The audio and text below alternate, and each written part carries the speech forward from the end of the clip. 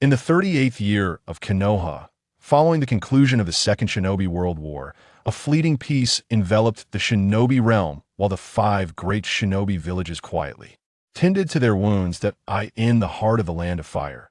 Konoha village bustled with life, the streets remained vibrant, and the villagers led their daily lives in tranquility.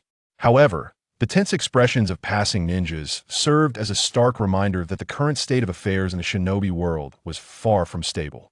On a crisp morning, with a faint chill in the air, a young boy named Chao Ichien-ming walked silently towards the ninja academy, his thoughts consumed by his aspirations for the future.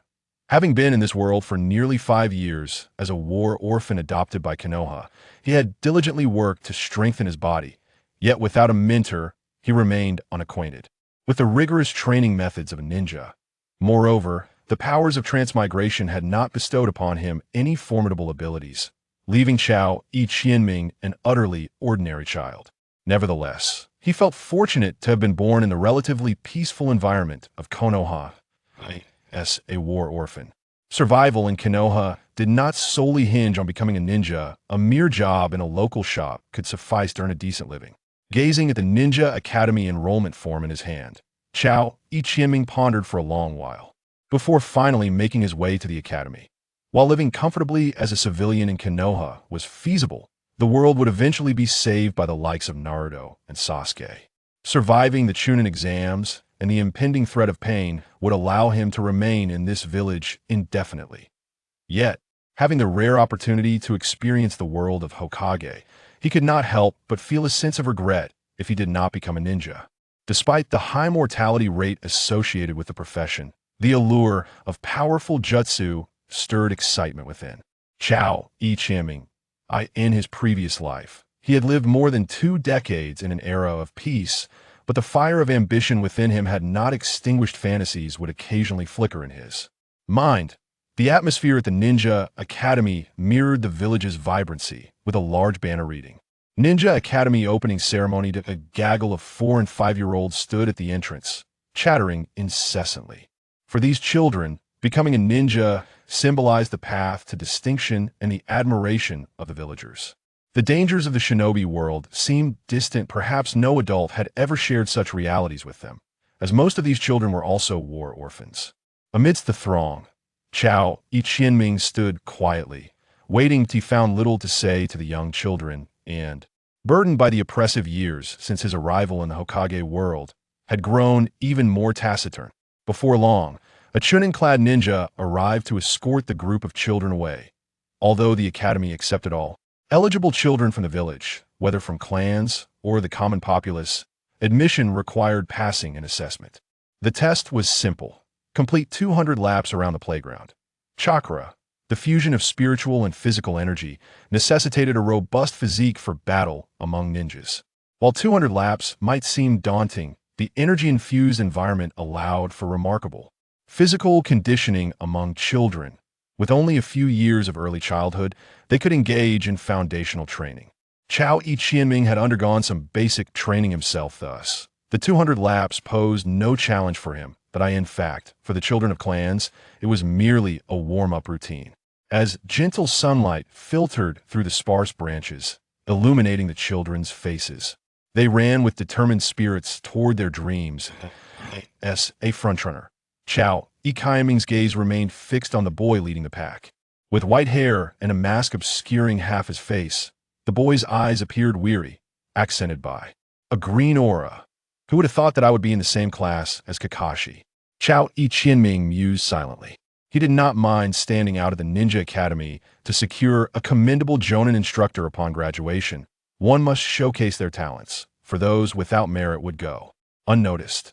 Each ninja village maintained strict control over the mastery of jutsu, with knowledge primarily passed down through the teacher-student relationship rather than familial lineage. Securing a skilled Jonin as a mentor would significantly benefit Chao Ichien-ming's future. As for weather drawing, attention might attract the gaze of Orochimaru or Danzo Shimura. He remained unconcerned. In fact, he secretly hoped to catch their interest. Joining their ranks would mean access to superior jutsu, perhaps even forbidden techniques. Summoning his strength, Chao Ichien-ming sprinted after Kakashi. Achieving the highest score in the entrance exam would be an optimal route to gaining recognition, especially by defeating the son of the legendary Konoha White Fang, Kakashi. Sensing someone closing in, Kakashi glanced back before accelerating, increasing the gap between them. The leading children from prominent clans, unwilling to be overtaken by a commoner, also quickened their pace to catch up with Chao Ichienming. For these heirs, being bested by Kakashi was acceptable, but to be surpassed by a mere civilian would be a devastating blow, diminishing their family's regard for them. Having spent the past few years in this world, Chao Ichienming had applied experiences from his previous life to engage in foundational training. While he could not surpass the standardized training of ninjas, he possessed the advantage of an adult's spirit unlike the playful 5-year-olds he would not succumb to. Laziness. Although the clan children had begun to cultivate their chakra, their limited reserves would quickly deplete. Once their chakra was exhausted, it would present an opportunity for Chao Ichienming to surpass them. Soon, the leading group began to stretch the distance between them. Kakashi maintained his lead, while Chao Ichienming gritted his teeth and pursued, trailing 5 meters behind in second place. Chao Ichienming realized that no matter how hard he tried, Kakashi consistently remained ahead. Each time he accelerated, Kakashi would widen the gap. They competed fiercely until the completion of the 200 laps. Yet Chao Ichienming failed to close the distance. After the grueling sprint, exhaustion overwhelmed him. Supporting himself on his knees to avoid collapsing, he glanced at Kakashi, who appeared only slightly winded, and gasped, "It seems you haven't exerted yourself to the fullest." This marked Chao Ichienming's first interaction with a peer. Even with the awareness of an adult, he could not help but admire Kakashi's innate talent. Had it not been for the subsequent events, Kakashi's achievements might have far surpassed those depicted in the original story. "What is your name?" Kakashi inquired, surveying Chao Ichienming. The latter, who had yet to cultivate chakra yet could surpass many clan ninjas, piqued Kakashi's interest. Prior to enrollment, Kakashi's father, Tsukumo Hatake, had advised him to recognize worthy adversaries, although he did not regard Chao Ichienming as one at the moment. "And you?" Chao Ichienming retorted. Kakashi furrowed his brow and replied coolly, "Kakashi, Hatake Kakashi." With that, he chose to disregard Chao Ichienming. This was not due to arrogance, but rather a slight aversion to the tone and demeanor of Chao Ichienming's speech. In his past life, Chao Ichienming was not adept at social interaction and was a notably taciturn individual. Having traversed into the world of Naruto, he had spent years with little communication, causing his manner of speaking to be rather stiff and uncomfortable. Soon, the 200 laps of testing concluded. Aside from a few who did not pass, the majority succeeded in the entrance examination, as those who arrived were filled with self-assurance. Among the few eliminated, Chao Ichienming took particular note of a boy clad in a tight green outfit, Might Guy, the man destined to overpower Kaguya with the forbidden 8 gates technique. Chao Ichienming was intrigued by the prospect of befriending Might Guy, though he deemed it not yet the opportune moment.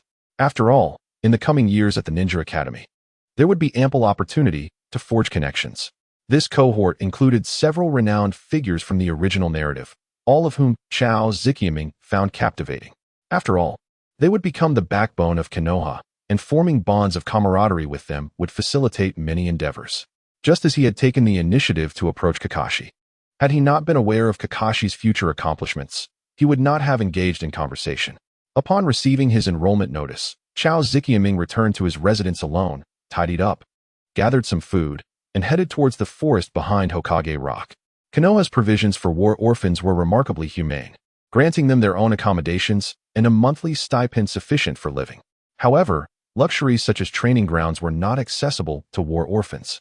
Thus, the expansive forest behind Hokage Rock became Chao Ichienming's training ground. His regimen was straightforward, consisting primarily of push-ups and other exercises to build endurance. Among ninjutsu, jinjutsu, and taijutsu, taijutsu was the least esteemed form of training, as physical fighters often found themselves at a disadvantage against ninjutsu and jinjutsu users. Although Might Guy would later become immensely powerful, it was under the condition of utilizing the 8 gates technique. Without it, he would struggle against an opponent like Kisame, who could create clones with only the strength of his original self. Nonetheless, Chao Ichienming placed great importance on taijutsu, believing that exceptional physical prowess was foundational for the application of ninjutsu and jinjutsu. While he emphasized the fundamentals, it was also a necessity. He found himself unable to access the higher realms of ninja training, lacking understanding of their cultivation methods. In the original narrative of Naruto, many individuals have achieved greatness without relying on their bloodline abilities. Notable figures such as the third Hokage, Orochimaru, Jiraiya, and Minato Namikaze are all examples of non-bloodline ninjas who have attained remarkable accomplishments. Thus, Chao Qianming aspires to forge his own path by following in the footsteps of these illustrious individuals. He contemplates various disciplines: ninjutsu, forbidden techniques, sage arts, and speed. For ninjas devoid of bloodline talents, mastering formidable jutsu capable of rivaling those of bloodline users is essential to contend with them. Furthermore, in order to survive the impending Third Shinobi World War, continual self-improvement is imperative. Although Chao Qianming has devised numerous plans for his future, he is still merely a novice, incapable of even refining chakra. Fortunately, the Ninja Academy is set to commence its sessions tomorrow, and Chao Qianming finds himself quite intrigued by the prospect. The journey to becoming a ninja begins with enrollment in the academy. On the following day, Chao Qianming arose punctually and arrived at the Ninja Academy just minutes before classes were to begin. Upon entering the school grounds, he immediately sensed several hostile gazes directed toward him. This was not due to his heightened perception. Rather, the animosity was glaringly apparent. Were it not for the setting of the Ninja Academy, he believed these individuals would have surely confronted him. Turning to ascertain the source of the hostility, he quickly recognized the individuals, those clan heirs he had surpassed the previous day. It was likely that their families had reprimanded them for being outperformed by a mere commoner, deeming it a disgrace to their lineage. Disregarding their glares, Chao Qianming traversed the campus playground, entered the main building, and found a seat in his classroom. Seemingly indifferent to the surroundings, he paid little mind to the clan heirs. Should they seek trouble, he was prepared to engage in a confrontation. If victorious, he would undoubtedly attract the attention of those in higher echelons. If defeated, he would merely endure a beating, with plans to train diligently and retaliate later. The lively atmosphere within the classroom was at odds with Chao Qianming's demeanor, or rather, he felt out of place among the boisterous children. A few familiar faces shared the same class, joyfully bantering with one another. Yet, among his peers, Chao Qianming had no friends nor any desire to form friendships. As they lacked common ground for conversation, "The teacher has arrived," someone exclaimed, and the previously raucous classroom fell into a sudden hush. The curriculum at the Ninja Academy diverged from the playful antics depicted in the original narrative. It imparted essential knowledge vital for ninjas. With earnest study, students could acquire a wealth of useful foundational skills. Particularly in this era of conflict, the dynamics within the ninja world grew increasingly tense. Following the recent Second Shinobi World War, the village faced a significant shortage of lower-ranking ninjas, necessitating a considerably expedited training process. In times of peace, graduates of the Ninja Academy typically reach the age of 12. However, in the current state of war, numerous young ninjas completed their training before the age of 10. Exceptional prodigies like Kakashi even graduated at the age of 5, achieving the rank of Chunin by 6. However, the reduction in study time inevitably impacts the quality of education, particularly in an era where children find it challenging to concentrate on their studies. The unfortunate consequence of this is that many young souls perish on the battlefield shortly after graduation. Fortunately, during wartime, there is no shortage of war orphans. As one group perishes, another quickly emerges to take their place. For Chao Qianming, possessing the mindset of an adult provides him with a distinct advantage. He can easily distinguish himself from the throngs of children, and as long as his evident talent garners the attention of the higher-ups, he will not be assigned to perilous tasks post-graduation. While this may seem inequitable, who truly cares? In Chao Qianming's class, he is surrounded by familiar faces: Kakashi Hitaki, Kurenai Yuhi, Asuma Sarutobi, Obito Uchiha, Lin, and many others from prominent families, including the son of the Hokage himself. It is not difficult for Chao Qianming to surmise that he has been placed in what is deemed the elite class. It appears that making a strong impression during the entrance examination proved beneficial, as it spared him from being relegated to the role of an inconsequential background character. Upon entering the Ninja Academy, Chao Qianming commenced his formal training as a ninja, with a particular focus on the refinement of chakra. Fortunately, chakra serves as the foundation for all ninjutsu, and during the first week of school, the instructor imparted the methods of chakra refinement. Compared to his peers, such as Kakashi and Obito, who had already begun to explore and even master various ninjutsu. Chao Yiqianming found himself significantly behind at the starting line. To bridge this gap, he would need to exert even greater effort. In his previous life, Chao Yiqianming was not particularly athletically inclined. Rather, he belonged to a demographic characterized by intellectual prowess paired with physical simplicity. Yet, having reincarnated in the war-torn world of Naruto and chosen the path of a ninja, he must continually spur himself onto rigorous training, ensuring he does not fall behind. He even devised imaginary adversaries to motivate himself. Whenever he felt the urge to slack off, he would envision a future where his inadequacies would lead to his demise at the hands of formidable ninjas. Living in solitude, with minimal interaction and frequent fantasies of his own demise, is an exceedingly oppressive existence. Fortunately, Chao Yiqianming has acclimatized to this loneliness and does not succumb to fear. Chakra, the energy generated from the fusion of one's spiritual and physical energies, serves as the foundation for performing ninjutsu, jinjutsu, and taijutsu. According to Uchiha Madara, the God Tree is the origin of all things in the world, and the chakra of every ninja in the ninja realm derives from it. Chakra comprises three components. First, the physical energy extracted from the over 100 trillion cells in the human body. Second, the mental energy cultivated through extensive training and experience. And third, if one practices sage techniques, they can also absorb natural energy from the environment. As a war orphan devoid of any bloodline limit, mastering sage techniques becomes Chao Yiqianming's most viable path to establishing himself. According to the original narrative, the only locations in the ninja world capable of cultivating sage techniques are the legendary three holy lands, Myaboka Mountain, Ryuchi Cave, and Shikatsu Forest. However, within the entirety of the Naruto narrative, there exists no successful account of mastering sage technique in the Wetbone Forest. Thus, to exercise caution, Chao Yiqianming focused his attention solely on Myaboka Mountain and the Dragon Cave. Between Jiraiya and Orochimaru, if he were to choose a mentor, Jiraiya would undoubtedly be the preferred option.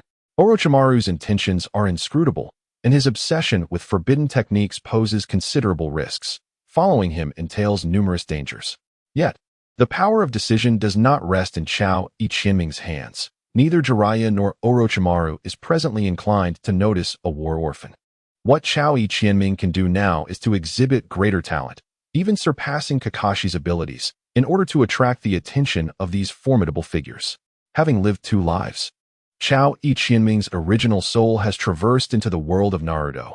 Thus, his most remarkable attribute at this moment is his spiritual energy. A 4-year-old child endowed with the life experience of an adult in their 20s possesses inherently formidable mental strength. Perhaps due to the potency of his spiritual energy, Chao Yiqianming's speed in refining chakra is remarkably swift. Almost on the very first day of his teacher's instruction on chakra refinement, he successfully manifested chakra. Moreover, he discovered that his control over chakra comes with remarkable ease. Although the current amount of chakra is still minimal, it does not hinder Chao Yiqianming from testing the extent of his innate abilities. Reflecting upon the original work, Sakura's control over chakra is exceedingly refined.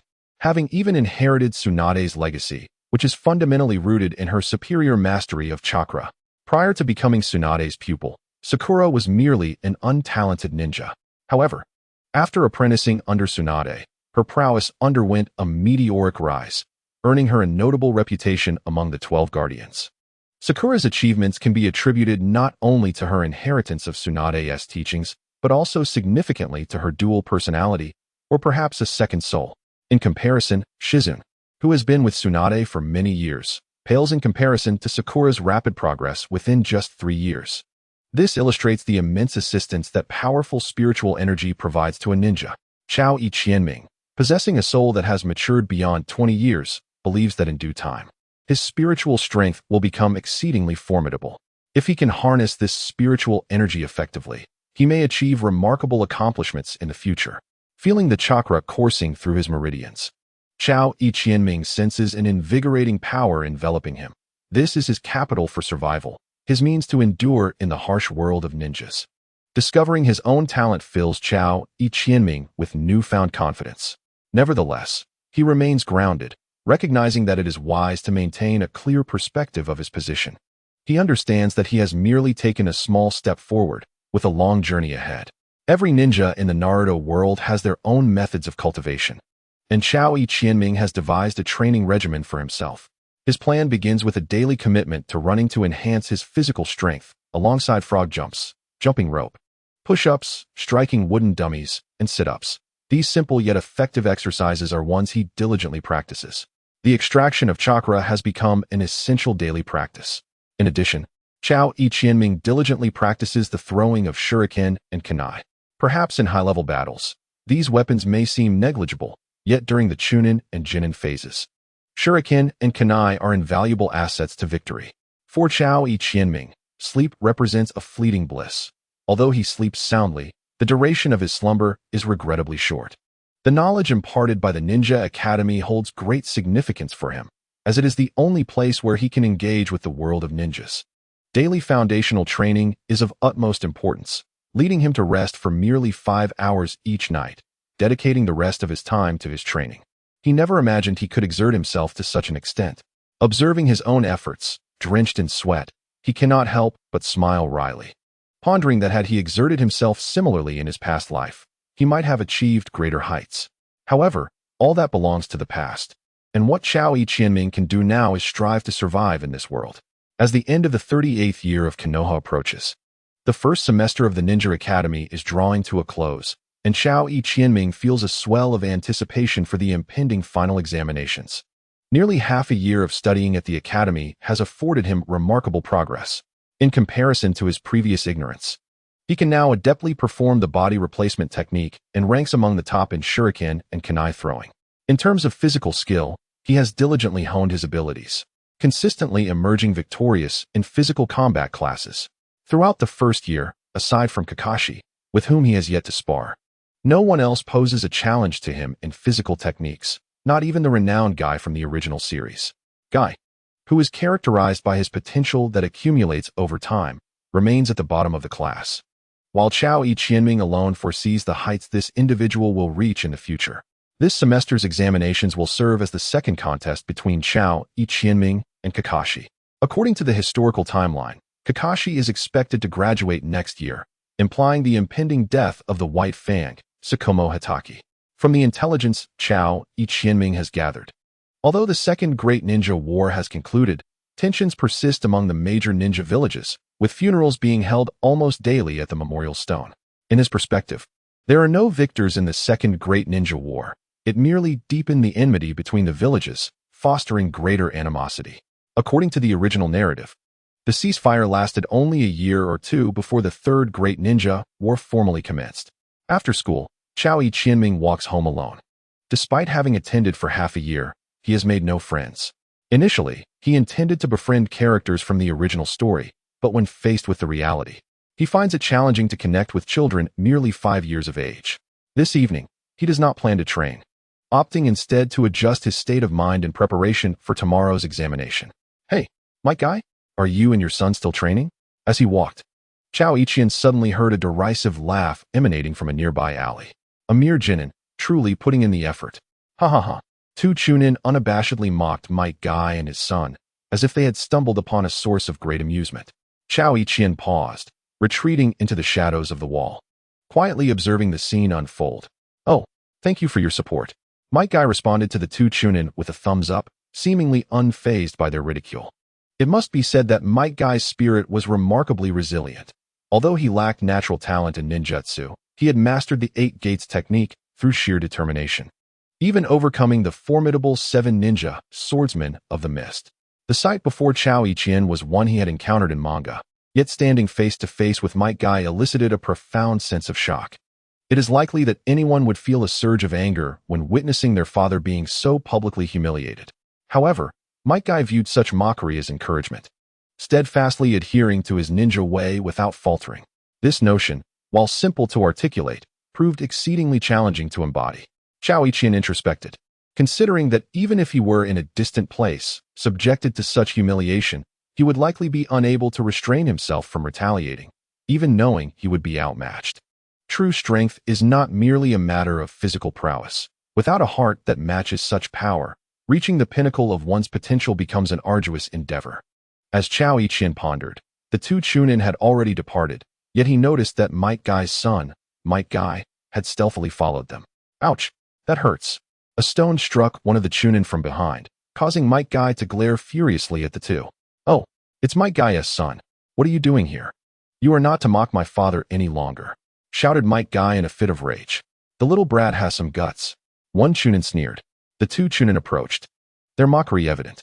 Suddenly, just as Might Guy seemed poised to receive a beating, two shuriken hurtled towards the Chunin with remarkable speed from around the corner of the alley. The Chunin leaped back to evade the surprise attack, but before they could land, two more shuriken were launched at them. In midair, with no surface to leverage, they could only draw kunai from their tool pouches to block the second shuriken, who is attacking us from the shadows. Show yourself. Bullying a child is disgraceful for a leaf ninja. Chao Ichien emerged from the shadows, his gaze coldly fixed on the two Chunin. Another brat? Are children this arrogant nowadays? One Chunin scoffed. Who are you? Qianming. Might Guy exclaimed, recognizing Chao Ichien after a moment of contemplation. You little brat, die. The two Chunin, having suffered a minor setback from Chao Ichien's ambush, felt their pride wounded and charged at him in unison. Chao Ichien evaded one Chunin's attack with two swift backward jumps. However, there was no escaping the kick from the second Chunin. Shadow clone technique. The middle-ranking ninja swiftly dispatched 1,000 shadow clones of Chao Ichien with a single kick, yet he was momentarily taken aback, perplexed as to when Chao Ichien had employed such a ninjutsu. You little brat, you've truly provoked my ire. The two middle-ranking ninjas, infuriated, immediately charged at Chao Ichien upon spotting his figure. Fools! Chao Ichien sneered, then severed a wire with his kunai. Whoosh, whoosh, whoosh. Prior to their assault, Chao Ichien had set a simple trap, and the two enraged ninjas, blinded by their anger, failed to anticipate that he would lay a trap in wait for them. As the wire was severed, dozens of shuriken surged forth from hidden angles, catching the two ninjas off guard. Though they managed to deflect some of the attack with their kunai, several shuriken still grazed their skin, drawing blood. Perched upon the wall, Chao Ichien surveyed the two and coldly remarked, had I utilized an explosive tag just now, you would both be dead. Depart. I do not wish to lay eyes upon you again. Out of respect for our shared village, I have spared your lives. You little brat. The two ninjas glared at Chao Ichien, wishing nothing more than to rend him to pieces. However, should he truly employ an explosive tag, it would likely summon the Uchiha guards, or even the village's Umbu. Thus, the two ninjas, wary of the consequences, refrained from further aggression. Concerned about their pride, they were unlikely to retreat first. Realizing this, Chao Ichien called out to Might Guy, we must depart. Chao Ichien, I have been mocked and bullied. Even the carefree Might Guy felt a sudden heaviness in his heart, especially in front of his peers from the same grade, his face flushed with embarrassment and confusion. Do not lose heart.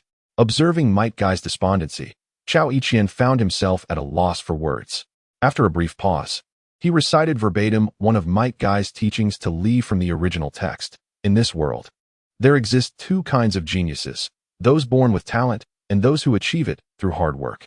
Perhaps Might Guy, indeed a bit oblivious, rejuvenated at Chao Ichien's words and exclaimed with a grin, I understand now, Ichien.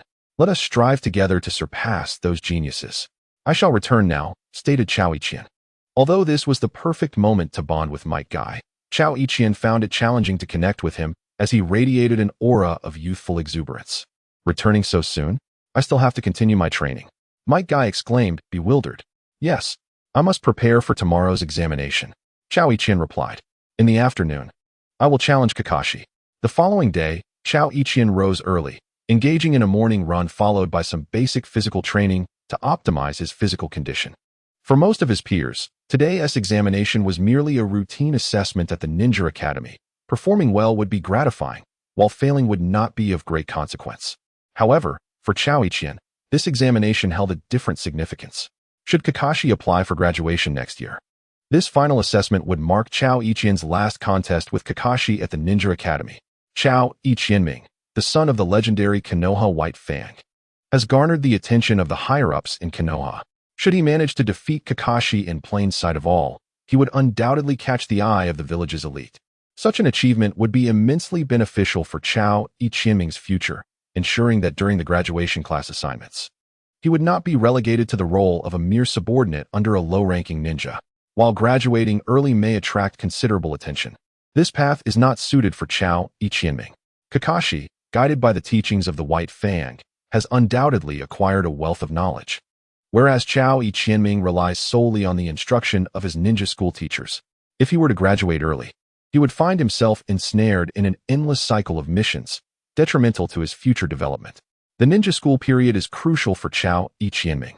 His ability to learn hinges on his efforts over these few years. Moreover, engaging in missions would inevitably consume valuable training time, a factor that could prove fatal to his aspirations. Kakashi's potential achievements may be limited, possibly due to having been prematurely entangled in relentless tasks, thereby diminishing his training hours. On the schoolyard, the crowd erupted in admiration. Wow, how impressive! Kakashi is truly remarkable. Standing a few meters away from the wooden post, Kakashi extended his hands. One grasping a kunai, the other a shuriken. With a casual flick, a series of thuds echoed as the kunai and shuriken struck true, hitting the target dead on. The cheers surrounding him were deafening. As the top student and son of the White Fang, every move Kakashi made drew immense attention. In contrast, while Chao Qianming also performed admirably, he received little recognition. Truth be told, he was not lacking in appearance, possessing fair skin and striking features, embodying the essence of a charming young boy.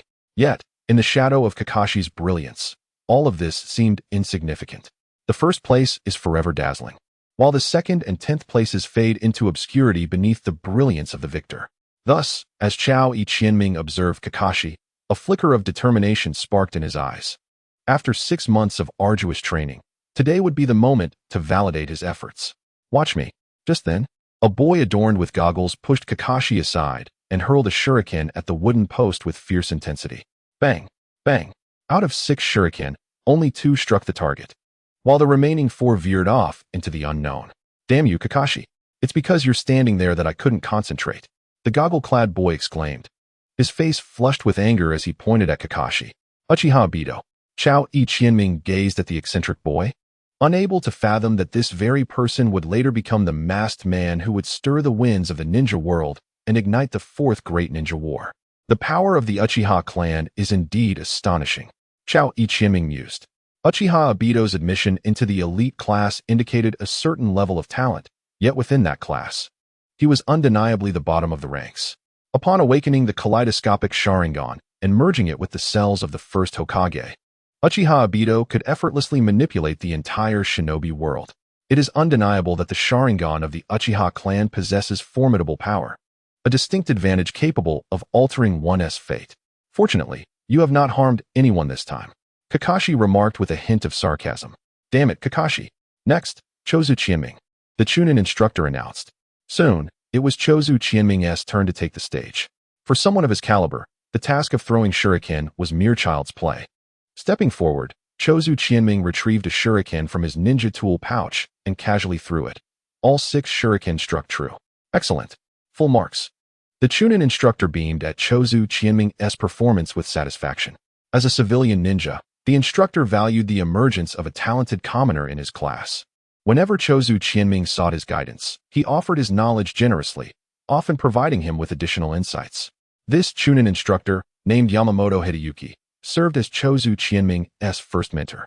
The significant progress Chozu Qianming had made over the past 6 months was undoubtedly attributed to Yamamoto Hideyuki's tutelage. Before long, the assessments for shuriken throwing and transformation techniques concluded, and Yamamoto Hideyuki produced a new form. He addressed the students. Classmates, the next segment of our assessment will be a practical combat evaluation. I will assign opponents based on the results of the previous practical assessment. When I call your name, please step forward. The practical evaluation at the Ninja Academy was not designed to rank students, but to observe their adaptability and shortcomings in real combat scenarios. The instructors would scrutinize the students during their battles, identifying areas for improvement and providing guidance thereafter. To prevent unbalanced matchups, students of similar strength were typically grouped together, allowing a clearer assessment of each individual's potential. First, Banzoku Raido will face Nara Shikamaru. Students whose names I call, please come forward, Yamamoto Hideyuki announced. Banzoku Raido and Nara Shikamaru stepped forward simultaneously, standing opposite each other. Begin with the opposing hand seals, Yamamoto Hideyuki instructed. Both Banzoku Raido and Nara Shikamaru formed their seals at once, each drawing forth a wooden kunai, readying themselves for battle. Next group, Chozu Qianming versus Sarutobi Asuma. Wait. Before Yamamoto Hideyuki could finish, Chozu Qianming interjected. Teacher Yamamoto, I wish to challenge Hatake Kakashi. Yamamoto Hideyuki glanced between Chozu Qianming and Hatake Kakashi, feeling a moment of conflict. Over the past 6 months, Chozu Qianming had not encountered Kakashi in practical training, possibly due to Yamamoto Hideyuki's subtle bias. In the instructor's mind, while Chozu Qianming displayed significant talent, he still lagged considerably behind Hatake Kakashi. Hence, Yamamoto Hideyuki was reluctant to arrange a match between them, fearing that a defeat would undermine Chozu Qianming's confidence, as the hearts of children are often fragile. Very well. Upon hearing Chozu Qianming's challenge to Kakashi, Uchiha Obito immediately leapt forward, pointing at Kakashi and jeering. Kakashi, are you afraid to accept the challenge? All right, I accept your challenge. Kakashi stepped forward, consenting to the contest. Yamamoto Hideyoshi was initially inclined to reject Chozu Qianming's request, but with Uchiha Obito's interference, Kakashi unexpectedly agreed, leaving Yamamoto with no grounds to oppose. Conversely, Sarutobi Asuma discreetly exhaled in relief. As the youngest son of the Hokage, Sarutobi Asuma had been arrogant and overbearing in his youth, causing trouble for Chozu Qianming on the very first day of school. Back then, both had been evenly matched, returning home battered and bruised. However, as Chozu Qianming began to delve into chakra, Sarutobi Asuma, despite having elite Jonin guidance, gradually fell behind. Especially in recent months, during practical tests, Sarutobi Asuma found himself thoroughly outclassed by Chozu Qianming, which left him quite frustrated, prompting a rare commitment to diligent training at home. All right, the next match is Chozu Qianming versus Hatake Kakashi. Step forward, both of you, Yamamoto Hideyoshi announced. Chozu Qianming advanced a few steps, standing opposite Kakashi. Let us begin with the confrontation seal, Yamamoto Hideyoshi declared, observing Chozu Qianming while musing inwardly. This fellow possesses many admirable traits, yet his arrogance is his downfall. Very well. Let Kakashi provide him with a lesson. I shall comfort him afterward. After forming the seals, Chozu Qianming brandished a wooden kunai, watching Kakashi with vigilance. Although Kakashi was merely 5 years old, one could not measure a ninja by conventional standards.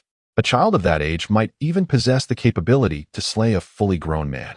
Despite his youth, Kakashi, having received instruction from the Konoha White Fang, had undoubtedly reached an extraordinary level of skill. Am I mistaken? Chozu Qianming discreetly glanced toward the distance, a sense of unease creeping into his mind. Perhaps it was a consequence of his unique background, or perhaps it was his heightened alertness, but Chozu Qianming often sensed an intangible awareness of his surroundings. For instance, he could instinctively discern whether someone harbored hostility toward him or if he was being watched, although he could not quite grasp the nature of these feelings. Just moments ago, he had felt as though someone was observing him, yet upon turning to look, he found nothing amiss. Go for it, Kakashi, cheered Noira Rin, her small face flushed with excitement. Uchiha Obito chimed in, raising his voice. Qianming, give that rascal Kakashi a good punch. Let us settle this rivalry today. Chozu Qianming paid no heed to the surrounding clamor. With deftness, he swiftly retrieved 2 shuriken from his left hand and hurled them at Kakashi from an acute angle, then charged toward him with remarkable speed.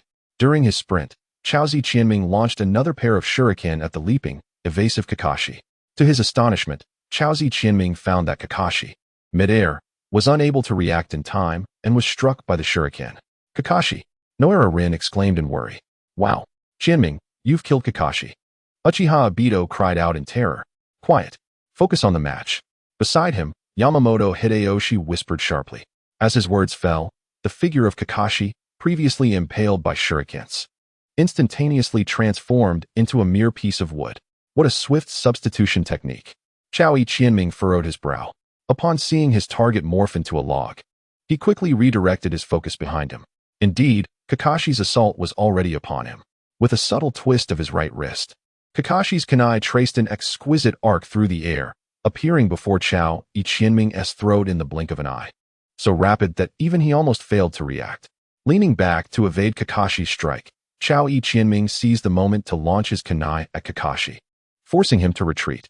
Once distance was established, the two locked eyes, a palpable seriousness settling over them. Chozu Qianming was astonished that Kakashi, at merely 5 years of age, possessed such remarkable combat instinct. No wonder he was heralded as the brightest genius of this era. Conversely, Kakashi, having undergone rigorous training under his father, found himself facing a civilian ninja who proved unexpectedly challenging. In a mere moment, Chao Qianming and Kakashi collided once more, engaging in a fierce display of taijutsu. The air was filled with the sounds of clashing kunai as their figures darted about, neither yielding an inch. In this encounter, Chao Qianming had to concede that, in terms of overall prowess, Kakashi was indeed superior. Although he had diligently trained, the teachings he received paled in comparison to those from the legendary Konoha White Fang. However, Chao Qianming possessed his own advantages. He wielded the mindset of an adult, remaining calm amidst battle and adeptly controlling his emotions. Many of Kakashi's techniques, though unfamiliar, he was able to counter effectively. Kakashi, despite his talent, was still too young. Had these techniques been executed by someone with combat experience, Chao Qianming might have already been defeated. Currently, Kakashi's lack of experience afforded Chao Qianming a chance at victory. Go, Kakashi! You can do it, Qianming. The cheers from the crowd surged and ebbed, fueling the fervor surrounding the clash between Chao Qianming and Kakashi.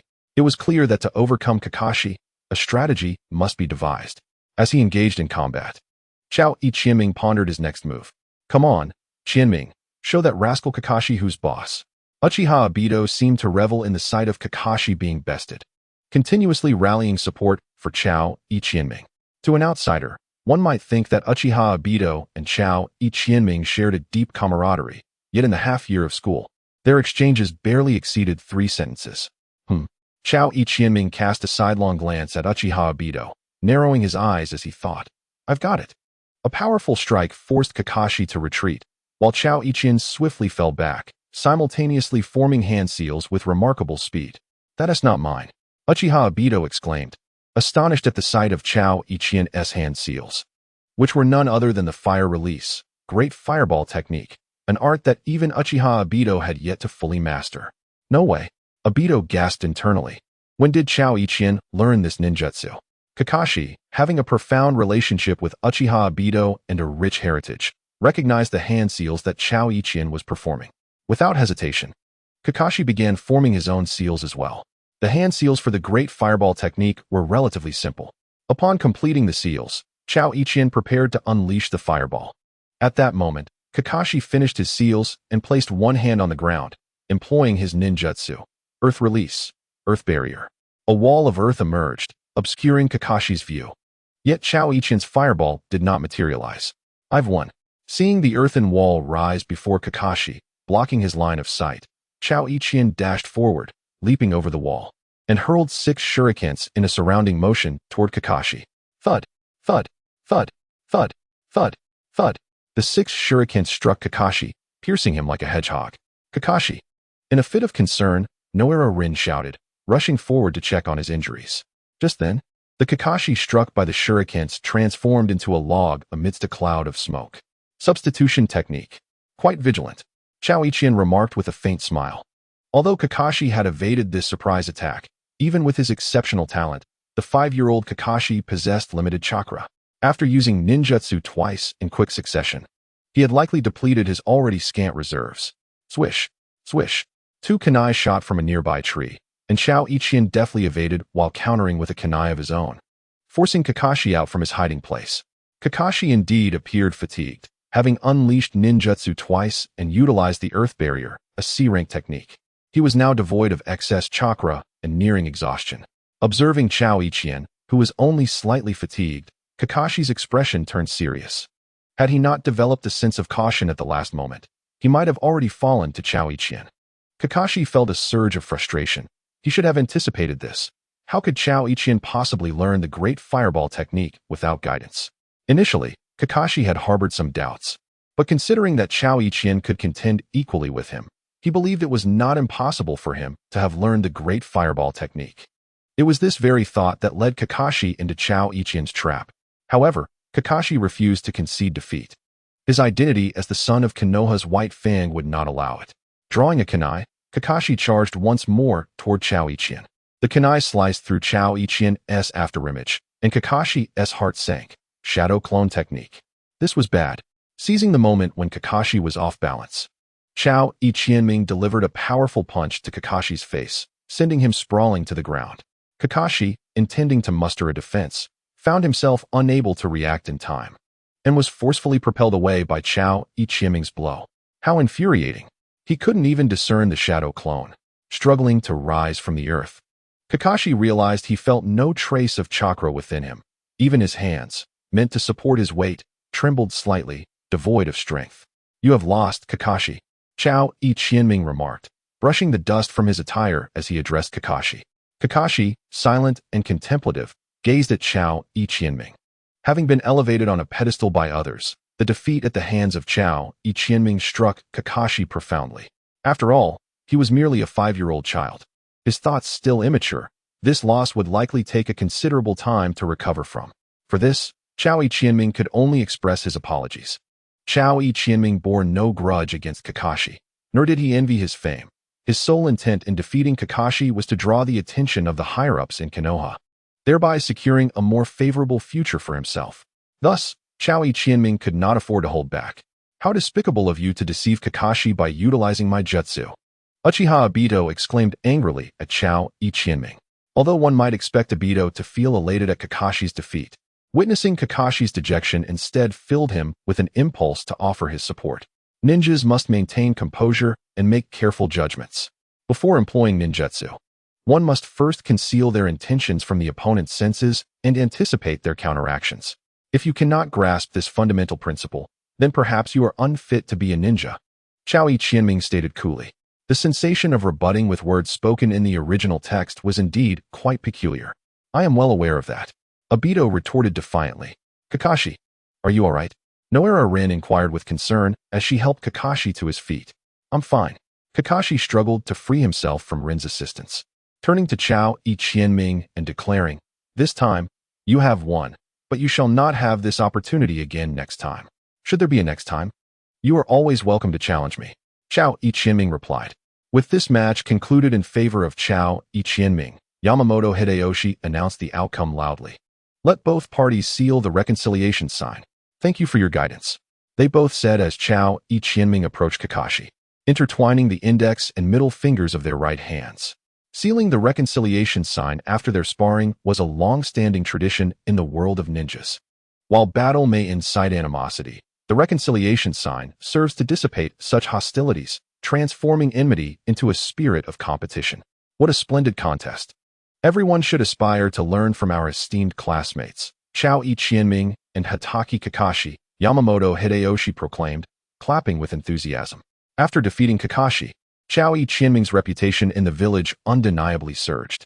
Even during casual strolls through the streets, he would occasionally overhear whispers about himself as a formidable force in the village. The Konoha White Fang's prowess even surpassed that of the legendary Sannin, earning him the reverence of the entire community as a hero. Kakashi, being the prodigious son of the Konoha White Fang, naturally attracted considerable attention. The mere fact that Chao Ichienming triumphed over Kakashi, regardless of the means employed, solidified his burgeoning reputation, especially among the ranks of civilian ninjas. At this moment, Konoha had recently been established, and civilian ninjas found it challenging to make their mark, often relegated to the status of mere cannon fodder during times of war. In stark contrast, clan ninjas were seldom tasked with perilous missions. Although civilian ninjas harbored deep dissatisfaction regarding their plight, they felt powerless to change it. However, among the existing strong figures in Konoha, both Orochimaru and Jiraiya hailed from civilian backgrounds, while Jiraiya's disciple, Minato Namikaze, began to emerge as a prominent figure. These developments infused a sense of hope among the civilian ninjas. Now, as a civilian ninja, Chao Ichienming had even bested the son of the Konoha White Fang. Such achievements invigorated the civilian ninjas of Konoha, as they seemed to glimpse a future where they could finally rise to prominence. Following the final examinations, the ninja school granted students a 2-month vacation. Possessing the mindset of an adult and aware of the formidable strength of future adversaries, Chao Ichienming remained humble, refusing to let his victory over Kakashi lead to arrogance. In addition to his regular training, he frequently visited Yamamoto Hideki's home to seek guidance on ninjutsu, continually absorbing knowledge about the ninja arts. This dedication pleasantly surprised Yamamoto Hideki. Rather than becoming complacent after his victory over Kakashi, Chao Qianming displayed even greater diligence. In his enthusiasm, Yamamoto Hideki was more than willing to assist Chao Qianming, generously sharing his wisdom and resources whenever he sought counsel. The 2-month period swiftly passed. Yet Chao Qianming found himself somewhat disheartened. Initially, he had anticipated that his display of talent would attract the attention of Konoha's higher-ups, perhaps even leading to attempts to recruit him. He had even resolved that, should Shimura Danzo extend an invitation to join the Root organization, he would accept without hesitation. Although the ninja village was ostensibly an institution for nurturing ninjas, its early formation was heavily influenced by various ninja clans, making it exceedingly difficult for civilian ninjas to rise above their station. Despite the seeming might of figures like Orochimaru and Jiraiya, their accomplishments were significantly bolstered by the guidance of the third Hokage. Minato's ascension to the position of fourth Hokage was no less due to Jiraiya's careful mentorship. Beyond these celebrated individuals, countless civilian ninjas within the vast organization of Konoha struggled to make their mark. While joining Root would subject one to various restrictions and even brainwashing, it nonetheless represented a potential shortcut to becoming a powerful ninja. After all, it was certain that Shimura Danzo would eventually meet his demise at the hands of Uchiha Sasuke. Surviving until that moment would ultimately lead to liberation. However, what left Chao Qianming disheartened was the tranquility that enveloped the past 2 months. Since joining the Root was not an option, he could only bide his time until graduation, hoping for a commendable mentor. It appeared he must continue to showcase his innate talent, he mused quietly. Unbeknownst to Chao Qianming, at that very moment in the basement of the Root, Shimura Danzo was seething with rage. Upon witnessing Chao Qianming's extraordinary abilities, Danzo had indeed contemplated recruiting him into the Root, especially considering that the boy was merely 5 years old, an ideal age for indoctrination. Danzo even began to envision a future where he wielded a formidable ninja, one capable of suppressing the very lineage of the Hokage. However, since Chao Qianming had already enrolled in the Ninja Academy, any ninja graduating from there would be considered part of the Hokage's faction. Thus, if Danzo sought to entice Chao Qianming, he would first need to consult the third Hokage. Yet, how could that cunning old fox so readily relinquish a gifted child to the Root? Despite Danzo's fervent entreaties, the third Hokage remained unyielding. The current third Hokage was far from the frail old man he would later become. The title of ninja hero was not merely a facade. Faced with the formidable presence of the third Hokage, Danzo could only acquiesce. Thus, Chao Qianming narrowly evaded the grasp of the Root. Life at the Ninja Academy was mundane. Each day was filled with lessons and training. Though the routine was tedious, Chao Qianming persevered silently. To thrive in the world of ninjas, one must possess formidable strength. After defeating Kakashi, Chao Qianming ascended to the top of his grade. Although some still insisted that Kakashi was slightly stronger, claiming that Chao Qianming had triumphed solely through cunning. Nevertheless, the majority of the civilian ninjas stood by Chao Qianming, offering him their support. Originally, Chao Qianming awaited Kakashi's challenge, until rumors began to circulate throughout the village, making him realize that such an opportunity might never arise again. The abandonment of a mission by the esteemed Konoha White Fang, Hatake Tsukumo, resulted in significant losses for the village. Chao Qianming was oblivious to the specifics of the mission that Tsukumo had forsaken, nor did he know whether the whispers about Tsukumo were being exacerbated by the village's higher-ups. Such matters felt distant from Chao Qianming's life, and he held little interest in them. Darkness and politics permeated every corner.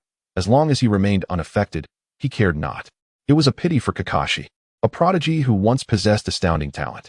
The deaths of his father and friend had plunged him into despair for an extended period, squandering precious time. Chao Qianming understood that perhaps from this moment forth, Kakashi would no longer be his rival.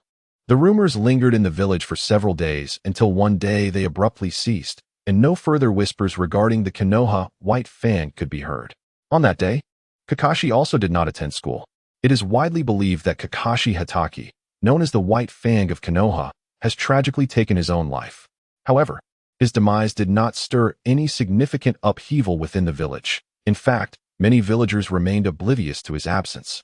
Silently, the news regarding the Hatake clan faded from the village's consciousness. As for Chao Qianming's concern for Kakashi, no information surfaced about him. It was not until 2 months later that a momentous event transpired at the Ninja Academy. 5-year-old Kakashi Hatake officially graduated. setting a record for the fastest graduation in Konoha's history, which created a considerable impact. On the day of the graduation, the third Hokage personally officiated the ceremony, placing the village's forehead protector upon Kakashi's brow. Most of his classmates attended to witness this significant occasion. As Kakashi emerged from the examination hall, Chao Ichienming perceived a profound lack of vitality in him, perhaps indicative of the despair and confusion that gripped his heart. In that moment, Chao Ichienming pondered deeply. If a formidable ninja like the White Fan could succumb to death, what fate awaited him? Would he too find himself perishing in this perilous world? Was the White Fang's downfall a result of insufficient strength or a frail spirit? Chao Ichienming silently vowed never to meet such a sorrowful and desperate end. Following the graduation ceremony, Kakashi departed alone, uttering not a single word to anyone. Chao Ichienming attended Kakashi's graduation solely to witness the fall of a prodigy. It could be said that Kakashi's innate talent was severed by the shadows of Konoha, and having witnessed this darkness firsthand made Chao Ichienming even more cautious. To reveal one's talent and garner the attention of the higher-ups is an inevitable path to ascendancy for Chao Ichienming. Yet, in doing so, he must also demonstrate unwavering loyalty to the village. Time at the academy has flown by, and in the blink of an eye, Chao Ichienming has transformed from a 5-year-old child into an 8-year-old youth. Though Yamamoto Hideyoshi may not possess formidable strength, he is an excellent teacher. Under his diligent guidance, Chao Ichienming has made rapid progress over the past 3 years. Despite not having experienced actual combat, he remains uncertain about the extent of his abilities. Each practice session with Yamamoto Hideyoshi reveals the latter's increasingly serious demeanor, indicating that Chao Ichienming's skills are improving daily. In terms of ninjutsu, Yamamoto Hideyoshi conducted a chakra attribute test for Chao Ichienming. Upon discovering that his chakra was of the earth element, Yamamoto Hideyoshi imparted several simple techniques. However, he refrained from teaching more powerful earth-style jutsu, as he himself was merely a chunin and likely did not possess an extensive repertoire of techniques. Instead, Yamamoto Hideyoshi focused on sharing his understanding of ninjutsu and the fundamental applications of chakra. Chao Ichienming felt content to have learned a few practical and useful techniques. Had it not been for the guidance of Hideyoshi Yamamoto, Chao Ichienming would have believed that, at this moment, he was no different from the common students at the Ninja Academy, possessing only the rudimentary technique of the body flicker, destined to become mere cannon fodder on the battlefield. Although Chao Ichienming could not yet be deemed a master, his survival skills had certainly surpassed those of his contemporaries. In the past 2 years, the situation within the ninja world had grown increasingly tumultuous, with persistent conflicts erupting between villages. While major nations had not yet engaged in open warfare, skirmishes frequently occurred between large and small countries. According to Chao Ichienming's calculations of the timeline, it was only a matter of 1 or 2 years before the third Kazekage of Sunagakure would fall to the treachery of Sasori, being turned into a mere puppet. The loss of the Kazekage would lead Sunagakure to direct its ire towards Konoha, accusing them of orchestrating the assassination, thereby igniting the flames of the Third Great Ninja War. Perhaps the higher-ups of Sunagakure were aware that it was implausible for Konoha to assassinate the Kazekage within the Land of Wind. Nevertheless, driven by Chiyo's hatred for Konoha, the urgency of Sunagakure to assert its dominance following the loss of their leader, and the ambitions of Raza, who sought to elevate his status through the chaos of war to become the fourth Kazekage, the conflict was inevitable. Lying in bed, Chao Ichienming contemplated his future path. Should he choose to continue his studies and graduate normally in 2 years, he would at least have the peace of mind to train for an additional 2 years, enhancing his abilities. However, if war broke out between Konoha and Sunagakure 2 years hence, he, having just graduated from the Ninja Academy, would undoubtedly be thrust onto the battlefield. With no experience in combat, and having never witnessed bloodshed, his chances of survival would be grim. Even the simplest tasks, like escorting supplies, could prove fatal in the chaos of war. Conversely, if he were to graduate early, although he would sacrifice significant training time due to missions, being assigned to a Jonin leader would undoubtedly provide him with invaluable lessons. Particularly, the first-hand experience of life and death battles, while seemingly ephemeral, would greatly assist Chao Ichienming in surviving the impending war. Most crucially, he realized that he had already gleaned all he could from the Ninja Academy and even from Hideyoshi Yamamoto himself. Thus he urgently needed a Jonin to guide him. With a resolute heart, Chao Qianming acknowledged the importance of foundational training, yet the turmoil in the ninja world would not afford him the luxury of time. The third great ninja war was on the horizon, and he must hasten to fortify himself, enhancing his strength to endure the trials of war. The following morning, after rising early, Chao Qianming arrived at the Ninja Academy, but rather than entering his classroom, he proceeded to Hideyoshi Yamamoto's office. "Teacher Yamamoto, I would like to apply for early graduation, if that is permissible," he spoke softly. "What? You wish to apply for graduation?"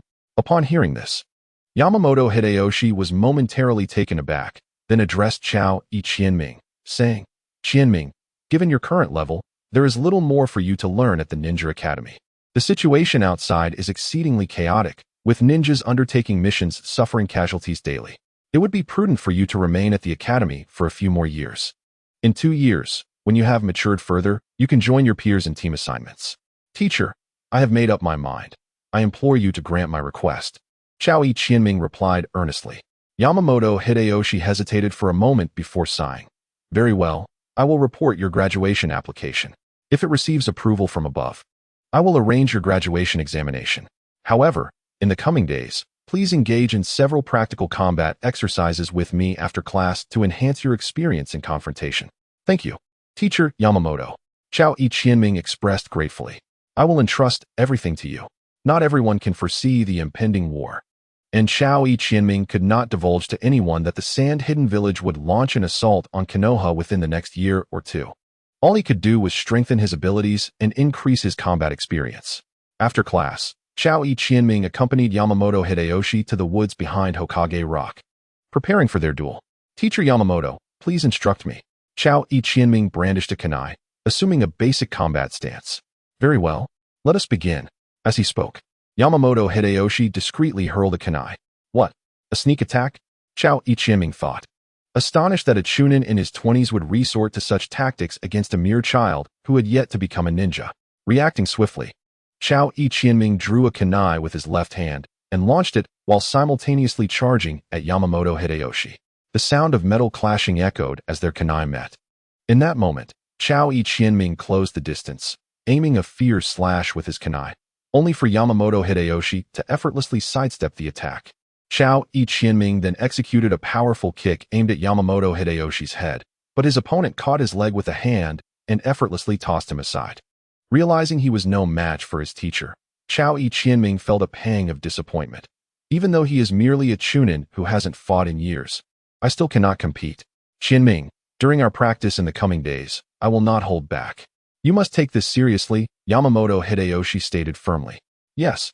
Without missing a beat, Chao Qianming hurled his kunai again, but it was again evaded with ease by Yamamoto Hideyoshi. Chao Qianming had no illusions that a single kunai could harm his teacher. He merely hoped to buy himself some time. After throwing the kunai, he began to form hand seals at a remarkable speed. Chao Qianming's proficiency in hand seals was impressive. Under optimal conditions, he could form 5 seals in a second, a feat that many jonin would struggle to achieve. As one ages, the joints of the fingers become stiffer, and without early practice, it becomes increasingly challenging to enhance the speed of hand seals through rigorous training. Just as Yamamoto Hideyoshi dodged the kunai, Chao Qianming completed his ninjutsu. The Earth Release, Rock Pillar Spear technique is currently the only offensive ninjutsu mastered by Chao Qianming. It allows the user to create several earthen spikes from the ground to pierce opponents, albeit with a rather limited range.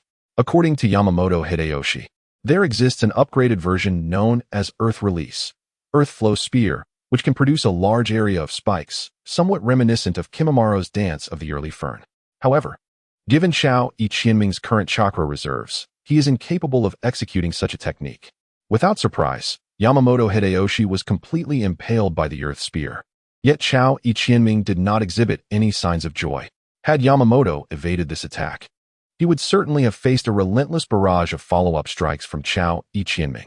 However, his failure to dodge was decidedly illogical. Without hesitation, Chao Qianming instinctively employed the substitution technique. In the next moment, the log used for the substitution was cleaved in two by Yamamoto Hideyoshi. Completely suppressed, Chao Qianming's offensive tactics proved utterly ineffective. Although Yamamoto Hideyoshi's strength ranks low within the confines of Konoha, being a chunin, His combat experience far surpassed that of Chao Qianming. Utilizing only basic taijutsu and the body flicker technique, he had Chao Qianming firmly under his control. Alas, Chao Qianming had exerted himself to the fullest, but his limited repertoire of techniques and singular offensive style rendered him defenseless against an opponent who outmatched him in every aspect. After a while, upon noticing that Chao Qianming's stamina had been entirely depleted, Yamamoto Hideyoshi wisely called for a halt. That will be enough for today. As Chao Qianming leaned on his knees, gasping for breath, Yamamoto Hideyoshi remarked, "Qianming, your foundational skills are quite solid, but your lack of combat experience is evident. While your practice sessions may not reveal much, when faced with life-or-death situations, your shortcomings become glaringly apparent. I relied solely on basic body flicker techniques, and you were left utterly defenseless." "I understand, Teacher Yamamoto," Chao Qianming replied. In everyday scenarios, Chao Qianming felt quite competent, capable of easily overpowering his peers, even those renowned like the Uchiha clan. Before activating the Sharingan, they were hardly distinguishable from ordinary ninjas. Yet, upon engaging in earnest combat with Yamamoto Hideyoshi, Chao Qianming experienced a sense of restraint. In genuine battle, at your current age, you should refrain from recklessly employing techniques like the rock pillar spear. For should your chakra be depleted, you would be left vulnerable. Unless you can deliver a decisive blow, it is preferable to engage using a combination of body flicker techniques and taijutsu. The strategy you employed today, using the rock pillar spear to bait your opponent, was particularly perilous for you, Yamamoto Hideyoshi continued. Chao Qianming nodded in agreement, fully acknowledging the truth in those words. The disadvantages of youth extend beyond mere lack of strength. The paltry chakra reserves leave one unable to utilize many ninjutsu before exhaustion sets in. Chao Qianming exhibited remarkable control over his chakra, ensuring that techniques like the rock pillar spear did not waste any excess energy. Yet, this alone does not grant him the liberty to wield ninjutsu at will. Upon contemplating this, Chao Qianming could not help but feel an overwhelming envy towards the protagonist of the original work, Uzumaki Naruto. Naruto possessed an extraordinary regenerative ability, with a chakra reserve so ample that he could engage in battle using multiple shadow clones. If Chao Qianming were to possess a chakra capacity akin to Naruto's, coupled with his adept control over chakra, his prowess would undoubtedly multiply several times, potentially allowing him to fight as a formidable spellcaster. However, fantasy remains but a fantasy. Hailing from an ordinary family without any bloodline limit, Chao Qianming could only rely on his own relentless efforts to attain strength. In the ensuing days, I shall employ only physical techniques and the body flicker technique in our battles, while you too shall be limited to these methods. I hope that during the graduation assessment, you will achieve commendable results, Yamamoto Hideyoshi remarked. Understood, Sensei Yamamoto, Chao Qianming replied earnestly. Indeed, Yamamoto Hideyoshi nodded and continued, Qianming, do you realize that although there are numerous civilian ninjas in the village, it is invariably the clan ninjas who wield true influence? During times of war, the civilian ninjas, are often treated as mere cannon fodder, thrust to the front lines. As he spoke, Yamamoto's tone brimmed with resentment. Observing the distorted expression on Yamamoto's face, Chao Qianming found himself momentarily at a loss for words. The discord between clan and civilian ninjas was something he had sensed during his time at the Ninja Academy. However, he remained unaware of the depths of Yamamoto's animosity towards clan ninjas and the experiences that had shaped it. To be fair, prior to the establishment of the Hidden Leaf Village, the ninja world was dominated solely by these clans. It was only with the collaboration of Senju Hashirama and Uchiha Madara in founding Konoha, followed by Senju Tobarama's establishment of the Ninja Academy, that a significant number of civilian ninjas emerged. Yet, this historical context does not justify the clan ninjas' unrestrained exploitation of civilian ninjas as mere pawns. Inevitably, such conditions would lead to conflict. Nevertheless, Chao Qianming was not overly concerned about these disputes. In the ninja world, the only thing that truly matters is strength. Orochimaru and Jiraiya command respect solely due to their formidable abilities, just as Namikaze Minato ascended to the position of the fourth Hokage through his unmatched prowess. Being overly preoccupied with these conflicts would only result in stagnation in one's development. Noticing Chao Qianming's silence, Yamamoto Hideyoshi pressed on, Qianming, do you know why I choose to mentor you? Chao Qianming nodded, though he refrained from speaking. It is because I see hope in you. Among the powerful in Konoha today, we have two great pillars, Lord Orochimaru and Lord Jiraiya. I believe that when you grow into your potential, there will surely be a day when civilian ninjas rise to prominence. In my years of teaching at the Ninja Academy, I have yet to encounter anyone with talent as outstanding as yours. Even the genius Hatake Kakashi has fallen to your skills. Thus, I implore you, promise me that you will not perish during your missions. Indeed, I shall not perish, Chao Ichienming affirmed with a nod. Yet, the expectations Yamamoto Hideyoshi had for him soon faded from Chao Ichienming's mind. Such political strife and the quest for power were not his aspirations. In a world where strength reigns supreme, only those endowed with formidable power earn the respect of others, while the weak are cast aside. As Chao Ichienming reflects, he cannot help but feel a twinge of pity for Yamamoto Hideyoshi. Though Chao Ichienming is oblivious to the exact tribulations faced by Yamamoto, he recognizes him as a person abandoned by the tides of time, whose thoughts go unnoticed by the world. The powerful commoners he yearns for, Jiraiya and Orochimaru, are unlikely to concern themselves with such matters. The following day at the Hokage Tower, Yamamoto Hideyoshi received a notification from the third Hokage early in the morning. With a hint of confusion, he proceeded to the Hokage's office. Come in. After knocking, Yamamoto Hideyoshi entered upon receiving permission from the third Hokage. My apologies for the intrusion. Lord Hokage, he greeted respectfully as he approached the Hokage's desk. Ah, Hideyoshi. The third Hokage glanced at him and inquired. Is it true that Chao Ichienming from your class intends to apply for graduation? The third Hokage, no longer in the bloom of youth, had begun to feel the wear of middle age. Yet, compared to the original narrative where he bore age spots, the current third Hokage still appeared quite youthful, retaining the reputation of a formidable figure in the ninja world. Indeed, Lord Hokage, the student I mentor, Chao Ichienming, has reached the level of a genin and is ready to partake in the graduation examination, Yamamoto Hideyoshi replied with utmost respect. Despite his uncertainty as to why the esteemed Hokage would inquire about a child yet to graduate. The third Hokage nodded thoughtfully, perusing the documents in his hands. This material detailed Chao Ichienming's performance and the evaluations from his teachers. Unquestionably, Chao Ichienming had attained the rank of a genin, and after 3 years of Yamamoto's guidance, there was little more for him to learn at the Ninja Academy. With such talent, it was indeed time for him to be assigned to a jounin instructor for advanced training. As the third Hokage, Sarutobi Hiruzen possessed an acute awareness of the dynamics within the ninja world. Although war had not yet erupted among the 5 great shinobi villages, it was merely a matter of time. The third great ninja war would inevitably unfold within a few years. In times of conflict, newly graduated genin, compared to those with several years of experience, would undoubtedly face different treatment during missions. While both groups would be regarded as expendable, freshly graduated genin would not be tasked with overly perilous assignments. The village would allow them a period to adapt to the harsh realities of war. Therefore, the third Hokage was reluctant to allow Chao Ichienming to graduate prematurely, as the development of a prodigy was of utmost significance to the village. However, this perspective diverged from Chao Ichienming's own thoughts. Should Konoha become mired in the chaos of war or face assaults from multiple ninja villages, even newly graduated genin would be dispatched to the front lines without hesitation. Moreover, graduating early allows one to receive the guidance of a seasoned jonin sooner, acquiring the wisdom necessary for survival. However, once war erupts, the jonin, being the pillar of the village, will undoubtedly lack the time to mentor a freshly graduated genin.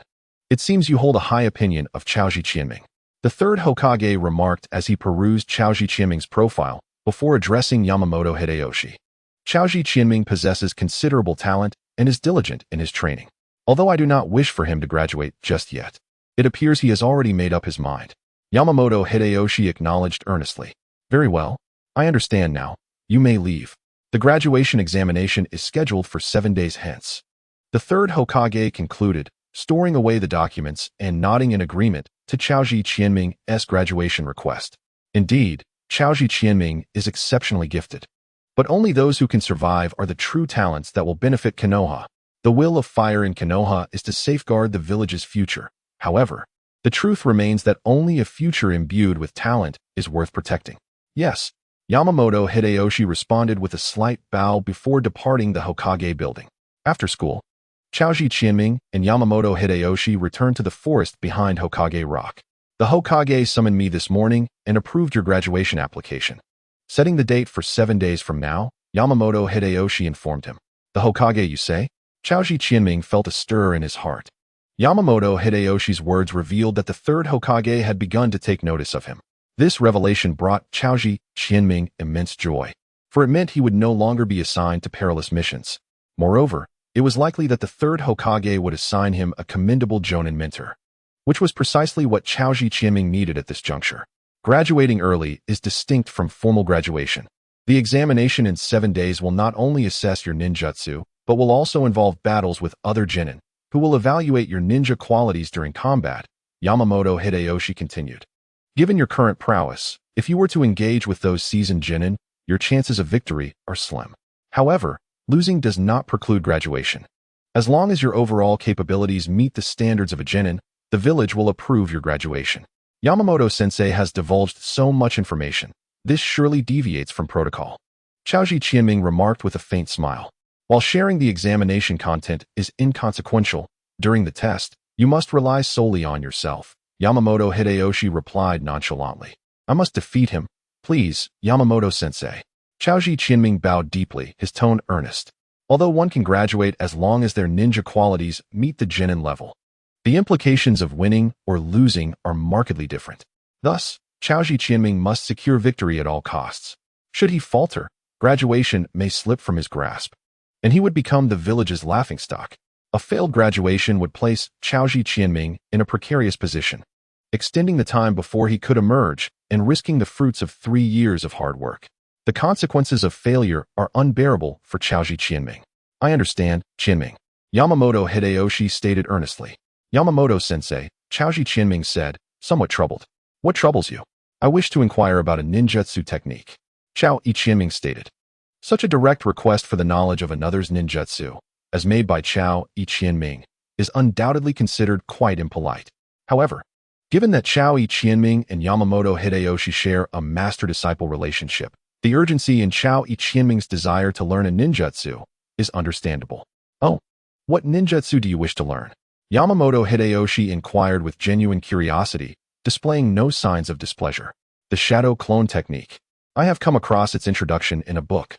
Although this technique divides the chakra of the user, it can be integrated into various combat strategies, proving to be quite practical in real-world scenarios, Chaoji Qianming explained. The shadow clone technique differs from the multi-shadow clone technique. It allows for the creation of only one tangible clone, while the latter imposes no limit on the number of clones. Once a shadow clone is dispelled, the experiences it has undergone are relayed back to the original. Should there be an excessive number of clones, the release may inadvertently harm the original's mind, which is why the multi-shadow clone technique is deemed forbidden. Nevertheless, the shadow clone technique is classified as a C-rank ninjutsu, and many ninjas in the village are adept in its use. Excellent. Yamamoto Hideyoshi's eyes brightened with approval, and he graciously imparted the technique to Chaoji Qianming. Learning the shadow clone technique is not particularly difficult, and with Chaoji Qianming's exceptional control over chakra, he mastered the technique within a few hours. Due to the division of chakra inherent in the shadow clone technique, many ninjas refrain from employing it in battles, often using it instead for misdirection or intelligence gathering. However, when executed in harmony with the original, the tangible shadow clones can facilitate a myriad of tactical maneuvers. Chaoji Qianming's eagerness to learn this technique stemmed from a strategic insight, one that even the elite Jonin, Zabuza, had failed to perceive. In the remaining 7 days, aside from frequent sparring with Yamamoto Hideyoshi, Chaoji Qianming dedicated his spare time to practicing this strategy, ensuring he could deploy it flawlessly against his adversary on the day of examination. The weather was splendid, with a clear sky and gentle sunlight warming his skin, creating a most pleasant atmosphere. With all his ninja tools in hand, Chaoji Qianming departed from home and made his way to the Ninja Academy. Compared to 7 days prior, Chaoji Qianming's abilities had seen considerable advancement, not solely in ninjutsu, but significantly in experience as well.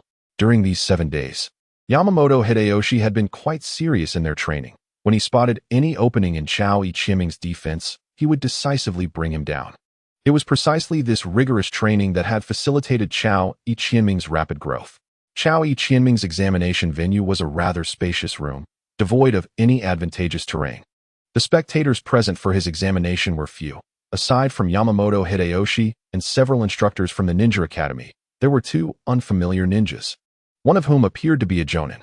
In combat, unforeseen events often arise, and in such circumstances, an experienced jonin is typically able to avert potential tragedies before they unfold. The opponent of Chao Iqianming is a fellow named Koda, who appears to be around 12 or 13 years old.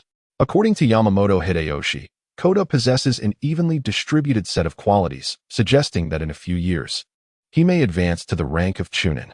However, from Chao Iqianming's perspective, Koda seems rather mediocre and unlikely to achieve significant advancement in the future. As time drew near, the senior ninja, seemingly growing impatient, announced the commencement of the examination upon noticing that Chao Iqianming was prepared. The exam begins. Both sides, form your hand seals, Yamamoto Hideyoshi declared. I look forward to your guidance. Chao Iqianming responded as he formed his seals. Koda nodded lightly, indicating that Chao Iqianming could initiate the battle. Without a moment's hesitation, Chao Iqianming charged forward, wielding a kunai in each hand, while Koda met him with kunai in hand as well. The combat between the genin was straightforward, particularly since both were merely civilian ninjas lacking access to advanced ninjutsu. Their conflict relied more on basic body techniques and the use of the body flicker technique rather than the elaborate tactics seen in the Chunin exams from the original narrative. As they crossed paths, their kunai clashed, creating a shower of sparks. Chao Iqianming swiftly threw his left kunai. Koda easily deflected the kunai. Yet upon noticing the smoke bomb attached to it, he inwardly cursed, "This is bad." The smoke bomb detonated, enveloping Koda's vision in obscurity. However, being an experienced ninja, he understood that remaining motionless within the smoke would likely result in being struck by the shuriken launched by Chao Iqianming. Conversely, dashing out of the smoke could expose him to Chao Iqianming's assault. Thus, Koda released a few shuriken toward Chao Iqianming's direction based on memory while attempting to exit the smoke. Indeed, as Koda emerged from the smoke, he found 3 kunai aimed at him in a triangular formation. "It won't be that simple," Koda shouted, executing a roll to evade the incoming kunai. Meanwhile, several observing Chunin instructors and the senior ninja simultaneously shook their heads, having witnessed all of Chao Iqianming's actions. Just as Koda managed to evade the 3 kunai, Chao Iqianming produced 6 shuriken and hurled them toward Koda. At the same time, a kunai that had just landed behind Koda suddenly transformed with a loud bang into Chao Iqianming, who rapidly formed hand seals. "Earth-style, rock pillar spear," he declared. Unbeknownst to Koda, the ground beneath him began to tremble ominously. Just as Koda was about to be impaled by the earth spikes, the observing senior ninja swiftly intervened, whisking Koda away from the impending danger. Consequently, Chao Iqianming's rock pillar spear attack missed entirely. To be candid, Chao Iqianming's tactic was a clear imitation of Naruto's strategy against Zabuza. It is unlikely that he could have conceived such a classic approach solely on his own. Now, I hereby announce that Chao Iqianming has officially become a genin of Konoha. After the jonin presented a brand new Konoha ninja headband to Chao Iqianming, the graduation ceremony was deemed complete. It was indeed a rather simple graduation ceremony. After all, Chao Iqianming is not Kakashi. Although he has previously defeated Kakashi, he cannot rival the illustrious title of being the son of the Konoha White Fang. Moreover, Kakashi had passed his graduation exam at the tender age of 5.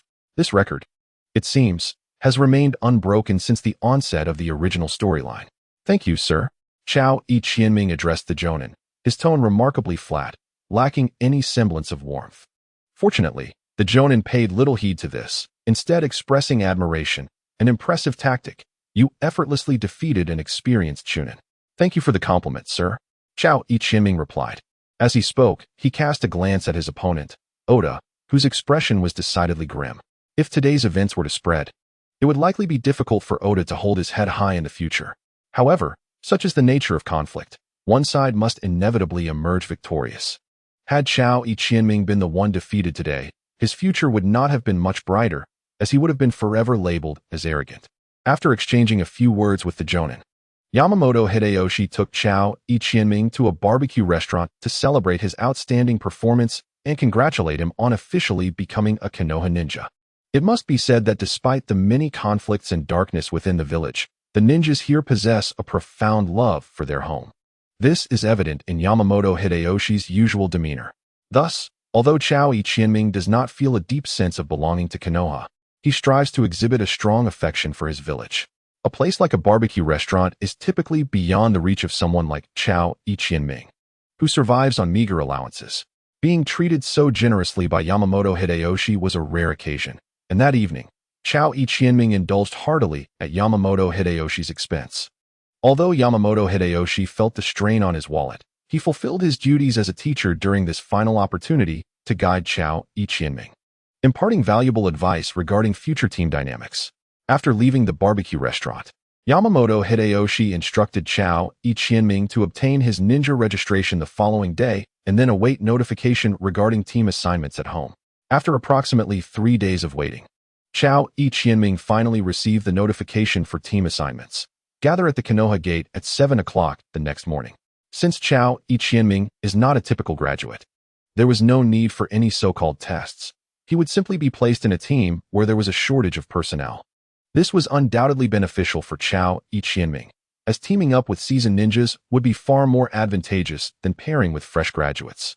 On the following morning at 6:50, fully equipped with his ninja gear and prepared for the day, Chao Ichienming arrived at the Konoha Gate. Chao Ichienming has become quite sensitive to the passage of time. Back in his days at the Ninja Academy, he would invariably enter the classroom just as the bell rang, unwilling to squander even a moment of potential rest. Today, arriving 10 minutes early was an attempt to leave a favorable impression on his teammates. However, upon reaching the gates of Konoha, he discovered that his companions had already arrived, casting him disapproving glances. The profiles of his teammates had been handed to him the previous day. Their leader, Winomi, was a seasoned jonin with extensive experience, reputed to possess commendable strength among his peers. The other two teammates were equally intriguing. One, named Hoshino, was a fellow commoner ninja like Chao Ichienming, but his profile indicated that he possessed some medical ninjutsu skills and often assisted at the Konoha hospital during his off-duty hours. The other individual piqued Chao Ichienming's interest even more. A boy of about 10, he bore a delicate appearance, with a hint of youthful innocence and stubbornness etched on his face. Yet, the most striking feature was his eyes, large and clouded, with white pupils that lent him an ethereal quality. He belonged to the Hyuga clan. According to the information, his name was Hinata Keita, well-versed in taijutsu, though it did not specify whether he belonged to the main or branch family.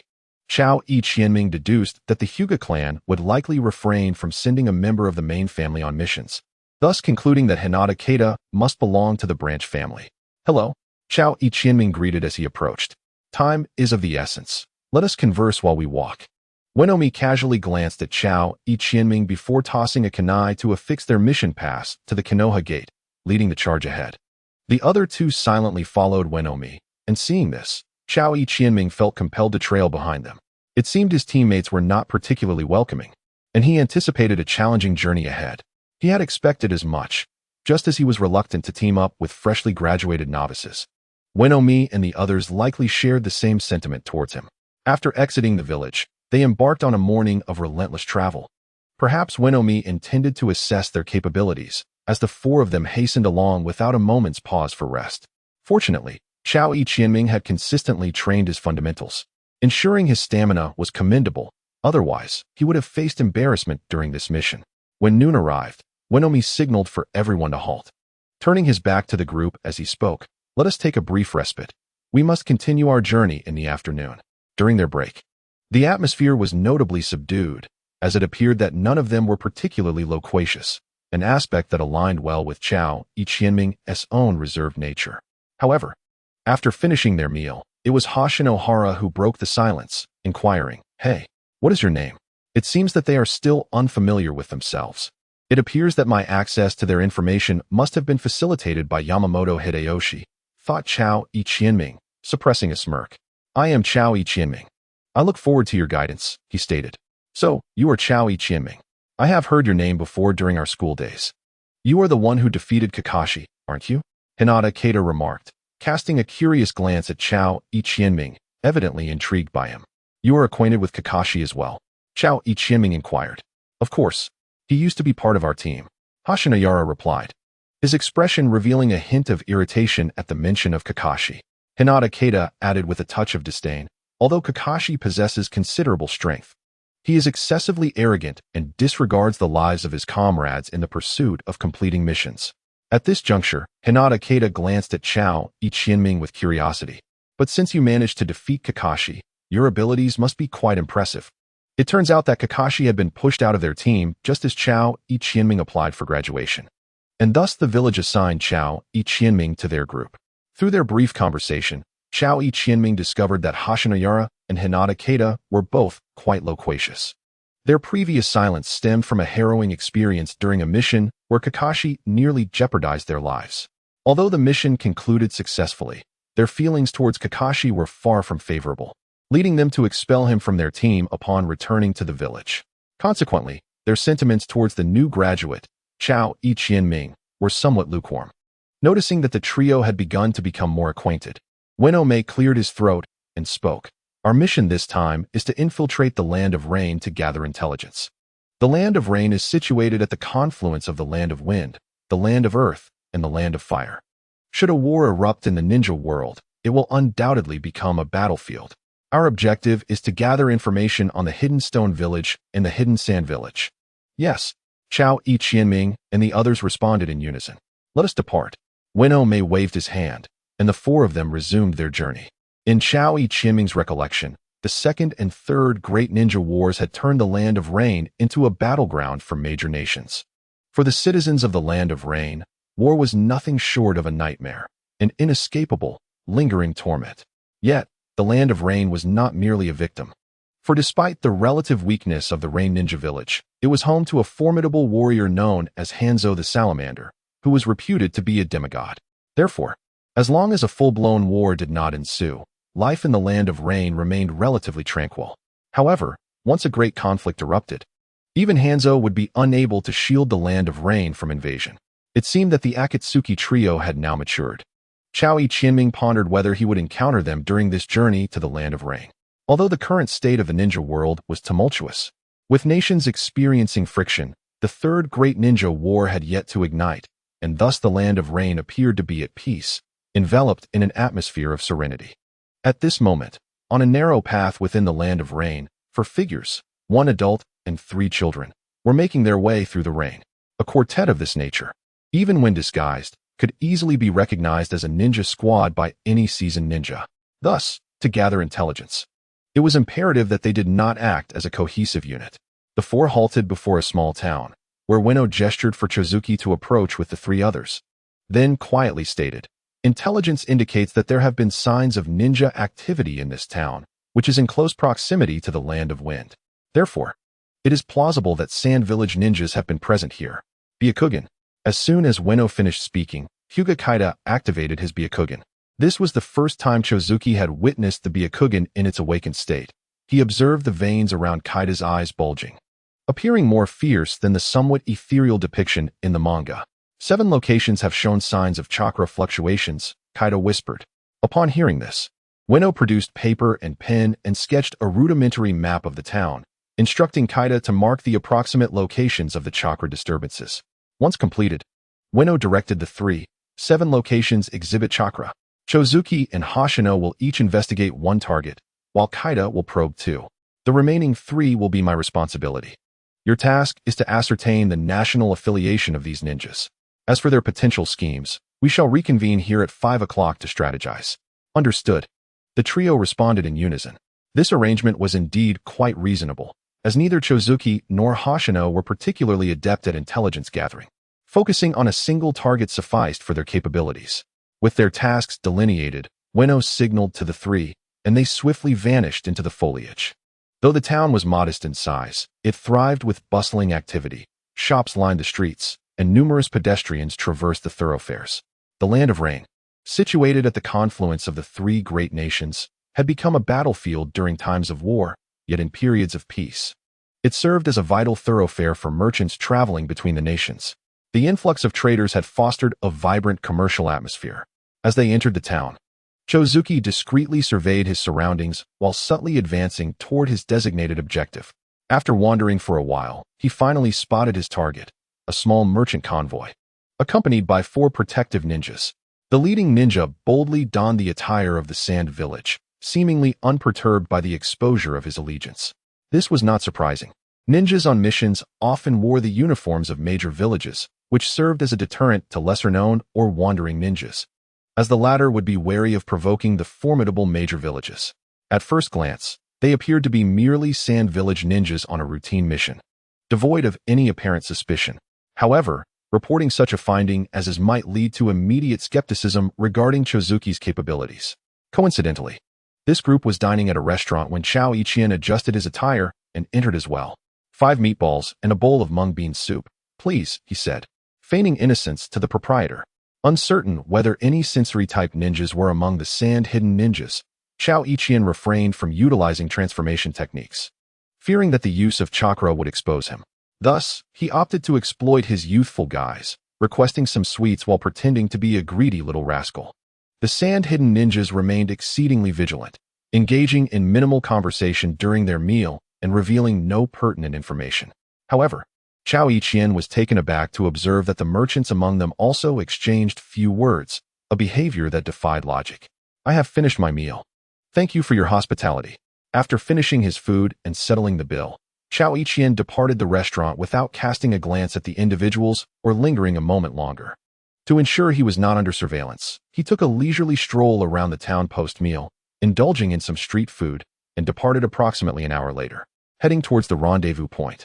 At 5 in the afternoon, Chao Ichian's quartet reconvened to summarize their intelligence. Just a few wandering ninjas, nothing remarkable, Hashinahara began.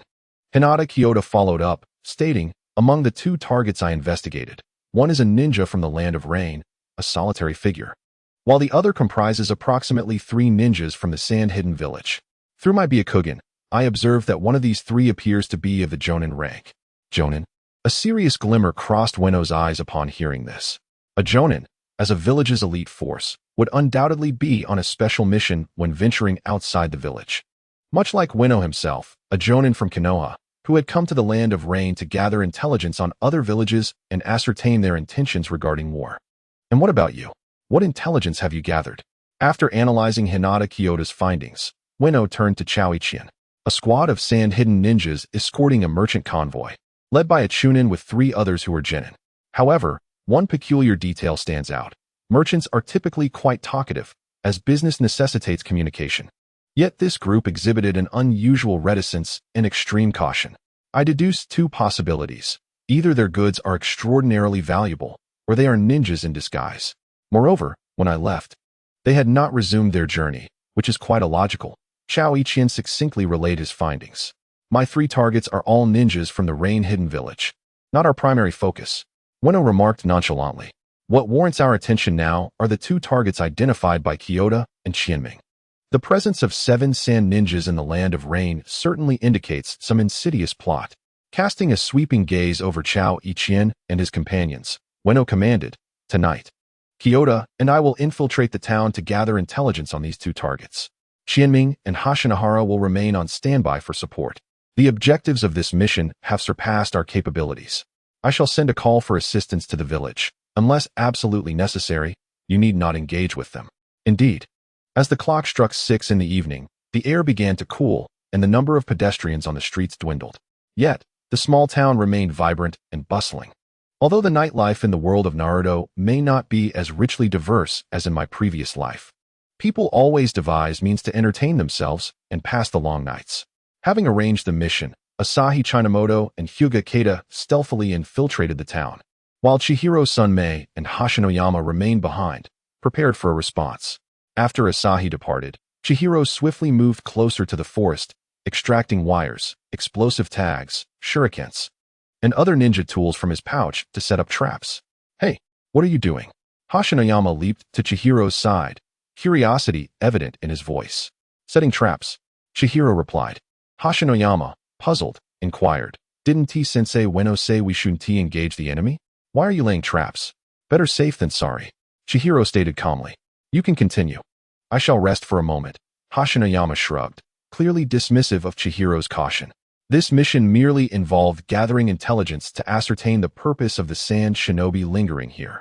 If extermination of this group of sand ninjas were required, Konoha would undoubtedly dispatch elite Umbu ninjas, rendering Chihiro and the others unnecessary in the fray.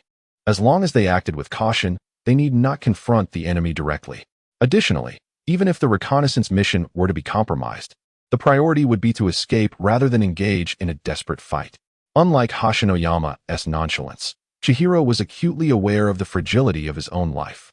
To perish inexplicably during a mission at the hands of mere extras would render his years of effort futile.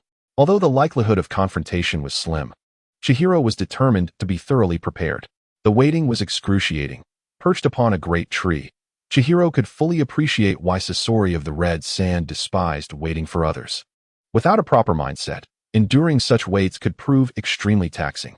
Fortunately, the Ninja Academy offered specialized courses in this regard, and Chihiro was not idle. He remained vigilant, attentive to his surroundings, while simultaneously practicing his hand seals with speed and precision, wasting no time. Someone is approaching. As the clock neared 11, Chihiro sensed a presence and immediately whispered a warning to Hashinoyama. After nearly 5 hours of waiting, there was finally some movement in the town. Hashinoyama, possessing years of experience as a lower-ranked ninja, though he had not yet detected anything amiss, became alert upon hearing Chihiro's words. Before long, Chihiro spotted the figures of Ueno and Hugakata. However, the darkness made it difficult to ascertain whether they were indeed his comrades or if the enemy had employed transformation techniques to assume their appearances. "It is Sensei Ueno and Kata," Hashinoyama whispered. Though such words were spoken, Hashinogen prudently concealed himself, refraining from revealing his presence. This pleased Chao Yikiaming, for at least his comrade was not a simpleton. Had it been Uchiha Obito or Uzumaki Naruto, they would have impulsively charged forth to join them. "Someone is pursuing us," Hashinogen whispered. "It appears we have been compromised. There are 7 enemies, likely my targets," Chao Yikiaming stated. "What shall we do?" Hashinogen asked anxiously. "Let us wait for Teacher Ueno to arrive. I have already set traps. If we can eliminate 1 or 2 of them, we might still stand a chance." "It will be up to you to activate the traps," Chao Yikiaming replied, quietly descending from the tree and employing earth release to conceal himself underground. With 7 unknown adversaries, the odds were not in their favor. As Ueno approached Chao Yikiaming's position, ensuring he could clearly see his movements, he subtly signaled a retreat with his right hand. It seemed Ueno did not intend to engage them directly, which was prudent, considering 3 sand shinobi remained unaccounted for in the town. Upon witnessing Ueno's gesture, Hashinogen promptly withdrew, while Chao Yikiaming also intended to retreat. However, the 7 sand shinobi had already caught up to Ueno and Hinata Kyoto, although they had yet to intercept the 2. Neglecting the situation could lead them into dire straits. For Chao Yikiaming, retreating seemed the wisest course of action, especially since Ueno had issued a withdrawal order. However, cowardice was the utmost disgrace in the shinobi world, and Konoha's teachings had always emphasized the importance of comradeship. If Chao Yikiaming turned his back and allowed his teammates to fight in vain, his reputation would suffer immensely, even if he returned to Konoha alive. Especially if the 3rd Hokage learned of Chao Yikiaming abandoning his comrades, he would likely cease to nurture him. Yet, should he succeed in rescuing Ueno, he could later seek his guidance in ninjutsu, and after this incident, Ueno would likely feel obliged to assist him. Facing 7 opponents, the prospect of 2 against 7 was nearly hopeless. If these sand shinobi dispatched Ueno and Hinata Kyoto, they would undoubtedly pursue Chao Yikiaming, who doubted his ability to evade them. It seemed he must take a stand. Chao Yikiaming resolved that if the situation turned dire, he would flee alone, abandoning his teammates. Yet, if there was a chance to fight back, he would eliminate the enemies. As the sand shinobi passed the ambush site, Chao Yikiaming decisively struck. His target was a young ninja, no more than 12 or 13 years of age. Such an inexperienced foe, if caught unawares, was highly susceptible to his ambush. Dragging the unsuspecting sand shinobi underground, Chao Yikiaming swiftly severed his throat, ensuring his demise. "An ambush!" one of the sand shinobi shouted, realizing the trap. As the shadow revealed itself, Chao Yikiaming immediately hurled 6 shurikens at the nearest sand ninja, executing the throw with remarkable precision. Although the sand ninja narrowly evaded the shurikens, he failed to notice that one of them severed a wire upon its flight. Whoosh, whoosh, whoosh, boom, boom, boom. Countless shurikens and kunai erupted from the darkness, some adorned with explosive tags, shaking the very ground beneath them. The moment Chao Yikiaming launched the shurikens and cut the wire, he utilized the earth release technique to escape the trap's attack range. 3 unsuspecting sand ninjas were engulfed by the fiery explosion of the tags, left uncertain of their fate. Yet even if they survived, they would undoubtedly suffer severe injuries, diminishing their combat prowess. It was a flawlessly executed ambush. The sand ninjas could hardly have anticipated that Chao Qianming would lay a trap here. The adage "do not pursue a desperate foe" held true. Under the cover of the explosions, Chao Qianming concealed himself once more. 7 sand ninjas remained, with Chao Qianming having dispatched 1 using his mental decapitation technique, and 3 more obliterated by the explosive tags. However, their fates remained uncertain, leaving only 3 unscathed sand ninjas on the battlefield. Excellent. We now hold the advantage, Chao Qianming mused to himself. Wenomi's reaction was swift. Upon witnessing Chao Qianming's ambush, he engaged in combat with 2 sand ninjas. These opponents were formidable, one of them being a jonin, and Wenomi found himself at a disadvantage. Meanwhile, another sand ninja clashed with Hyuga, both evenly matched, though Hyuga possessed the Byakugan, suggesting he would likely prevail. A single hit from Hyuga gentle fist would bring this battle to a swift conclusion. Thus, Chao Qianming found himself more concerned about Wenomi's predicament. Battles among ninjas often concluded in the blink of an eye. Even a slight opening could spell death. Wenomi was currently at a disadvantage, and a moment of carelessness could cost him his life. As the dust settled, 3 lifeless bodies of sand ninjas lay on the ground, devoid of life. However, Chao Qianming remained cautious, lurking in the shadows, ever watchful. The art of ninja combat was rife with deception.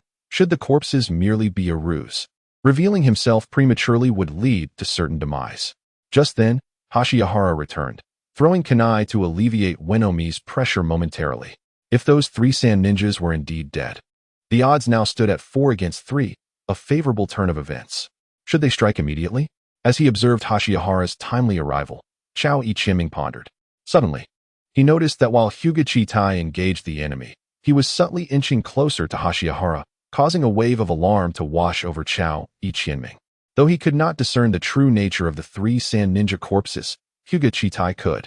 Now, as Hyuga approached Hashihara, only 2 possibilities remained.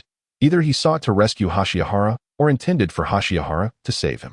With this thought, Chao Qian decisively sprang into action, launching 6 shurikens at Hinata Kyoto's adversary, while simultaneously leaping from the forest, brandishing a kunai to intercept Kyoto's opponent. Confronting hidden foes was indeed a forte of Hinata Kyoto. "Be careful," he exclaimed. Concurrently, an ominous sense of danger surged within Chao Qian. Instantly employing the substitution technique, he swiftly followed up without hesitation by utilizing the shadow clone technique, dispersing 3 versions of himself to 3 different directions. The icy sensation that had enveloped him sent a chill down his spine, confirming the ambush. A glance at his attire revealed a clear gash from the shuriken, yet fortunately, he remained unscathed.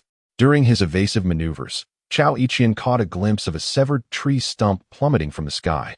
Relieved to note that the assailant had been struck by Hinata Kyoto's gentle fist, sealing their chakra and rendering them virtually powerless.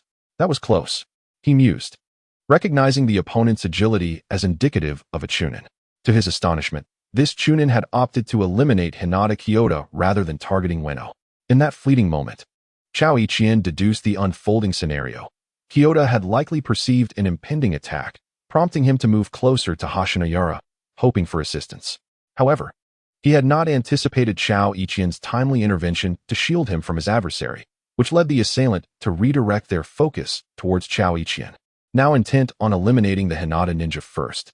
This strategy appeared to aim at distracting Weno while potentially unveiling the mysteries of the Byakugan bloodline limit, a profoundly cunning scheme. Yet, should they succeed in eliminating Hinata Kyoto, they would merely acquire a pair of sealed Byakugan. Moreover, neutralizing the enemy's sensory-type ninja first constituted the optimal strategy. Amidst the life-threatening circumstances, Chao Qian endeavored to maintain his composure. Impulsiveness would only hasten his demise. Under the pressure of mortality, he trembled with tension, beads of sweat forming as his pores contracted, yet a thrilling exhilaration surged from the depths of his being. At present, the tide of battle appeared exceedingly favorable for Chao Qian. He had eliminated 1 through ambush, dispatched 2 with explosive tags, and now another had been incapacitated by Hinata Kyoto's gentle fist. 4 against 3, the outcome was becoming increasingly evident. Retreat. The sand-hidden ninja, ensnared by Weno, sensed the shifting balance and promptly withdrew from the fray, assisting the chakra-sealed sand ninja while the remaining two fled under the cover of night. Do not pursue, Ueno commanded, halting Hashinoyara's attempt to chase the sand ninjas. Phew, today was indeed perilous. Had it not been for your decisive ambush, I might have met my end here. Hinata Kyoto remarked, wiping the sweat from his brow, filled with gratitude for Chao Ichien. I truly appreciate your timely intervention, Ichien. No need for thanks. If both you and teacher Ueno were to fall, I would also be unable to escape their pursuit, Chao Ichien Ming humbly remarked. Upon hearing this, Hinata Keita's lips twitched, and he replied weakly, I had initially intended to treat you to a grand feast upon returning to the village as a token of gratitude. But now I suddenly have no desire to do so. Although you did not heed my command to withdraw, Ueno gazed at Chao Ichien Ming, speaking earnestly, nevertheless. You performed commendably this time. Indeed, Qian Ming surpasses that Kakashi by leaps and bounds, Hashinogen interjected with a light scoff. Hinata Keita responded. Of course Qian Ming is stronger than Kakashi. During our time at the Ninja Academy, Qian Ming had already defeated Kakashi. How come I was unaware of this? Hashinogen inquired curiously. Because by then, you had already graduated, Hinata Keita retorted with a slight pout. Being surpassed by my juniors is such an unpleasant feeling. In any case, it was thanks to Qian Ming's timely intervention that the situation was salvaged. How about this? When we return to Konoha, I shall treat everyone to barbecue. Ueno proposed. Hooray, it's settled then. After this mission, Chao Ichien Ming noticed that his relationship with Ueno and the others had significantly improved, and their attitudes towards him were no longer as cold as they had initially been. Although he was somewhat curious about the purpose of the sand ninjas gathering within the borders of the Rain Country, Chao Ichien Ming wisely refrained from inquiring with Ueno. For the village, ninjas are mere tools. As long as they fulfill their assigned tasks, it is best to remain ignorant of unnecessary matters. Regardless, based on the timeline, it seemed that Konoha would soon be at war with Sunagakure. The foremost issue for Chao Ichien Ming was how to survive in the impending conflict. After dealing with the bodies of the sand ninjas, Ueno led the trio back to Konoha. Along the way, Hashinogen and Hinata Keita engaged Chao Ichien Ming in friendly banter, their curiosity seemingly insatiable. In the ninja world, strength is paramount. And based on Chao Ichien Ming's performance today, it was evident that, had he not met an untimely demise, he would undoubtedly achieve great things in the future.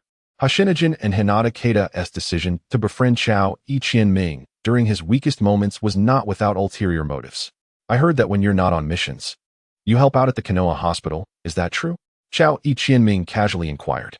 Yes. Hashinogen nodded and replied, my mother works at the Konoha hospital, and she has taught me a bit of medical ninjutsu, so I help out when I'm not on missions. Oh, I see. Chao Ichien Ming responded lightly. Hashinogen looked at Chao Ichien Ming in confusion and asked, what's wrong? Qian Ming, do you have something to say? I'm quite interested in medical ninjutsu, and was wondering if I could also help out at the Konoha hospital during my free time, Chao Ichien Ming expressed. No way, Qian Ming, Hinata Keita exclaimed in surprise. I see great talent in you for ninjutsu. Why would you want to become a medical ninja? It's not that I want to become a medical ninja. I just wish to lend a hand when I have free time. If there's a mission, I'll still join you for that, Chao Ichien Ming clarified. Ueno remarked, Qian Ming, through the recent battle, it is evident that you possess extraordinary talent in ninjutsu. Initially, I intended to guide the three of you in your training upon our return to the village. However, if you wish to join the medical team, Teacher Ueno, you've misunderstood. I only plan to learn a bit in the medical class when I have nothing else to do. If you are willing to guide us in our training, I would, of course, accompany you, Chao Ichien Ming explained.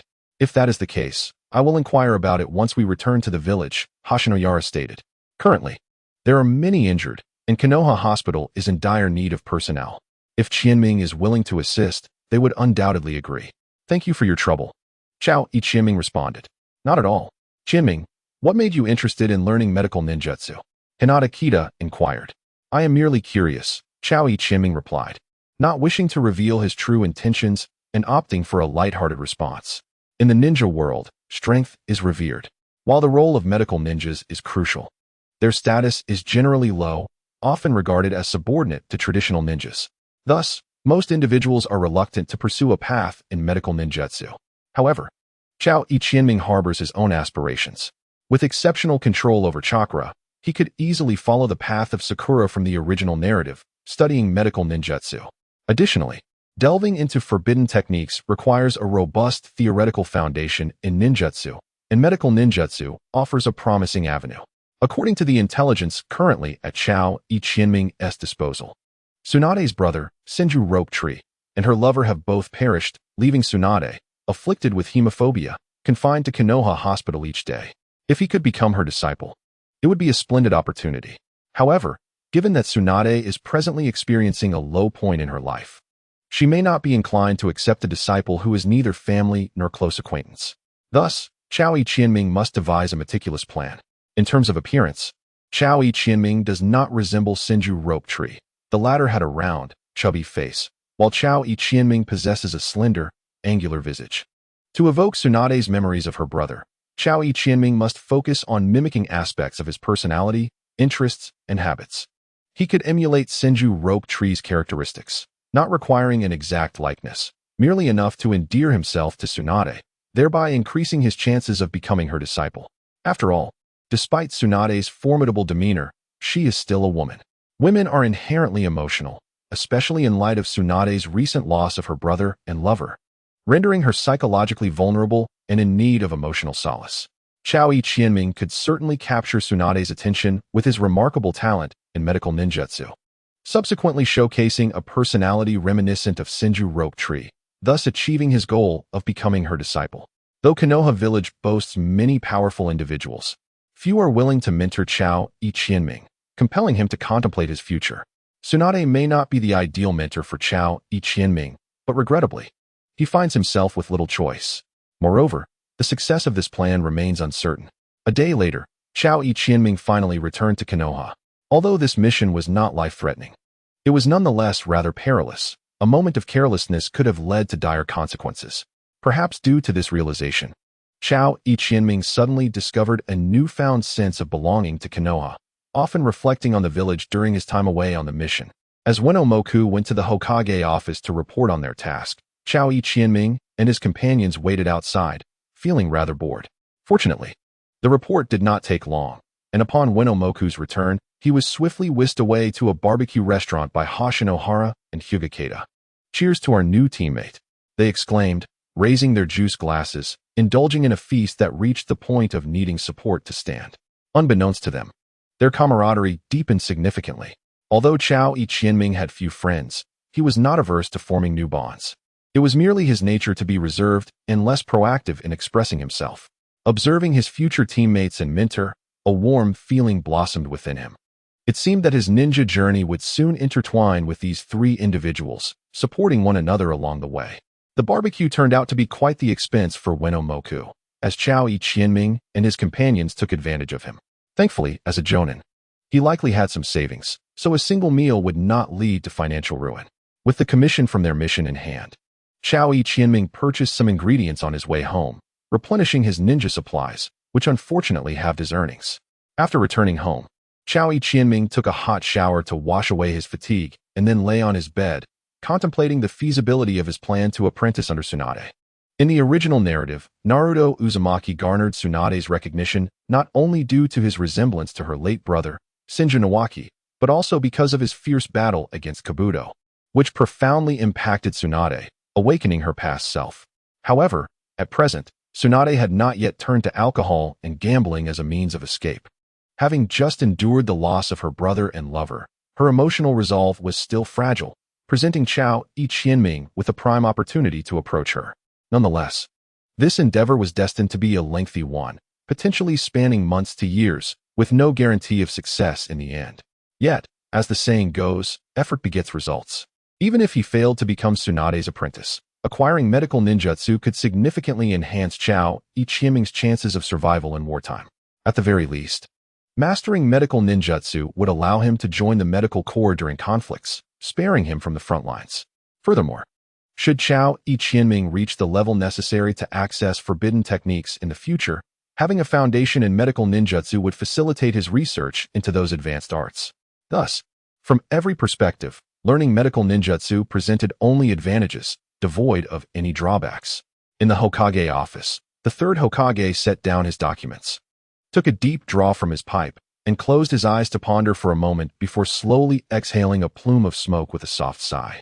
Frankly speaking, the third Hokage was quite astonished. He had not anticipated that an 8-year-old novice would perform so exceptionally on his first mission. Particularly in this mission, unexpected events transpired. Had it not been for Chao Ichien-ming's decisive ambush, it is likely that both Wenno-mei and Hinata Keita would have survived, albeit severely injured. If not for the confidence in Wenno-mei, even the third Hokage might have deemed this intelligence to be false. If Chao Ichien-ming were a scion of a noble clan, it would be understandable. However, he is merely a war orphan. Having received little guidance during his time at the Ninja Academy apart from Yamamoto Hideyoshi. Yet, in such circumstances, Chao Ichien-ming has still achieved remarkable success. Reflecting on his own son, Sarutobi Asuma, despite having an elite jonin as a mentor, he remains just a child. If tasked with this mission, it would be uncertain whether Sarutobi Asuma would return alive. Kakashi Hitaki is undoubtedly a genius who brings endless surprises, yet when compared to Chao Ichien-ming, he still falls short. Especially after experiencing the suicide of his father, Konoha's White Fang, Kakashi's personality has turned quite reclusive, often being ostracized from his original team. The crux of the matter is that Chao Ichien-ming, as a war orphan, has been under Konoha's care since infancy, with no issues regarding his identity, and currently holds no political inclinations that could jeopardize his allegiance. Jiraiya, somewhat bored, leaned back in his chair, squinting as if pondering over some maiden from a neighboring clan. Take a look at this. The third Hokage handed the documents he had just reviewed to Jiraiya. He understood that his student was not as foolish as he appeared. Beneath that carefree exterior lay remarkable intelligence. Jiraiya casually glanced at the documents before tossing them back, responding nonchalantly, "What's the matter, old man? This young man possesses considerable talent." The third Hokage remarked. "Quite impressive, reminiscent of Minato's early days," Jiraiya replied. Upon hearing Jiraiya's words, the third Hokage grasped the implication. "I already have a Namikaze Minato on my hands, so do not think to place another in my ranks. Let us discuss the matters concerning Sunagakure." Perhaps sensing a lack of common ground with his student on this issue, the third Hokage had to shift the topic. The following morning, after gathering, Wenno-mei informed them that due to Chao Ichien-ming's team acquiring intelligence on Sunagakure, the mission was deemed perilous, thus granting them a 2-week leave. With the mission's rank elevated from C to B, the absence of a mission does not equate to idleness. On the way back to the village the previous day, Wenno-mei had already resolved to diligently guide Chao Ichien-ming and his companions in their ninjutsu training. As the leading jonin instructor, it was also his responsibility to mentor the trio, and their future accomplishments would be recorded in Wenno-mei's dossier, significantly benefiting his political career. Upon arriving at the training ground, Hinata Keita withdrew to practice gentle fist techniques by himself. The gentle fist style of the Hyuga clan is unique within the ninja world, and even Wenno-mei, as a jonin, could not provide instruction on this technique. His guidance would lean more toward experiential wisdom. Thus, Wenno now only needs to instruct Chao Ichien-ming and Hoshinohara. Following the previous mission, Wenno has gained some understanding of Chao Ichien-ming's capabilities. Although Chao Ichien-ming is a few years younger than Hoshinohara, he has already surpassed Hoshinohara in the application of ninjutsu and the design of tactics. Therefore, these two individuals can be guided together. "What is your understanding of chakra?" Wenno inquired. Chakra serves as the foundation for utilizing ninjutsu, composed of spiritual and physical energy, and its attributes can be categorized accordingly. During his time at the Ninja Academy, Hoshinohara consistently performed well in theoretical assessments, and upon hearing Wenno's question, he readily responded, "Indeed, quite right." Wenno nodded in approval, then turned to Chao Ichien-ming and asked, "And what about you? How do you comprehend chakra?" After a moment of contemplation, Chao Ichien-ming replied, "What Hoshinohara has mentioned is largely accurate, but I have my own insights as well. Chakra is a remarkable form of energy. In addition to transforming into natural elements such as wind, lightning, water, fire, and earth for offensive maneuvers, it can accomplish numerous other feats. During my time at the academy, I witnessed a classmate from the Akimichi clan utilize a secret technique to enlarge his body, and the Byakugan employed by Chitai also relies on chakra. Hence, chakra must harbor many mysteries yet to be unraveled, such as the formation of ninjutsu and the rationale behind utilizing chakra in specific ways to release such techniques." Wenno found himself momentarily at a loss for words in response to Chao Ichien-ming's remarks. He too was ignorant of the intricacies surrounding chakra. Despite being a jonin in the village, Ueno merely grasped the mechanics of releasing ninjutsu through hand seals and chakra manipulation, but had never delved into the underlying reasons for these practices. After all, not everyone in the ninja world possesses an insatiable thirst for knowledge like Orochimaru. While they are ninjas, they often live day by day, seldom contemplating the research of ninjutsu and the mysteries of chakra.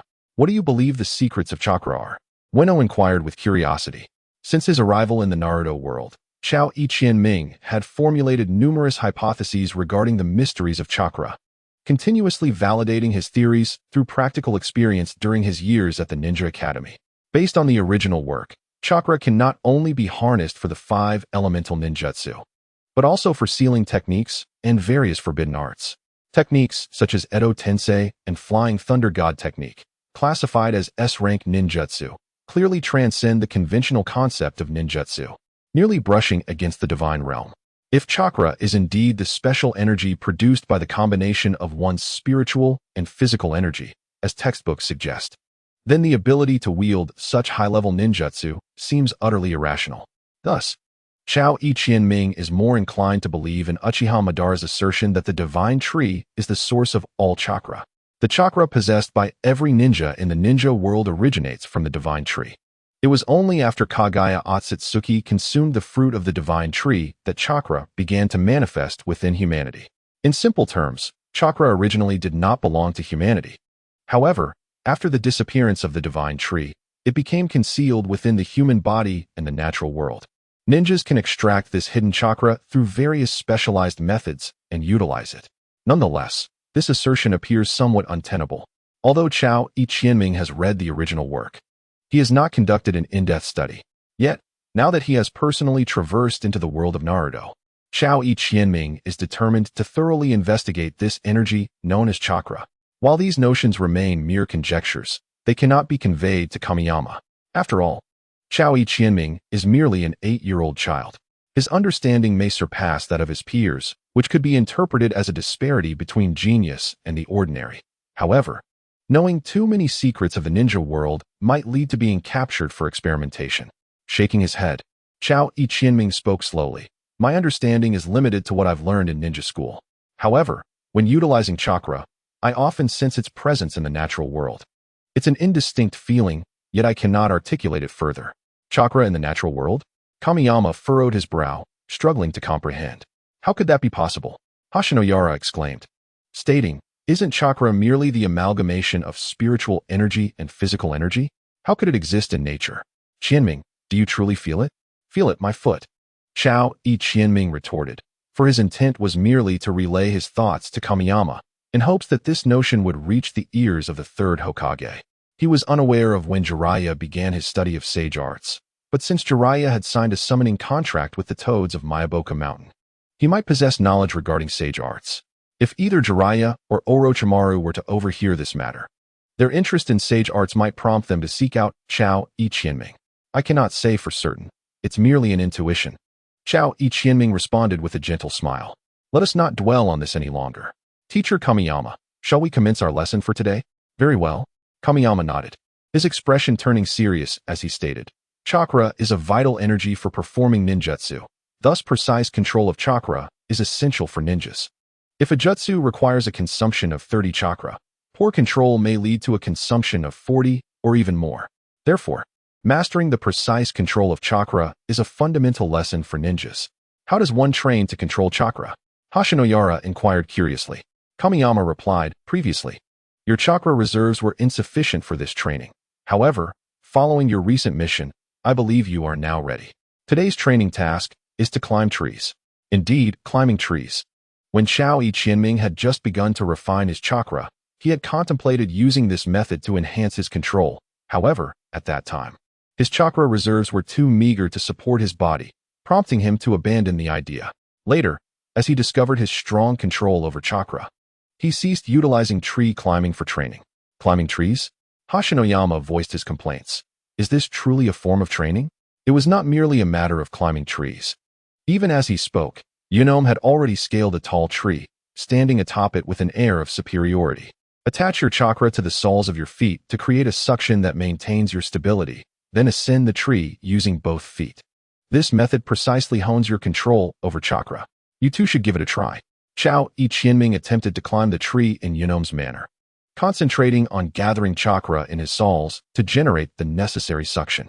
Initially, it proved somewhat challenging, but with a bit of adaptation, Chao Qianming soon grasped the essence of the technique. Merely controlling the chakra to ensure his feet adhered to the trunk was insufficient. The critical aspect was to sustain the output of chakra. Should the chakra diminish, he would plummet from the tree, yet an excess would leave an imprint on the bark. Goodness, this cannot be, Hashinoyama exclaimed, watching as Chao Qianming managed to hang upside down from the tree, his mouth agape in disbelief at the astonishing sight. Ah, Hashinoyama, it seems you have indeed been surpassed by your juniors, Yunom remarked, unabashedly inciting rivalry. How infuriating. Hashinoyama gritted his teeth and took off running toward the tree once more. But after only a few steps, he fell with a resounding thud. Chao Qianming, curious, inquired, Hashinoyama, did you not study medical ninjutsu? Mastering medical ninjutsu requires precise chakra control. Before he could finish, Yunom interjected, if he possessed such strong chakra control, his mother would have long since recruited him as a medical ninja, rather than risking his life on missions with me. So that is how it is. Chao Qianming mused silently. Very well, Hashinoyama, I must take Qianming to the next training. You must strive diligently, and above all, do not slack off. Yunom waved goodbye to Hashinoyama before leading Chao Qianming away. You too, just wait. Hashinoyama shouted resentfully at their retreating figures. Yunom and Chao Qianming arrived beside a small river, where Yunom casually remarked, your swift adaptation to tree climbing suggests that walking on water should pose little challenge for you. With that, Yunom stepped onto the water's surface, demonstrating the technique for Chao Qianming. This training required gathering chakra at the soles to create a repelling force while maintaining balance above the water. However, the difficulty lay in continuously adjusting the chakra in response to the water's currents. Although this exercise is similar to tree climbing, its complexity is several times greater. Chao Qianming analyzed. Very astute. Tree climbing develops chakra maintenance, while walking on water enhances chakra adjustment. Now give it a try, Yunom encouraged. Understood. 7 days later, Yunom decisively sent Chao Qianming away, devoting his full attention to guiding Hashinoyama in his training, expressing his desire not to see Chao Qianming again for the foreseeable future. In response, Chao Qianming felt utterly powerless. On the first day of training, Chao Qianming successfully completed the exercises of climbing trees and walking on water, demonstrating remarkable control over his chakra, rendering these tasks effortless for him. Observing Chao's exceptional chakra manipulation, Uenomi contemplated imparting a few advanced ninjutsu techniques to enhance his own self-preservation skills for future missions. Thus, Uenomi began to teach Chao Qianming various earth-style ninjutsu and other practical techniques. However, a challenge soon arose. Unlike other ninjutsu and forbidden techniques, elemental attack ninjutsu demands rigorous control over chakra from the practitioner, and this was precisely Chao Qianming's forte. With just a few rounds of practice, he was able to master any technique placed in his hands. In a mere 7 days, he had acquired 7 ninjutsu from Uenomi, which left Uenomi feeling disheartened, leading him to dismiss Chao Qianming. Yet, this turn of events proved beneficial for Chao Qianming. Acquiring an excessive number of techniques in a short period might hinder his complete understanding of them. Moreover, his current chakra reserves were insufficient to utilize many techniques effectively. Regardless of how many ninjutsu he mastered, he might still struggle to employ them in battle. For Chao Qianming, the priority remained fundamental training to establish a solid foundation. Only when his body matured and his chakra reserves reached a certain level could he aspire to soar to great heights. While this path might suit an ordinary individual, Chao Qianming harbored grander ambitions. He was unwilling to settle for a future as merely an elite jonin, akin to the powerful Kakashi, who, despite appearing formidable, often found himself powerless against genuine adversaries. Although foundational training was essential, it was also time to explore the medical field at Konoha Hospital. Thanks to an introduction from his mother, Hashinoyara, Chao Qianming easily infiltrated Konoha Hospital, gaining exposure to the knowledge of medical ninjas. To become a competent medical ninja, one must undergo years of training to learn anatomy, pharmacology, and a plethora of foundational knowledge. The novice Chao Qianming found himself overwhelmed initially.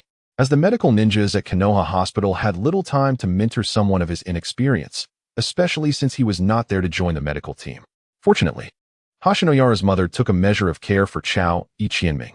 Besides recommending some basic texts, she allowed him to observe the treatment of various injuries and explained how to handle different types of external wounds.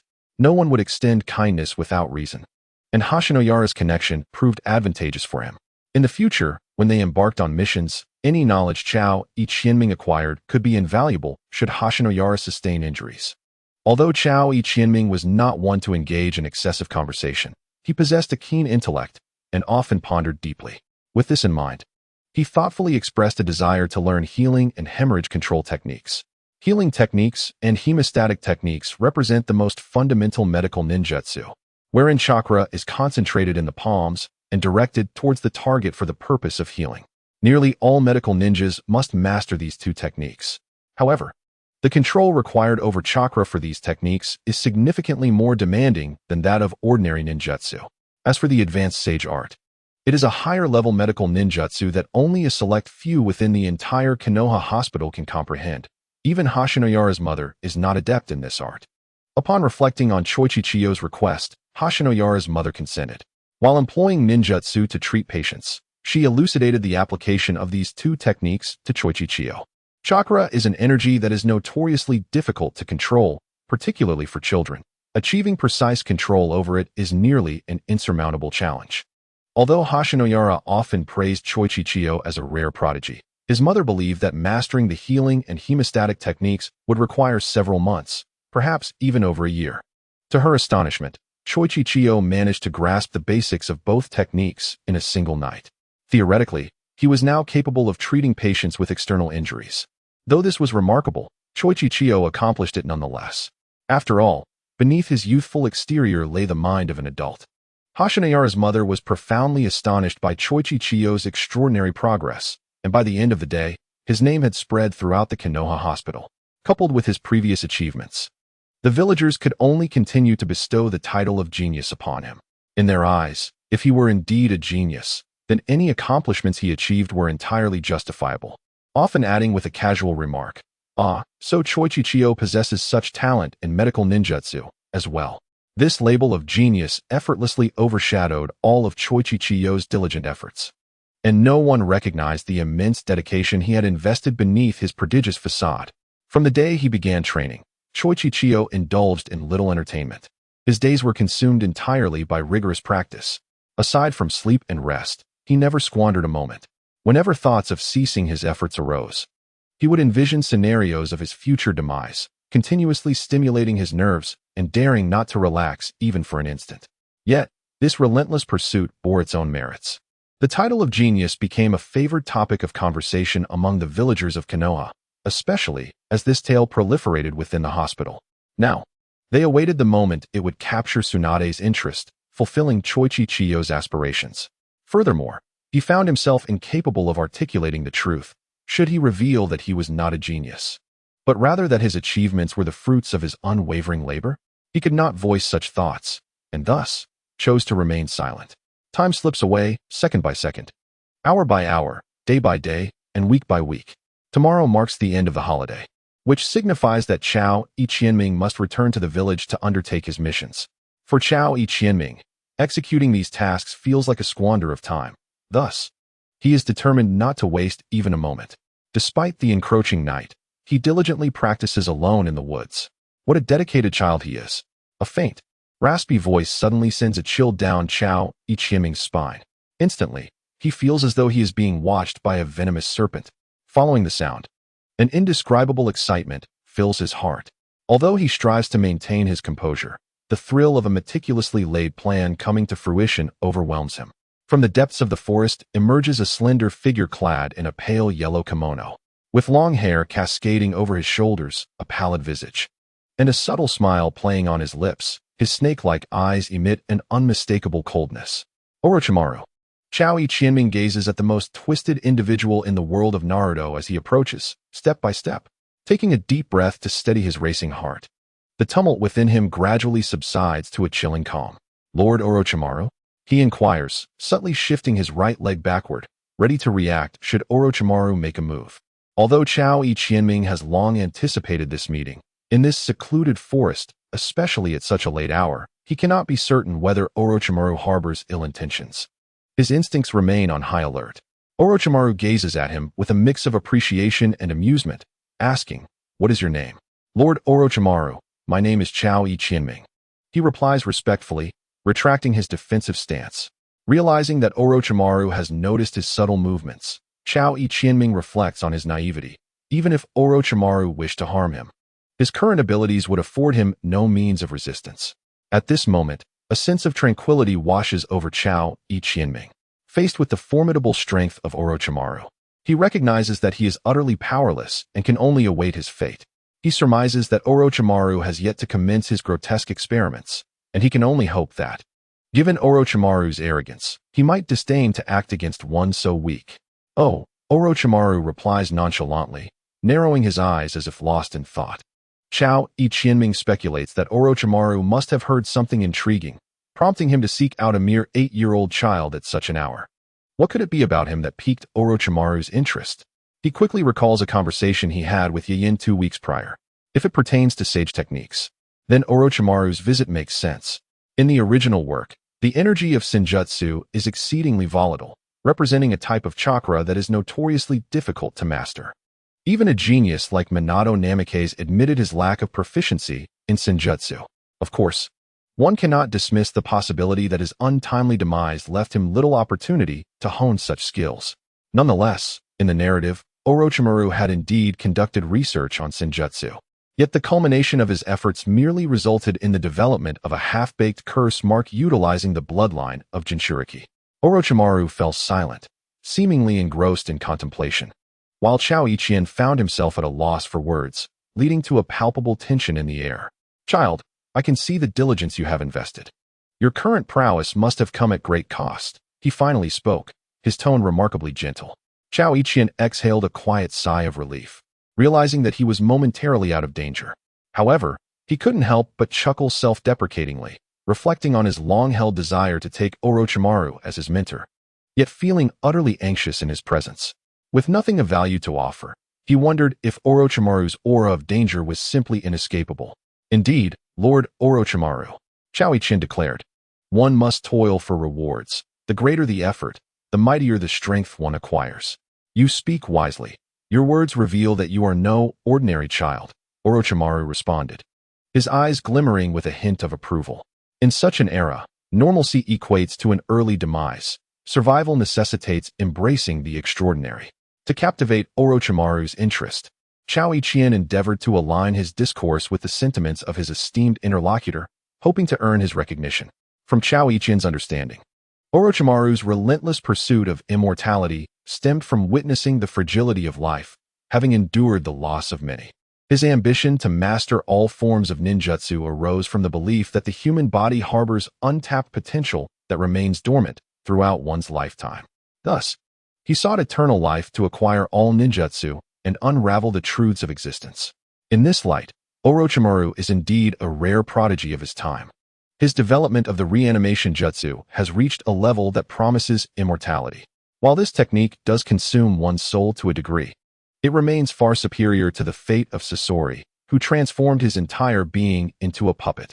"Indeed, human life is exceedingly fragile," Orochimaru remarked, extending his tongue to lick his lips in agreement. "Do even formidable beings like you, Lord Orochimaru, share this sentiment?" Chao Qian inquired, feigning curiosity. "Huh, Chao Qian. I shall remember you," Orochimaru replied, seemingly unwilling to continue on that topic. With that, he dissipated into a cloud of smoke.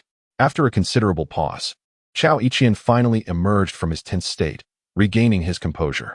Though Chao Qianming constantly admonished himself not to succumb to tension, each time he felt he could finally relax, he would immediately become anxious once more. Ultimately, the disparity in strength between the two parties was simply insurmountable. Facing a formidable and somewhat deranged figure like Orochimaru, it was likely that few could remain unperturbed.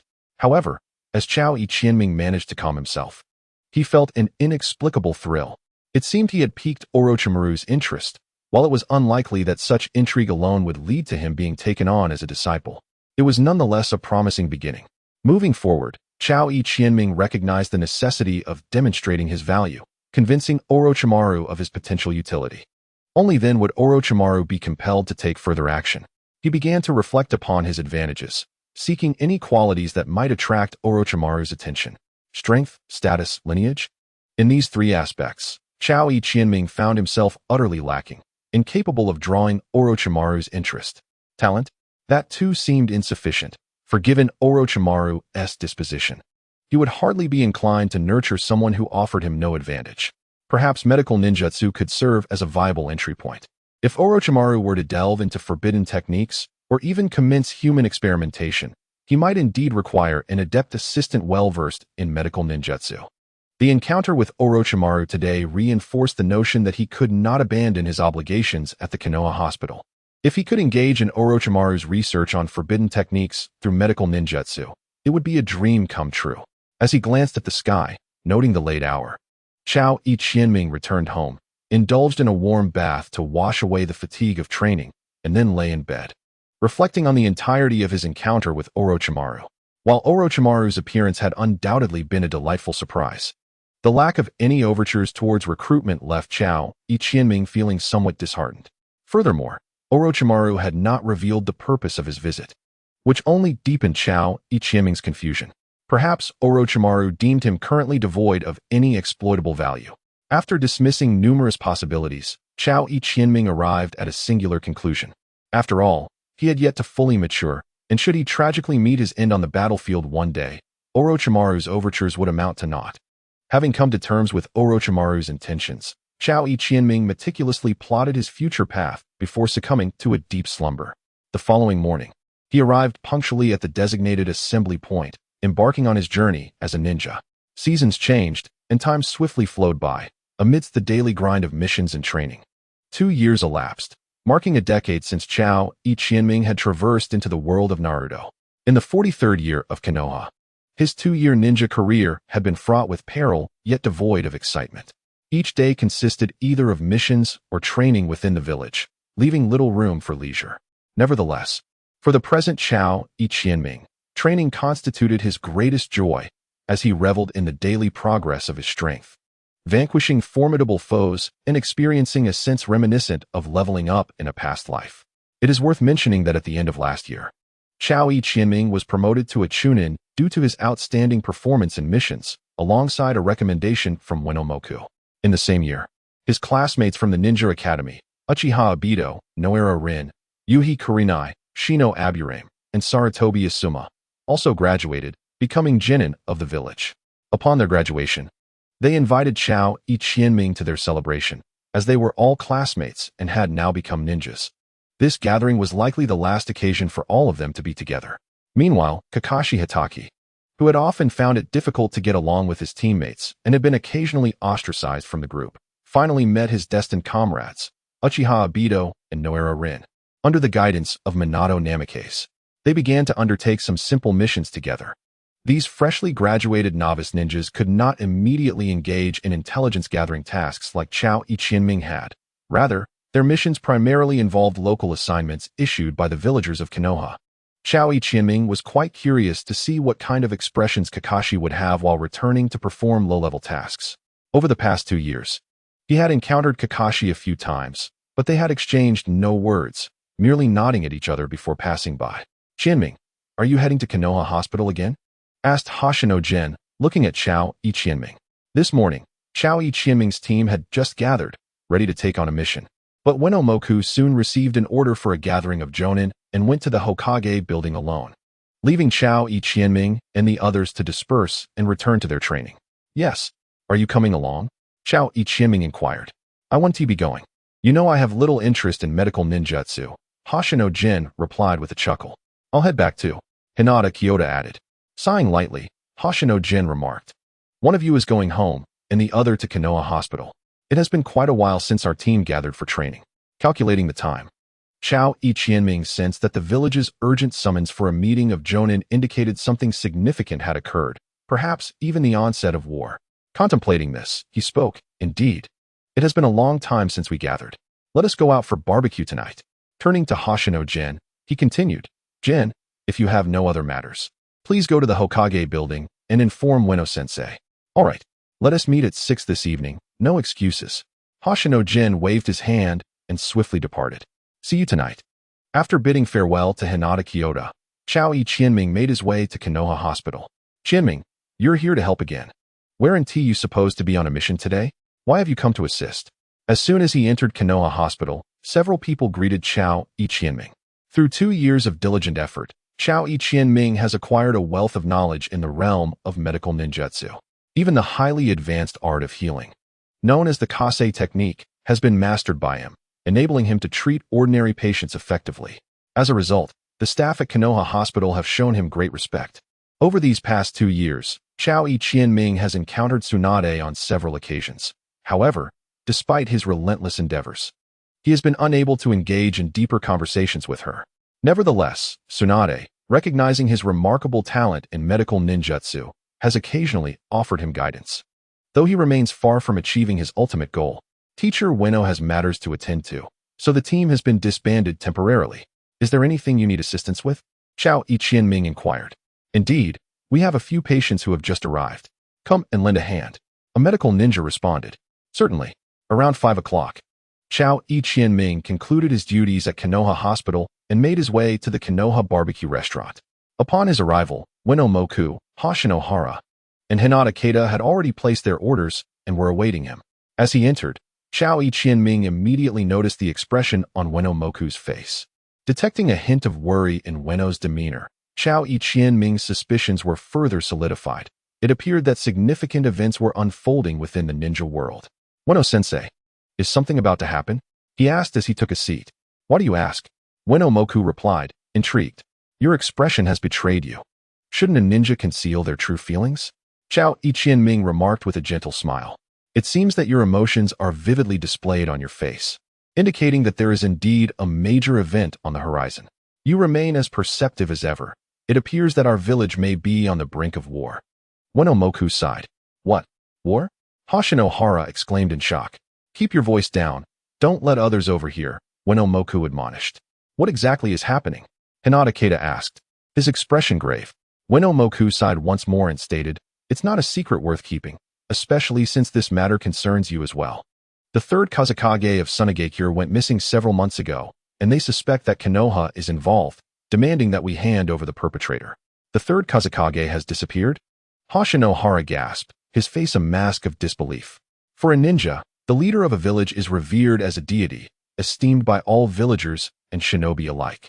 Moreover, the leader holds immense power within the village, and the disappearance of the third Kazekage is undoubtedly a significant piece of news within the ninja world.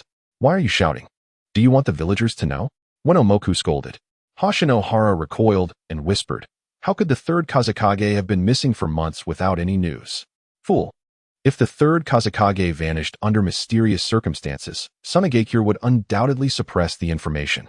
Hinata Keita retorted, casting a scornful glance at Hoshino Hara. Besides, the ninjas of Sunagakure must have searched for their Kazekage. If he truly has been missing for months, it is likely that he perished outside the village. But why does Sunagakure accuse us of being responsible? Hoshino Hara queried, perplexed. Ueno explained that during the time when the third Kazekage went missing, it coincided with our Leaf Village's delegation negotiating in Sunagakure. Thus, Sunagakure suspects that our Leaf ninjas may have assassinated their leader. If the people of Sunagakure firmly believe that we are responsible for the death of the third Kazekage, it appears we are on the brink of war with them. Analyzed Chao Qianming. Ueno nodded in agreement, stating that in a few days, the village would dispatch ninjas to the borders of the Land of Fire and the Land of Wind to guard against a potential sneak attack from Sunagakure. If all goes as expected, our team would also be sent to the border to carry out reconnaissance duties. How splendid. If we can achieve great merit on the battlefield, I might even be promoted to Jonin, exclaimed Hoshino Jin, instantly invigorated at the prospect of war with Sunagakure. Fool. Ueno reprimanded sharply. Do you understand what war entails? With your skills, you would be among the first to perish on the battlefield. The prospect of being dispatched to the front lines was somewhat unexpected, yet upon reflection, it was entirely reasonable. Ueno, as a jonin of the village, would surely be sent to the front in times of war. Hinata Chitai, belonging to the esteemed Hinata clan, possessed the invaluable Byakugan, an asset in warfare. Most importantly, He was a branch member of the Hinata clan, meaning his sacrifice would not elicit excessive concern from the main family. Furthermore, the team included Chao Ichienming and Hoshino Jin, both proficient in medical ninjutsu. To exclude such a capable team from this mission would be a gross oversight on the part of the higher-ups in Konoha. In war, no one is exempt. And should the situation become dire, even the Hokage must take to the field. However, one matter did surprise Chao Ichienming. Although the original tale stated that the third Kazekage was slain by Sasori of the Red Sand and turned into a puppet, the third Kazekage of Sunagakure was renowned as the strongest Kazekage, with his iron sand techniques perfectly countering puppet techniques. How then did Sasori manage to defeat the third Kazekage? Have they uncovered the true culprit? Chao Ichienming inquired, his brow furrowed. Ueno shook his head and replied nonchalantly. It is precisely because they have yet to identify the murderer that the village is in such a state of alarm. The people of Sunagakure are agitated and preparing for conflict with us. Logically, if Sasori had indeed killed the third Kazekage, he would have fled immediately. Moreover, as a prodigy of Sunagakure and the sole grandson of Elder Chiyo, his defection would undoubtedly cause an uproar throughout the village. Given the timing of the Kazekage's disappearance, it seems implausible that no one would connect this incident to Sasori. Could it be that Elder Chiyo suppressed the news of her grandson's defection? If that were true, it would be quite intriguing. A slight smile graced Chao Ichienming's face. Should evidence be found linking Sasori to the third Kazekage's demise, and this information be exposed, it would undoubtedly undermine Chiyo's standing in Sunagakure. Chiyo, the elderly matriarch, has harbored a profound enmity towards the Hidden Leaf Village over the years.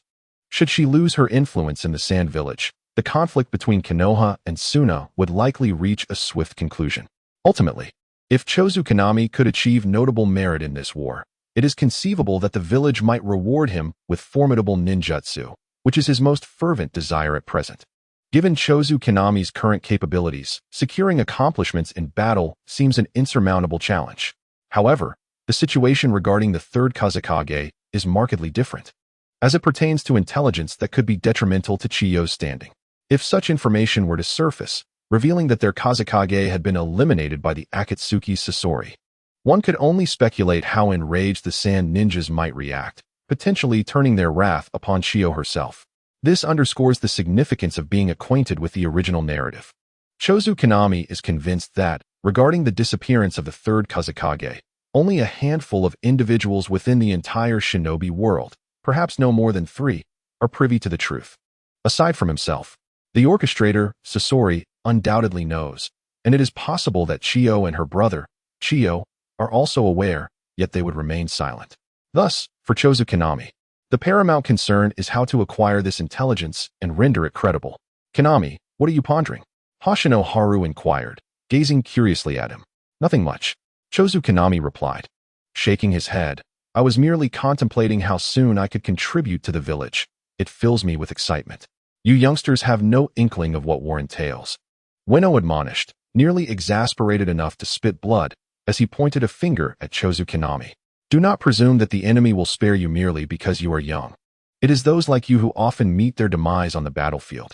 Rest assured, Ueno-sensei, I shall exercise caution. Chozu Konami retorted. Currently, it is merely a reconnaissance mission, and we will not engage the enemy just yet. Should war break out, the 3 of you must remain vigilant. Even in my absence, do not separate.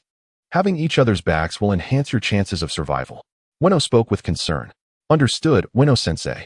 Chozu Konami and his companions responded in unison. Very well. Return home early tonight to rest. I shall inform you of the specific gathering time later. Ueno glanced at the clock, addressing the trio. Do not overexert yourselves in training these next few days, especially you. Konami, prepare yourself, for you will soon have much to handle. Understood. Chozu Konami replied. We shall take our leave now, Ueno-sensei.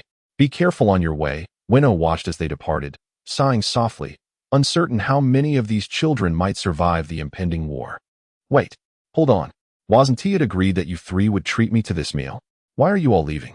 The following morning, Chozu Konami returned to the Konoha hospital, intent on leveraging his connections there to procure some vital supplies such as bandages and antidotes. These items are invaluable resources on the battlefield and could prove life-saving in critical moments. Chinming, why are you here so early today? Don't you have a mission to execute? As Chao Ichienming stepped into the Konoha hospital, A boisterous female voice caught his attention. Turning around, he was surprised to see Tsunade. Sister Tsunade, you are here early too. After more than 2 years of camaraderie, Chao Qianming had developed a certain familiarity with Tsunade. Their relationship had flourished, especially since Chao Qianming often sought to cultivate a closer bond with her. I'm about to head to the Land of Wind for a mission. I have a good rapport with the hospital and came to collect some hemostatic bandages and antidotes. They might come in handy, Chao Qianming said innocently. Given Tsunade's status in the village, she was undoubtedly aware of the conflict between Konoha and Sunagakure, especially since Chiyo, a notable figure from Sunagakure, was Tsunade's old rival. Thus, Chao Qianming intentionally revealed his impending mission to signify that he was heading to the battlefield. Tsunade's brother and lover had perished in the Second Great Ninja War, so this topic would inevitably touch upon her most vulnerable sentiments, even if she currently appeared perfectly composed. As expected, upon hearing Chao Qianming's words, a shadow of melancholy crossed Tsunade's face, clearly recalling some painful memories. Although it was despicable to exploit a woman's emotional vulnerabilities for deceit, Chao Qianming found himself with little choice. To survive and grow stronger, he needed a powerful mentor to guide his training and impart wisdom. Navigating the path alone was ultimately misguided. A slight misstep could squander years of effort. Had Chao Qianming been born into a prestigious clan like the Uchiha or Hyuga, he would not have been burdened with such concerns. Yet, as a war orphan, his only avenue was to learn from formidable ninjas. Without the guidance of figures like Yamamoto and Ueno, he would not have achieved his current standing. What are you going to the Land of Wind for? Tsunade inquired, furrowing her brow. To carry out a mission, Chao Qianming replied. The Land of Wind is perilous right now. You must not go, Tsunade said seriously. Her gaze fixed on him, her tone laced with anger. That simply won't do. I am a chunin of the village. How could I shirk my duties? Chao Qianming feigned discontent, asserting with earnestness, besides, if I can achieve merit this time, I might even be promoted to Jonin, bringing me one step closer to the position of Hokage. Upon hearing this, Tsunade fell silent, her expression darkening as she regarded Chao Qianming, lost in thought. During this period, Tsunade had witnessed numerous loved ones perish in the quest for the Hokage title, leading to an internal conflict within her. Otherwise, she would not have left Konoha to wander the ninja world alone with Shizune. If you seek death, then by all means go. After a prolonged silence, Tsunade suddenly exclaimed in anger before turning to leave. Sister Tsunade, Chao Qianming called after her, and once her figure had vanished, he shook his head slightly. Having analyzed Tsunade's mindset for so long, he understood her feelings at this moment all too well. In the annals of history, the first and second Hokages, along with countless others, perished in pursuit of the illustrious title of Hokage. At this moment, when Tsunade hears of yet another individual chasing after such a revered name, her heart cannot help but stir with unease.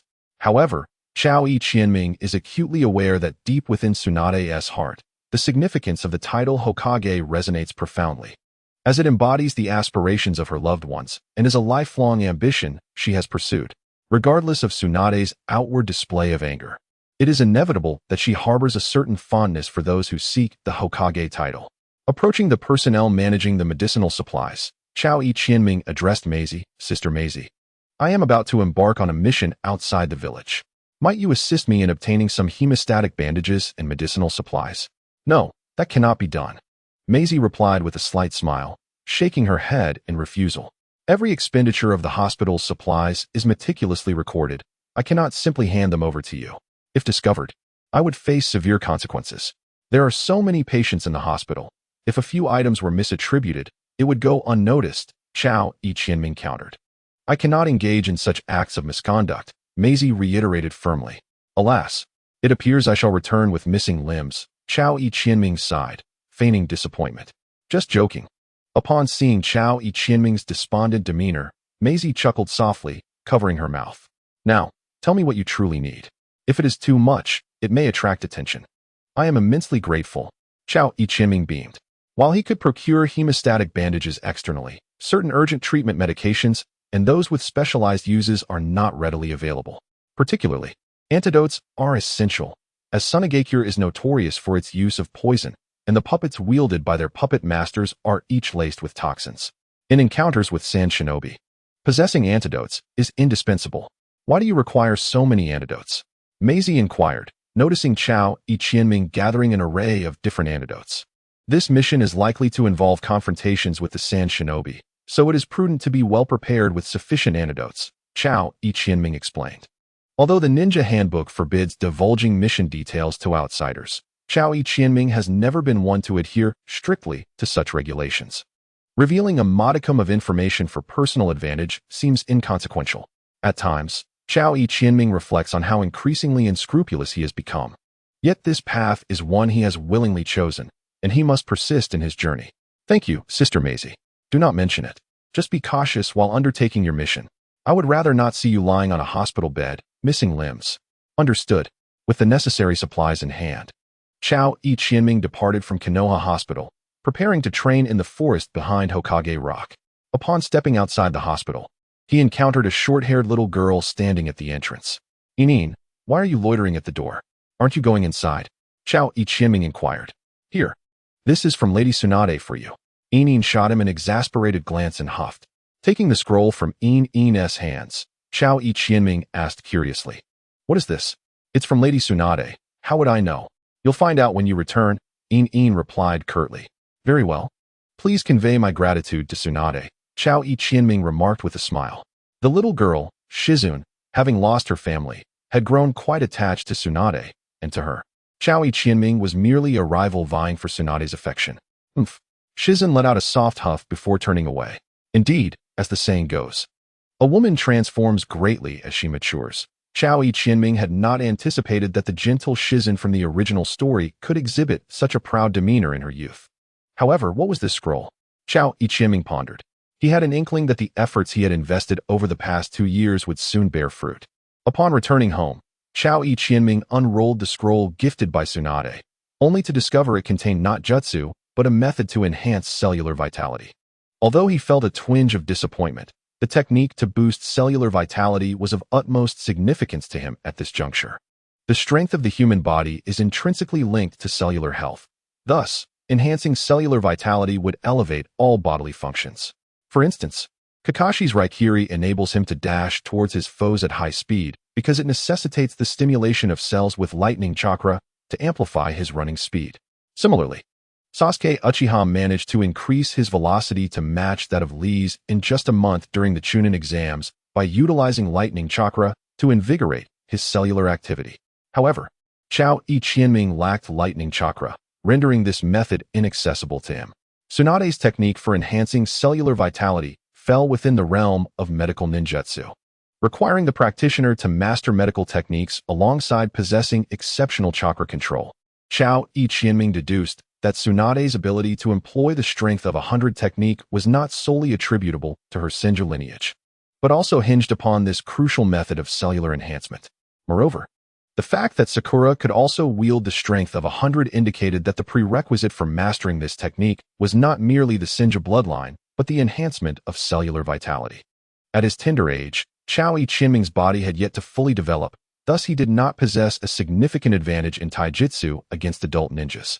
Nevertheless, by enhancing his cellular vitality, he could unleash greater prowess in his physical techniques.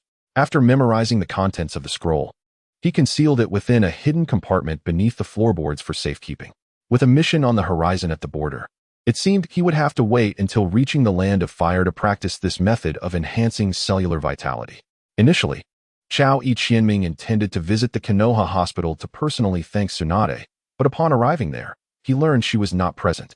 He then made his way to her home, only to find her absent as well.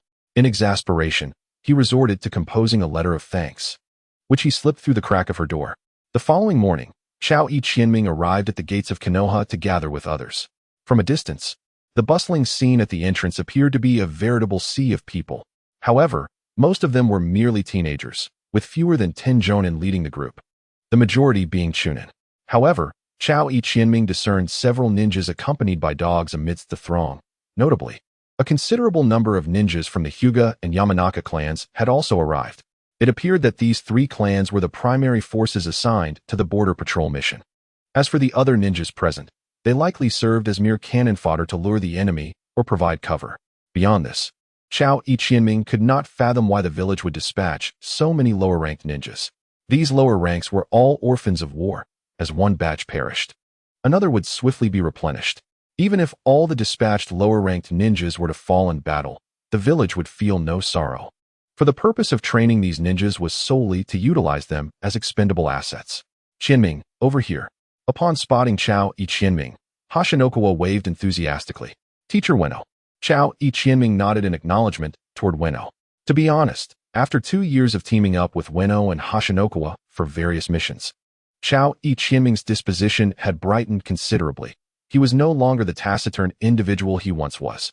However, witnessing the current scene cast a shadow upon his mood. Seemingly sensing Chao I Qianming's unease, Ueno placed a reassuring hand on his shoulder and gently said, "Do not dwell too much on it. Our squad is tasked with border patrol, and you 3 need only follow my lead." Chao I Qianming understood the implications of Ueno's words. By aligning himself with this elite ninja, he could evade the fate of being mere fodder. Although danger was still inevitable, it was certainly preferable to the fate awaiting those teams venturing into the land of wind to gather intelligence. Had it not been for his extraordinary talents displayed over the years, his current circumstances might have been drastically different. Fate is indeed a curious phenomenon. Chao I Qianming remarked with a sardonic smile. Do you concur, Qianming? Fate is indeed fascinating. A raspy voice suddenly resonated from behind him. It was Orochimaru, his tone laced with amusement. Lord Orochimaru. Ueno and the others immediately responded with utmost respect. Chao I Qianming noticed that everyone's initial reaction upon encountering Orochimaru was strikingly similar. Their bodies tensed, and their pupils slightly contracted, revealing their palpable anxiety. Despite Orochimaru's high esteem within the village, he exuded an unmistakable aura of danger that instilled fear in nearly all. Do you share this belief, Chao I Qianming? He inquired, narrowing his eyes in response. I look forward to your performance in this mission, Orochimaru remarked nonchalantly before turning to depart. Once Orochimaru had left, Hashinokawa eagerly tugged at Chao I Qianming and exclaimed, Qianming, Lord Orochimaru actually knows your name.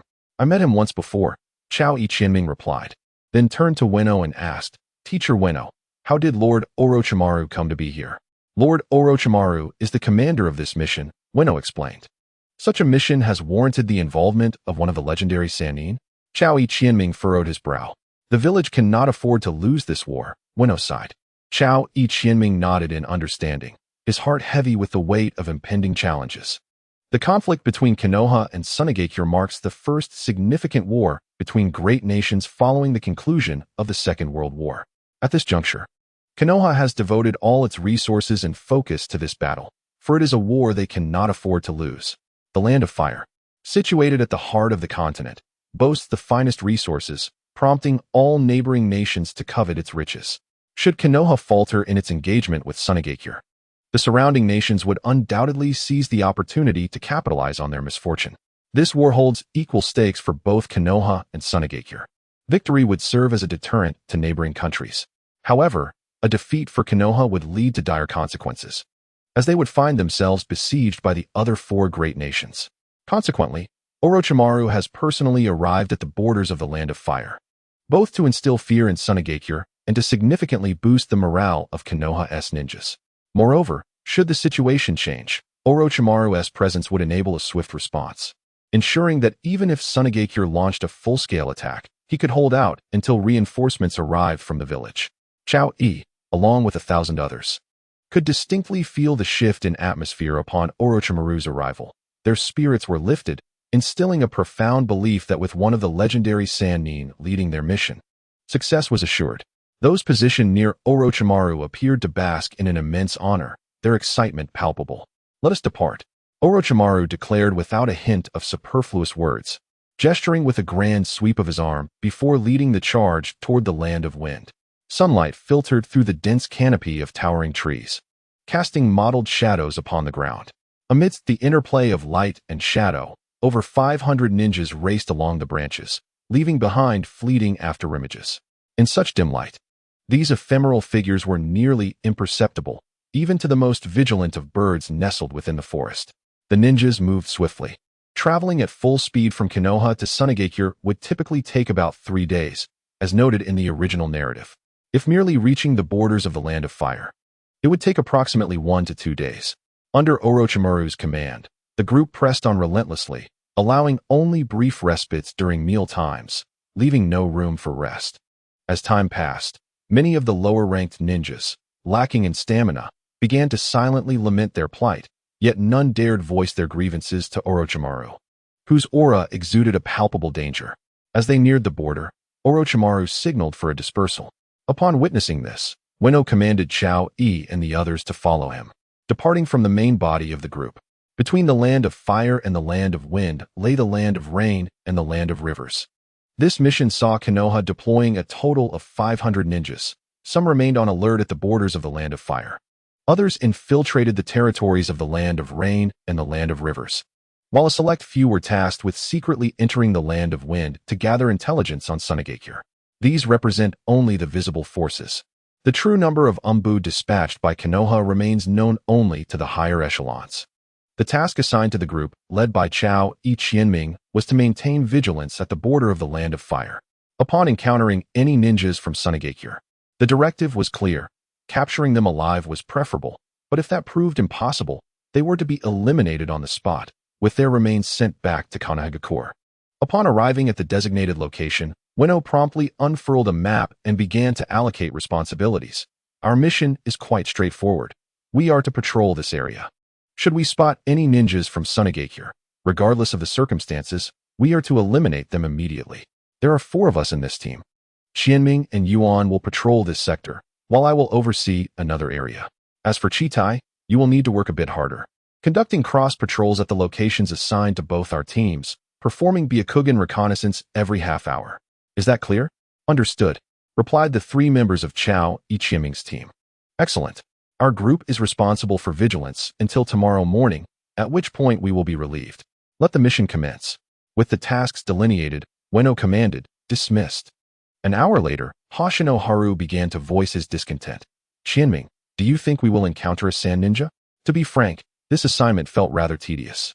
Given the current defensive arrangements by Konoha, it would be exceedingly challenging for a sand ninja to infiltrate the land of fire. Unless unforeseen circumstances arose, Chao E Qianming's team would likely manage to remain safe until Konoha engaged in formal hostilities with Sunagakure, thus enabling them to record a B-rank mission in their achievements. However, as the saying goes, even the most meticulous plans can have a flaw. Among the sand ninjas, there were indeed capable individuals who might succeed in breaching the defenses and infiltrating the land of fire. The possibility of conflict was not altogether absent. Moreover, any sand ninja who could breach Konoha's defenses would undoubtedly be an elite. Considering the strength of Chao E Qianming's team, encountering an enemy without reinforcements could lead to disastrous consequences. Are you eager to confront a sand ninja? Chao E Qianming retorted. Of course. Hoshino replied with enthusiasm. Do you not wish to achieve merit? Gently shaking his head, Chao E Qianming replied. One must first retain their life to claim any merit. Although Hoshino was not mindlessly reckless, he was the type who often lacked initiative and direction in critical situations. For a ninja of his caliber, achieving the rank of Chunin was nearly the pinnacle of his potential. Meanwhile, Chao E Qianming pondered how to legitimately procure evidence of the Red Sand Scorpion's involvement in the assassination of the 3rd Kazekage. Merely knowing the truth was insufficient. Tangible evidence was necessary to implicate the Red Sand Scorpion and accuse Chiyo of harboring a criminal and inciting conflict. However, at present, Chao E Qianming had no knowledge of the whereabouts of the Red Sand Scorpion, making the acquisition of evidence an insurmountable task. Even if he were to locate the Red Sand Scorpion, the outcome would likely be fatal. The night swiftly passed, and at dawn the next day, after coordinating with other squads, Ueno led Chao E Qianming to the Konoha encampment. The campsite was newly established, consisting of merely a dozen tents and around 20 ninjas. The ninjas stationed here were responsible for a nearby area, and similar encampments dotted the border. After a simple wash, Chao E Qianming stepped out of the camp and sought a secluded spot to sit cross-legged, attempting to cultivate a method to enhance cellular vitality. Chakra is a highly volatile energy, while human cells are exceedingly fragile. Tsunade's technique for boosting cellular activity demands exceptional control over chakra. If one were to recklessly practice this method without sufficient mastery, the consequences could range from minor injuries requiring hospitalization to severe paralysis. Unlike Raikage's direct application of lightning chakra to stimulate cells, Tsunade's approach employs medical ninjutsu to invigorate one's cellular activity with chakra, thereby augmenting the power of physical techniques. After approximately half an hour, Chao Qianming gradually rose and, adhering to the instructions inscribed on the scroll, directed his chakra towards his right arm before striking a large tree. The tremendous force caused the entire tree to sway, and the point of impact shattered a significant portion of it, showcasing remarkable power. Although his fist left several fine scratches on the bark, the effects of medical ninjutsu enabled rapid healing, restoring it in mere moments. Having conducted a preliminary trial, Chao Qianming discovered that this method primarily stimulates muscle tissue, resulting in a notable enhancement of strength, though it yielded little improvement in speed, contrary to the effects of lightning chakra stimulation. While he had grasped the technique, effective application during combat necessitated continuous practice. In the throes of danger, there is neither time nor energy to meticulously control chakra. Thus, Chao Qianming must transform this method of enhancing cellular vitality into an instinctive ability for it to be viable in battle. With a foundational understanding of this technique established, Chao Qianming promptly embarked on the next phase of his training, which involved enhancing cellular vitality while in motion. This method significantly bolstered his current capabilities, not only amplifying the potency of his physical techniques, but also serving to protect his meridians and muscles. Consequently, he would not suffer bodily harm from powerful attacks or complex maneuvers in the future. However, given his present level of chakra control, applying this technique in real combat would require further training. His initial focus would be on tree climbing exercises. While enhancing cellular vitality, he would allocate part of his focus to climbing, thereby improving his chakra control through multitasking. In order to gain greater recognition from the village, Chao Qianming understood that he must exhibit extraordinary talent, convincing the village leadership of his worthiness for development. He was aware of his circumstances. Perhaps, in a short span, he could leverage his mature mindset and astute tactical applications to achieve remarkable feats, thereby showcasing his innate talent and earning the perception of being a genius among others. However, there exists a fundamental distinction between Chao Qianming and Hatake Kakashi. Kakashi is a genuine prodigy, while Chao Qianming merely masquerades as a false genius, relying on a mature mindset and insights gleaned from reading the Naruto manga. Although Chao Qianming's current accomplishments surpass those of his peers, he is, after all, not a true genius. In his past life, he was merely an ordinary individual. If Chao Qianming wishes to maintain this advantage, he must acquire a greater knowledge of ninjutsu in preparation for learning forbidden techniques to enhance his strength in the future, especially with Tsunade willing to impart her formidable strength. Chao Qianming finds himself increasingly envious of her monstrous strength. The thought of unleashing a single punch that could rend the heavens and shake the earth is exhilarating. If Sakura could inherit Tsunade's legacy in just 3 years, Chao Qianming has every reason to believe he can achieve the same. What he needs to do now is to devise a way for Tsunade to pass on her monstrous strength to him. After once again falling from the tree, Chao Qianming shook his head with a wry smile and sighed. What was once a simple training regimen that he could complete effortlessly has now become exceedingly difficult. Balancing chakra to enhance cellular vitality while simultaneously maintaining chakra at his feet to stabilize himself on the tree is indeed no easy feat. Qianming, still training at this late hour? You truly are diligent. What is this? Are you struggling with such a fundamental exercise as tree climbing? Ueno emerged from the shadows of the forest, observing the disheveled Chao Qianming with a teasing smile. Ueno-sensei, Chao Qianming greeted, channeling chakra once more as he dashed towards the tree. 1 step, 2 steps, 3 steps, 10 steps. After another fall, he managed to twist his body in midair, finally landing on his feet without a clumsy tumble. Ueno-sensei, what brings you out here so late? Chao Qianming inquired. I noticed you were absent from the camp, so I came to check on you. I didn't expect to find you hidden away training here, Ueno remarked. It's rare to see someone your age dedicated to training so hard. However, don't overexert yourself. We have a mission to undertake tomorrow. Rest assured, I know my limits, Chao Qianming replied, as he charged towards the tree once more.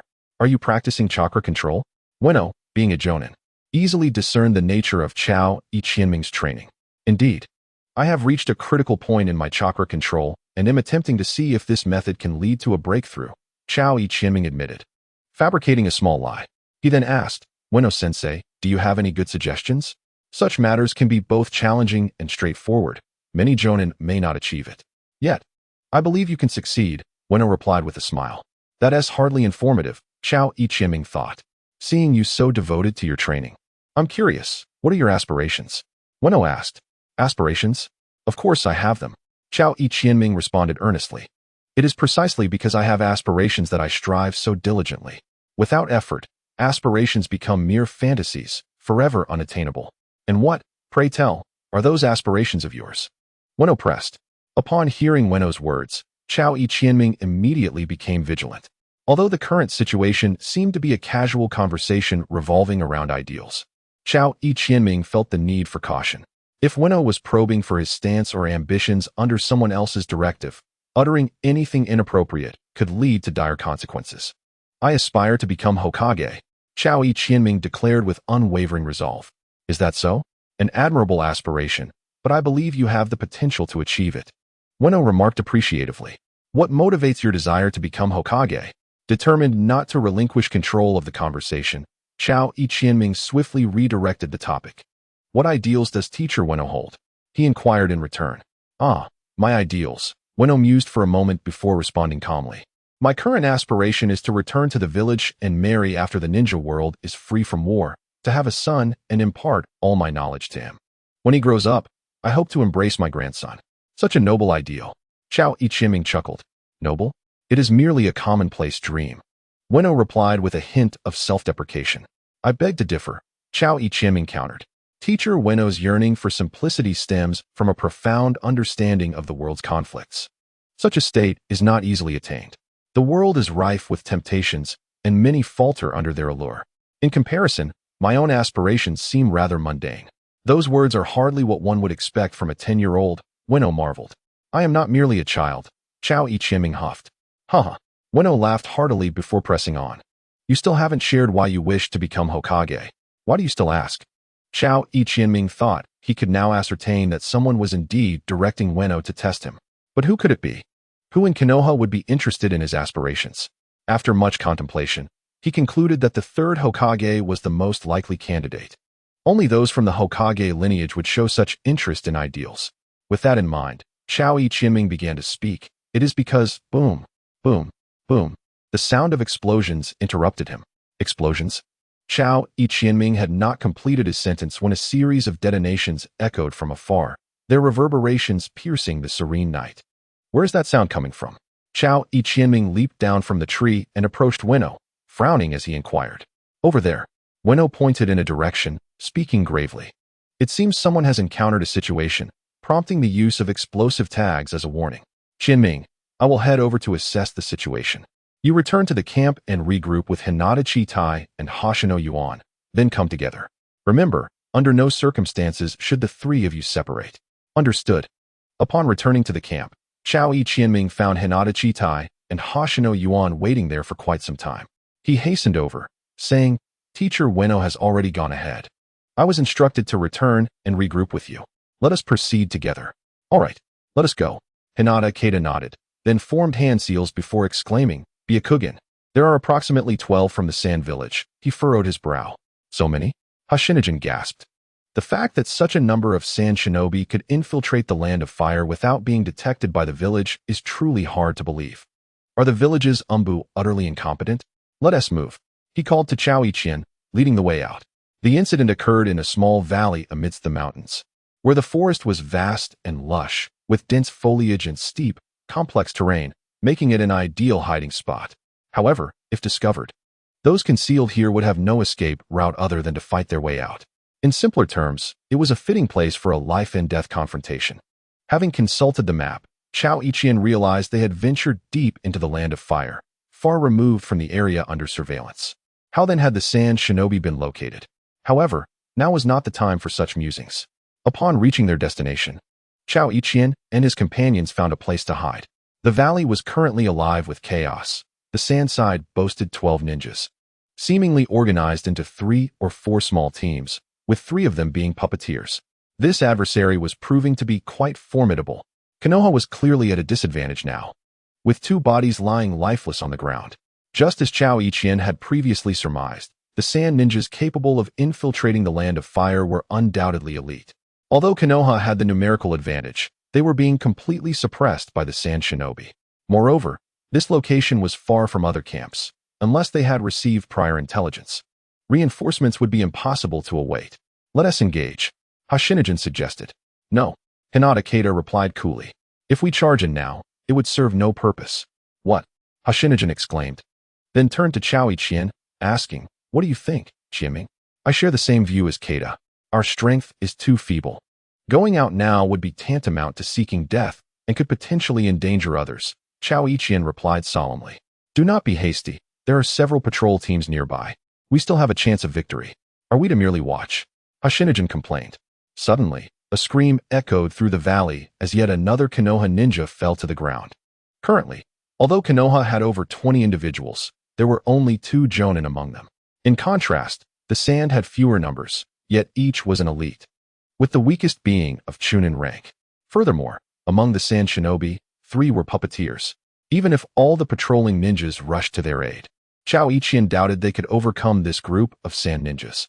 Moreover, the demeanor of the Sand shinobi suggested they were entirely unperturbed, showing no inclination to escape. Chao Ichien harbored doubts that they had received prior intelligence. Otherwise, their calmness while engaging the enemy within hostile territory was quite illogical. What shall we do? Hashinigan asked anxiously.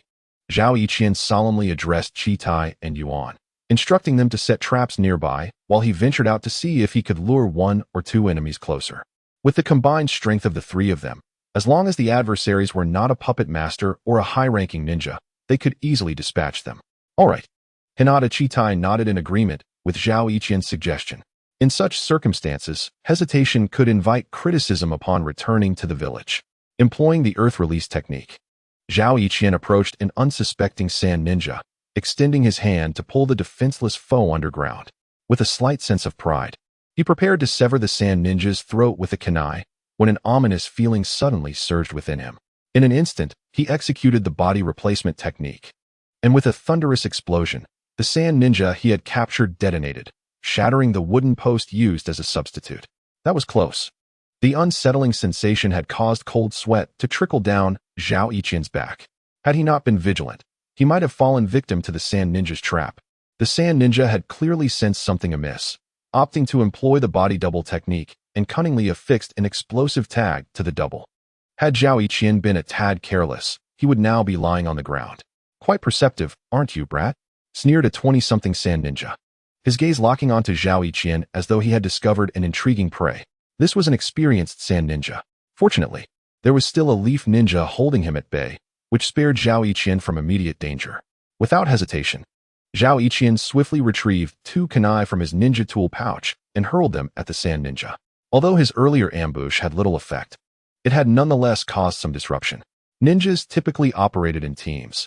Zhao Ichien's presence indicated that others were likely lurking in the shadows, waiting for their opportunity. Consequently, the Sand ninja acted with increased caution, exhibiting signs of hesitation, clearly wary of a potential surprise attack from his unseen allies. This situation was far better than the previous scene where the leaf ninja struggled alone. With Zhao Ichien joining the fray, the Sand ninja found himself in a precarious position, becoming increasingly vulnerable under the combined pressure of Zhao Ichien and the leaf ninja, sustaining injuries in mere moments. Be careful, the leaf ninja suddenly shouted. There was no need for a warning, as Zhao Ichien immediately employed the body replacement technique to evade an ambush from another Sand ninja. Simultaneously, he tossed a smoke bomb, and under the cover of the ensuing haze, he swiftly formed hand seals, transforming into the appearance of the previously encountered Sand ninja. He then dashed out of the smoke's confines. Namo, are you all right? The Sand ninja who had just attempted to ambush Zhao Ichien approached him and whispered, I'm fine. Thank you. Zhao Ichien, with his back turned to the Sand ninja, wore a smirk of derision as he swiftly plunged a kunai into the ninja's heart. Amidst a swirling fog, Chao Ichienming and his companions reverted to their original forms, while the unfortunate Sand ninja wore an expression of sheer astonishment. His mouth agape as if to utter something, yet his breath slipped away before any words could escape. Grasping the lifeless body of the fallen Sand ninja, he affixed 2 explosive tags to the corpse and summoned his strength, hurling it towards the Sand Chunin named Nanmu. Nanmu, evidently an elite among the Chunin, displayed remarkable vigilance. Even though he had just emerged from the fog, he deftly sidestepped the colossal projectile that Chao Ichienming had thrown. refraining from recklessly attempting to catch it merely because they hailed from the same village. The explosive tags detonated, obliterating the unfortunate sand ninja's body into mere fragments. Regrettably, Nama managed to escape unscathed. However, having dispatched a sand ninja upon his arrival, a faint smile crept upon Chao Iqianming's lips, a sense of pride swelling within him, albeit tempered by caution. At that moment, 11 sand ninjas remained on the battlefield, with at least half possessing the prowess of Jounin, placing Konoha at a distinct disadvantage. In a mere span of time, 2 more from Konoha had perished, rendering the situation increasingly dire for them. Casting a glance at Weno, Chao Iqianming noted that the latter appeared gravely injured, his body marred by wounds, his expression disheveled, and his movements erratic, suggesting that he may have been poisoned. The puppet master of the sand village proved to be a formidable adversary indeed. "You little brat, I shall slay you," Nama seethed, casting a venomous glare at Chao Iqianming before forming hand seals and charging forth. Wind release, wind blade. As the ninjutsu manifested, Chao Iqianming could almost perceive a tangible blade of wind hurtling towards him. In response, he swiftly formed hand seals. Earth release, earth wall. A wall of earth rose from the ground, shielding Chao Iqianming and simultaneously obstructing Nanma's technique. Seizing the opportunity provided by the earthen barrier, Chao Iqianming promptly burrowed underground, grasping hold of Nanmu's feet, rendering him defenseless as he was dragged beneath the surface, save for his head protruding above the ground. Emerging from the earth, Chao Iqianming prepared to execute the earth release, heart decapitation technique, a tactic he had previously employed. In the realm of ninja combat, it is generally unwise to employ the same technique against the same opponent, barring those overwhelmingly powerful techniques that can decisively crush the enemy. Once an adversary has witnessed your technique, they will undoubtedly devise a countermeasure. Thus, repetition could lead to your own undoing. In the original narrative, even the formidable Six Paths Pain faced dire consequences when his techniques were deciphered by Konoha, nearly succumbing to Naruto, who had mastered sage arts. Moreover, the heart decapitation technique had already been countered by the enemy during its initial use. Upon emerging from the earth, Chao Iqianming retreated without a second thought for the ensnared Nanmu, fully aware that his technique would yield no further efficacy. Die? Nanma's figure materialized behind Chao Iqianming, a kunai poised to strike. With determination, Chao Iqianming gritted his teeth and unleashed his own ninjutsu. Transformation technique. With a resounding bang, Chao Iqianming transformed into a log used for the substitution technique just before being pierced by the shuriken. As a log, Chao Iqianming could distinctly feel the pain of the shuriken embedding itself in his body, nearly causing him to lose control of the chakra needed for the transformation. Fortunately, he managed to endure the pain. Otherwise, once the transformation was undone, all would have been in vain. Damn it, this will surely be repaid, Chao Iqianming thought bitterly. Substitution technique. Nanmu furrowed his brow, cautiously scanning the surroundings for any sign of Chao Iqianming's ambush. After releasing the transformation, Chao Iqianming, gripping the shuriken with a hint of ruthlessness, swiftly severed Nanmu's throat, blood splattering everywhere. Chao Iqianming acted with remarkable speed, leaving Nanmu only enough time to emit a brief, anguished cry before silence enveloped him. Chao Iqianming could vividly perceive the astonishment and resentment in Nanmu's eyes as he fell. Excellent. I have eliminated 2. My efforts have been justified. The bounty was rich, having taken down 2 sand shinobi, a feat worthy of pride. However, the continuous use of ninjutsu had drained most of Chao Iqianming's chakra, and with his current injuries, persisting in battle would inevitably lead to his demise. Whoosh, whoosh. 2 figures materialized before Chao Iqianming, one of whom was a jonin, clearly intent on ending his life. Fortunately, for Leaf Village ninjas had followed closely, ensuring that Chao Iqianming would not face the 2 sand shinobi alone. They hold me in high regard, Chao Iqianming scoffed, then turned to flee. This action left not only the sand shinobi momentarily stunned, but also the supporting Leaf ninjas bewildered. What is happening? Why is he running away? Uncertain whether the 2 sand shinobi would pursue him, Chao Iqianming knew he had to escape swiftly. Having killed 2 sand shinobi had stirred significant attention. The sand faction would surely not rest until Chao Iqianming was dead. Additionally, the wound inflicted by Nanmu required urgent attention. Pursue. The 2 sand shinobi exchanged glances, then looked at the 4 leaf ninjas before making their decision. To chase. Initially, The two sand shinobi had doubted whether Chao Yiqianming's retreat was a trap. With 4 ninjas on the leaf side, they clearly had the advantage, and logically, Chao Yiqianming should not be fleeing. However, upon observing his injuries and the bewildered expressions of the leaf ninjas, they quickly concluded that this was no ambush. Otherwise, their comrades would be aware. Though the leaf ninjas primarily consisted of cannon fodder, it was proven that even such fighters could, at times, fulfill their purpose. One expression had served as a significant assist. Here they come. Hidden within the dense foliage, Hinata Chitai activated his Byakugan, observing Chao Yiqianming rushing toward him, along with the 2 pursuing sand shinobi, and alerted Xingyuan. Understood. Hoshino nodded thoughtfully, then drew out a kunai and placed it on a steel wire, waiting for the enemy to take the bait before severing the wire. You little brat. Having killed 2 of us, do you think you can simply escape? The Jonin's speed was remarkable, and in mere moments he caught up with Chao Yiqianming, swiftly forming hand seals. Wind release. 1,000 faces of wind. A multitude of razor-sharp wind blades erupted from the mouth of the sand-hidden Jonin, rushing towards Chao Yiqianming. Earth release. Earth barrier. Chao Yiqianming hastily employed his ninjutsu to defend himself. However, the disparity in their techniques was glaring. The wall created by his earth release was swiftly reduced to fragments by the wind blades. Fortunately, thanks to the earth barrier, Chao Yiqianming managed to burrow into the ground just in time, narrowly escaping disaster. Having evaded the enemy's ninjutsu, Chao Yiqianming quickly emerged from the earth, continuing his sprint towards the trap. In the midst of battle, recklessly diving underground was perilous. If the enemy utilized earth release, they could easily crush Chao Yiqianming into oblivion. Hand seals. Shadow clone technique. While running, Chao Yiqianming executed the shadow clone technique, creating 3 copies of himself that dashed in different directions, hoping to buy himself a moment of respite from the relentless Jonin. You little brat. Do you think mere shadow clones can deceive me? The sand-hidden Jonin bellowed with a sinister laugh, launching a kick directly at Chao Yiqianming's true body. Raising his right hand to barely block the Jonin's assault, he was nonetheless sent flying by the overwhelming force of the adult's attack. Struggling midair, Chao Yiqianming managed to twist his body to avoid a humiliating fall. Blood continued to seep from the wound on his left shoulder. But he had no time to attend to such trivial injuries. The ferocious onslaught from the Jonin left him no opportunity to perform hand seals and unleash his own ninjutsu.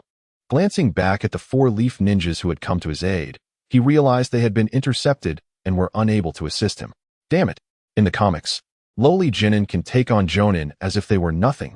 With a burst of energy, even a formidable boss could be vanquished.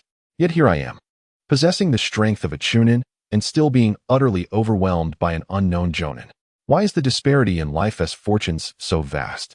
Yet, it must be said, the method Tsunade had imparted to enhance cellular vitality was indeed powerful. Though Chao Yiqianming's strength was far inferior to that of the sand-hidden Jonin, he felt like a mere human punching bag under the relentless barrage of physical strikes. Nevertheless, after boosting his cellular vitality, even the pain from being struck felt muted. The sensation of pain dissipated swiftly after each blow. However, despite this, the wounds on Chao Yiqianming multiplied. His limbs grew increasingly heavy, and his vision began to blur. As blood continued to flow from his injuries, he felt his strength waning rapidly. He had truly reached his limit. In the forest, no? If this continues, Qianming will be killed. I must go out to help him. Hoshino exclaimed anxiously, observing Chao Yiqianming's dire plight. You cannot go out.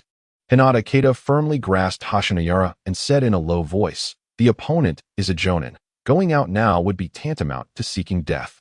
Are we to stand idly by while 1,000 lives are extinguished? Hoshinoyara growled back, just wait a bit longer.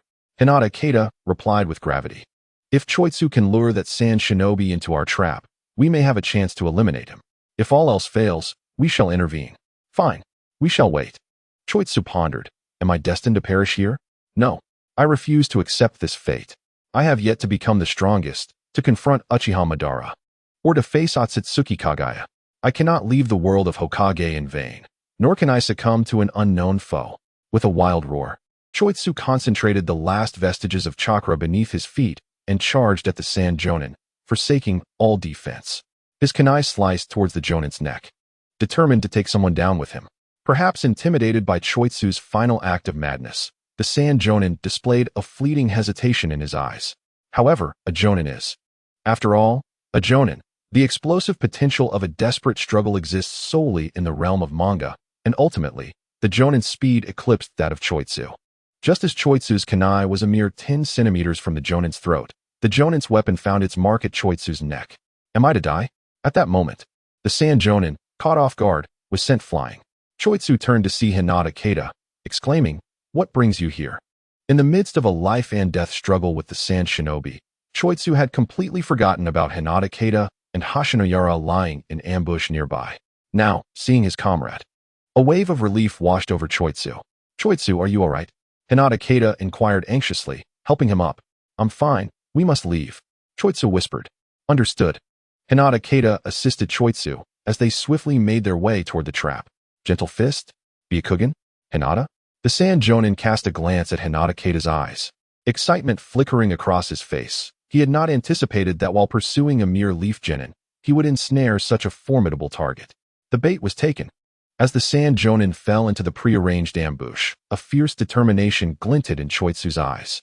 Swish, swish, swish, boom, boom, boom. Countless kunai and shuriken, laden with explosive tags, hurtled toward the sand jonin.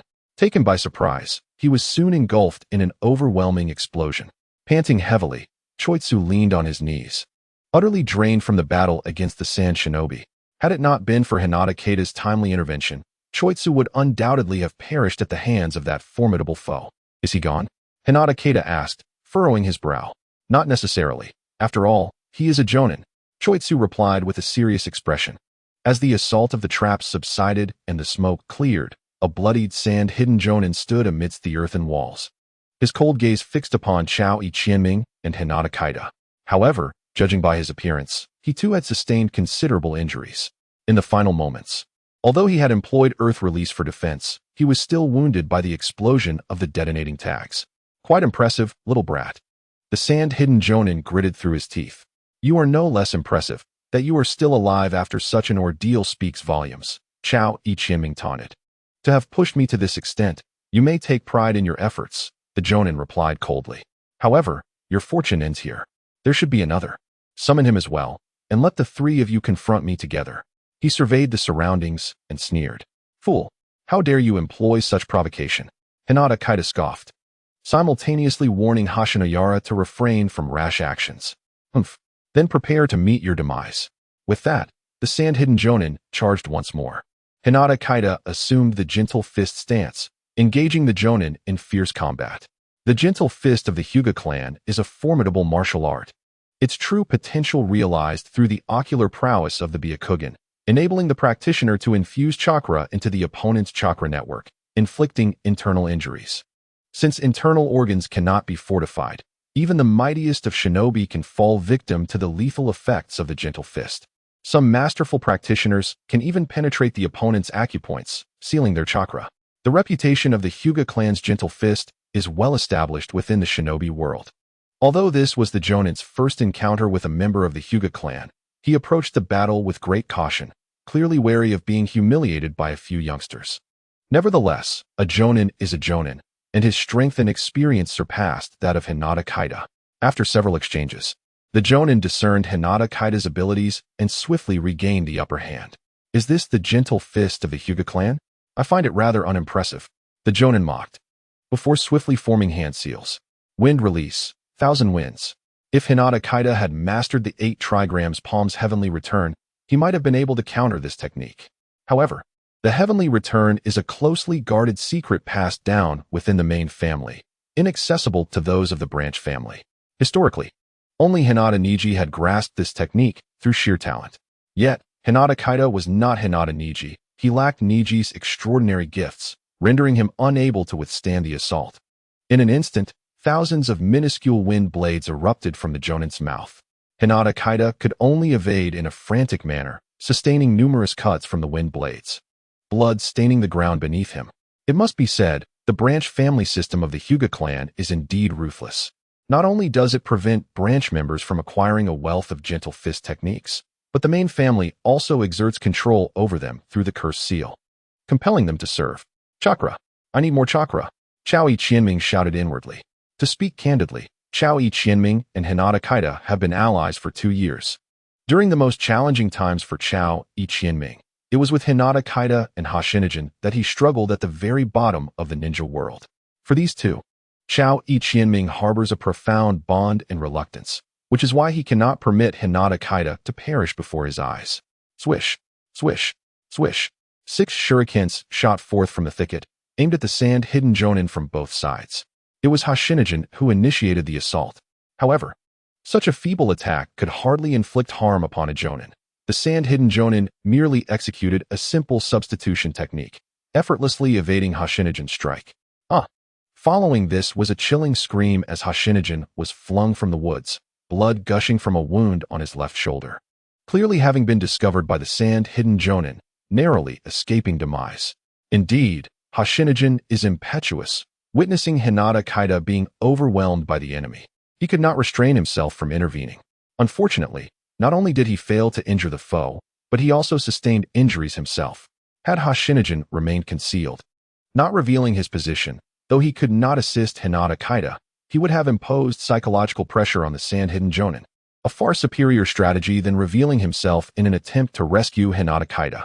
The ideal approach would have been to strike decisively at the most critical moment, delivering a fatal blow to the sand-hidden jonin. Now, all 3 are injured, and the adversary remains a jonin. Qianming, Kaida, are you all right? Hashinigan called out. Hashinigan, go check on Qianming's condition. Hinata Kaida shouted back. Understood. Hashinigan recognized that with his current strength, he could be of little assistance. So he rose from the ground and dashed toward Chao Qianming's location. However, Chao Qianming understood Hinata Kaida's intent. This was an opportunity for him to strike.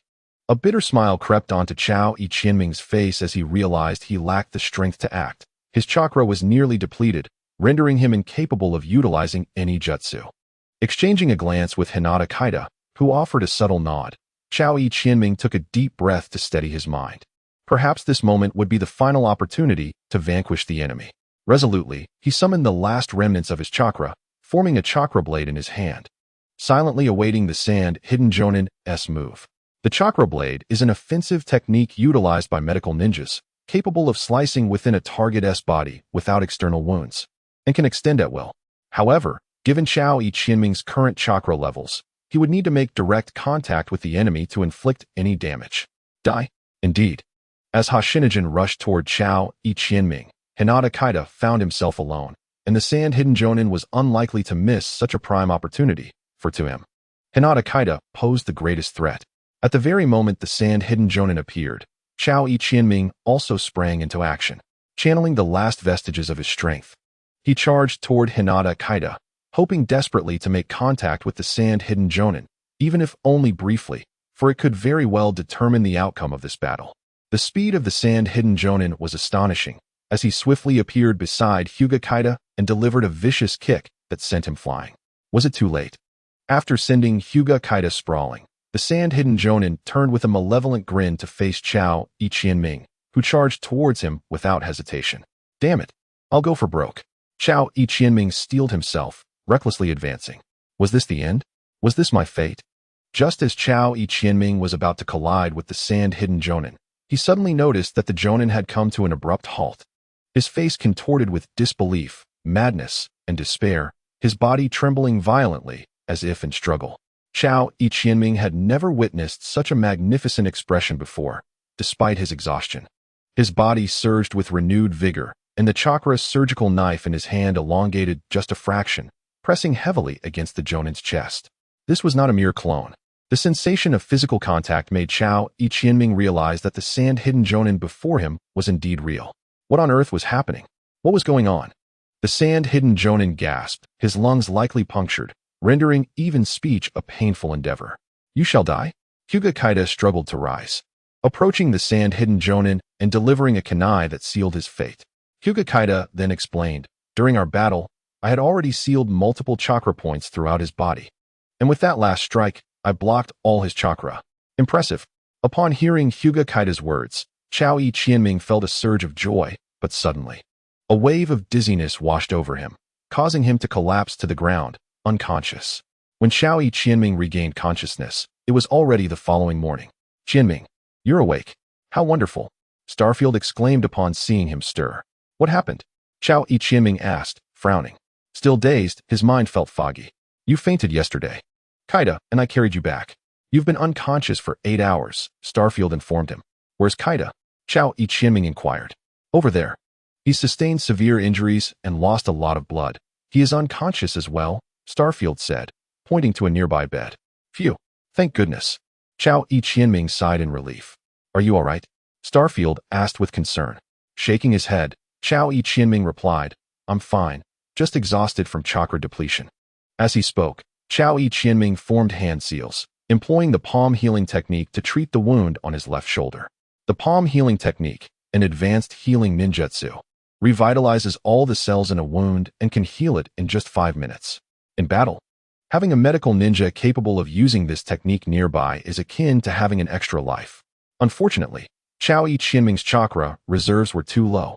There was barely enough for combat, let alone to use the palm healing technique to treat a comrade. I must check on Kaida's condition, having tended to his own wounds. Chao Ichien made his way toward Hinata Keita, who was lying on another bed, and inquired, by the way, how did things unfold last night? I recall the Sand Shinobi were quite formidable. What were our casualties? The casualties were manageable. Fortunately, Lord Orochimaru arrived just in time and eliminated that group of Sand Shinobi. Otherwise, we might have faced total annihilation, Hashinoiwan exaggerated. Orochimaru? Chao Ichien was taken aback, furrowing his brow. How could Orochimaru possibly receive intelligence and rush to our aid? Even if he had learned of our plight, it would be implausible for him to arrive in such a short time. I can't say for certain. Perhaps Lord Orochimaru had some prior knowledge of our situation, Hashinoiwan replied, bewildered. Never mind, judging by his expression, it is evident he knows nothing, Chao Ichien thought. After briefly treating Hinata Keita's wounds, he asked, are there other injured individuals in the camp? Yes. Hashinoiwan nodded before exclaiming, oh, by the way, Teacher Ueno has been poisoned by the Sand Village's puppeteer and may need to be sent back to the village for treatment. Damn, you fool. Why didn't you mention this sooner? Chao Ichien muttered under his breath before saying, I have some antidotes in my ninja tool pouch. They might be useful. Let us go and check. All right. Hashinoiwan nodded, but don't overexert yourself, Chinming. I'm fine. I feel quite well. However, before they even reached Teacher Ueno's tent, the anguished cries could already be heard emanating from within. The effects of the Sand Village's poison were not to be taken lightly. Upon entering the tent, Chao Ichien first saw 4 or 5 individuals writhing on their beds, emitting cries of agony.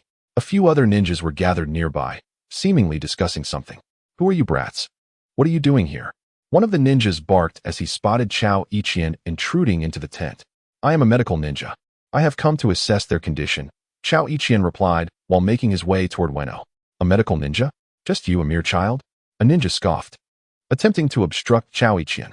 Get out. This is no place for children to play. With a gentle tap of his chakra scalpel on the thigh of the obstructing ninja, the latter immediately fell to the ground, howling in pain. What are you doing? The others exclaimed in shock. Rest assured, I will treat his injury later, for now. I must examine the condition of these poisoned individuals, Chao Ichien stated nonchalantly, disregarding the arrogance of the other ninjas, and directly approached Ueno to assess his poisoning. After a moment, Chao Ichien wiped the sweat from his brow and thought to himself, fortunately, I brought the antidotes in advance. Otherwise, these individuals might have needed to return to the village for a cure. In the evening, after administering the antidote to Ueno and the others, Chao Ichien found himself with little to do, so he secluded himself in the forest to enjoy the breeze while contemplating the peculiarities of yesterday's events. The infiltration of 12 Sand Shinobi into the Land of Fire could be rationalized. They may have entered before Konoha sealed the borders. However, why did that fellow Orochimaru arrive so fortuitously to provide assistance? The campsite of Orochimaru lies far from here. Even if he were to receive news immediately after the incident, timely support would be impossible. What are you pondering, Chaoji chiming? Ueno Moku approached from behind, praising, I have heard of your remarkable performance this time. Successfully eliminating 3 Sand Shinobi, one of whom was a Jonin. Truly impressive. That's nothing, Chaoji chiming replied nonchalantly. I simply have a sense of being manipulated. In the presence of Ueno Moku, there were certain thoughts Chaoji chiming felt comfortable expressing. The events of yesterday struck him as peculiar. He could not find peace without understanding them. After all, this matter concerned him directly, and should such occurrences repeat, Even 9 lives would not suffice. This incident was part of a village plan, which I only learned of afterward, Moku explained. Oh, if that is the case, I shall not probe further. Chaoji chiming responded, sensing the weight of information not meant for a chunin like himself. Though he felt a sense of being used and deceived. Sometimes being utilized signifies a certain value. At least it indicates one possesses worth. All of it stemmed from a lack of sufficient strength. Now that the matter has passed, there is little consequence in telling you, Moku continued. The village, through special channels, informed the Sand Village that the third Hokage was to meet with the daimyo of the Fire Nation to discuss matters concerning military supplies. Consequently, the Sand Village dispatched 3 teams of ninjas, totaling 36, with the intent to assassinate the third Hokage. However, this was all part of the village's scheme. Once the Sand Ninjas entered the borders of the Fire Nation, the village immediately sealed the borders and dispatched Lord Orochimaru to pursue the 3 teams. Upon hearing this, Chaoji chiming finally comprehended the situation. However, this strategy seemed uncharacteristic of the third Hokage. It appeared to be the machinations of Danzo Shimura. After all, if this information were to reach the Sand Village, war between Sand and Leaf would be imminent. From the original narrative, the third Hokage would likely delay as long as possible, attempting to resolve matters peacefully while covertly preparing for any eventuality. The manner of execution indicated that this was undoubtedly Danzo's plan. Regardless, war was inevitable. Eliminating a batch of elite Sand ninjas ahead of time would be advantageous.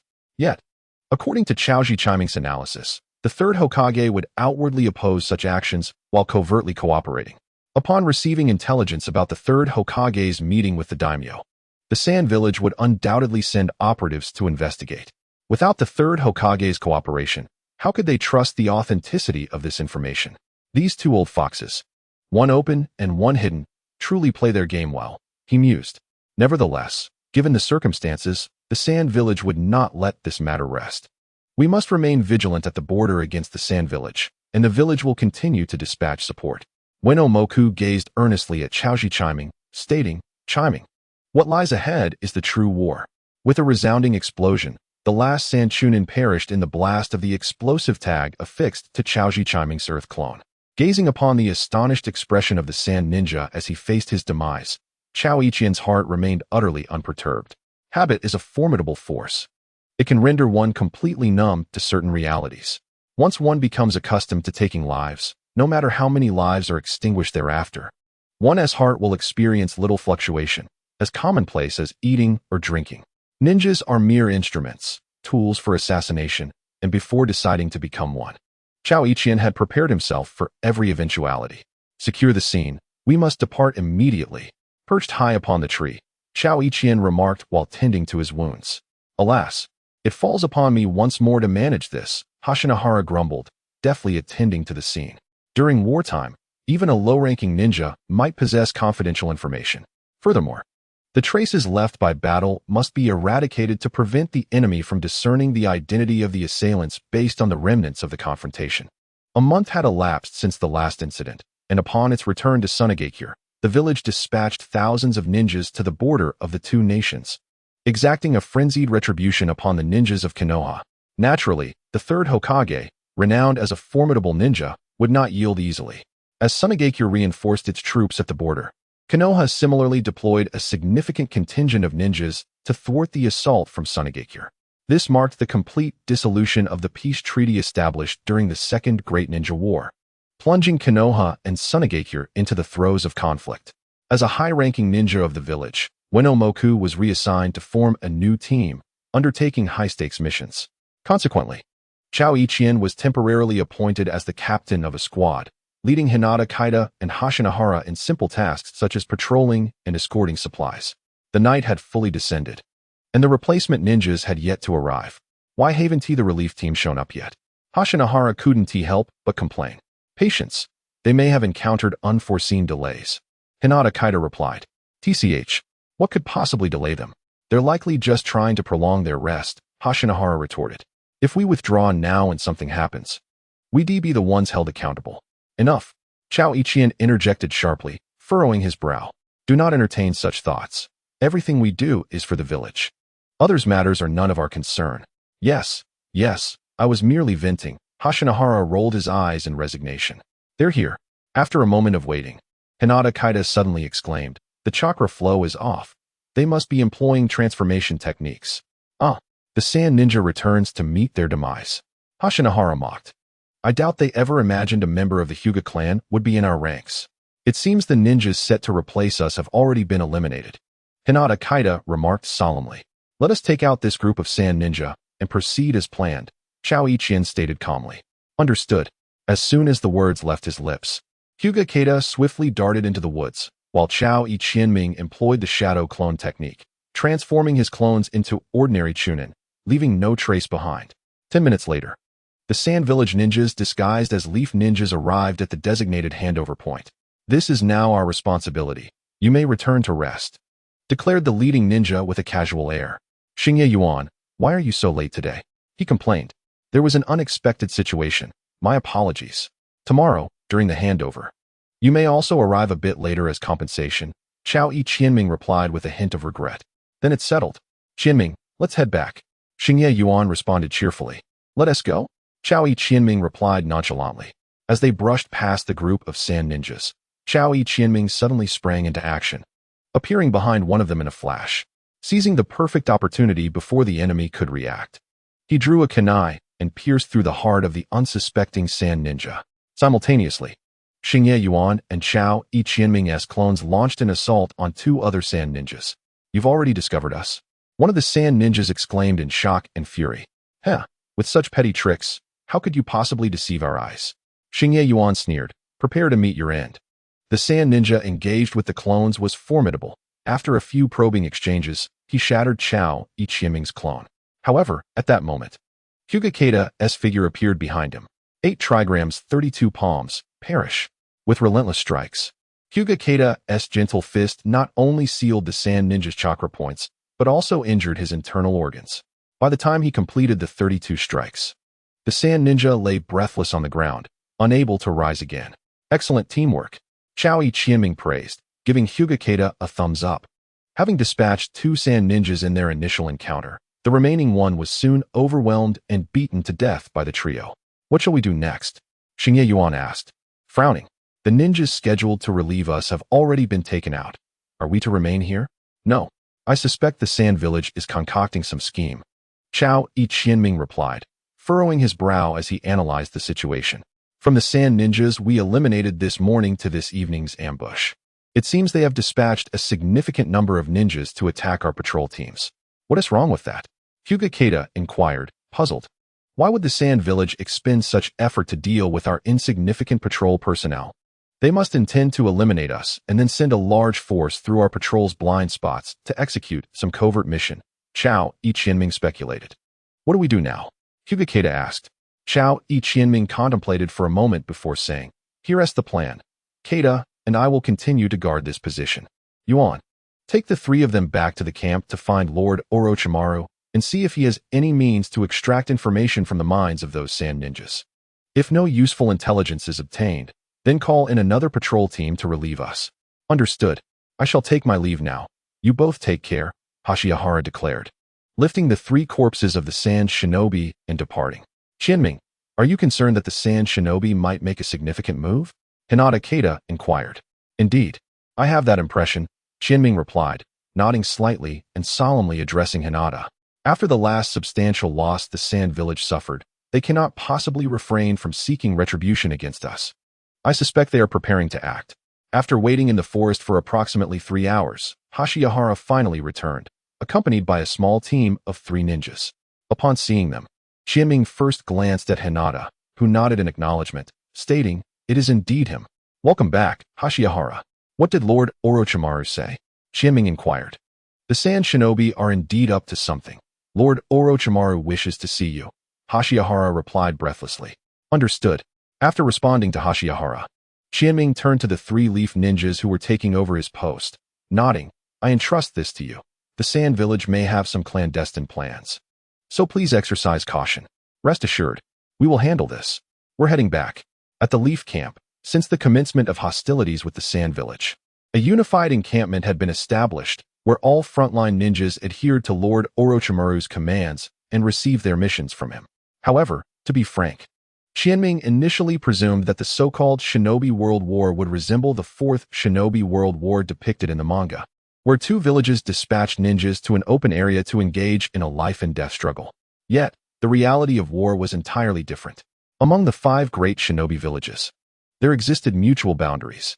They sought to maintain their absolute dominance over the shinobi world while simultaneously subduing other villages.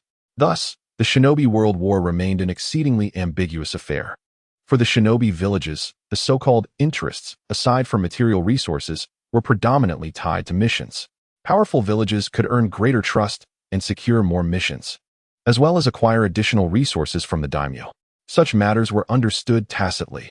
Those who grasped the reality did so naturally, while those who did not would never be enlightened. Engaging in open conflict between two villages would entail excessive casualties. No shinobi village would opt for such a course. Instead, warfare between villages primarily consisted of espionage, sabotage, assassinations, and small-scale skirmishes. Unless genuine animosity flared, they would not engage in a fight to the death. Lord Orochimaru. Upon entering Orochimaru's tent, Qianming respectfully bowed. Orochimaru responded nonchalantly. Qianming, you have worked diligently these past days. The tasks entrusted to you have been executed exceptionally well. Orochimaru's words left Qianming somewhat flabbergasted. For someone of Orochimaru's stature to express such acknowledgement to a mere chunin was indeed a tremendous honor. Yet, Qianming couldn't shake the feeling of cold sweat trickling down his back. Raising his head to look at Orochimaru, he noticed several individuals standing beside him. Lord Jiraiya has also arrived. Chao Ichien nodded slightly, while his gaze swept over the figure behind Jiraiya. With golden hair, it must be Namake's Minato. I never expected him to be present at the front lines as well. I heard your performance has been commendable. Well done, Jiraiya remarked with admiration. Unlike Orochimaru, Jiraiya's words brought a sense of comfort to Chao Ichien, dissipating the tension he had felt moments before. Let us discuss the matter at hand. Orochimaru's raspy voice interjected ominously. Chien, what have you discovered during this mission? Chao Ichien replied. In truth, there was nothing significant. We merely encountered 2 waves of sand ninja attacks. However, compared to previous patrol missions, the number of sand shinobi attacking us today has markedly increased, leading me to suspect that they are plotting something nefarious. Indeed, the village has also received intelligence suggesting that the sand village appears to be concocting some scheme, which is why I have been dispatched to assist you. Orochimaru, Jiraiya chimed in, playfully draping an arm over Orochimaru's shoulder. Now, Orochimaru, you should express your gratitude for my timely intervention. Orochimaru dismissed Jiraiya's antics, turning his attention back to Chao Ichien. You possess a keen intuition. What is your perspective on this matter? Chao Ichien did not respond immediately to Orochimaru's inquiry. Instead, he posed a question of his own. What information did those 3 sand ninja possess? Orochimaru regarded Chao Ichien with interest, licking his lips as he spoke. Their mission was to eliminate our patrol team, after which the sand village would secretly dispatch elite ninjas to attack our medical unit. Besides your team, numerous other patrol squads have also faced assaults from the sand ninja. An attack on our medical unit? Chao Ichien's brow furrowed as he quickly recognized a troubling implication. If that is indeed the case, and the sand village's plot succeeds, our situation will become exceedingly dire. However, the ease with which we obtained this intelligence raises suspicions. Could there be something amiss? How could that be? Aside from attacking the medical unit, they haven't been able to strike elsewhere. Jiraiya's face contorted in discomfort, clearly embarrassed by the situation. Orochimaru cast a disdainful glance at Jiraiya, scoffing. Only someone with such a sparse intellect as yours would take this intelligence at face value. Orochimaru, what did you just say? Jiraiya retorted angrily. And where do you believe the sand village's true objective lies? Orochimaru once again ignored Jiraiya and continued to question Chao Ichien. To be frank, it was perplexing that Orochimaru would solicit the opinions of someone as inconsequential as himself regarding such confidential matters. Perhaps Orochimaru viewed him as promising. Or perhaps he was testing him. Chao Ichien found himself unable to ascertain the truth. Regardless, since Orochimaru had posed the question, Chao Ichien felt compelled to respond. At present, it is difficult to determine the sand village's intentions. However, we cannot rule out the possibility that this intelligence is genuine.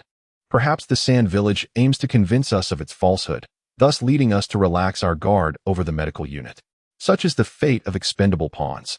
The village, in pursuit of its plans, shows little regard for the lives of these mere foot soldiers. Just as in this instance, the Sand Village has dispatched a multitude of expendable ninjas to deliver false intelligence to Konoha. Regardless of whether the plans of the Sand Village ultimately succeed, the names of these expendable pawns shall fade into oblivion. The ones who will forever bask in glory are the elite ninjas who execute the schemes. Fortunately, after years of relentless effort, I have distanced myself from the ranks of the expendable.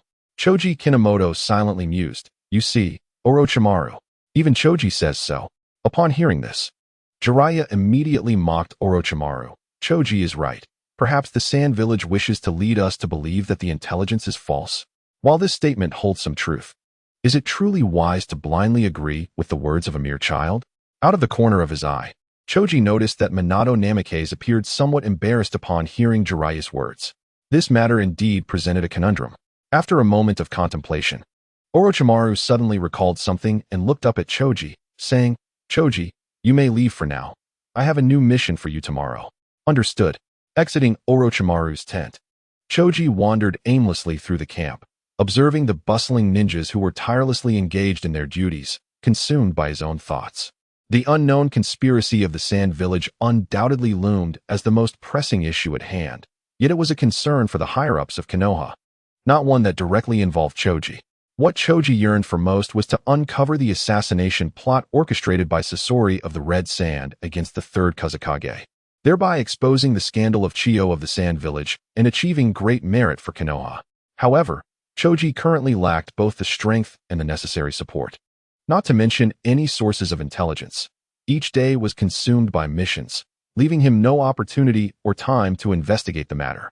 Even if he were to find time for an inquiry, he would be at a complete loss. Seeking out Sasori would be tantamount to courting death, and the crime scene had surely been sanitized long ago, leaving no traces behind. Forget it. I shall let things unfold naturally. The cold wind of the camp somewhat revived Choji, who let out a bitter smile and sighed. If I cannot claim this merit now, I shall embrace the flow of time. The war stretches on, and opportunities to achieve glory will abound. Is this not the illustrious Choji Kinomoto, lamenting all alone? Surely you haven't failed a mission and incurred Orochimaru's wrath. A teasing voice called out from behind Choji. Turning around, he found it was Asuma Sarutobi, Kurenai Yui, and a nameless ninja forming a small trio. Choji, maintaining a stoic expression, inquired, Is there something you need? Come on. We are old classmates. Don't be so cold. Asuma replied in a brotherly manner. When did you arrive? Choji asked. We just got here yesterday. Asuma shrugged casually. Choji, as soon as we arrived, we heard people talking about you. You have performed remarkably since graduation. Kurenai chimed in with a smile. It's nothing much, Choji responded nonchalantly, glancing at the trio with curiosity. Are you three quite idle? We are here to transport supplies, and will be escorting a batch of injured back to Konoha tomorrow. Kurenai explained. Hey, missions are supposed to be confidential. Asuma retorted playfully. Kurenai stuck out her tongue and whispered, My apologies. Isn't that Kakashi, Obito, and Rin? Sarutobi Asuma remarked, pointing at the trio in the distance. It seems many from our cohort are gathered here at the camp. Yuhi Kurenai added with keen interest. Coincidentally, Kakashi and his companions also noticed Choji and his friends, making their way towards them. What a surprise to encounter you here. Rin greeted them warmly. Rin, I didn't expect to see you either, Kurenai replied with a smile. Observing the lively reunion of classmates, Choji found their chatter less irritating than he once did. He recalled his aversion to such noise during his school days, yet now it evoked a sense of nostalgia. It's been a while. Kakashi approached and greeted them. So, how does it feel to be back in the village for D-rank missions?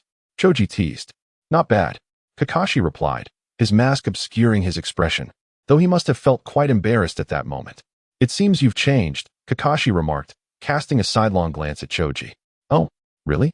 Choji replied noncommittally.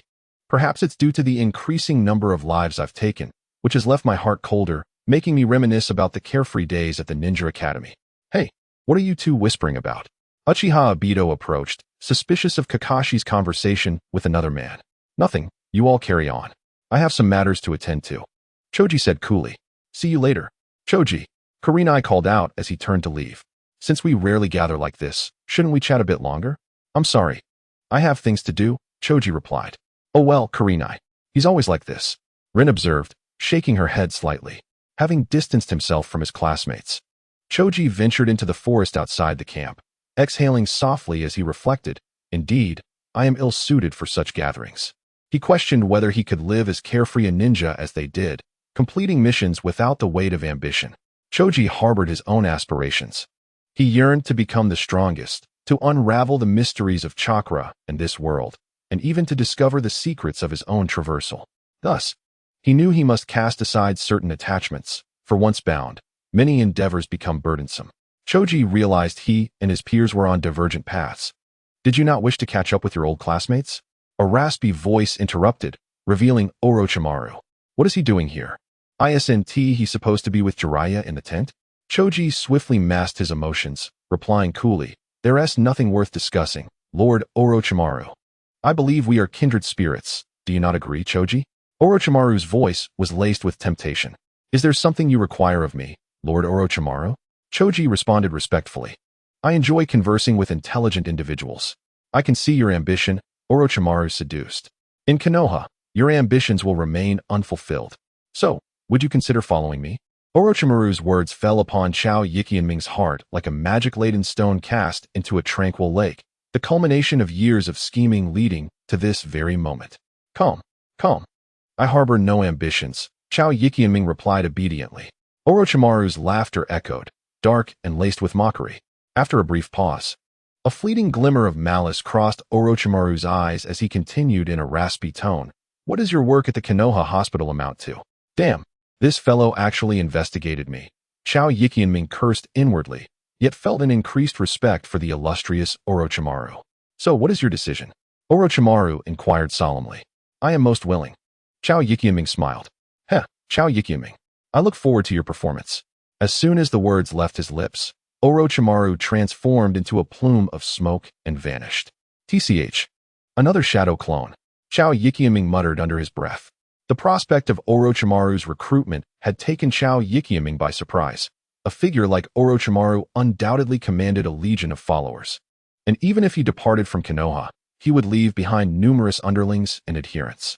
Why then, at this juncture and place, would Orochimaru seek him out? Being a cautious individual, Chao Yiqianming understood that while he had anticipated Orochimaru's overture, he needed to thoroughly comprehend the motives behind it. Was Orochimaru merely acting on a whim? Or was this a premeditated endeavor, possibly part of a larger scheme? At dawn the following day, shortly after completing his basic training, Chao Yiqianming was summoned to Orochimaru's tent. Upon entering, he noticed not just his own team, but another group present as well. Minato Namikaze, Kakashi Hitaki, Obito Uchiha, Rin Noura, and a blonde-haired individual whom Chao Yiqianming did not recognize. Lord Orochimaru, he greeted while casting a furtive glance at Orochimaru, who seemed wholly indifferent, as though the events of the previous evening had never transpired. Now that everyone is here, I shall outline your mission, Orochimaru announced after surveying the assembly. Intelligence indicates that Sunagakure is plotting a surprise attack on our medical unit's encampment.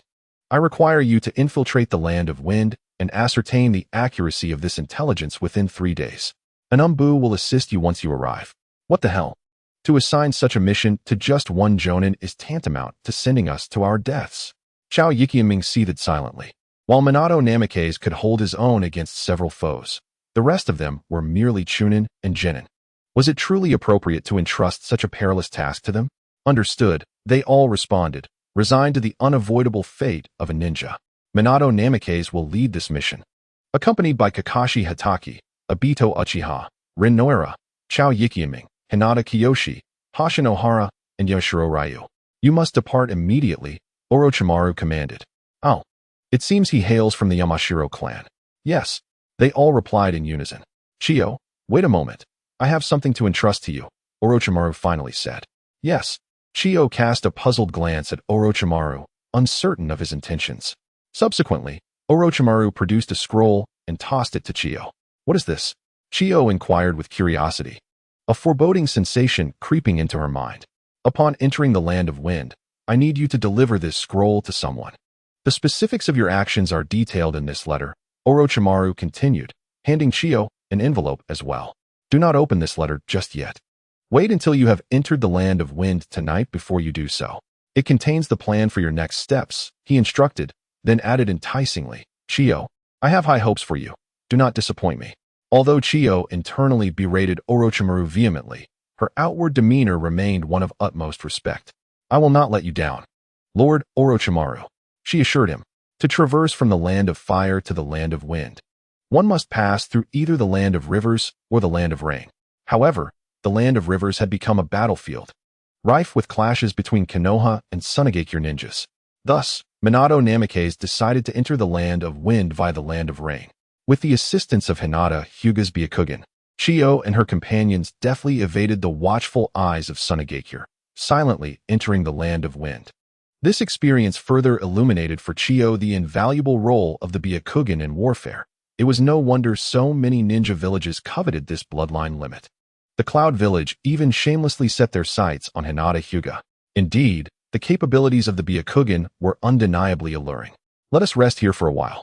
After a long journey, Minato suggested. Through their interactions along the way, Chiyo discovered that Minato was genuinely an affable individual, possessing formidable strength, a personable nature, and handsome looks. Such a person is often immensely popular. It was no surprise that Minato would later become the fourth Hokage, as even years after his demise, many still remembered him. He truly possessed a magnetic charisma. However, Chiyo found herself less interested in Minato and more intrigued by his wife, Kushina Uzumaki. Of course, her interest in Kushina did not stem from any desire for personal entanglement, but rather from a long-standing fascination with the sealing techniques of the Uzumaki clan. This ambition had been meticulously planned by Chiyo for quite some time. When Uchiha Obito orchestrated the Nine-Tails assault on Konoha, both Minato and Kushina would perish in battle, presenting Chiyo with the perfect opportunity to acquire the Uzumaki clan's sealing techniques. For now, however, patience was required. Our task ahead is quite formidable, if necessary. We may need to capture a few sand ninjas for interrogation. I will entrust this matter to you, Ryu. Minato spoke earnestly. Not a problem. Leave it to me, Ryu assured him. Chiyo had largely set aside thoughts of the mission at hand, her mind preoccupied instead with how to fulfill the secret task assigned by Orochimaru. What secrets lay within the scroll? Chiyo was unaware. It is possible that this pertains to confidential intelligence from the Hidden Leaf Village. It could also be false information. Or perhaps a clandestine transaction involving Orochimaru and another party. It may even be nothing more than a blank scroll. Regardless of what the scroll contains, Chozuki Chinamoto must execute this task flawlessly. This would not only demonstrate his capabilities, rendering him valuable in Orochimaru's eyes, but it would also earn him the trust of Orochimaru, thereby granting him access to more secrets. Chozuki Chinamoto has long coveted Orochimaru's forbidden techniques, particularly the summoning scroll of the 10,000 snakes, which he deems essential to rival those with bloodline limits as an ordinary ninja. Mastering forbidden techniques and Sage Mode is imperative. The power of Sage Mode is undeniably immense. While in this state, the potency of Jutsu increases several-fold, if not exponentially, with strength and speed augmented significantly and pain from injuries greatly diminished. Thus, once one masters Sage Mode, a clear distinction is drawn between them and ordinary ninjas. At Mayaboku Mountain and the Dragon Cave, meticulous planning is essential. Having now entered the land of wind, caution is paramount as they proceed. After a brief respite, Minato Namikaze suggested they continue their journey deeper into the heart of the land of wind. Captain Minato, I believe that since the plan to attack the medical team is meticulously orchestrated by the Sand Village, those privy to the details must be high-ranking officials within their ranks. Inaccessible to ordinary ninjas, Chozuki Chinamoto remarked. Indeed, that is a valid point. Do you have a plan, Chinamoto? Minato agreed. Certainly, Chozuki Chinamoto nodded, continuing. Since the Sand Village wishes for us to know of their intent to ambush our medical camp, let us grant them that opportunity. We shall turn the medical team into bait to lure the Sand Ninjas into an assault, and then we can take advantage of the situation to eliminate this band of Sand Ninjas. That plan is too risky, Minato immediately countered, without a moment's hesitation. Though the strength of the Leaf Village is formidable, the Sand Village is equally formidable, should a breach be left at the border. It is impossible to predict what actions the Sand might undertake. If they fall into the trap laid by the Leaf as anticipated, all would be well. However, should the Sand execute any unforeseen actions, the responsibility would be unbearable for anyone involved. Chozuki Chinamoto shrugged. knowing well that Minato would reject his proposal. If such a strategy were viable, Orochimaru would not have dispatched so many individuals into the Land of Wind to investigate the Sand Village's conspiracy. The current operation of the Sand Village is undoubtedly top secret, and the sources of this intelligence are limited to two possibilities: the highest commander of the Sand Village's camp, or the high-ranking officials within the Sand Village. Chozuki Chinamoto gazed intently at Minato and calmly analyzed. If we seek accurate intelligence, we must target one of these two locations. Upon hearing Chozuki Chinamoto's words, a silence fell over the group. Although it was known from the outset that this task would prove arduous, no one anticipated it would amount to a near-death sentence. Whether infiltrating the sand-hidden village encampment or the village itself, it was undeniably a perilous endeavor. Among the group, only the adept Minato Namikaze, who had recently grasped the Flying Thunder God technique, stood a chance of relaying the intelligence. The others were left with no viable escape. Indeed, both Lord Orochimaru and Master Jiraiya recognized this, which is why they entrusted me with this mission. The infiltration of the sand-hidden encampment and village was assigned to me, while the rest were to focus on vigilance and support. Minato smiled encouragingly at his comrades. It must be said that he possessed an admirable knack for diplomacy. He managed to entangle Orochimaru, a man of dubious character, in what was fundamentally his own decision. Should the group manage to return to Konoha alive, this event would surely reach Orochimaru's ears.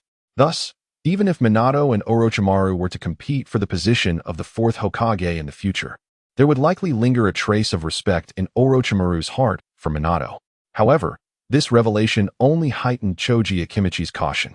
Although the manga depicted Minato in a somewhat juvenile light, Choji could not bring himself to believe that someone capable of ascending to the role of fourth Hokage would lack intellect. Choji was tasked with a secret mission from Orochimaru, yet the challenge lay in executing it flawlessly without arousing Minato's suspicions. Choji was almost certain that Orochimaru had called him forward in front of the others for appearances sake. After all, had it been a matter of secrecy, the scroll could have easily been handed to him the previous night, without the need to wait until the following day. This thought only deepened Choji's disdain for Orochimaru. Captain Minato, Teacher Minato. Indeed, upon hearing Minato's words, a sense of gratitude welled up in everyone's hearts. After all, Minato had not regarded them as mere pawns to divert the sand-hidden's attention, but rather as individuals whose lives he genuinely sought to protect. All right, let us proceed, Minato said with a nonchalant smile, then turned to Hinata Hyuga, saying, Hinata, the next part is up to you. Understood, Hinata replied respectfully. To ensure the successful acquisition of the sand-hidden village's secret plans, Minato set their sights directly on the village, and under the cover of Byakugan. The group swiftly made their way toward their destination. Less than 500 meters ahead, they encountered a reconnaissance team from the sand-hidden village. Hinata returned after a few leaps, looking somewhat fatigued as he deactivated his Byakugan. Well done, Hinata, Minato praised, peeking out from the sands. Choji surveyed the weary faces of his companions, a faint smile gracing his lips. After a long day of travel and the strain of tension, everyone was thoroughly exhausted. Fatigue was inevitable. Even Minato, a seasoned jonin, felt the weight of weariness settle upon him. However, though all are weary, the distinction lies in the fact that Chao Iqianming finds joy amidst his fatigue, while others are genuinely exhausted. As the sun sets, it paints half the sky in crimson hues, suspended in the heavens, casting its final rays of light. The night is on the verge of descending. Once darkness envelopes the land, Kakashi Hatake will inevitably infiltrate Sunagakure alone. Once Kakashi, this elite shinobi, departs, the only individuals capable of posing a challenge to Chao Iqianming will be Hinata Kyoto, Kakashi Hatake, and Yamanaka Ryu. Chao Iqianming harbors a degree of confidence in evading the watchful eyes of these three while executing the clandestine mission entrusted by Orochimaru. Can we circumvent them? Kakashi inquired. Hinata Kyoto shook his head in response, stating, No, we are already nearing Sunagakure, and Sand Shinobi are patrolling everywhere. To bypass this squad would only lead us to another. Then we must eliminate them, Kakashi resolved firmly. The group stealthily approached, dispatching the patrol team with silence before swiftly departing. As night fell, Chao Iqianming and his companions concealed themselves in a sand cave near Sunagakure. After partaking of their rations, Kakashi addressed the group, saying, Next, I shall infiltrate Sunagakure to uncover their secret plans. Kakashi Obito, 2 hours hence, You two are to create chaos at the village's entrance and retreat after 10 minutes. Understood. Sensei, they replied in unison. Shinming, Kyoto, you two will assault the patrol teams after 2 hours, drawing their attention for at least half an hour. Kakashi continued to instruct. Heaven help us. They affirmed. Ryu, you and the others will remain here. If I am unable to discover Sunagakure's secret plans tonight, I will capture a high-ranking member. Then, it will be up to you, Ryu, Kakashi directed. Got it, responded Ryu. Kakashi, Kyoto, take these kunai. If you find yourselves entangled with the enemy, I will rush to your aid, Kakashi stated, as he handed the special kunai to Chao, Ichienming, and Kakashi. What is this? Chao Ichienming asked, perplexed. This is a medium for the Flying Thunder God technique. With this, I can teleport to your side instantly, Kakashi explained. Understood. Chao Ichienming secured the kunai. All right, let us commence the operation. As soon as Kakashi finished speaking, he vanished in a flash. Phew. Once Kakashi departed, a collective sigh of relief escaped the group. After a day of relentless travel and evading the patrols of Sunagakure, everyone felt utterly fatigued. Although the reprieve was brief, they nonetheless had at least 2 hours to rest. Take a moment to rest. I will keep watch to prevent any patrols from uncovering our whereabouts, Chao Ichienming announced to the others. Hey, Jinming, aren't you tired? Hoshino asked weakly. Indeed. We still have a mission to carry out. You should rest as well. Hinata Kyoto added. I'm fine. You all take a break. Chao Ichienming shrugged with a smile, declaring, my stamina has always been robust. Very well. Thank you for your efforts, Jinming. Hinata Keita spoke with a hint of apology. Chao Ichienming gently patted Hinata Keita and replied nonchalantly, it's all right. I will accompany you. At that moment, Kakashi suddenly interjected. Upon hearing this, Chao Ichienming turned to glance at Kakashi, but alas, with his mask obscuring most of his face, only his lifeless eyes were visible, making it impossible for Chao Ichienming to discern Kakashi's thoughts from his expression. All right, let us proceed. Chao Ichienming nodded in agreement. Once outside the sandy cave, Chao Ichienming pretended to wander aimlessly, yet he noticed that Kakashi kept appearing within his line of sight, whether intentionally or not. It was uncertain if Kakashi had sensed something amiss or if Hokage Minato had quietly instructed him regarding some matters. Contemplating this, Chao Ichienming made his way towards a nearby dune, which was tall enough to obscure him from Kakashi's view. Utilizing the shadow clone technique, he created a clone to step out from behind the dune, while he himself employed the transformation technique to disguise as a mere sand pile, effectively concealing himself. Indeed, it was not long before Chao Ichienming observed Kakashi stealthily circling to the side, casting a glance in his direction. Finding nothing amiss, Kakashi then departed. Continuing to follow Chao Ichienming's clone, Chao Ichienming felt confident that, given his mastery over chakra control, only Hokage Minato and Hinata Keita in their current team would be capable of discerning that the figure Kakashi was watching was merely a shadow clone. As for Kakashi, Chao Ichienming had never underestimated him. However, since Kakashi was merely observing from a distance, he had no opportunity to realize that the figure before him was indeed a clone. After Kakashi left, Chao Ichienming reverted from his transformation, retrieving the letter from Orochimaru that had been entrusted to him, and carefully unfolded the paper for a thorough reading. The letter contained little information, merely instructing Chao Ichienming to deliver a scroll to a certain individual named Fujita in Sunagakure. Fujita would be waiting for him 10 miles west of the village at 10 o'clock tonight, and Chao Ichienming was instructed to hand over the scroll without uttering a single word during the exchange. Although the letter did not disclose Fujita's identity, it did include a photograph depicting a middle-aged ninja in his 30s, marked by a prominent scar across his face. After closing the letter, Chao Ichienming carefully stored it in the small pouch on his ninja vest. Ordinarily, he would have destroyed the letter immediately after reading it. However, he feared it might be a trap laid by Orochimaru. Retaining this letter could serve as evidence against Orochimaru, should anyone discover it later, allowing him to assert that he was merely following orders. Reflecting on the events that had transpired since his encounter with Orochimaru the previous night, Chao Ichienming sought to identify any discrepancies or clues that might arise from his memories. He loathed the unsettling sensation of ignorance that plagued him, a feeling that he could meet his demise at any moment. It was evident that Hokage Minato had likely uncovered something significant, for even Kakashi had sensed it. Chao Ichienming found it hard to believe that a jonin of Minato's caliber would remain oblivious to the situation at hand.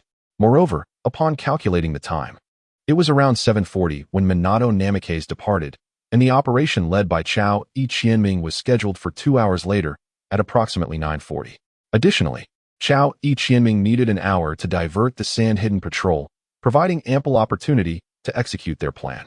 Yet, it seems rather fortuitous. Orochimaru could not have possibly known in advance about Minato Namikaze's schedule. Might it be conceivable that the entire affair was orchestrated by the village itself, with Minato also being aware of this scheme? If Minato was indeed cognizant of the plan, why would Orochimaru choose to evade everyone and entrust the letter to him? Was it to prevent Kakashi and the others from finding out? However, if Minato had arrived in the Land of Wind, why was he not tasked with this mission instead of Chao Qianming? Pondering this left Chao Qianming perplexed. Well, all he could do was adapt to the situation. If anything went awry, he would make a swift escape. Approximately half an hour later, Chao Qianming's shadow clone circled back to the dune, evading Kakashi's sight. After dispelling the shadow clone, the original emerged from the opposite side of the dune, continuing to engage in playful banter with Kakashi. As the clock approached 9:40, Chao Qianming called out to Kakashi, and the two made their way back to the sand cave together. "Stay alert, it's time to act," Chao Qianming exclaimed. "Why so soon?" complained Xing Yi Yuan. "Hey, you don't even have a mission to undertake, and I haven't voiced any complaints yet. What are you grumbling about?" Uchiha Obito retorted. Perhaps it was the Uchiha clan emblem adorning Obito that prompted only a glare from Xing Yi Yuan, who refrained from further comment. Silence. Chao Qianming shot a glance at Uchiha Obito and then addressed Hinata Kaida, saying, "Kaida, let us proceed." "Understood," Hinata Kaida replied. "TCH. Always trying to act cool." Uchiha Obito grumbled loudly as soon as Chao Qianming departed. Exiting the sand cave, Hinata Kaida inquired of Chao Qianming, "What is our course of action?" Chao Qianming analyzed. With 2 hours elapsed, Captain Minato should have infiltrated the heart of the sand-hidden village by now. I believe his intention is to create chaos at the entrance of the sand-hidden village to secure an opportunity for his mission. However, this task falls under Kakashi's purview, while ours is to divert the sand patrols, preventing them from surrounding Kakashi and his team. After glancing towards the direction of the sand-hidden village, Chao Qianming continued. "We simply need to locate a group of sand patrols at random and eliminate them." "All right." Hinata Kaida nodded solemnly, aware that this task was indeed formidable. But what if Kakashi and the others create chaos, prompting the sand-hidden forces to tighten their vigilance over their secret plans? Hinata Kaida questioned. With a kunai in hand, Chao Yuching shook it lightly and explained to Hinata Kaida, if Captain Minato had succeeded, he would have returned by now. However, 2 hours have passed, and Sunagakure remains eerily quiet, indicating that Captain Minato is currently unable to accomplish his mission. We must rely on Kakashi and the others to create chaos and seek opportunities amidst the turmoil. As for the scenario you mentioned, there's little I can do. After all, human effort is paramount. I understand. Hinata Kaida nodded, then formed a single-handed seal on his chest and called out, "Byakugan," to the 10 o'clock direction. 500 meters, there's a patrol team from Sunagakure. Hinata Kaida whispered. "Eliminate them," Chao Yuching commanded. In a swift motion, he appeared behind a sand ninja, drawing his kunai and aiming a fierce thrust at the ninja's back. Enemy attack. The sand ninja, alert to his surroundings, shouted a warning while slightly shifting his body, narrowly avoiding Chao Yuching's lethal strike. The kunai embedded itself in his left shoulder instead. In truth, striking an enemy's throat would have been the most devastating attack. However, Chao Yuching's current height did not permit such an approach. This isn't over. Chao Yuching roared, launching a powerful kick into the sand ninja's lower back, sending him flying. The ninja was propelled over 3 meters, crashing to the ground, and skidding an additional 2 meters, violently coughing up blood. Cough, cough. This kid possesses immense strength. My apologies. I employed a technique to enhance cellular vitality, which may have resulted in a rather forceful kick. A signal flare shot into the night sky, standing out vividly against the darkness. As all attention was drawn to Chao Yuching's actions, Hinata Kaida unleashed his own assault. 8 trigrams, 36 palms. Gentle fist? Byakugan? It belongs to the Hyuga clan. Another sand ninja fell, and the remaining one stood little chance against the combined efforts of Chao Yuching and Hinata Kaida, soon succumbing to their coordinated attack. However, at that moment, several nearby patrol teams arrived on the scene. Exchanging glances, Chao Yuching and Hinata Kaida began their retreat. With the aid of Hinata Kaida's Byakugan, the duo deftly maneuvered around the sand patrols blocking their path, free from the fear of being encircled. Yet, the number of pursuing sand ninjas continued to swell, quickly accumulating to over 30. Fortunately, none of them were Jonin, otherwise Chao Yuqing and Hinata Kaida would have easily found themselves hindered and overwhelmed by the relentless onslaught. Still, one must consider, why would a Jonin be assigned to a mere patrol duty? Though they faced no immediate danger, they were nonetheless in the land of wind, on the territory of Sunagakure. It would not be long before a large contingent of sand ninjas converged to encircle Chao Yuqing and Hinata Kaida. At that point, even with the support of Hinata Kaida's Byakugan, breaching the encirclement would prove arduous. Their only hope rested on the timely arrival of Namikaze Minato for reinforcement. Trouble. 2 more teams from Sunagakure are approaching. Hinata Kaida exclaimed anxiously. Run towards the land of rain. Chao Qianming shouted. As long as we can enter the rain country. Even if Captain Watergate does not arrive in time, we still have a glimmer of hope for survival. He glanced anxiously at the pursuing sand ninjas behind him. If this continued, he would have no chance of completing the mission entrusted to him by Orochimaru. What should he do? A sudden thought crossed his mind as he looked at Hinata Chitai beside him.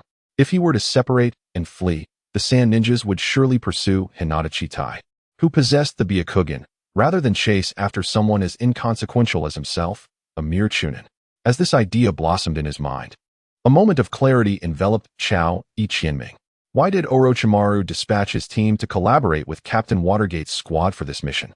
His own team played virtually no role. Even a random group could have fulfilled their responsibilities. However, what if this were a covert operation? With the Byakugan, Hinata Chitai could effectively draw the attention of all the sand ninjas, granting Chao Qianming the opportunity to execute the secret task assigned by Orochimaru. His team could not only shield Watergate's group, allowing them to uncover the Sand Village's clandestine mission, but also utilize Hinata Chitai as bait, enabling Chao Qianming to carry out Orochimaru's secret directive. If this were indeed the case, then throughout the entire mission, the only one abandoned would be Hinata Chitai, while the others would have a chance to survive. After all, Chao Qianming still clutched the special kunai entrusted to him by Watergate. Sacrificing an unremarkable branch family ninja from the Hyuga clan to activate a long-planned secret operation by Konoha in the Sand Village was a deal too advantageous to pass up. As for why Watergate could not be the one to meet the Konoha infiltrator, Chao Qianming had found his answer. If he were to meet the Konoha spy, and the Sand Ninjas discovered him, the infiltrator named Fujita would undoubtedly eliminate Chao Qianming to demonstrate his own innocence. However, if it were Fujita meeting Watergate, his capabilities would never allow him to kill Watergate. Moreover, Watergate's reputation was too prominent. Any Sand Ninja secretly meeting him during this time would surely attract suspicion. What choice should I make? Chao Qianming pondered. Should he abandon a teammate he had fought alongside for over 2 years to carry out the village's secret mission, or forsake the task and remain with his comrade, awaiting Watergate's support? It was a profoundly difficult decision.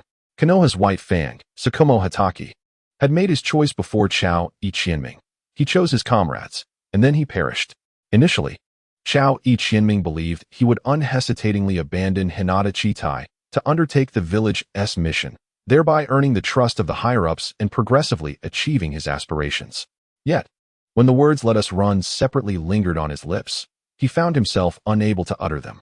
Over the course of 2 years and numerous missions, Asahi Chiyu and Hinata Kaida have supported one another through adversity, arriving at this pivotal moment together. The thought of abandoning his comrades weighs heavily on Asahi Chiyu's conscience. Suddenly, a phrase echoes in his mind. Life presents many choices, some thrust upon us, others willingly embraced, some unavoidable, and others too painful to recall. To choose is to understand oneself, to delve into the depths of one's desires. Reflecting on his conversation with Orochimaru the previous night, Asahi recalls how Orochimaru remarked on his ambition, suggesting that he is akin to him. It seems Orochimaru perceives Asahi as a kindred spirit, someone who would stop at nothing to achieve his goals, which is likely why he selected him for this mission, anticipating that Asahi would ultimately forsake his teammates to fulfill it. Ironically, even Asahi had believed this about himself, yet now, faced with the moment of truth, he finds himself paralyzed by indecision. They are closing in, Hinata Kaida exclaims, glancing back at the pursuing sand shinobi with urgency. We must hurry. Once we enter the land of rain, we will find allies. Asahi Chidori responds. While that is true, reaching the land of rain will still take several hours. In that time, many uncertainties can arise, and there is no guarantee that we will survive the journey. We can't keep this up, Chidori. At this rate, we will inevitably be caught, Hinata insists, sensing the distance between them and their pursuers diminishing. Running through the desert is exhausting. The sand shinobi, accustomed to this harsh environment, have the advantage. In contrast, Asahi and Hinata, being newcomers, struggle with fatigue, and their pace lags significantly behind that of their relentless foes. Must we part ways to escape? Asahi silently contemplates. Chidori, let us split up, Hinata suggests resolutely. What? Asahi is taken aback, staring at Hinata in shock. Let us separate. The sand shinobi know I am from the Hinata clan. They will undoubtedly pursue me, allowing you a better chance of survival. Hinata asserts earnestly. No, Asahi exclaims vehemently. You will die? In that moment, Asahi is at a loss, grappling with his own thoughts. Is this not the most sensible choice? Why does he refuse? If we continue running like this, we will both perish, Hinata cries in frustration. We can wait for Captain Minato to come to our aid, Asahi counters, his voice steady. Who knows if we will still be alive by the time Captain Minato arrives? Hinata replies, his expression grave as he glances back at their pursuers. Chidori, if we hesitate any longer, we will both meet our doom. Deep down, this is indeed the best choice for Asahi as well, yet he cannot articulate it. Is it hypocrisy that silences him? All along, you have been the captain, and I have never questioned your decisions. However, this time, I shall take the reins. Chozu, you must survive. As Hinata's words rang out, he abruptly dashed away from Chozu, heading in a different direction. Watching Hinata's retreating figure, Chozu's heart was a tumult of emotions. In a moment of introspection, Chozu wondered if he could ever embody the same nonchalance as Hinata. Perhaps he himself was not fully aware of his own capabilities, uncertain of the choices he might make. Yet, at the very least, Chozu was determined to safeguard the life of this comrade who would sacrifice everything for him. Keita, Chozu called out, then reached into his pocket, producing the special kunai of Namikaze Minato and hurled it forward, simultaneously shouting, catch. He hoped that Namikaze Minato would arrive in time. After parting ways with Hinata, Chozu raced toward the designated rendezvous point. A glance backward revealed that the pursuing sand shinobi had diminished in number. Only 7 remained, divided into 2 groups. With a self-deprecating smile, he acknowledged that as an ordinary ninja, the allure of the Byakugan was indeed a powerful temptation. If those sand shinobi were to seize a pair of Byakugan, they would undoubtedly be hailed as heroes within their village. Little did they know, even if they captured Hinata, they would only obtain a pair of sealed Byakugan, employing a familiar tactic. Chozu took advantage of the sand dunes to obscure his pursuer's line of sight, creating shadow clones to lure the enemy while concealing himself through transformation techniques.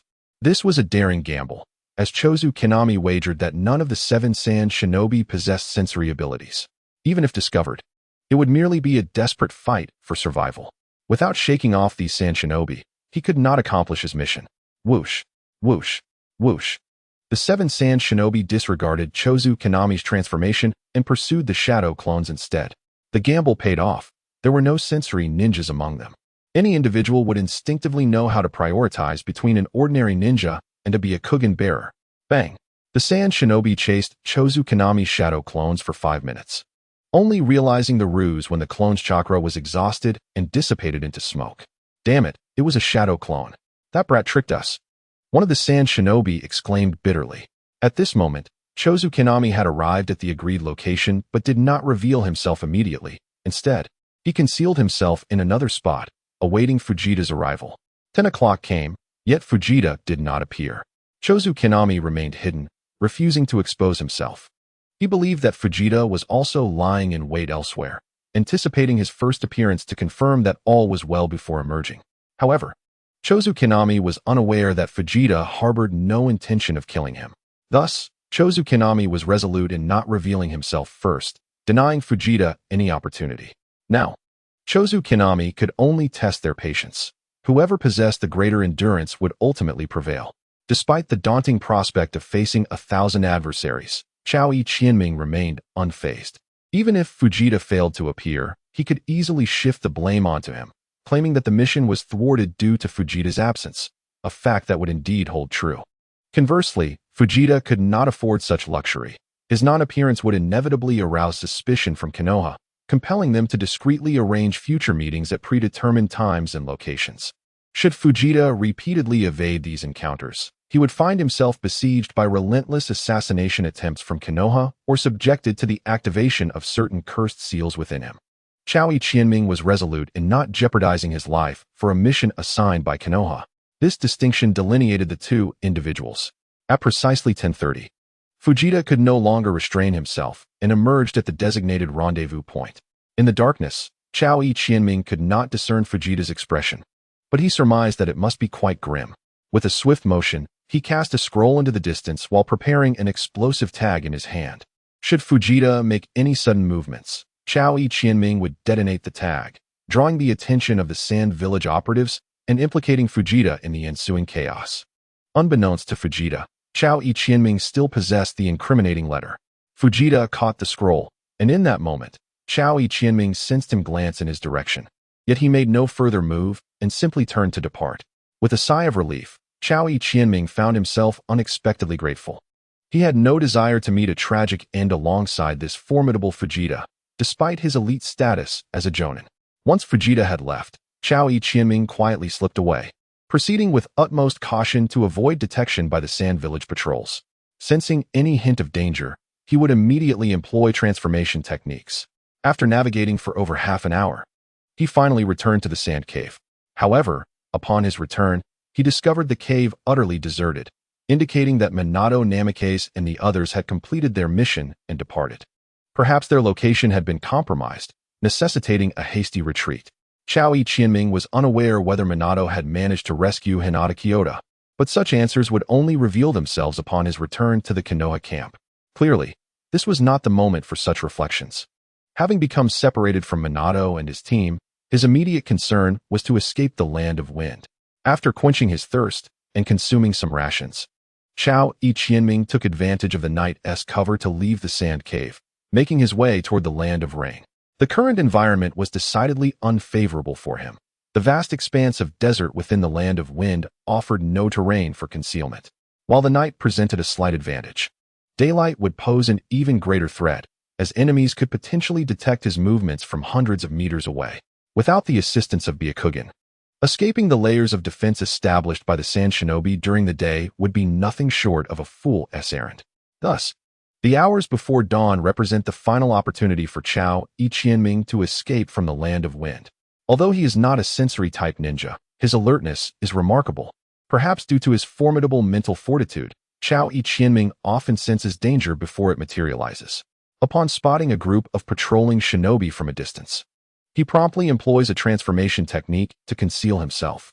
This method has proven effective for him on numerous occasions, typically if the enemy is not forewarned.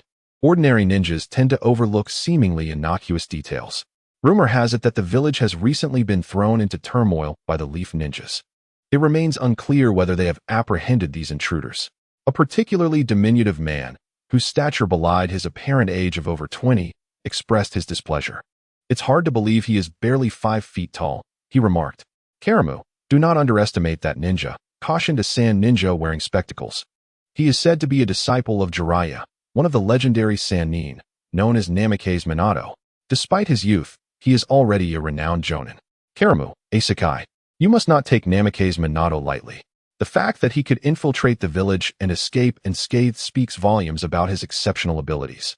If we encounter him, we must avoid direct confrontation and prioritize sending the information out," another ninja stated gravely. "Understood, Captain Yuki." Karamu and Asahi replied in unison. Meanwhile, the concealed Chao Qianming was increasingly anxious. Damn it, these three are drawing closer. At such proximity, even with his exceptional chakra control, it would be challenging to evade detection by experienced ninjas. In the event of being discovered, he would have no option but to confront them directly. Should additional sand ninjas be attracted to the commotion, he would find himself cornered. What to do? Flee immediately, or wait and gamble on luck? They were getting closer. The 3 sand ninjas passed perilously near Chao Qianming, who exerted every effort to mask his presence. He was nearing the borders of the rain country. In just a couple of hours, he would be safe. He could not afford to falter against these nameless chunin. Now past 3 o'clock. Dawn would arrive within 2 hours at the latest. If these sand ninjas hindered him, preventing his escape from the land of wind before sunrise, he might find himself trapped indefinitely. Stealing a glance at the trio, Chao Qianming suddenly noticed that the diminutive ninja, Karamu, possessed a feral glint in his eyes, reminiscent of a predator lurking in the shadows. Could they have sensed my presence? A fleeting glance at the other two revealed that Yuki seemed to have cast an unintentional glance in his direction. Stealing himself, Chao Qianming resolved to eliminate the 3 sand ninjas without delay. If they discerned his presence, striking first would grant him an advantage. Had they not discovered Chao Qian, he might have seized the opportunity to eliminate the 3 of them with his sudden assault. As he launched 4 shuriken, he employed no particularly elaborate technique. They were merely a distraction. Karaki, Ase, and Yuki deftly evaded the shuriken, with Yuki retaliating by drawing a shuriken of her own. Indeed, they had noticed me. A chill ran through Chao Qian, fortunate that he had acted first. Had he continued to conceal himself and allowed them to strike first, he would likely have faced dire consequences. Disengaging his transformation technique, Chao Qian wasted no time in dashing towards Karaki, thrusting the shuriken directly at his throat. A mere child. You shall perish. Karaki sneered, seemingly unfazed by Chao Qian's attack, and lunged forward with his own shuriken aimed straight for Chao Qian's heart. At the last moment, Karaki leaned back slightly, evading Chao Qian's strike, while his shuriken found its mark, piercing Chao Qian's chest. What a peculiar form. No wonder he was so audacious. Whoosh, whoosh, whoosh. Ase hurled a few shuriken that embedded themselves into Chao Qian's back. Chao Qian bore a sinister grin, gripping Karaki's arm tightly. And then his entire body began to transform into earth. A clay clone. The explosive tags affixed to the clay clone detonated, leaving Karaki severely injured and sprawled on the ground. Chao Qian was increasingly fond of using explosive tags. Although they were somewhat costly, they proved remarkably effective, especially when attached to a clone, allowing for deceptive tactics. Moreover, their chakra consumption was minimal, making them ideal for Chao Qian, who had limited chakra at present. Suddenly, a sharp aura sliced through the night, locking onto Chao Qian as a massive blade, propelled by a fierce gale, bore down upon him. The wielder was Yuki, a sand ninja. Simultaneously, Chao Qian felt his feet ensnared by an unseen force. However, with Karaki incapacitated and Yuki brandishing her knife, while Ase stood nearby, who could be the individual lurking beneath? This was a trap. Chao Qian's heart sank. The situation was dire for Chao Qian, as he had misjudged the number of sand ninjas in the team, landing himself in an exceedingly precarious position. Whether he attempted to block or evade Yuki's mighty blade, he was inevitably to be dragged underground by the lurking sand ninja, left vulnerable to their whims. Yet, ignoring Yuki's assault was equally untenable. Being pulled underground might afford him a chance at survival, but a direct hit from the blade would surely result in his demise. The clash of metal resounded as Chao Qian drew forth a shuriken to parry Yuki's blade. Almost immediately, he felt an irresistible force pulling him down, submerging him into the earth, leaving only his head exposed. With a bitter smile, Chao Qian reflected on how he often employed the decapitation technique to deceive others, never anticipating that he would today fall victim to such a ninjutsu. Truly, life is full of unexpected turns. The technique of decapitation in one's heart is indeed a remarkable ninjutsu.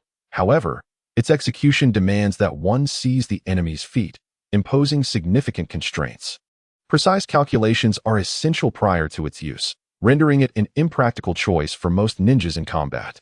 Attempting to escape using the earth release, Chao Qianming discovered that the surrounding sand possessed an overwhelming binding force, preventing any chance of liberation. It appears that the only way to escape this technique is to wait for the chakra within the sand to deplete. But the enemy would not afford Chao Qianming such an opportunity.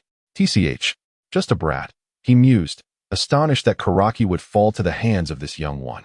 So often boasting of his prowess, it was shocking to see him meet his demise so swiftly. Yugue cast a disdainful glance at Chao Qianming, huffing in contempt. Utterly unmoved by the loss of his comrade, the sand ninja, who had ambushed Chao Qianming, leaped from the earth, nonchalantly kicking Chao Qianming's head, and remarked, "I had already seen that fellow was destined to die early. Damn it, daring to kick my head." Chao Qianming squinted at the sand ninja, mentally calculating how to eliminate him. Little brat, still daring to glare at me? The sand ninja sneered at Chao Qianming's defiant gaze, boasting, "Do you believe I will end you right here? Remember that kick. I shall return it in kind." Chao Qianming provocatively retorted, "You insolent brat.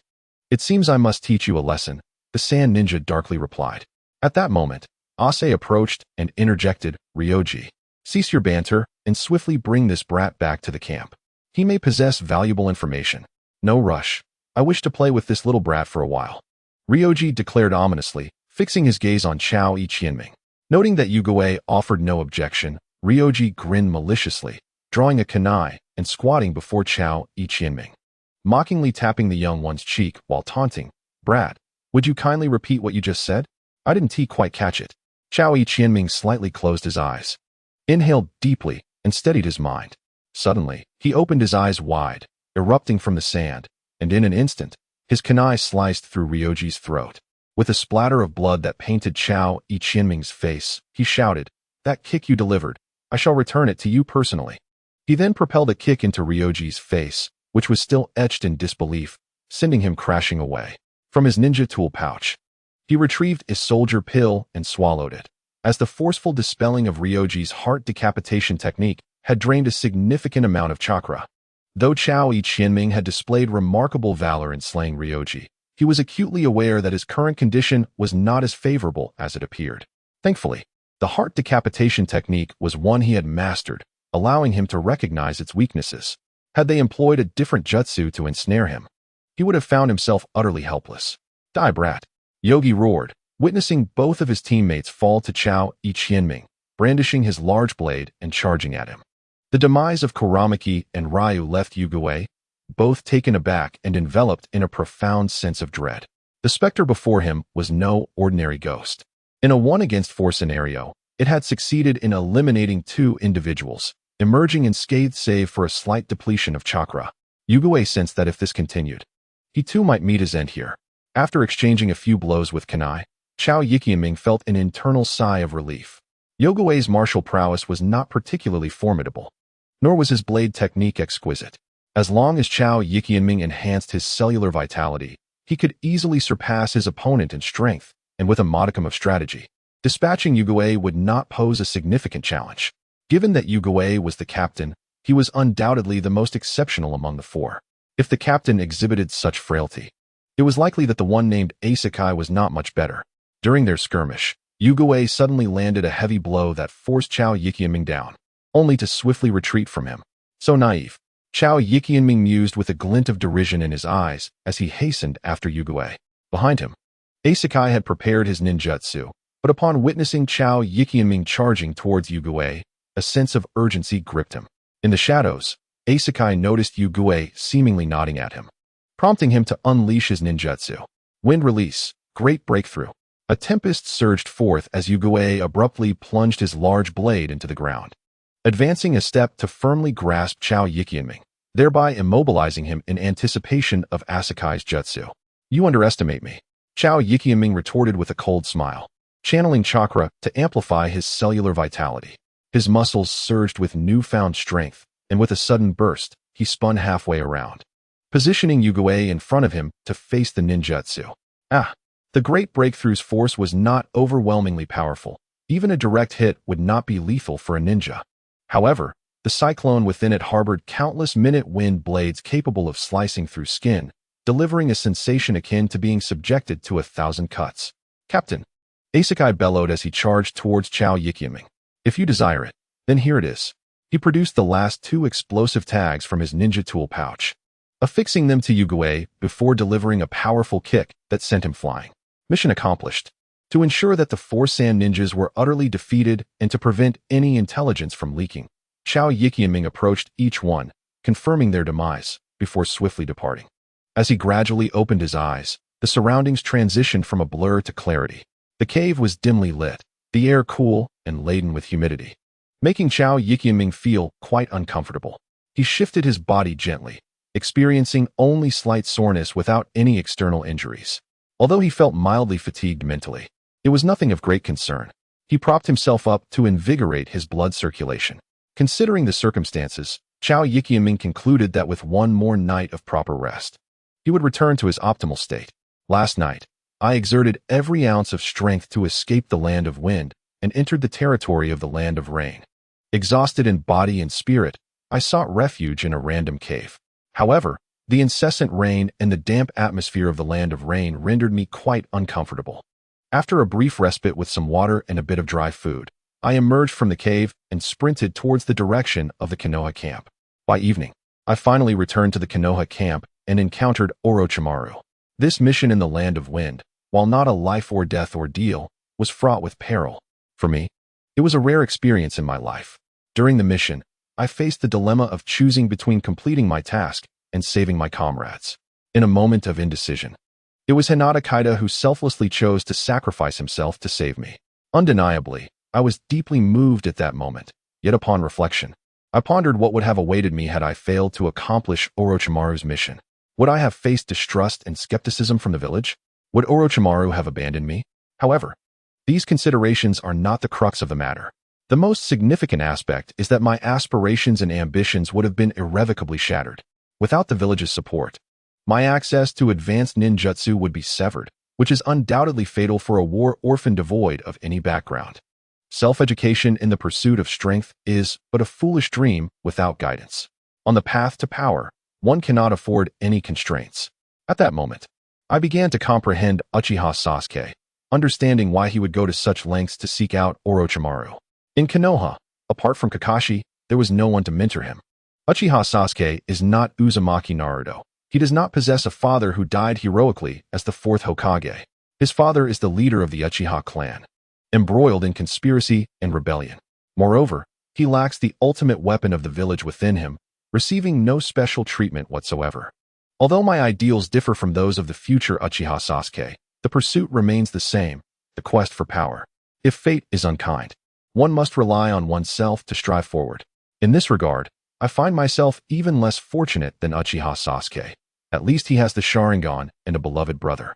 I, on the other hand, possess nothing. Yet, misfortune does not deter me. Opportunities can be forged through effort. Lacking a bloodline limit, I shall study others' abilities. If I cannot master formidable jutsu, I will learn powerful forbidden techniques. Without a summoning beast, I will seize another S. In that moment, I experienced an epiphany. I do not require companions or emotional ties. On the path to power, the only reliance I have is upon myself. Reflecting on Ueno Moku, Hinata Kaida, and Hashinohara, I silently bade farewell to them. Farewell, my companions. Upon entering Orochimaru's tent, Chao Qianming observed that only Orochimaru was present and directly stated, "Lord Orochimaru, the mission has been successfully completed." "Excellent. Qianming, you have indeed not disappointed me," Orochimaru replied, his gaze dark and voice rasping. He continued, "Your comrade has sustained grave injuries and was returned by Minato. He is currently resting in the medical unit. Would you like to pay him a visit?" "No rush." Chao Qianming responded, a faint smile gracing his lips as he replied, "He is merely lying there. It makes little difference when I go to see him." Upon hearing the news that Hinata Kyoto was still alive, Chao Qianming felt a slight sense of relief. However, having resolved to tread his path alone henceforth, he understood that he must sever his ties with Hinata Kyoto and the others. This mission merely compelled him to choose between his duties and his companions. What about the next time? Especially since Chao Qianming had decided to follow Orochimaru, he was acutely aware of the latter's nature. Perhaps one day, Orochimaru would instruct him to eliminate Hinata Kyoto and his companions himself. Thus, Chao Qianming knew he must feign indifference, both outwardly and inwardly. At least until he acquired greater power, that was his stance. "Oh," Orochimaru inquired, curiosity piqued. "He was gravely injured for your sake." "It was unavoidable." Chao Qianming shrugged nonchalantly. What could be expected from someone of the Hyuga branch, lacking any real talent? I discerned this truth at a young age, which is why I have strived so hard. Chao Qianming speculated that since Orochimaru was aware of his schemes against Tsunade, he must have gathered substantial intelligence about him, and thus, Orochimaru likely guessed certain truths. Having chosen to follow Orochimaru, it would be better to disclose some matters proactively. "You are truly astonishing," Orochimaru remarked, intrigued as he regarded Chao Qianming, then smirked. "However, the injured lad is named Hashihara. As for the young one from the Hyuga clan, he perished in the land of wind." "What?" Chao Qianming's eyes widened in shock. Yet upon seeing Orochimaru's amused expression, he forcibly quelled his tumultuous emotions and inquired calmly. What transpired? Once Orochimaru recounted the events, Chao Qianming regained his composure. It turned out that when Namikaze Minato found Hinata Kyoto last night, Kyoto had already fallen in battle, and Chao Qianming was nowhere to be found at that time. Hashihara had ventured out alone in search of Chao Qianming and was ambushed by Sand Shinobi. Thankfully, Minato arrived just in time to rescue Hashihara. However, because of this incident, Minato had to depart from the sand cave sooner than anticipated. Yet, he left behind a clue within the cave, indicating to Chao Qianming which direction to head in order to reunite with them. Unfortunately, Chao Qianming had only glanced hastily at the cave, saw it was empty, and departed without noticing Minato's message. Then I must go and check on him, and perhaps offer some comfort to my rather dim-witted comrade. Chao Qian, with a resigned sigh, departed from Orochimaru's tent and hastened towards the medical team. Standing before the hospital bed, he gazed at Hashinoiwan, who lay there, and found himself at a loss for the tumult of emotions stirring within him. Hashinoiwan was swathed in bandages covering over 60% of his body, moving mechanically like a marionette, a consequence of multiple fractures. Having spent considerable time at the Konoha hospital, Chao Qian understood that each movement of someone with such injuries would be fraught with immense pain. Yet, upon Chao Qian's arrival, Hashinoiwan seemed oblivious to his suffering, laughing and crying, exuding the joy of a child. "Qian, you're alive. This is wonderful," Hashinoiwan exclaimed with excitement. "How are you?" Chao Qian asked solemnly. "Qian, come here for a moment," called Minato Namikaze from the side. The members of Minato's team were gathered in the ward. Kakashi and Uchiha Obito bore their own injuries, albeit not severe, and would recover with some rest. Stepping out of the room with Minato, he gently patted Chao Qian on the shoulder and whispered, "I'm sorry for not reaching out in time to rescue Chitai," which resulted in Hashinoiwan sustaining such grave injuries. "How is his condition?" Chao Qian inquired. He could sense Minato's genuine guilt. As the captain of this operation, he felt responsible for the severe injuries inflicted upon his team members. Given Minato's nature, self-reproach was inevitable. In truth, he could have prevented all of this. But in service of the village's clandestine mission, he had to forsake his principles and act resolutely. Hashinoiwan had suffered multiple fractures, and with the current capabilities of the medical team, even if he could heal, he would likely never fight again as a ninja. Rin Noera stood nearby, her voice tinged with sorrow as she spoke softly, unsure how to offer consolation. How could this happen? Chao Qian felt a profound stir within. Having known Hashinoiwan for over 2 years, he understood him well. Although lacking extraordinary talent, Hashinoiwan shared the fervor of many ninjas devoted to their village, willing to sacrifice their lives at the behest of the so-called higher-ups. Becoming a ninja and striving for the welfare of Konoha was Hashinoiwan's cherished dream. It must be said that the cohesion among ordinary ninjas in Konoha was remarkably formidable. History has shown that they would willingly lay down their lives for an abstract cause. And it is through their sacrifices that Konoha has achieved its present prosperity. Ironically, the families of fallen ninjas receive only a pension, leaving them with nothing but endless sorrow and resentment. In times of war, the village incites ninjas to harbor animosity towards other villages, yet with the signing of peace treaties, they are then urged to prioritize the greater good and relinquish their grudges. Such is the nature of the Konoha higher-ups. Upon hearing that Hashinoiwan could no longer fight as a ninja, Chao Qian found it difficult to accept this outcome. Yet, he resolved within himself to sever these ties and devote himself to the pursuit of strength. However, after more than 2 years of mutual support, a bond had undeniably formed between Chao Qianming, Hashinoharu, and Hinata Keita. For Chao Qianming, Hashinoharu represented a comrade whose back he could trust. He could resolutely decide to part ways with Hashinoharu, yet he could not bear the thought of Hashino's dreams being shattered. Is there truly no way? Chao Qianming inquired. Slowly shaking her head, Noera Rin whispered, I have examined Hashino's injuries. Unless Lady Tsunade is willing to intervene, it is futile to expect her to act now. Don't dream. Not only is Hashino an ordinary chunin, but even if Orochimaru or Jiraiya were gravely injured, Tsunade might find it insurmountable to overcome the emotional barriers built by the deaths of her lover and brother. The more boisterous a woman appears, the more intricate her feelings tend to be. Unless someone like Uzumaki Naruto, radiating warmth like the sun, can melt Tsunade's heart, there is little hope. But that person is certainly not Chao Iqianming, for he is currently as cold as ice. Nevertheless, Noara Rin's words ignited a flicker of hope within Chao Iqianming. Hoshino Haru was not beyond saving. It was merely a matter of the current medical standards being insufficient. I will treat him, Chao Iqianming declared resolutely. You? Noara Rin glanced at Chao Iqianming in disbelief. Although she had witnessed him save lives at the Konoha hospital, she still found it hard to believe that he possessed such remarkable medical skills. Ignoring her astonishment, Chao Iqianming entered the tent. Approaching Hoshino Haru's bedside and calmly stating, Haru, you are gravely injured, and I must perform surgery immediately. All right, Hoshino Haru responded, looking at Chao Iqianming with unwavering determination, devoid of any doubt. After briefly reviewing Hoshino's medical records, Chao Iqianming confirmed the severity of the injuries. While the wounds in other areas appeared serious, they were manageable by standard medical ninjas. However, Hoshino's right leg suffered a shattering fracture, a complex injury that would be difficult to treat. Even if his life could be saved, it was likely he would never walk normally again. As Chao Iqianming wheeled Hoshino into the operating room, Noara Rin eagerly offered to assist him. Given her kind nature and basic knowledge of medical ninjutsu, he readily accepted her help, recognizing the necessity of having an assistant by his side. A shattering fracture meant that the bones had splintered into fragments, necessitating surgical intervention to piece them together before further treatment could lead to complete recovery. To be candid, the medical standards within the ninja world are not particularly advanced. Many injuries can be treated with miraculous medical ninjutsu. However, medical ninjas lacking sufficient skill are powerless against such injuries. This was Chao Iqianming's first encounter with such a case. Generally speaking, a ninja suffering such extensive damage would be expected to abandon their profession. Yet circumstances can be unpredictable, like the case of Lee, who was nearly rendered incapable by Gaara, yet was restored to full health by Tsunade, exhibiting no lingering aftereffects.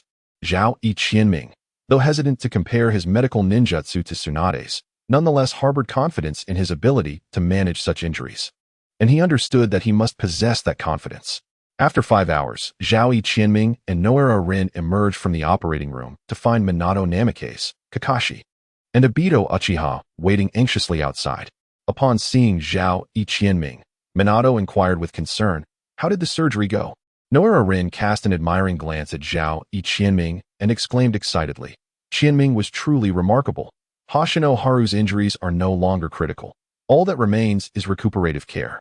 "That is splendid news," Minato responded with evident joy. Stepping away from the camp, Chao Iqianming found solace by a small river. Watching the water flow and feeling the cold breeze, which gradually calmed his troubled heart.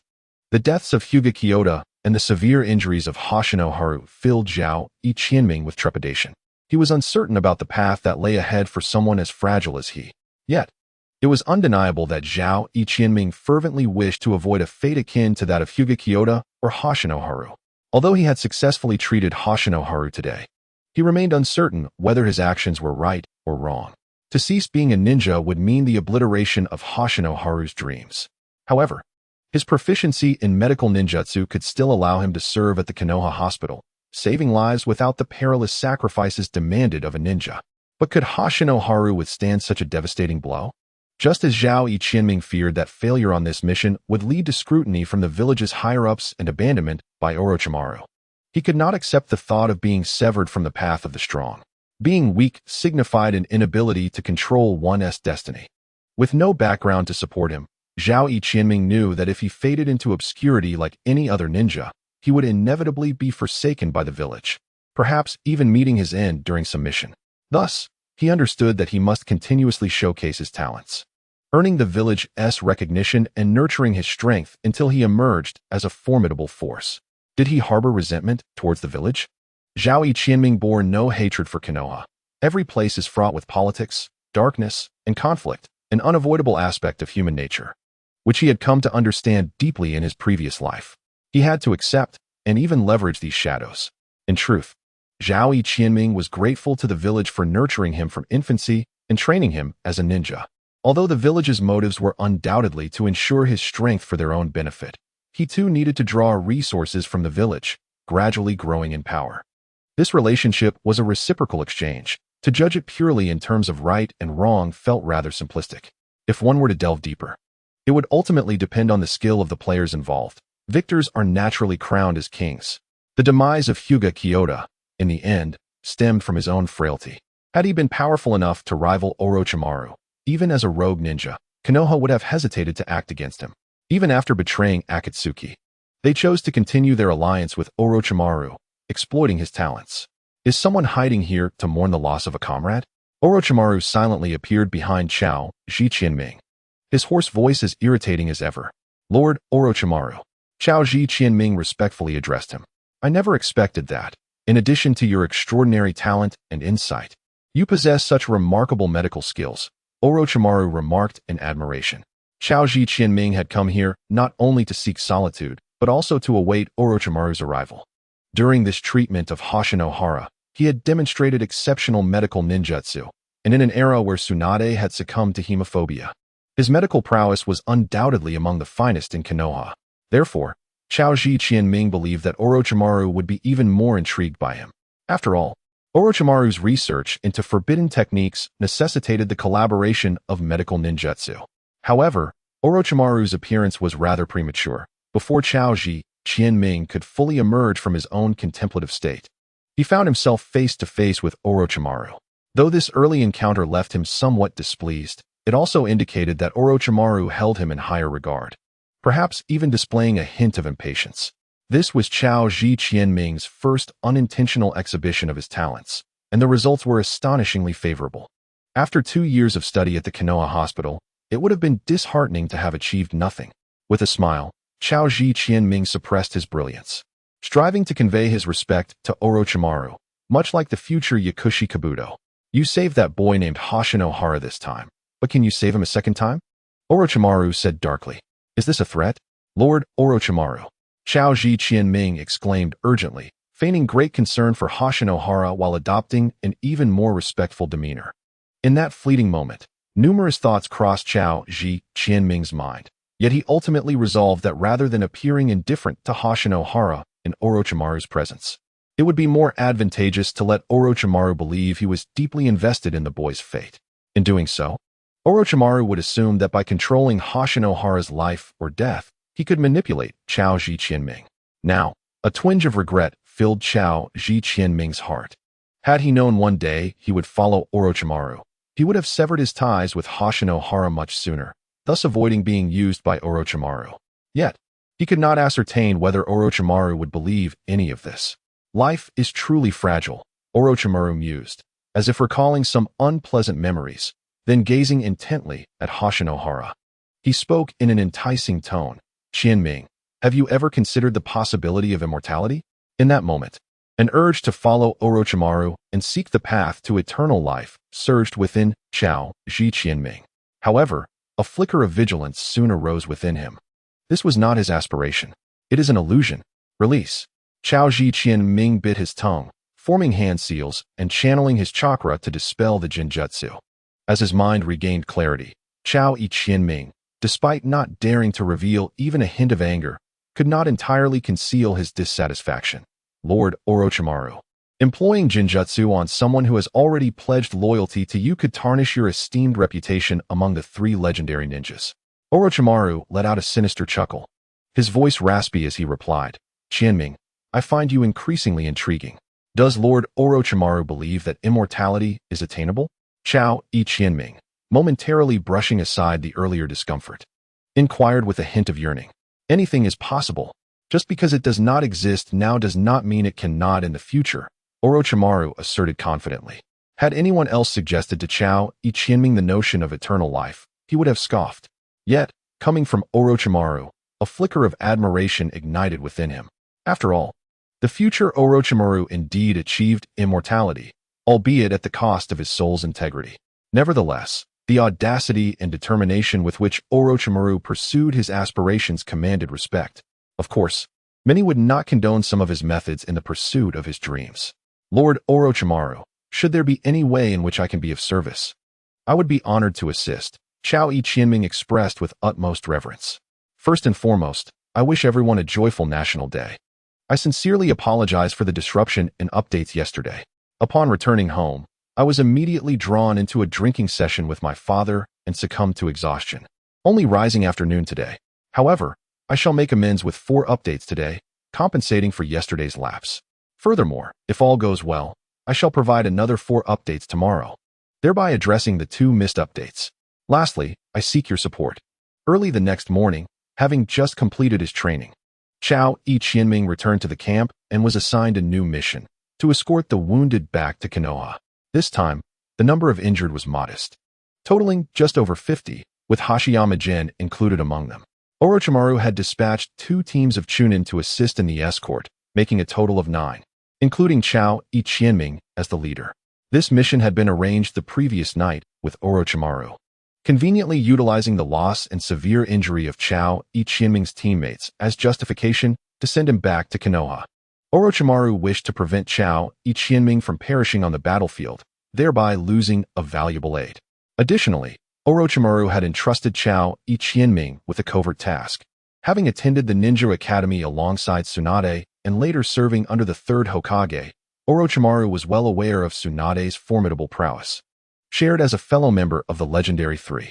Moreover, he had long coveted some of the Senju clan's secret techniques.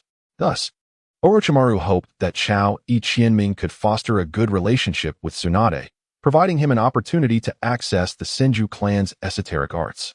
This was precisely what Chao Qianming desired, especially as tensions between Konoha and Sunagakure escalated, with the threat of conflict looming. For a Chunin like Chao Qianming, perishing in such warfare was all too commonplace. Orochimaru also assured Chao Qianming that should the opportunity arise, he would engage with Tsunade and endeavor to convince her to take Chao Qianming on as her apprentice. Orochimaru's promise can be deemed one of the most fortuitous pieces of news that Chao Qianming has encountered in recent times. The bond between Orochimaru and Tsunade is well known, and should Orochimaru choose to assist Chao Qianming, his abilities might indeed render such assistance feasible.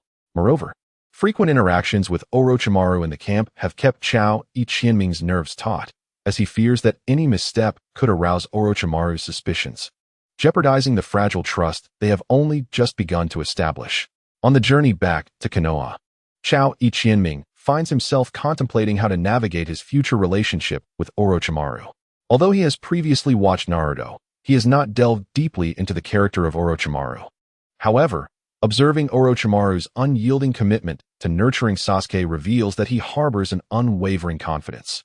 He does not fear, nor has he ever entertained the thought, that one day Sasuke might completely surpass him. Orochimaru, lauded by the 3rd Hokage as a rare genius, gained renown at a young age during the Second Ninja War and distinguished himself as a commander leading Konoha's shinobi against Sunagakure in the Third War, earning the admiration of both villagers and ninjas alike, making him a leading candidate for the position of the 4th Hokage. At this juncture, Orochimaru likely flourishes in his endeavors, brimming with confidence. Thus, he would not be concerned about Chao Qianming potentially surpassing him in the future. From the original narrative, it is evident that Orochimaru possesses a remarkable acumen for utilizing others, whether by recruiting subordinates or leveraging mutual interests. The only instance of misfortune for him seems to be his collaboration with Danzo Shimura. However, it may not be accurate to label this as a disadvantage. Having lost the position of 4th Hokage and being wholly absorbed in the pursuit of immortality, Konoha might have held little allure for Orochimaru at that time. Furthermore, during Orochimaru's calm defection, Chao Qianming harbors doubts about whether Orochimaru had indeed intended to betray Konoha, using the exposure of his human experimentation as a means to instigate the 3rd Hokage's ultimate disappointment in him. Yet, this line of thought leads Chao Qianming to wonder if, during this period, Orochimaru had already commenced collaboration with Danzo Shimura to research the cells of the 1st Hokage. Given Yamato's age, this scenario appears plausible. Even if they have yet to begin their research, it is likely merely a matter of years before they do so. Hence, Orochimaru might seek to exploit the delicate emotions between Chao Qianming and Tsunade, encouraging Chao Qianming to approach Tsunade to pilfer the Senju clan's secret techniques. If this is indeed the case, upon returning to the village, Chao Qianming must proceed with utmost caution in all his actions. The 3rd Hokage, known for his cunning, would likely be aware of Orochimaru's collaboration with Danzo and their research into the 1st Hokage's cells. However, as the leader of the village, The third Hokage must remain in the light. Thus, he could simply await the results of Orochimaru's endeavors, allowing Orochimaru and Danzo to bear the brunt of any repercussions. At present, Chao Qianming's primary concern is to ascertain whether the third Hokage and Danzo are aware of his association with Orochimaru. Reflecting on the secret mission entrusted to him by Orochimaru, Chao Qianming felt a slight sense of reassurance. If Orochimaru intended for him to steal the Senju's secret techniques, he would undoubtedly ensure that the third Hokage and Shimura Danzo, those ancient wraiths, remained oblivious, for Orochimaru was determined to monopolize the Senju techniques, never to share them with another soul. The foundation of this arrangement lay in Chao Qianming's unwavering loyalty to Orochimaru. In the near term, Chao Qianming would certainly continue to follow Orochimaru, as he too was keen to acquire the fruits of Orochimaru's research on the first Hokage's cells. The Senju and Uchiha clans, as descendants of the Sage of Six Paths, harbored within their bloodlines a power that eclipsed all other Kekkei Genkai in the shinobi world. Should he unravel the mysteries of these two clans' powers, he would draw closer to the strength of the sage himself, a notion splendidly illustrated in the original narrative. Chao Qianming was acutely aware of all this. This led him to ponder his standing in Orochimaru's mind. He speculated on his position, recognizing that his ambition for power had certainly been noted by Orochimaru. However, unlike Uchiha Sasuke, whose pursuit of strength was fueled by a desire for vengeance against his brother, Chao Qianming's motives were still under Orochimaru's scrutiny. Yet, those who harbor ambition are often difficult to control, and Chao Qianming believed that he was merely a tool for Orochimaru's designs. Nevertheless, given Orochimaru's confidence, he should not feel threatened by Chao Qianming. Having analyzed the dynamics of his relationship with Orochimaru, Chao Qianming felt a quiet sense of relief. As long as he refrained from actions detrimental to Orochimaru, fulfilled the tasks assigned to him, and consistently demonstrated his utility, Orochimaru would likely not turn against him. Associating with a serpent such as Orochimaru indeed carried the perpetual risk of being consumed, yet with careful maneuvering, one could attain their desires. The phrase mutual exploitation may sound devoid of sentiment, but as long as greater interests did not arise, this alliance would remain steadfast. Returning to Konoha with injured comrades could not be as swift as a ninja's journey. Thus, Chao Qianming and his companions trudged for 7 or 8 days before finally glimpsing the gates of Konoha. Upon returning to the village where he had spent his childhood, emotions ran high among the villagers, and even Chao Qianming felt a long-forgotten sense of security.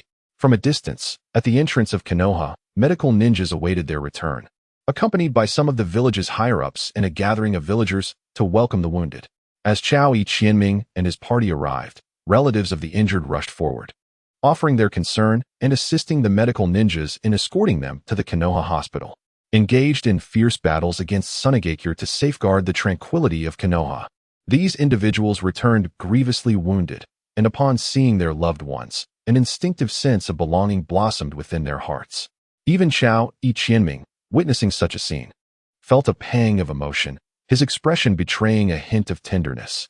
Certainly, the emotional display by Chao Qianming was intended for the higher-ups of the Hidden Leaf Village. If they could engage in theatrics, then Chao Qianming would not disappoint them. The upper echelons required a cadre of ninjas who cherished their village and safeguarded their comrades. And thus, Chao Qianming aspired to embody such a ninja. Yuan, how are you? How did you sustain such severe injuries?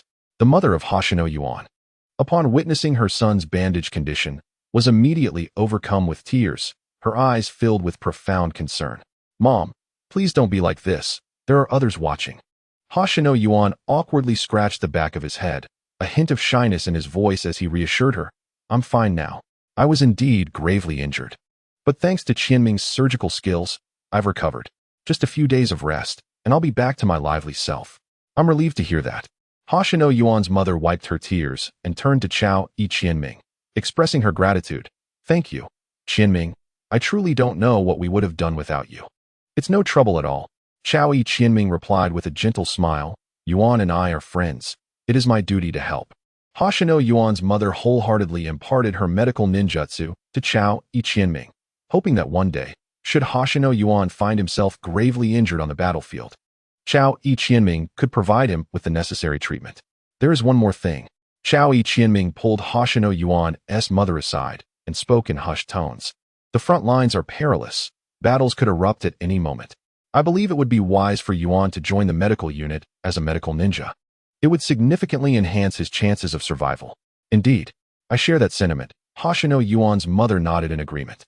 Chao Yiqianming felt that this was all he could do for now. The paths of Chao Yiqianming and Hoshino Yuan would soon diverge, and their future journeys would depend on their own fates.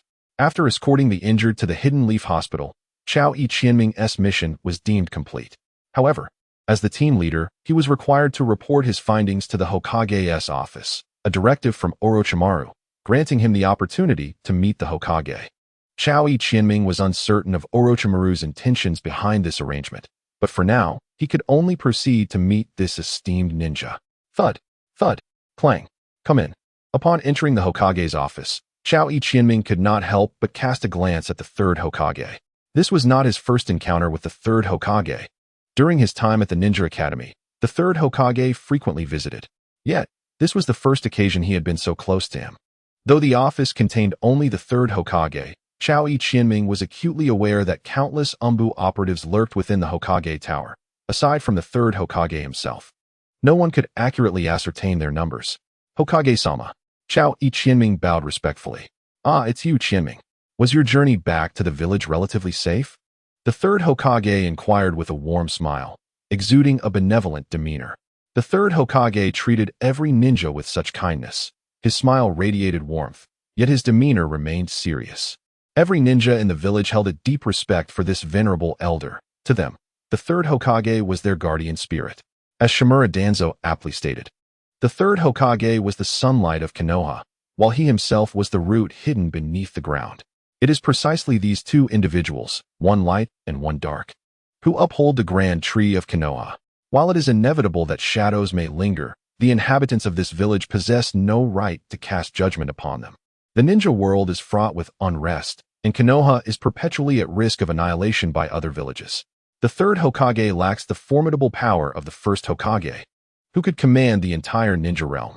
Without employing a modicum of cunning, how could he sustain Konoha? Reflecting on the tragedy of the Rain Country reveals the magnitude of the third Hokage's contributions. On the map, the Rain Country is ensnared between the Wind, Earth, and Fire Countries. Yet, the Fire Country finds itself similarly surrounded by the other four great nations. If Konoha does not fortify itself, its fate will undoubtedly be more dire than that of the Rain Country.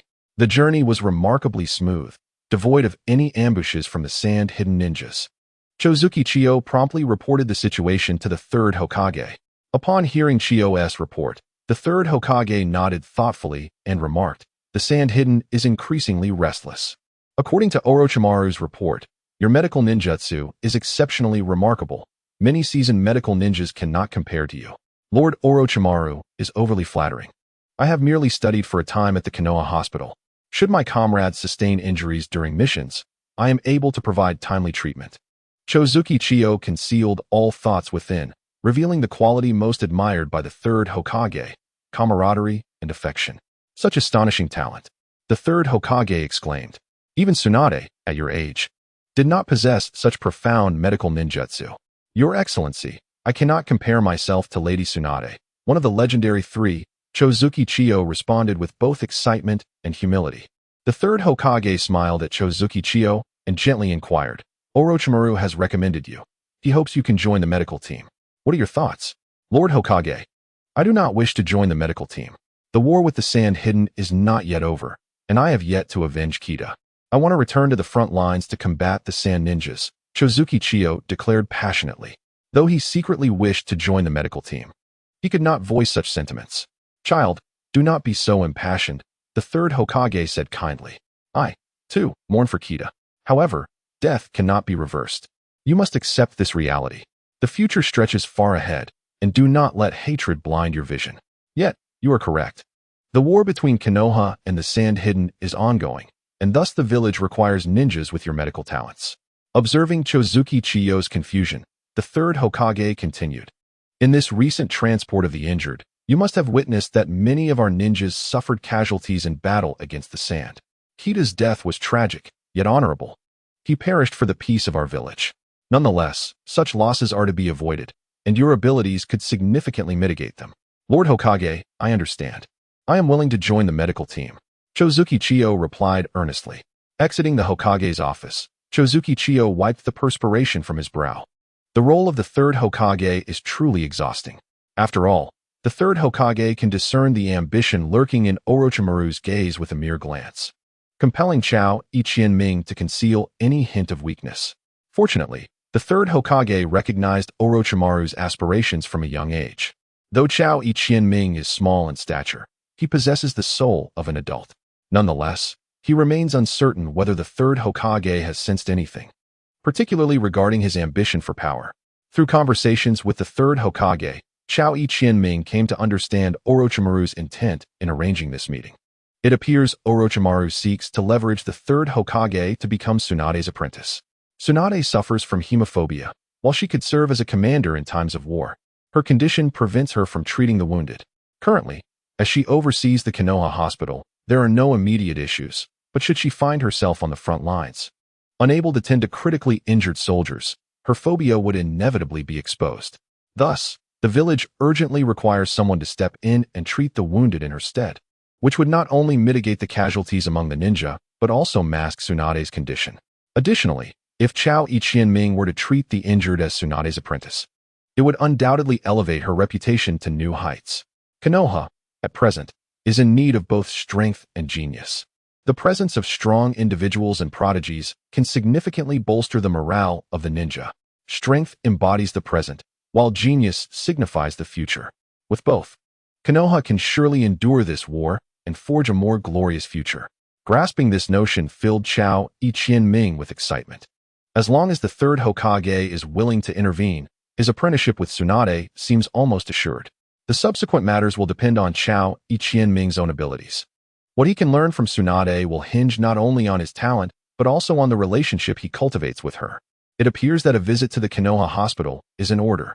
The plan proceeds smoothly, yet while marveling at Orochimaru's tactics, Chao Ichien-ming also finds himself cursing him in his mind, just as he arranged for Hoshino-jin's mother to escort him to the medical team. Orochimaru anticipated this move and promptly ensured Chao Ichien-ming was also sent to the medical unit. It seems Orochimaru wishes to maintain the bond between Chao Ichien-ming and Hoshino-jin. Thus, he must acquiesce to Orochimaru's desires. Upon entering the Konoha hospital, several medical ninjas who recognized Chao Ichien-ming approached him to greet him. As he navigated their affections, he made his way towards Tsunade's office. However, upon entering the hospital, an inexplicable sense of tension gripped him, causing a wave of anxiety. In the heat of battle against the sand ninjas on the front lines, he had never felt such nerves. Yet here, back in Konoha, on the cusp of meeting Tsunade, he found himself increasingly apprehensive. To speak candidly, while Tsunade may possess a rather tempestuous temperament, her regard for Chao Ichien-ming is commendable. Aware of Chao Ichien-ming's imminent deployment to the battlefield, she imparted her ninjutsu techniques to him, thereby enhancing his chances of survival amidst the chaos of combat. Consequently, Chao Ichien-ming harbors a deep sense of gratitude towards Tsunade. Frankly, without her guidance on enhancing cellular vitality, he would remain uncertain about his prospects of emerging unscathed from the battlefield. Yet, the thought of exploiting the affections of one who has shown him kindness weighs heavily on his conscience, prompting him to feel akin to a scoundrel, much like Orochimaru. With a gentle tap, he knocked on the door, but after a prolonged wait outside, he received no response. Frustrated, he knocked again. Damn it! Didn't those medical ninjas say Tsunade was in her office? Why is there no answer? Observing that the door was ajar, he cautiously entered, only to find Tsunade asleep at her desk, her soft snores barely audible. Goodness, how leisurely. Approaching her, he placed the prepared gift beside her before turning to leave. After tidying up his home and enjoying dinner, Chao Ichien-ming ventured alone into the forest behind Hokage Rock, resuming his training. At this crucial stage, there could be no relaxation. Every increment of strength could mean a greater chance of survival on the battlefield. Among the three disciplines of ninjutsu, jinjutsu, and taijutsu, Chao Ichien-ming found his proficiency in jinjutsu to be the most lacking. However, this was somewhat unavoidable, as both Yamamoto Hideyoshi and Ueno Moku were not masters of jinjutsu. Thus, he focused primarily on ninjutsu and taijutsu, harboring little interest in jinjutsu content as long as he could master the art of dispelling illusions. In terms of taijutsu, He continued with fundamental training to solidify his foundation. With the newfound technique for enhancing cellular vitality, his physical prowess was not insignificant, though he recognized a deficiency in experience, an aspect that could only be remedied through relentless combat. Ninjutsu, however, remained his utmost priority, although his repertoire of techniques was currently limited. With none of formidable strength to his name and a modest chakra reserve, his exceptional control over chakra allowed him to concentrate on this discipline. The transformation of chakra is an essential course for any aspiring ninja, and Chao Qianming was presently delving into the metamorphosis of earth-style chakra.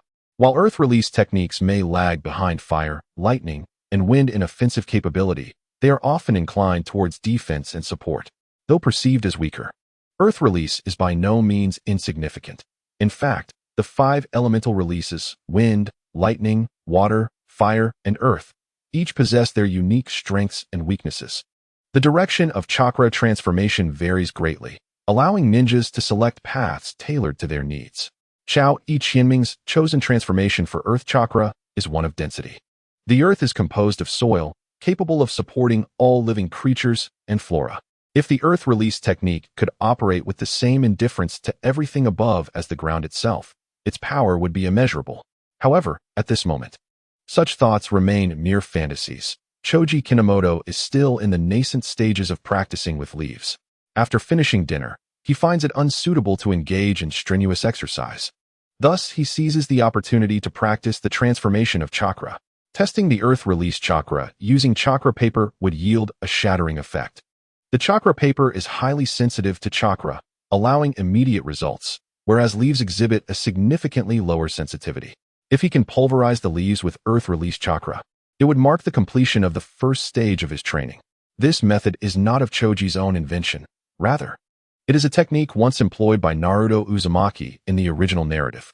Uncertain of its efficacy with earth release chakra, Choji decides to experiment with it in the absence of guidance. Frankly, the process of transforming chakra is exceedingly challenging. In the original story, Kakashi remarked that even those with exceptional talent require years to master this training, as not everyone possesses the ability to create multiple shadow clones like Naruto. Although Choji exhibits considerable control over chakra, completing this transformation will likely demand several years of dedication.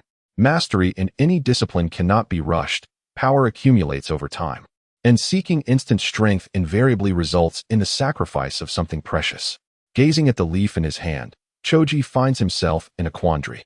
In the past, his remarkable control over chakra enabled him to swiftly learn various ninjutsu, even mastering the highly complex medical ninjutsu that stumped many medical ninjas. Yet now, he finds himself stymied in the chakra transformation phase.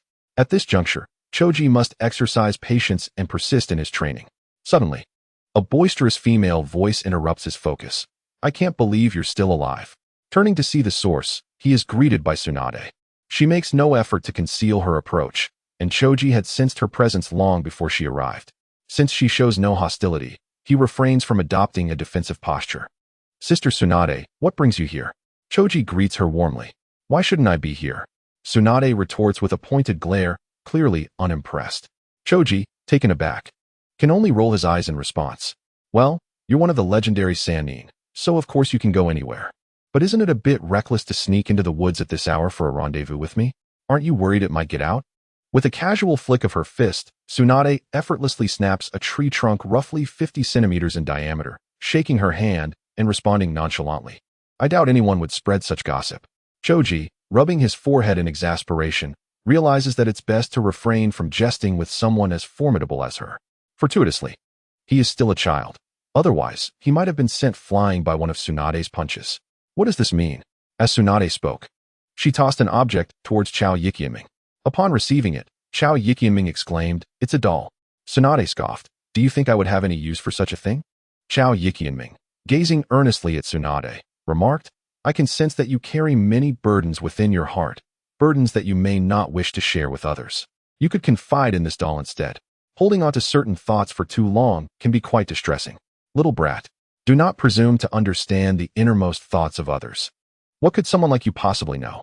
Tsunade retorted, a hint of anger surfacing in her voice. Sensing her shift in demeanor, Chao Qianming continued, "I am not entirely ignorant. As an orphan raised in this village, though my basic needs were met, I lacked any family. Some thoughts can only be shared with animals. However, Tsunade, being a woman, might find it easier to converse with a doll. Chao Yikiaming believed that no one would ever think to gift a doll to someone as fierce as Tsunade. Observing the momentary silence from Tsunade, he added, "Thank you for teaching me how to enhance my cellular vitality. It is because of you that I survived the battlefield. Consider this doll my token of gratitude."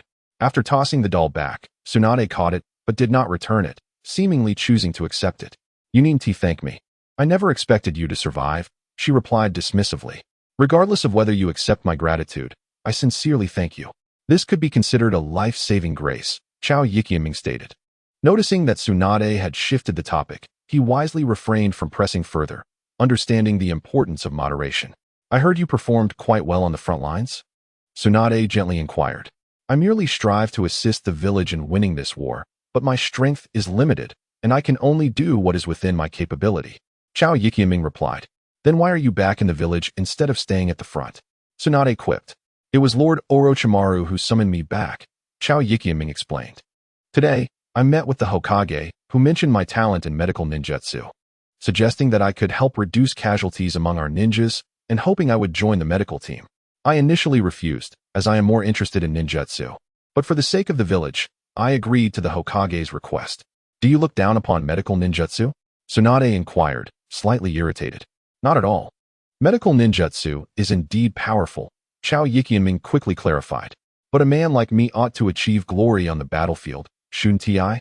Who says medical ninjas cannot achieve glory on the battlefield?" Tsunade retorted with dissatisfaction. "That is the general sentiment," Chao Yikiaming responded. "However, I do acknowledge the significant role medical ninjas play in war." Upon returning from the Konoha hospital, Chao Yikiaming had analyzed Tsunade's current state of mind. Given her deep affection for Konoha displayed in the original narrative, it was evident that Tsunade, suffering from hemophobia and unable to engage in battle, must be experiencing considerable inner turmoil. Her recent habit of sleeping in the office further indicated that her spirits were quite low these past few days. In order to ensure a smooth apprenticeship under Tsunade, Chao Yikiaming decided to provoke Tsunade slightly, hoping that she would impart the formidable techniques of the monstrous strength fist to him. "Sister Tsunade, do you know what Lord Hokage said about me today?" Chao Yikiaming winked at her, inquiring. "What did he say?" Tsunade asked nonchalantly. With a mischievous grin, Chao Yikiaming replied. "Lord Hokage said that when you were my age, your medical ninjutsu was not as impressive as mine." "Humph, that old man is deceiving you. Do you actually believe such nonsense?" Tsunade retorted, visibly displeased, given that even the third Hokage praised her talent in medical ninjutsu. And considering Chao Yikiaming's recent minor disparagement of medical ninjas, he found it hard to believe that Tsunade, with her competitive spirit, would harbor no thoughts on the matter. Fortunately, he was still a child. Otherwise, he would surely face repercussions. "Were you just practicing the transformation of chakra?" Tsunade observed the leaves on the ground and asked. "Yes. I possess Earth-style chakra and am currently engaged in training for chakra transformation." Chao Yikiaming was always forthright in his responses to Tsunade's inquiries. He recalled a phrase from his past life: "To receive sincerity from others, one must first offer sincerity oneself," with a deliberate intention to gain Tsunade's recognition. Chao Yikiaming understood that honesty was paramount. His sincere demeanor allowed him to foster a close relationship with Tsunade within 2 years, as he never resorted to deceit. As time flowed steadily, 2 months swiftly passed. Under the recommendation of the third Hokage, Chao Yikiaming successfully became Tsunade's apprentice. Through daily practice, he not only made remarkable strides in medical ninjutsu, but also mastered Tsunade's monstrous strength fist, significantly enhancing his abilities. However, Tsunade had yet to develop the Yin seal, which prevented Chao Yikiaming from using it to store chakra. Given his current chakra capacity, he could only execute the monstrous strength fist 3 times. Attempting a fourth would risk chakra depletion and potential bodily collapse. Fortunately, Chao Yikiaming was now 10 years old, and in a few years, his body would mature, leading to a substantial increase in chakra. For the time being, the monstrous strength fist had to be reserved as a trump card, not to be used frivolously. During the period of Chao Yikiaming's secluded training, reports from the front lines poured into Konoha like snowflakes. The outcome of the battles was not only a matter of concern for Konoha's higher-ups, but also a topic of lively discussion among the villagers. As the commander of Konoha in this war, Orochimaru demonstrated exceptional leadership and strategic prowess.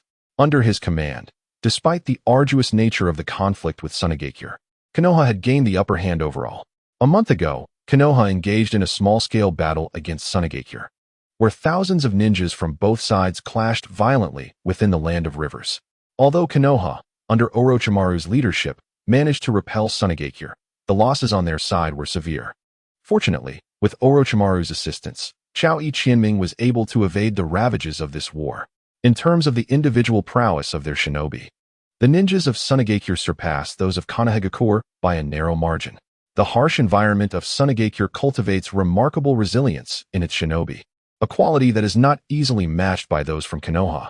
However, Konoha possesses its own distinct advantages, which are unparalleled by the other four great shinobi villages. The feudal lord of the Land of Fire provides unwavering support to Konoha, thereby endowing it with abundant resources.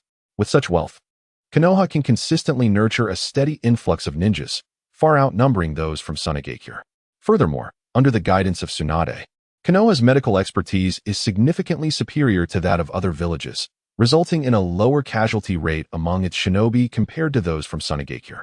Moreover, it is crucial to note that Konoha was founded through the collaboration of two of the most formidable figures in the shinobi world, Hashirama Senju and Madara Uchiha. From its inception, Konoha attracted numerous powerful ninja clans, establishing a rich legacy of ninjutsu that other villages cannot compete with.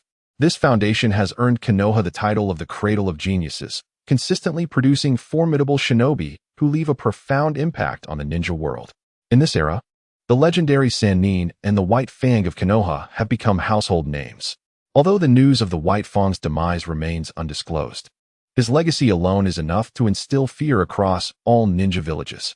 For Konoha, the greatest threat posed by Sunagakure lies not in the superior quality of their shinobi, but rather in their puppet master forces and the toxins they employ. After suffering a minor setback, Chiyo and her brother Izo were compelled to join the front lines and participate in the conflict against Konoha. Chiyo's arrival signifies that Tsunade must now take to the battlefield. Within all of Konoha, only Tsunade possesses the capability to counter Chiyo's poisons.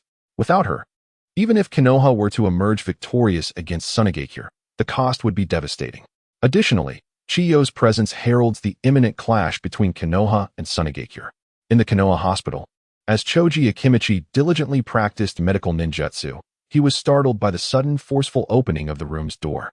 With a wry smile, he gazed at the intruder and inquired, "Tsunade-san, is there an urgent matter? Prepare yourselves. We are heading to the battlefield in Sunagakure," Tsunade declared with gravity. Choji instinctively sensed the shift in Tsunade's demeanor. Despite her fear of blood and the traumatic loss of loved ones, deep down, her love for Konoha remained unwavering. As war approached, Tsunade harbored a fervent hope to return to the battlefield and restore peace to Konoha. Is it happening so soon? Choji furrowed his brow, questioning. Logically, Orochimaru on the front lines should have prolonged things for at least another month. According to the latest intelligence, Iwagakure and Kirigakure have begun to secretly mobilize their shinobi. The old man plans to summon Jiraiya back, Tsunade elucidated. Iwagakure and Kirigakure, they wouldn't be intending to seize the opportunity to attack Konoha, would they? Choji asked gravely.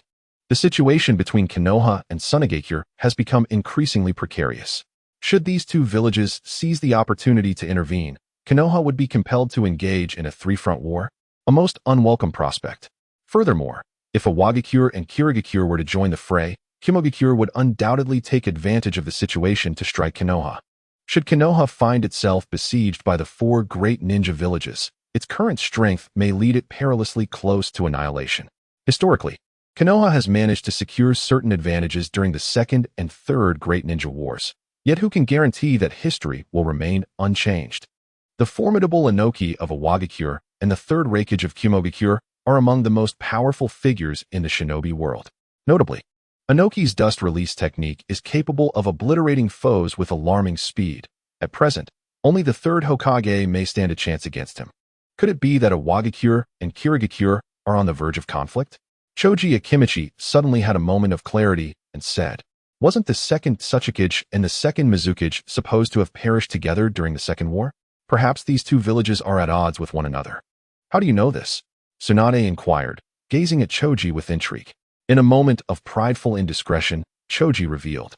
While the Ninja Academy does teach some history of the shinobi world, this particular detail would not be found in textbooks. It was Lord Orochimaru who mentioned it. Without hesitation, he shifted the focus onto Orochimaru, saying, "During my time at the camp, I had a conversation with Lord Orochimaru, who brought up this matter." "You have such a connection with Orochimaru?" Tsunade remarked with a slight scoff. "Lord Orochimaru doesn't leave a good impression. He sought me out. Yet I am not fond of him," Choji declared, swearing that his words were the truth. "Ah, you dare to speak of Orochimaru?" Tsunade's mood inexplicably lifted upon hearing Choji's words. She patted him on the shoulder and advised, "Limit your interactions with Orochimaru. That man is too sinister. And you wouldn't want to learn his ways." Indeed, Choji nodded in agreement. Lord Orochimaru does possess a certain darkness. As they prepared to embark for the front lines once more, Choji felt a sense of ease. Previously, he had been deployed as an ordinary ninja, facing the constant specter of death. However, this time, as Tsunade's disciple and a medical ninja, he was heading to the front lines with a sense of security. As long as Konoha's forces maintained their defensive line against the Sand Ninja, medical ninjas would remain out of harm's way. Upon gathering at the gates of Konoha, Choji surveyed the scene and noted that the number of ninjas sent to support the front lines was relatively modest, perhaps around 200. Yet each one was an elite shinobi. These ninjas were selected from various clans within Konoha, predominantly high-ranking shinobi, with the Uchiha and Hyuga clans standing out prominently. The Hyuga clan was easily recognizable by their distinctive white eyes, while the Uchiha clan was even more conspicuous, as their members did not don the standard Konoha ninja attire. The fan-shaped clan insignia was enough to signify their lineage. The pride of the Uchiha clan has always been a source of disdain for many. Yet the ninjas of the Uchiha remain aloof, choosing to congregate among themselves, dismissing other ninjas entirely. Standing beside Tsunade, Chao Ichienming could clearly observe the deep furrow of her brow. As a member of the Senju clan, Tsunade harbored no fondness for the Uchihas. The Senju name once basked in unparalleled glory, actively shaping the world stage. Hashirama Senju established Konoha and triumphed over Madara Uchiha, relegating the Uchiha clan to the shadows of the formidable Senju. However, as time marched on, the first and second generations faded from existence, and the once mighty Senju clan, bearing the burden of their own past glory, waned through relentless wars, inching closer to obscurity. Following the death of Senju Tobarama, Tsunade's hemophobia struck like a hammer, delivering a final, devastating blow to their beleaguered family. The Senju clan, having distanced itself from the center of power in Konoha, gradually faded from public consciousness, allowing the Uchiha to ascend as the most powerful clan in the village. Their inherent arrogance began to surface as they regarded everyone, even the Hokage, with contempt. The Uchiha clan, undeniably formidable, continued to retain strength. Even after Madara's demise, the absence of the Mangekyo Sharingan did not diminish their prowess. Any Uchiha who awakened their eyes could easily surpass their peers in skill. Moreover, once the Sharingan evolved to the level of 3 tomo, it signified that the ninja had reached the tier of Jonin, often among the strongest. Although the Hyuga clan's Byakugan is revered alongside the Uchiha Sharingan as one of the 3 great ocular jutsu of the ninja world, the Byakugan, primarily supportive in nature, pales in comparison to the pronounced combat efficacy of the Sharingan. During this era, even the formidable Hyuga clan found themselves compelled to endure under the weight of Uchiha dominance. Nevertheless, the Uchiha were not without their struggles. Lacking top-tier powerhouses, they were destined to remain subordinate to Konoha's higher-ups.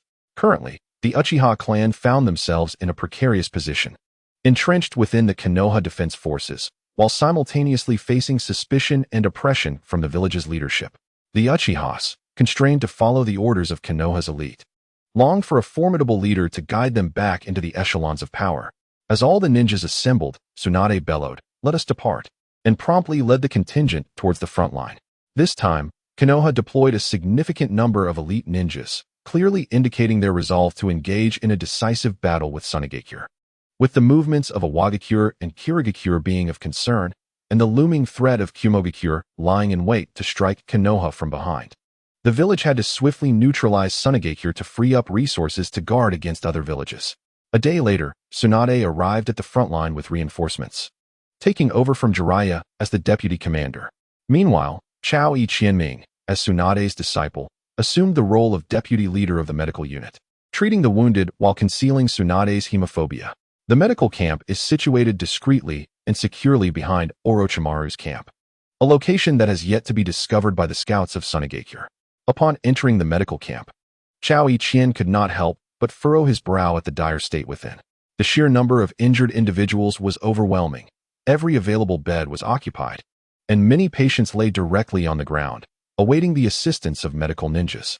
This was already the scenario after Konoha had sent back a contingent of incapacitated soldiers. Had all the wounded remained, there would scarcely have been room even on the floor. It was a grim sight. Although Konoha had dispatched half of the medical ninjas from its hospital to the front lines, their numbers remained woefully inadequate. Fortunately, Tsunade had arrived at the front, and although she could not engage in direct combat, her summoning technique for slugs was more than sufficient to aid in treating a majority of the injured. Moreover, during the climactic battle, Tsunade could utilize the slugs to provide healing on the battlefield. After organizing the medical ninjas according to the severity of the injuries, Chao Ichien retrieved a small vial of blood and a scroll. Unrolling the scroll, he poured the blood upon it and began to hand sign. Ninjutsu, summoning technique. Amidst a cloud of smoke, a slug towering over 10 meters was summoned, nearly exhausting all of Chao Ichien's chakra. As the slug dispersed, smaller slugs crawled onto the bodies of the wounded, receiving remote treatment from Tsunade. Upon witnessing the summoning of the slug, several ninjas who recognized this familiar creature erupted in exclamations of "Lady Tsunade has arrived. We are saved." Their expressions were filled with palpable excitement. The arrival of Tsunade signified a reduction in ninja casualties. Chao Ichien and all the medical ninjas present observed in awe as the lightly injured were restored to health in mere moments, while those with more serious injuries required only a little additional time. As for those who were immobile due to their wounds, they would have to wait until Chao Ichien replenished his chakra before undergoing surgery. In less than half an hour, the majority of the injured in the medical camp had nearly recovered, with only a few remaining who needed further restorative treatment before they could return to the battlefield. This was nothing short of a game-changer. No wonder Tsunade was able to return to Konoha as the 5th Hokage after being away for over a decade, garnering immense support. Her unparalleled medical ninjutsu alone was enough to earn the gratitude of most ninjas. Such a scene stirred deep emotions within everyone present, and at that moment, no one doubted that Konoha could triumph over the Sand Ninjas. Tsunade's formidable medical ninjutsu invigorated every Konoha ninja to fight valiantly on the battlefield. For as long as they drew breath, they could recover with her healing. Chao Ichien felt somewhat at a loss. He had naively believed that with a few years of dedication, he could reach Tsunade's level. However, it was now apparent that without the slug as a summoning technique, even dedicating an entire lifetime to healing the wounded would not allow him to catch up to Tsunade. As the days pass, the date of the decisive battle with the Sand-Hidden Village draws nearer. During this period, every ninja on the front lines is engulfed in tension. A confrontation with the Sand-Hidden Village signifies the potential loss of numerous lives, and no one can guarantee their survival amidst such a conflict. Just 2 days ago, a defector was reported within the Leaf Village camp, only to be swiftly dealt with by the Umbu.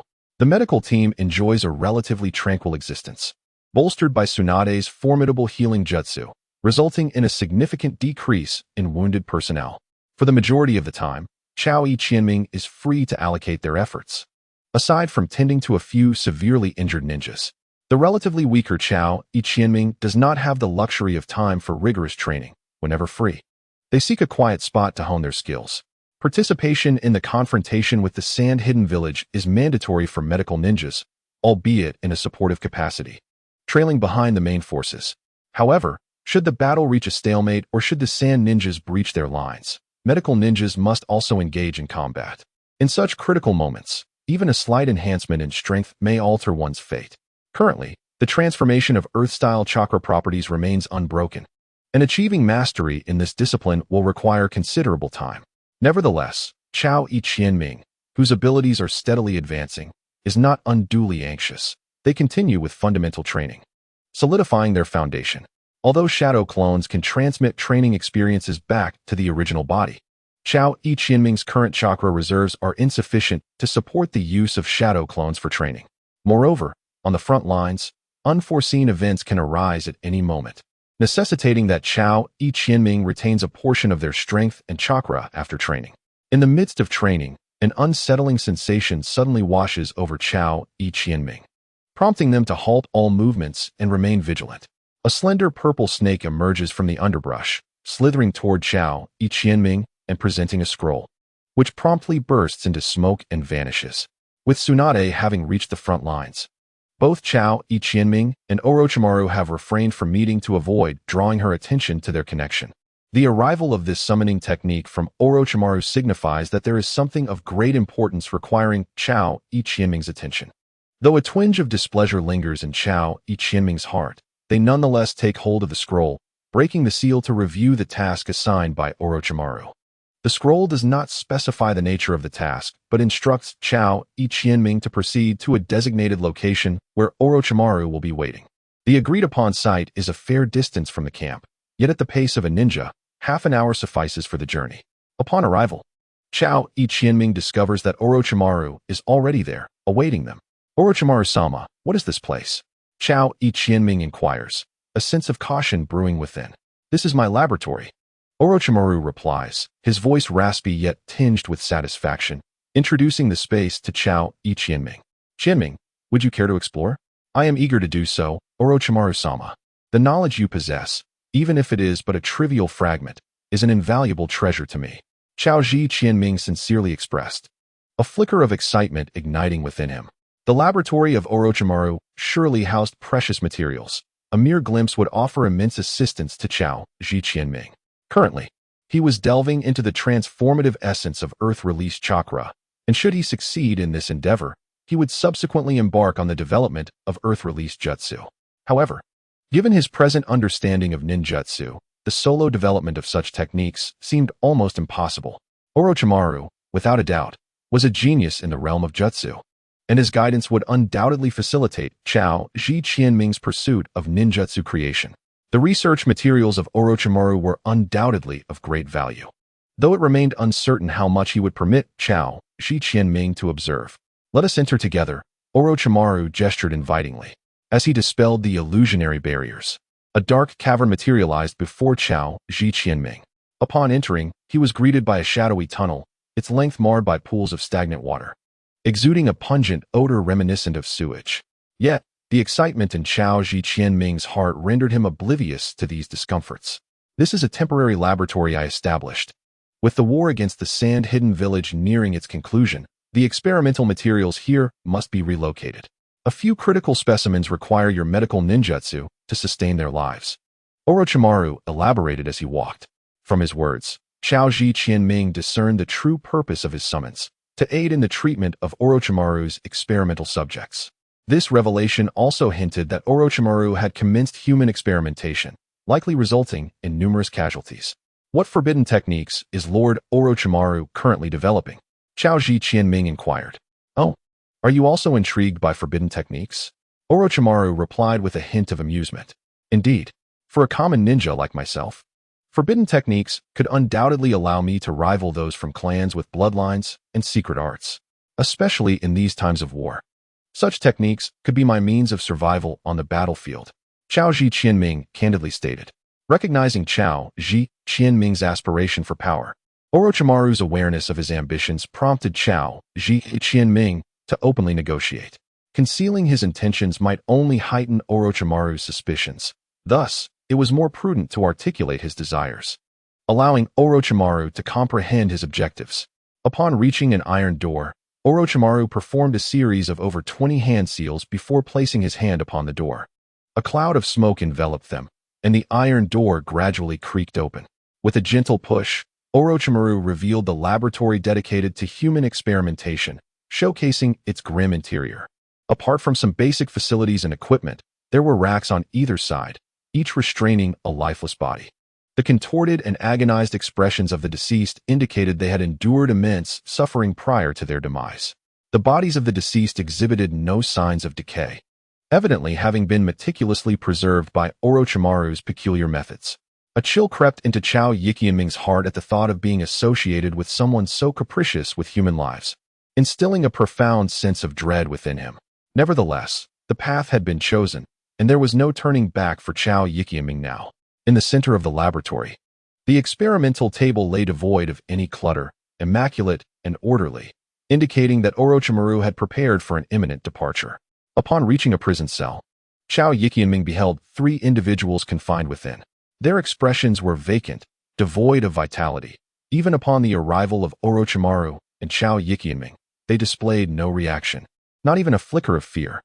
Furthermore, these 3 appeared to be on the brink of death, seemingly ready to slip away at any moment. Surely, they represented the objective of this treatment, Chao Yiqianming mused. These 3, do not let them perish. Orochimaru's raspy voice cut through the air, his tone betraying no regard for life. Only a lament for the impending loss of experimental material. Understood, Chao Yiqianming replied, subsequently unlocking the iron door of the cell to administer care. Upon seeing the trio, a silent sigh escaped Chao Yiqianming's lips. Healing their injuries would prolong their lives, sparing them from death, yet it would only usher in a greater misfortune, as they would continue to endure Orochimaru's torment. Approximately an hour later, Chao Yiqianming wiped the sweat from his brow and informed Orochimaru, "It is done. What is your perspective on forbidden techniques, and on the matter of the entities within this room?" Orochimaru inquired, his gaze sweeping over the 3 experimental subjects with satisfaction. "I harbor no particular bias against human experimentation. Such research invariably requires test subjects," Chao Yiqianming replied nonchalantly, shrugging his shoulders. Though forbidden techniques are undeniably powerful, delving into them demands considerable sacrifice. The toll of war in the ninja world has claimed countless lives. If some are willing to perish in pursuit of such research, they possess at least a modicum of worth. In Orochimaru's presence, Chao Yiqianming felt compelled to align with his ideologies. Having glimpsed Orochimaru's secrets, he understood that questioning his actions would lead to dire consequences. From the moment he chose to follow Orochimaru, he had steeled himself for the revelations to come. Although the initial shock had been jarring, he had since regained his composure. "Huh, Chao Yiqianming, it seems selecting you as my assistant was indeed a wise decision." Orochimaru's face broke into a satisfied smile. "I am also eager to follow a powerful figure like Lord Orochimaru," Chao Yiqianming responded with reverence. Orochimaru regarded him with a measured glance and stated, "It is getting late, let us return." "Indeed." Chao Yiqianming nodded in agreement. As they exited the cave, the warm sunlight offered a fleeting warmth to Chao Yiqianming's body, yet standing beside Orochimaru, the chill in his heart remained insurmountable. Having departed from the laboratory, Chao Yiqianming and Orochimaru returned to their respective camps, reverting to their previous states of unfamiliarity. However, before parting ways, Orochimaru entrusted Chao Yiqianming with a scroll containing his insights on the transformation of Earth-type chakra, along with advanced Earth-style ninjutsu techniques. This information was precisely what Chao Yiqianming required at this juncture, indicating that Orochimaru had been astutely aware of his current training progress. With these resources, Chao Yiqianming would undoubtedly elevate his proficiency in Earth-style techniques. Henceforth, he merely needed to accumulate chakra to a significant extent and gain combat experience. Believing that he would soon attain the strength of a Jonin, following Orochimaru's guidance was evidently the correct choice. Reflecting on recent experiences, first apprenticing under Tsunade, and then acquiring the methods of Earth-style ninjutsu training, these 2 developments had significantly propelled Chao Yiqianming's abilities. Although he would inevitably be manipulated by Orochimaru in the future, assisting in some nefarious endeavors, what rewards come without sacrifice? To attain power, one must relinquish something. Currently, Chao Yiqianming's priority was to swiftly enhance his medical ninjutsu skills and delve deeper into the study of ninjutsu, striving to soon partake in Orochimaru's experiments and acquire his findings. Yet, one matter kept Chao Yiqianming on high alert. Orochimaru seemed to possess an intimate understanding of his training progress. While this might suffice for now, as his strength deepened, especially as Chao Yiqianming continued to grow more formidable, it would be disastrous if Orochimaru were to grasp the full extent of his capabilities. It appeared that certain matters required covert handling, Chao Yiqianming mused, as the time for the decisive battle approached, particularly with Konoha and Sunagakure amassing a substantial number of ninjas at the border. The Konoha camp alone had gathered 10,000 ninjas, all engaged in final preparations for war. During this period, Chao Yiqianming also reduced his training workload, striving to maintain his optimal state for the impending conflict. From the scroll provided by Orochimaru, he mastered 3 available ninjutsu: Earth Style, Earth Dragon Bullet, Earth Style, hardening technique, and earth style, barrier, earth prison number 0. One was an offensive ninjutsu, another was defensive, and the last was a control type technique. Notably, the earth style, barrier, earth prison no. 0 not only allowed him to encase opponents within an earthen prison, but also absorb the chakra of those trapped within, even if the individuals inside attacked the earth walls. If they could not shatter the prison at once, it would swiftly restore itself. With this technique, Chao Yuchuanming could now effectively contend with weaker jonin. Once ensnared by his ninjutsu, escape would be impossible. In the Konoha camp, within Orochimaru's tent, the impending battle with Sunagakure was drawing near. As the principal commander of this war, Orochimaru convened all the jonin in the camp to discuss strategies for the upcoming conflict. Although all the high-ranking ninjas were summoned, only the illustrious Minato Namikaze and the strategic mastermind Shikaka Nara could truly make decisions. Presently, both Konoha and Sunagakure were locked in a stalemate, each waiting for the other to make the first move. However, it was evident that Sunagakure could not sustain itself against Konoha in a prolonged conflict. Tsunade was the first to voice her opinion, suggesting that if Sunagakure did not initiate a decisive battle, Konoha should continue to wear them down. For ninjas, possessing intelligence equated to securing victory. Whichever side acted first would immediately alert the other, allowing for appropriate preparations. Engaging in a war of attrition was Konoha's forte, and in this regard, they possessed an unparalleled advantage over the other 4 hidden villages. Orochimaru chuckled softly and remarked, "Continuing to prolong the conflict with Sunagakure risks giving Amegakure and Kirigakure the opportunity to strike at us. Although those 2 villages have their own discord, when weighed against the bounty that is Konoha, they will discern their priorities." "I concur with Lord Orochimaru," Shikaka Nara added. "While Sunagakure may be short on resources, their foundation is robust enough to withstand a prolonged engagement for at least 6 months. If we linger too long, it would be detrimental to us." Tsunade, feeling vexed by the rebuttals from 2 individuals, huffed softly and refrained from further comment. She was acutely aware of the precarious situation surrounding Konoha, but was genuinely concerned for the lives of its ninjas, which fueled her reluctance to confront Sunagakure directly. Casting a sympathetic glance at Tsunade, Shikaku continued, "The higher-ups in Sunagakure are likely cognizant of this as well, which is why they are inclined to prolong the conflict. Recently, intelligence revealed that Sunagakure had dispatched envoys to Amegakure and Kirigakure, indicating a potential coalition. In light of this, we shall gather all ninjas at dawn tomorrow and launch a surprise assault on Sunagakure's encampment." Orochimaru's gravelly voice resonated, sending a tremor of shock through all present. "Such urgency?" Tsunade inquired, her brow furrowed. "I share your thoughts," Shikaku interjected. "Konoha can no longer afford to waste time. Should Sunagakure unite with Amegakure and Kirigakure, we would find ourselves besieged on 3 fronts, exacerbating the perilous situation." "Shikaku, what are your thoughts?" Orochimaru asked, intrigued. Meanwhile, outside the encampment, a figure swiftly approached Chuji Akimichi, his golden hair shimmering even under the dim moonlight. "Minato-senpai, what brings you here?" Chuji paused his training, leaning against a large tree to address Minato Namikaze. "What could possibly prompt Minato to seek me out at this hour?" Chuji pondered. "I finally found you. Lord Orochimaru has decided to launch our offensive against Sunagakure at dawn," Minato said, settling beside Chuji, his tone somber. "Is it happening so soon?" Chuji exclaimed in surprise. "Indeed. The current situation is exceedingly unfavorable for Konoha. We must hasten to conclude our conflict with Sunagakure," Minato replied gravely. "Moreover, I have another matter to discuss with you." "What is it?" Chao Ichienming found himself increasingly perplexed. What purpose did he serve as a chunin when the formidable Minato Namikaze was present? Indeed, should a conflict arise with Sunagakure tomorrow, the medical team would undoubtedly become a primary target for their adversaries. "This kunai is for you. If anything happens to the medical team, you must promptly ignite the flare to signal for help. I will rush to your aid as swiftly as I can," Minato declared, handing the special kunai to Chao Ichienming. "Understood.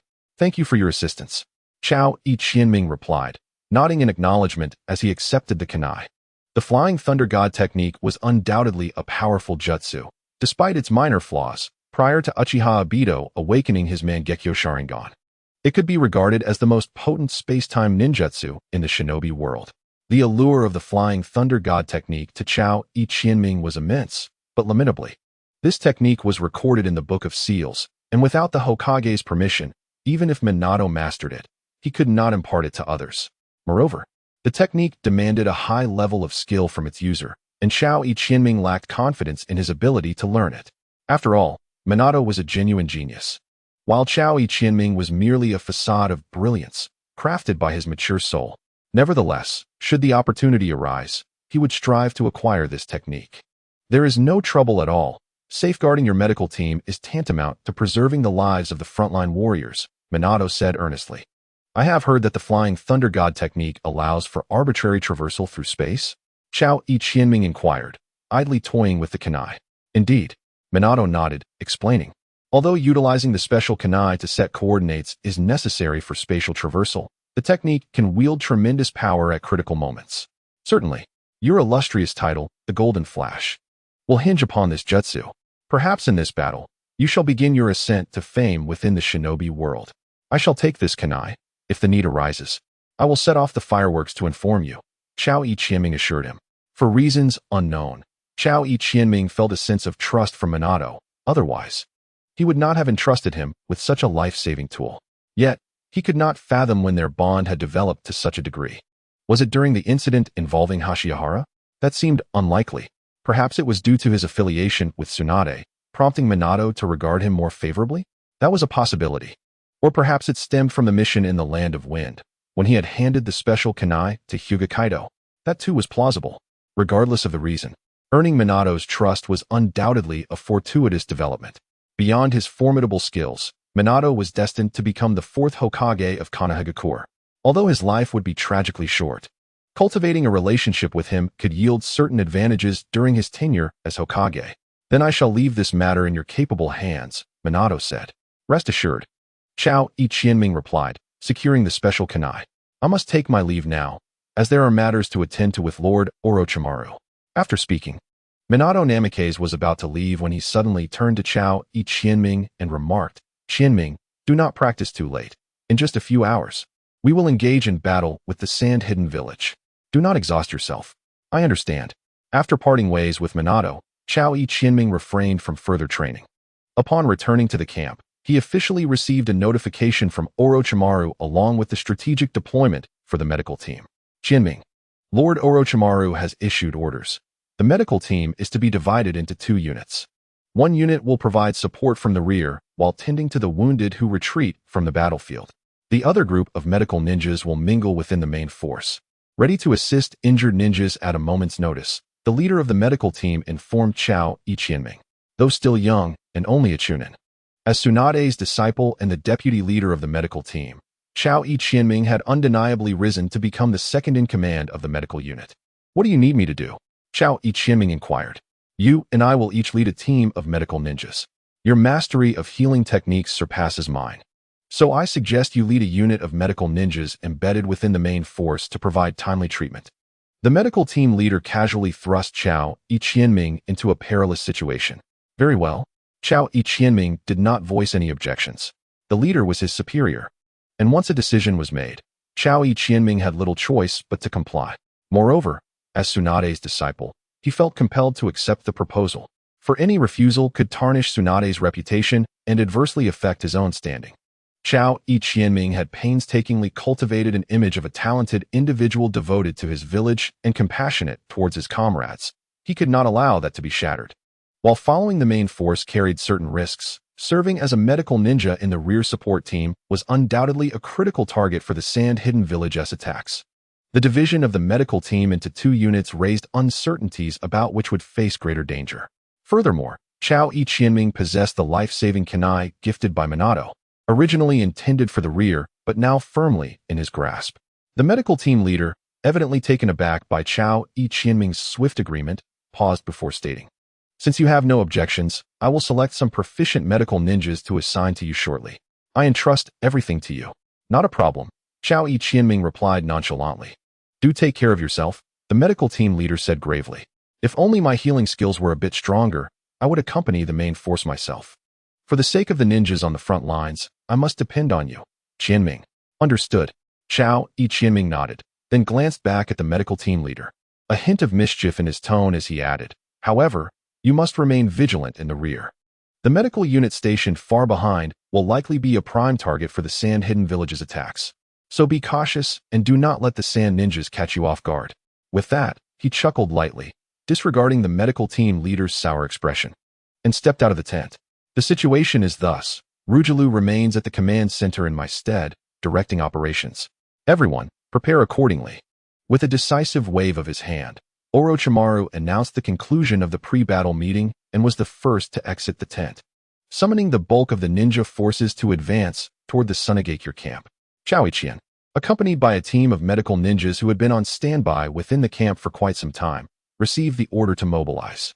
In accordance with prior arrangements, he dispersed a portion of the medical ninjas among various squads, while he led the remaining 20 medical ninjas alongside the main force. Before their departure, Tsunade cast a glance at Chao-Ichien. Upon seeing him signal a reassuring gesture, she nodded slightly and departed with a small team of elite ninjas. Tsunade's role was not to engage directly in battle. Afflicted with hemophobia, she could not appear on the battlefield. Her duty was to summon slugs for the treatment of Konoha ninjas on the front lines. The elite ninjas accompanying Tsunade were tasked with safeguarding her safety. Upon noticing that Chao-Ichien was also advancing with the main force, Namake's Minato exhibited a momentary surprise. In his mind, Chao-Ichien should have remained with the rear forces. It was unexpected for him to join the main contingent. Sensing Minato's gaze, Chao-Ichien offered a slight nod, indicating that all was well. The pace of the main force was not excessively rapid, as the scouts from Sunagakure had likely already discerned Konoha's movements. Sunagakure should have made all necessary preparations, awaiting the arrival of Konoha ninjas. Therefore, Konoha's forces needed only to maintain a speed that would not deteriorate their condition.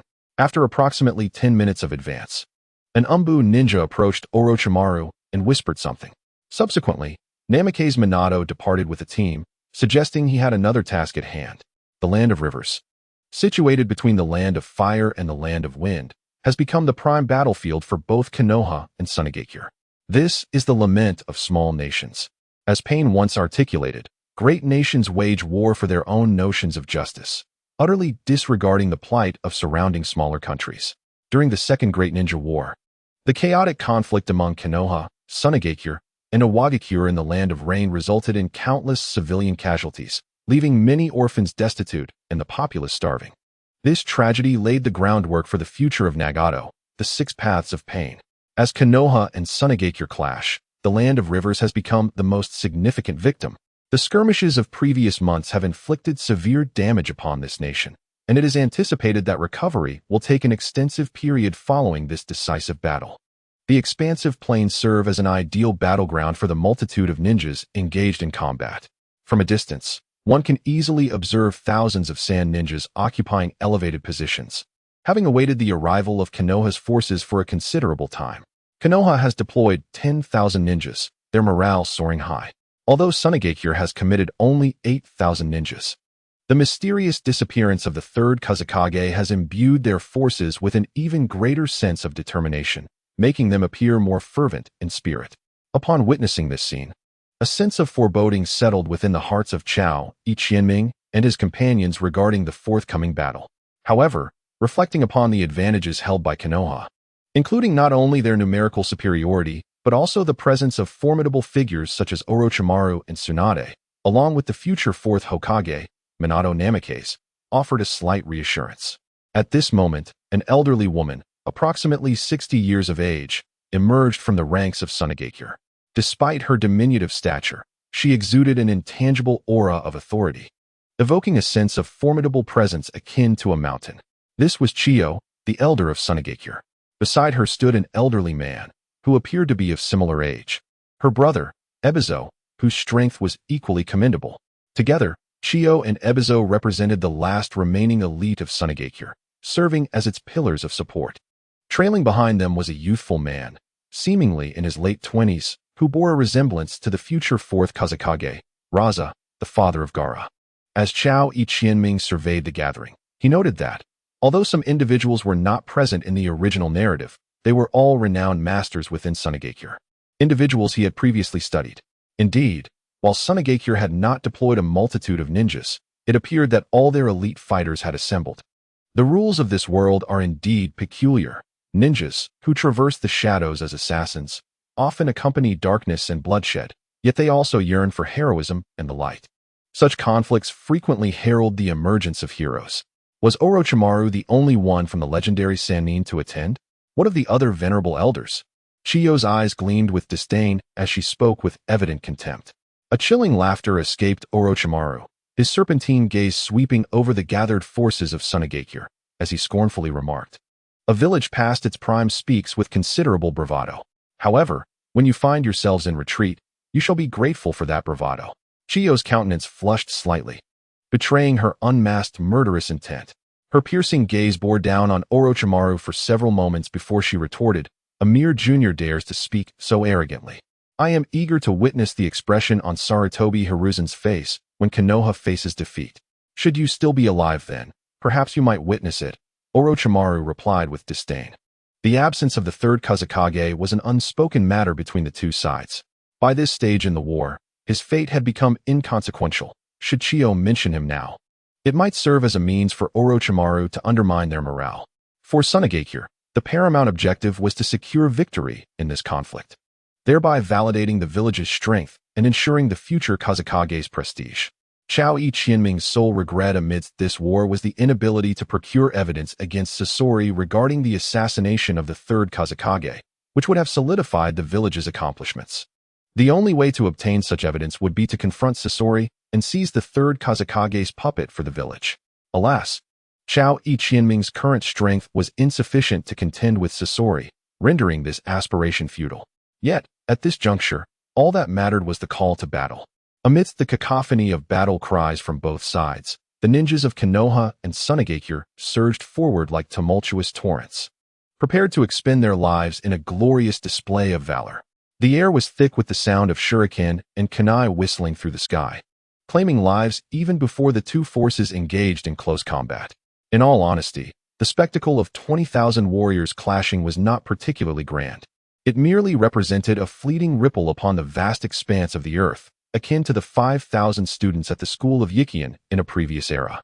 Yet, the collective might of these ninjas, employing their jutsu in unison, held the power to reshape the very landscape. Following this fierce conflict, the surrounding area would undoubtedly undergo cataclysmic transformations, spanning miles in every direction. As the thunderous cries of battle echoed, the ninjas shouted in unison, their spirits ignited with fervor, and the colossal torrents of Konoha and Sunagakure collided with tremendous force. Suddenly, amidst the fray, a series of explosive sounds erupted, bang, bang, bang. When the smoke cleared, a dozen enormous purple serpents emerged upon the battlefield, voraciously devouring the Sunagakure ninjas. These summoned beasts had been conjured by Konoha's ninjas using Orochimaru's blood, who was locked in a fierce struggle against Chiyo of Sunagakure from the outset. The brutality of the large-scale skirmish was staggering. Anyone witnessing such carnage would feel their blood boil with adrenaline. Even in the early stages of the conflict, significant casualties had already occurred, with dismembered limbs and mangled bodies strewn across the battlefield. While ninjas often operated in the shadows, it is undeniable that most held a profound love for their villages. This passion transformed into a resolute faith, rendering them fearless as they battled for their homeland. Many injured ninjas chose to remain on the field, preferring to expend their last breath in a mutual demise with their foes rather than retreating and allowing their adversaries to perceive them as weak. A group of ninjas united to perform a summoning technique, resulting in a colossal slug appearing on the battlefield. This creature subsequently divided into hundreds of smaller slugs, which crawled forth to heal the wounded Konoha ninjas. Tsunade, Chiyo, engaged in combat with Orochimaru, felt her countenance darken as she cried out, intensifying her offensive. Before Tsunade could reach the front lines, Sunagakure had already received intelligence regarding her imminent arrival. However, despite days of conflict, Tsunade had yet to make an appearance. Subsequently, Sunagakure learned that the one approaching the front was not Tsunade herself, but rather her 10-year-old apprentice, Chiyo. Yet, upon witnessing the massive slug on the battlefield, Chiyo realized she had been deceived. According to the intelligence, Tsunade's apprentice was merely a child of 10. How could such a youngling possess the ability to utilize slugs for mass healing? In terms of chakra alone, a 10-year-old simply could not achieve such feats. Besieged by several elite jonin, the renowned Hai Laozong immediately recognized the urgency of the situation. He swiftly extricated himself from the fray and instructed a sand ninja, immediately dispatch sensory ninjas, and at least 4 elite members of the Yambu to locate Tsunade. The renewed assault from Konoha's Jonin left Hai Laozang's countenance decidedly grim. With Tsunade now in the fray, one couldn't help but ponder whether Jiraiya, who had recently returned to Konoha, was truly back in the village or lurking in the shadows, poised to deliver a fatal blow to the Sand Village. As the war progressed, Konoha remarkably gained the upper hand, with the once mighty Sand Village now seemingly struggling to maintain its stature. In contrast to the Sand Village's disorganized approach of engaging in skirmishes with small teams, Konoha exhibited a well-coordinated strategy, showcasing both offensive and defensive maneuvers with remarkable finesse. There were even instances where hundreds of ninjas unleashed their jutsu simultaneously, a sight that starkly contradicted the anticipated protracted battle. At the onset of the conflict, the Sand forces operated in small units, resembling solitary combat. However, Konoha initiated the engagement with a formidable combination of jutsu, wind release, lightning release, earth release, water release, and the most potent fire release, all harmoniously interwoven to suppress the momentum of the Sand forces. This orchestrated assault was largely attributed to the strategic brilliance of Narashikaku. During the Second Great Ninja War, Narashikaku, akin to Minato Namikaze, had only recently graduated from the Ninja Academy and, like the current commander, Chao Ichien-ming, lacked the capacity to influence the tide of battle decisively. Yet, as time progressed, the once novice had matured into a seasoned tactician, to the extent that Orochimaru could now entrust him with the command of the battlefield. Of course, the Sand Village's decision to engage Konoha was not merely a rash impulse.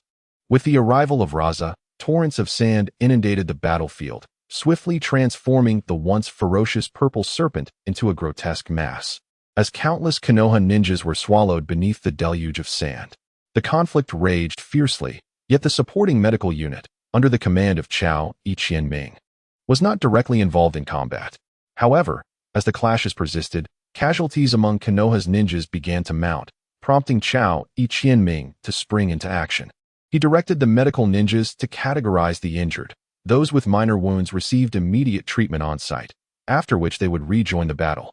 In contrast, severely injured ninjas were promptly escorted to the rear medical unit for further care. Admittedly, the rear medical team offered little in the way of immediate assistance to the front line. Nevertheless, their significance could not be overlooked.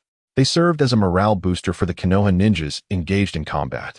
With the presence of these medical ninjas, even when grievously injured, the frontline warriors could fight valiantly, knowing that if they could just make it back to camp, they would receive the necessary treatment. This very notion fueled the Konoha ninjas' determination to fight to the last breath. Faith sustains them, and the medical troops equally bolster their resolve. Has a squad of Sand Shinobi arrived? While treating the wounds of a leaf ninja, Chao Ichien heard a medical ninja nearby exclaim loudly. Turning to look, indeed a formidable team of approximately 20 elite Sand Shinobi had breached the defenses of the leaf ninjas and were charging towards him. Do not concern yourselves with them. Continue the treatment, Chao Ichien urged in a low voice. However, the medical ninja was quite young, only around 15 or 16 years of age, and compared to Chao Ichien, who had spent considerable time on the front lines, he was clearly a novice on the battlefield. Do not worry, there will be others to shield us, Chao Ichien reassured.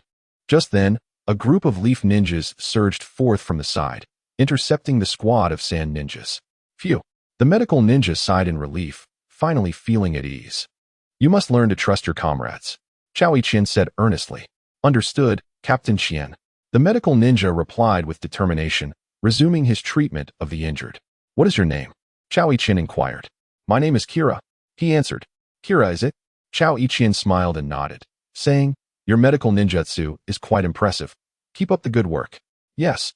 Chao Ichien glanced at the medical ninja named Kira, contemplating quietly. His medical skills were commendable, if they could forge a closer bond. Perhaps he could be utilized for certain tasks, at the very least as a capable assistant. After repelling the Sand Ninja squad, Chao Ichien became even more vigilant. Since the Sand had initiated an attack on the medical unit, they would undoubtedly persist in their efforts to disrupt it. Another wave of assault could arrive at any moment. Fortunately, Chao Ichien had previously instructed most of the medical ninjas to disguise themselves as ordinary ninjas, blending in with various squads to treat the wounded at a moment's notice. As long as these medical ninjas treated in secrecy, without revealing their identities, the risks would be minimal. The majority of those surrounding Chao Iqian were elite ninjas disguised as medical personnel. Their objective was to eliminate the elite sand ninjas when they attempted to assault the medical unit. Continuous treatment had drained a significant amount of Chao Iqian's chakra, yet the sheer number of casualties left him no time to rest. Thankfully, Tsunade had alleviated much of the burden on the medical team. Otherwise, Chao Iqian would have been overwhelmed. The essence of a decisive battle is that unless one side retreats in defeat, the carnage must persist. The battlefield remained unchanged. As the ninjas' chakra reserves dwindled, most were left to engage in the most primitive forms of close combat. Nevertheless, Chao Iqian discerned a slight shift. It seemed the position of the sand ninjas was gradually encroaching upon the medical unit.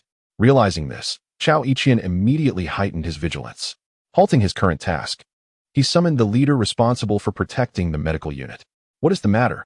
The esteemed captain of the medical unit, Uchiha Tenku, is a formidable jonin from the illustrious Uchiha clan. Captain Tenku, he remarked, those grains of sand appear to be moving in our direction. To Chao Iqian, he continued, the sand village's jonin, Rasha, possesses the ability to manipulate sand and is the most acclaimed candidate for the position of the fourth Kazekage. His prowess is remarkable, and the scope of his ninjutsu is vast.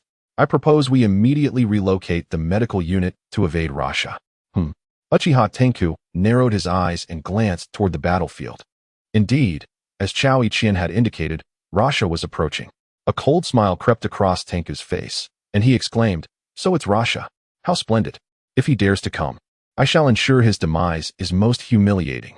Captain Tenku, Rasha's strength is formidable, and his ninjutsu covers an extensive area.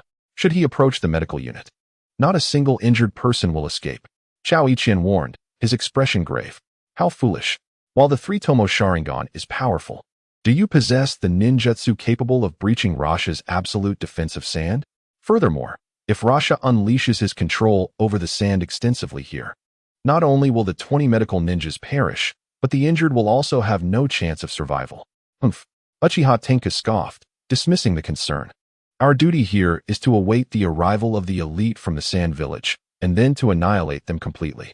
Have you not already dispatched the medical ninjas? There are merely 20 of them here. If Rasha attacks, you may flee for your lives. We shall hold him off. Captain Tenku, I must reiterate, Rasha is not an ordinary ninja. His sand manipulation technique encompasses a vast area. Should he launch an attack, the people here will undoubtedly be trapped. Thus, we must relocate immediately, Chao Iqian insisted. You underestimate the power of the Uchiha, young one. Uchiha Tenku coldly retorted, his expression one of disdain. Damn it. Chao Iqian realized that he could not reason with the arrogance of the Uchiha. Luring the elite from the sand village was one matter, but attracting Rasha was another entirely. If it had been Chiyo or Hozuki, Chao Iqian would not have felt such trepidation. However, Rasha posed a different threat. Once he commanded a multitude of sand to envelop this area, no injured person would escape. The sand's defensive capabilities are formidable, and unless one possesses the ninjutsu to breach its absolute defense or possesses speed unparalleled, akin to that of Rock Lee, ordinary ninjas are no match for Rasha. As Uchiha Tenku began to gather ninjas to strategize against Rasha, Chao Iqian could only inwardly curse his naivety. Yet, as the vice captain of the medical unit, he bore the weight of responsibility for the lives of the medical ninjas and the injured. Taking a deep breath to quell his mounting anger, Chao Iqian promptly assembled the 20 medical ninjas and addressed them. Rasha from the sand village is approaching us. We must relocate immediately. All injured individuals, assist the severely wounded. Follow me. Chao Iqian held a certain prestige within the medical unit. Upon hearing his orders, the medical ninjas promptly began to gather their supplies in preparation for relocation. Chao Iqian cast a glance over the battlefield. Although this medical team could not abandon the field, as long as they evaded Luosha and remained under the protection of numerous ninjas, they would be fully capable of surviving even an assault from the puppet masters of Sunagakure. Furthermore, the terrain here was predominantly rocky. Sunagakure had likely been waiting for the Konoha ninjas here, indicating prior preparations. Once Luosha conjured a substantial amount of sand gold, the potency of his ninjutsu would greatly increase, posing a significant threat to ordinary ninjas. While Konoha had garnered some intelligence regarding Luosha, it likely lacked the directness that Chao Iqian gleaned from the manga. In light of this, Chao Iqian swiftly approached a relatively uninjured ninja and stated, "Senior, there is crucial intelligence that must be reported immediately to Lord Orochimaru. Luosha of Sunagakure possesses the ability to manipulate sand, given the rocky terrain here. He could potentially generate a large quantity of sand gold. Please, go inform Lord Orochimaru at once and advise him to exercise utmost caution. It would be prudent to eliminate Luosha as soon as possible." "Understood, I'll take care of it." The ninja, placing his trust in Chao Qianming, immediately agreed. After all, it was merely a piece of intelligence regarding Luosha from Sunagakure. Even if Luosha posed little threat, it would not hurt to keep a closer watch on him.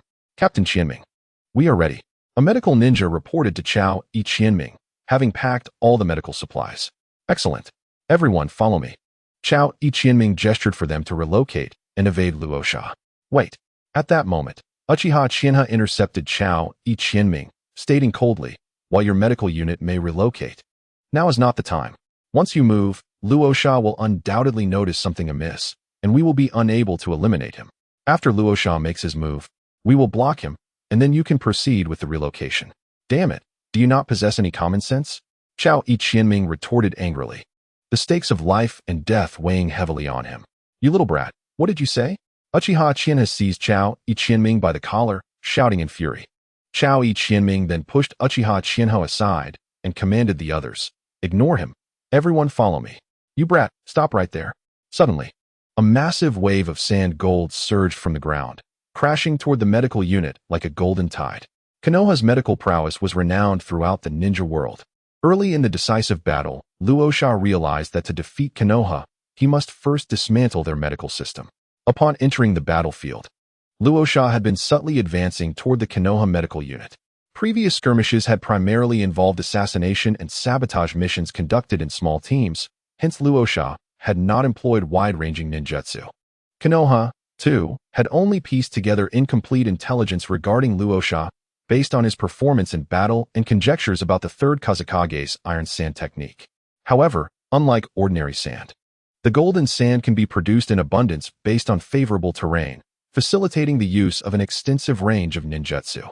Before the golden sand approached the position of the Konoha medical team, an elite squad from the Sand Village had already tested the defenses of the Konoha medical unit. The golden sand had been closely monitoring the movements of the medical team and had gathered a rough understanding of their defensive capabilities. The strength of the golden sand lies in its vast coverage. Upon realizing that the medical ninjas of Konoha seemed to have sensed his actions and were preparing to retreat, the golden sand hesitated no longer. With hands forming seals, he unleashed his most powerful ninjutsu, magnetic release, golden sand wave. A torrent of golden sand surged from the ground, rolling towards the Konoha medical team like a colossal wave, relentlessly attacking all ninjas in its path. Under the broad reach of this ninjutsu, neither the ninjas of Konoha nor those from the Sand Village could escape the grasp of the golden sand, helplessly watching as they were engulfed by the deluge. "Run!" shouted Chao Qianming, disregarding the safety of others as he sprinted away with all his might. The golden sand surged like a tidal wave, consuming countless ninjas in its wake, shaking the very earth beneath them. There was no opportunity to burrow into the ground for escape. Chao Qianming could only increase his speed, hoping to outrun the reach of the jutsu. The golden sand moved swiftly, its speed far surpassing that of his legs. Soon, it caught up with Chao Qianming, who had no choice but to concentrate his chakra beneath his feet, breaking free from the sand's grasp while dashing atop it. Currently, the golden sand seemed to be merely encompassing or capturing. The next phase would likely involve constriction. He needed to escape the range of the golden sand before the next wave of ninjutsu was unleashed by the golden sand. Chao Qianming thought to himself, unleashing an even more potent surge of chakra. "Help me! Save me!" cried a Konoha ninja, ensnared by the golden sand, being dragged backward. Chao Qianming chose to ignore this ninja, but to alleviate his suffering, he threw a kunai that struck the ninja's throat, ending his life swiftly. At this moment, the approaching golden sand had only covered his feet, while the monstrous wave loomed just behind him. Choosing to save someone now would be akin to courting death. Unless one possessed a wide-ranging ninjutsu capable of countering the golden sand, ordinary ninjas stood no chance against this technique. Chao Qianming could only find solace in the fact that the golden sand was under the control of the golden sand, rather than ordinary sand. After all, The quantity of golden sand was less than that of regular sand. Had the golden sand possessed the same ability as Gaara to manipulate ordinary sand, Chao Iqianming would have had no choice but to await his fate, perhaps even opting for self-termination to lessen his suffering. As the golden sand ceased its tumultuous movement, Chao Iqianming collapsed onto the ground, his heart, which had been lodged in his throat, finally settling back into his chest. He had finally escaped. The rolling golden sand finally stilled, and some lightly injured ninjas began to emerge from the sand, exhaling deeply, seemingly grateful to the heavens for allowing them to survive. The commotion caused by Rasha had long captured the attention of the entire battlefield. Witnessing that most of the ninjas had survived, many sighed in relief. "Humph, this technique looks impressive, but its power seems rather lackluster," scoffed one ninja. Observing the multitude of ninjas engulfed by the golden sand, Rasha inserted one hand into the grains, a cruel smile curling at the corner of his mouth as he formed hand seals with the other. Magnet release, golden sand burial. As the jutsu was unleashed, the ocean of sand churned violently once more. Unlike before, this time the sand did not expand further. Instead, it relentlessly pressed inward toward the center. The ninjas, who had just felt fortunate to escape certain doom, were once again devoured by the countless grains, crushed into powder by the rolling sand. The heavy scent of blood permeated the battlefield. Though death was a constant companion here, nothing could rival the brutality of being ground to a pulp. Whoosh, whoosh, whoosh. At that moment, a barrage of kunai rained down, encircling Rasha. Several sand ninjas assigned to protect him, caught off guard, suffered minor injuries. What is going on? Do they really think such a feeble kunai assault can claim lives? One sand ninja sneered.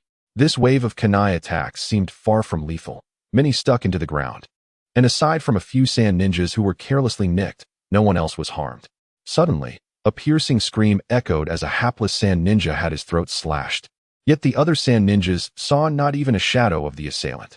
A chorus of anguished cries erupted as the golden figure of Minato Namikaze flickered through the crowd, his kunai slicing through one throat after another, piercing hearts with deadly precision.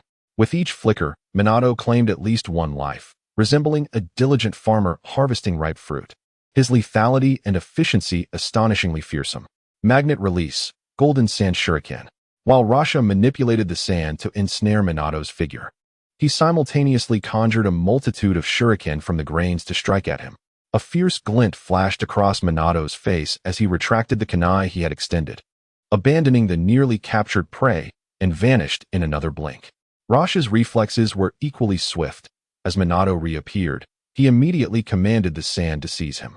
However, Minato was quicker this time, swiftly launching a kunai into the throat of a sand ninja, then disappearing once more, leaving Rasha as formidable sand technique to grasp only air, failing to even catch a glimpse of Minato's shadow. He's moving by utilizing those kunai. Quickly pull them out. Rasha soon realized Minato's method of movement and bellowed. Yet, by this time, a significant number of elite sand ninjas nearby had already perished, and the remaining few were swiftly met with the same fate at Minato's hands. With a swift movement, the wave wind water gate appeared beside Rasha, brandishing a kunai aimed at Rasha's throat. However, a torrent of golden sand obstructed the attack, rendering it futile. Sensing the predicament of Watergate ensnared by the sand, Rasha grinned wickedly. With a flick of his wrists, a massive surge of golden sand rushed towards Watergate, completely engulfing his form. As Rasha prepared to crush Watergate under the weight of the sand, he discovered that Watergate's figure had vanished from within the golden torrent. Suddenly, he materialized behind Rasha, hurling a kunai at him. Yet it too was thwarted by the relentless sand.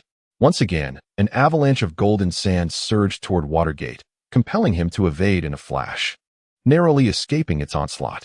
Is this all you are capable of? Rasha's voice dripped with disdain and fury. Simultaneously, he manipulated the sand to seize a distant Leaf Village ninja, mercilessly crushing him, blood cascading from the sky like rain. Watergate maintained a calm demeanor.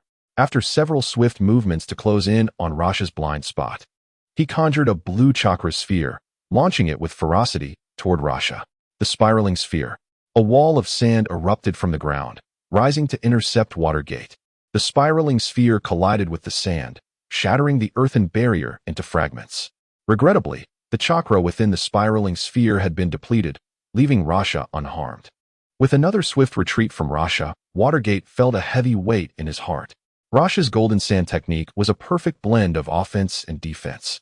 Without breaching its protective barrier, he could not harm Rasha's true form. What should I do? Xiaoji Qianming watched the duel between Watergate and Rasha from a distance. His emotions surging.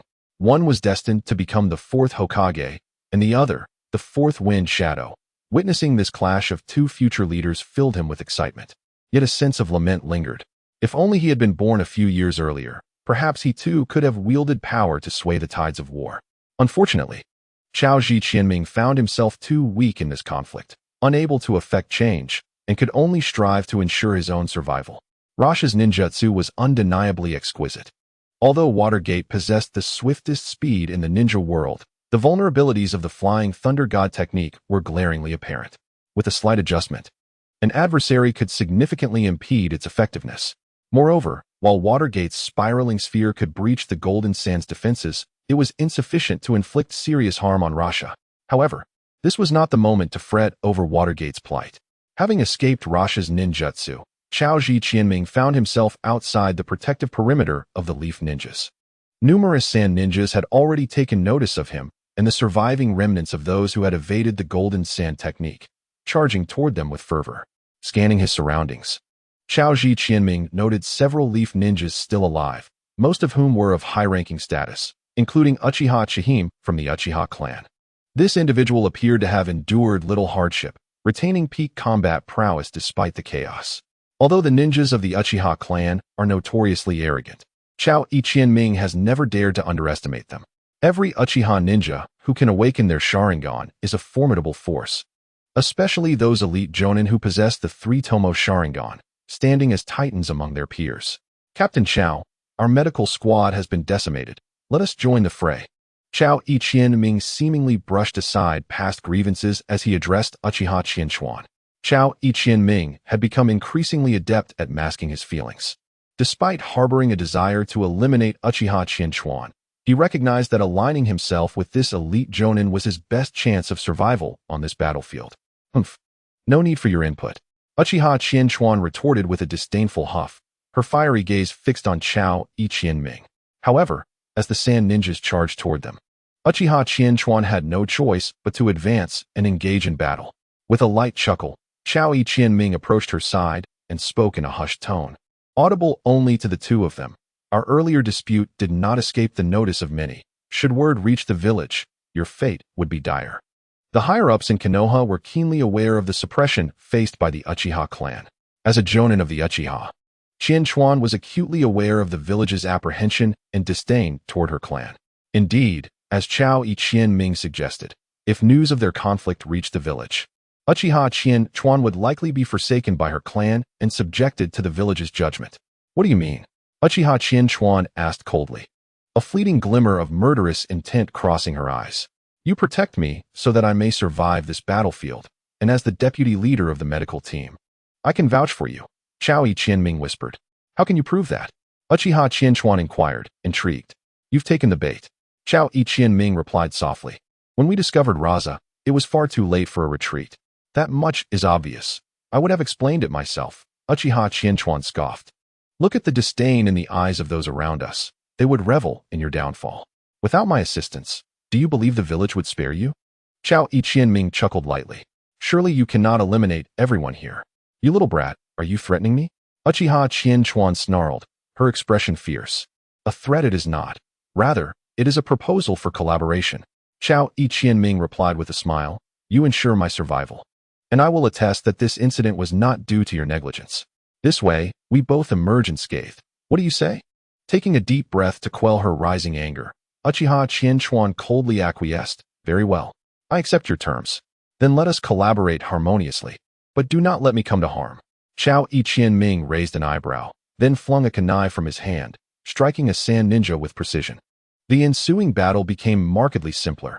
On the fringes of the battlefield, few sand ninjas remained. Indeed, accompanying Uchiha Qianchuan, this elite jonin proved to be a breeze. As long as they were not faced with jonin-level adversaries, overcoming the sand ninjas was a straightforward task.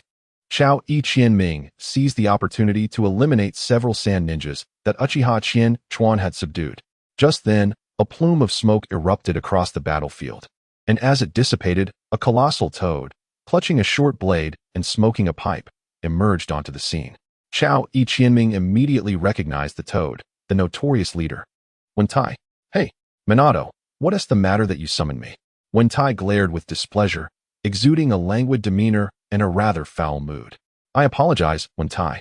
This adversary is somewhat formidable, Minato Namikaze responded. I require your assistance in subduing the enemy's gold sand, allowing me the opportunity to approach them. Troublesome, then brace yourself. Wentai scoffed, and with a swift leap, evaded the gold sand conjured by Rozuna. The battlefield was a tumultuous scene, as Konoha and Sunagakure employed cunning strategies and intricate tactics to vie for supremacy.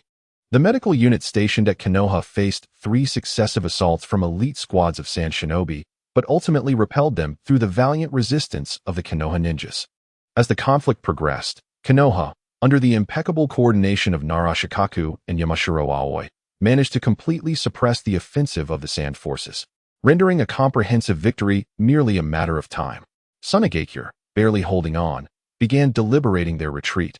Prolonging this battle had become meaningless, and they needed to ensure they possessed the strength to guard against potential attacks from other hidden villages. Following this confrontation, Sunagakure would likely remain in a state of disarray for a considerable time. The disappearance of the third Kazekage, coupled with their defeat against Konoha, would severely undermine Sunagakure's prestige. A decrease in mission assignments was now inevitable. Should the feudal lord of the Land of Wind fail to provide unwavering support during this critical juncture, Sunagakure would find it exceedingly difficult to make an impact in the Third Shinobi World War, and the title of being the weakest among the 5 great ninja villages would be inescapable. The battle between Minato and Rozuna concluded in a resounding victory. However, Chao Qianming was too distant from the battlefield to discern the precise means by which Minato triumphed. It was likely that some hidden card or unconventional strategy had been employed. For Chao Qianming, the outcome of the battle was inconsequential. Surviving until the end was the greatest victory of all. Accompanying Uchiha Chiharu, an elite jonin of the Uchiha clan, and skirting the edges of the battlefield, Chao Qianming was fortunate to emerge unscathed, bearing only a few minor injuries. Victory is assured. Long live Lord Orochimaru. Long live Konoha. The Konoha ninjas shouted, their morale soaring as they charged toward the sand ninjas. At last, amidst a chorus of cheers, Sunagakure began its retreat. This marked the first clash among the 5 great ninja villages in the Third Shinobi World War, culminating in Konoha's triumph and Sunagakure's defeat. Minato's formidable space-time ninjutsu and Rozuna's sand manipulation shone brilliantly in this conflict, heralding the emergence of 2 legends that history would not forget. After Sunagakure's withdrawal, Orochimaru refrained from ordering a pursuit of the sand ninjas. As one of the 5 great villages, Sunagakure still possessed deep-rooted strength. Pushing them into desperation could lead to a bitter conflict that would not bode well for Konoha, especially with 3 other great villages poised nearby. Moreover, the Konoha ninjas were already exhausted, their chakra reserves thoroughly depleted. Although the majority of the sand ninja forces had been allowed to retreat from the sand-hidden village, Orochimaru showed no mercy towards those who remained in the Land of Rivers, unable to escape in time. Soon, Chao Qianming received orders from Orochimaru.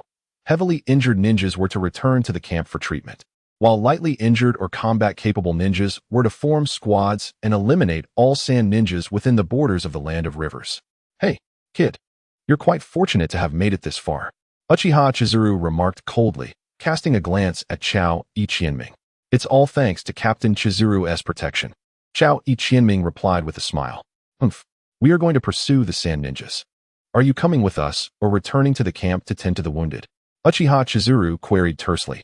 Qianming, you should stick with us. Another jonin named Ito suggested. In pursuing the sand ninjas, there's no telling what level of ninja we might encounter. As our team's medical ninja, you can still earn some merits. Chao Qianming glanced around. Those who had survived were predominantly chunin and above, with many jonin among them. Rather than returning to the camp to treat the injured, it seemed advantageous to join them and reap the rewards. With this thought in mind, Chao Qianming nodded. All right, I'll entrust myself to you all. Let us go. Uchiha Chizuru waved her hand, leading the group in pursuit of the retreating sand ninjas. With a swift motion, Chao Qianming plunged a kunai into the heart of a sand ninja. As he withdrew the weapon, blood splattered forth. The sand ninja, with a face full of resentment and a fierce glare directed at Chao Iqianming, ultimately succumbed to his injuries, leaving this world behind. 7 down. Chao Iqianming silently counted as he quickly withdrew. Following behind the Jonin made the task exceedingly effortless. The typical Sand Ninja squads were no match for them. Along their path, Chao Iqianming's group had already dispatched 5 small teams of Sand Ninjas, and he had taken the opportunity to eliminate 7 Shunin from the Sand-hidden village. "Qianming, there are injured here," a ninja called out.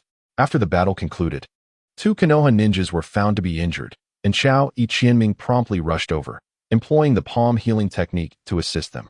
As an advanced healing technique, the palm healing technique rapidly stimulated the cells, promoting swift recovery of wounds. In just 5 minutes, the injured ninjas had nearly healed, even after intense combat, their wounds remaining intact. "All done. Is anyone else injured?" Chao Iqianming inquired. "Should be no one left," Jonin Ito responded. "Captain Chizuru." A ninja staggered forward, speaking softly to Uchiha Chizuru. "Captain, I've exhausted all my chakra, and my ninja tools are depleted. I'm truly sorry. I can no longer continue fighting." "Understood." Uchiha Chizuru nodded gently before raising her voice. "Anyone else unable to continue fighting should return with us." After the prolonged battle, many were fatigued. Upon hearing Uchiha Chizuru's words, a considerable number of ninjas opted to return to the camp, leaving only 2 Jonin, 2 Chunin, and Chao Iqianming, 5 in total. We shall press on." Uchiha Chizuru huffed in dissatisfaction, pursing her lips. After wandering through the forest for a while, a perceptive ninja named Yamazaki suddenly raised his hand, signaling the others to halt. He then declared, "Ahead lies a group of approximately 7 Sand Ninjas." Upon hearing this, Uchiha Chizuru gestured several signals, indicating for one of the ninjas to accompany Yamazaki in gathering intelligence on the enemy.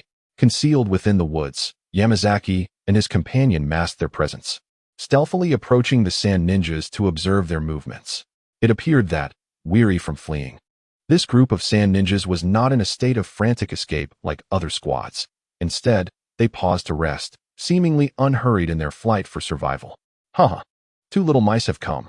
One of the Sand Ninjas casually glanced in Yamazaki's direction, whispering, "Not good. They have perceptive ninjas as well. We have been compromised," Yamazaki exclaimed, pulling his companion and preparing to flee. Deep within the boundless forest, 2 figures clad in Konoha ninja uniforms raced swiftly. The 2 were drenched in sweat, frequently glancing back, as though a terrifying entity were in pursuit. "What should we do now, Yamazaki?" one of the ninjas inquired. "Quickly run to Captain Chizuru. We will be saved."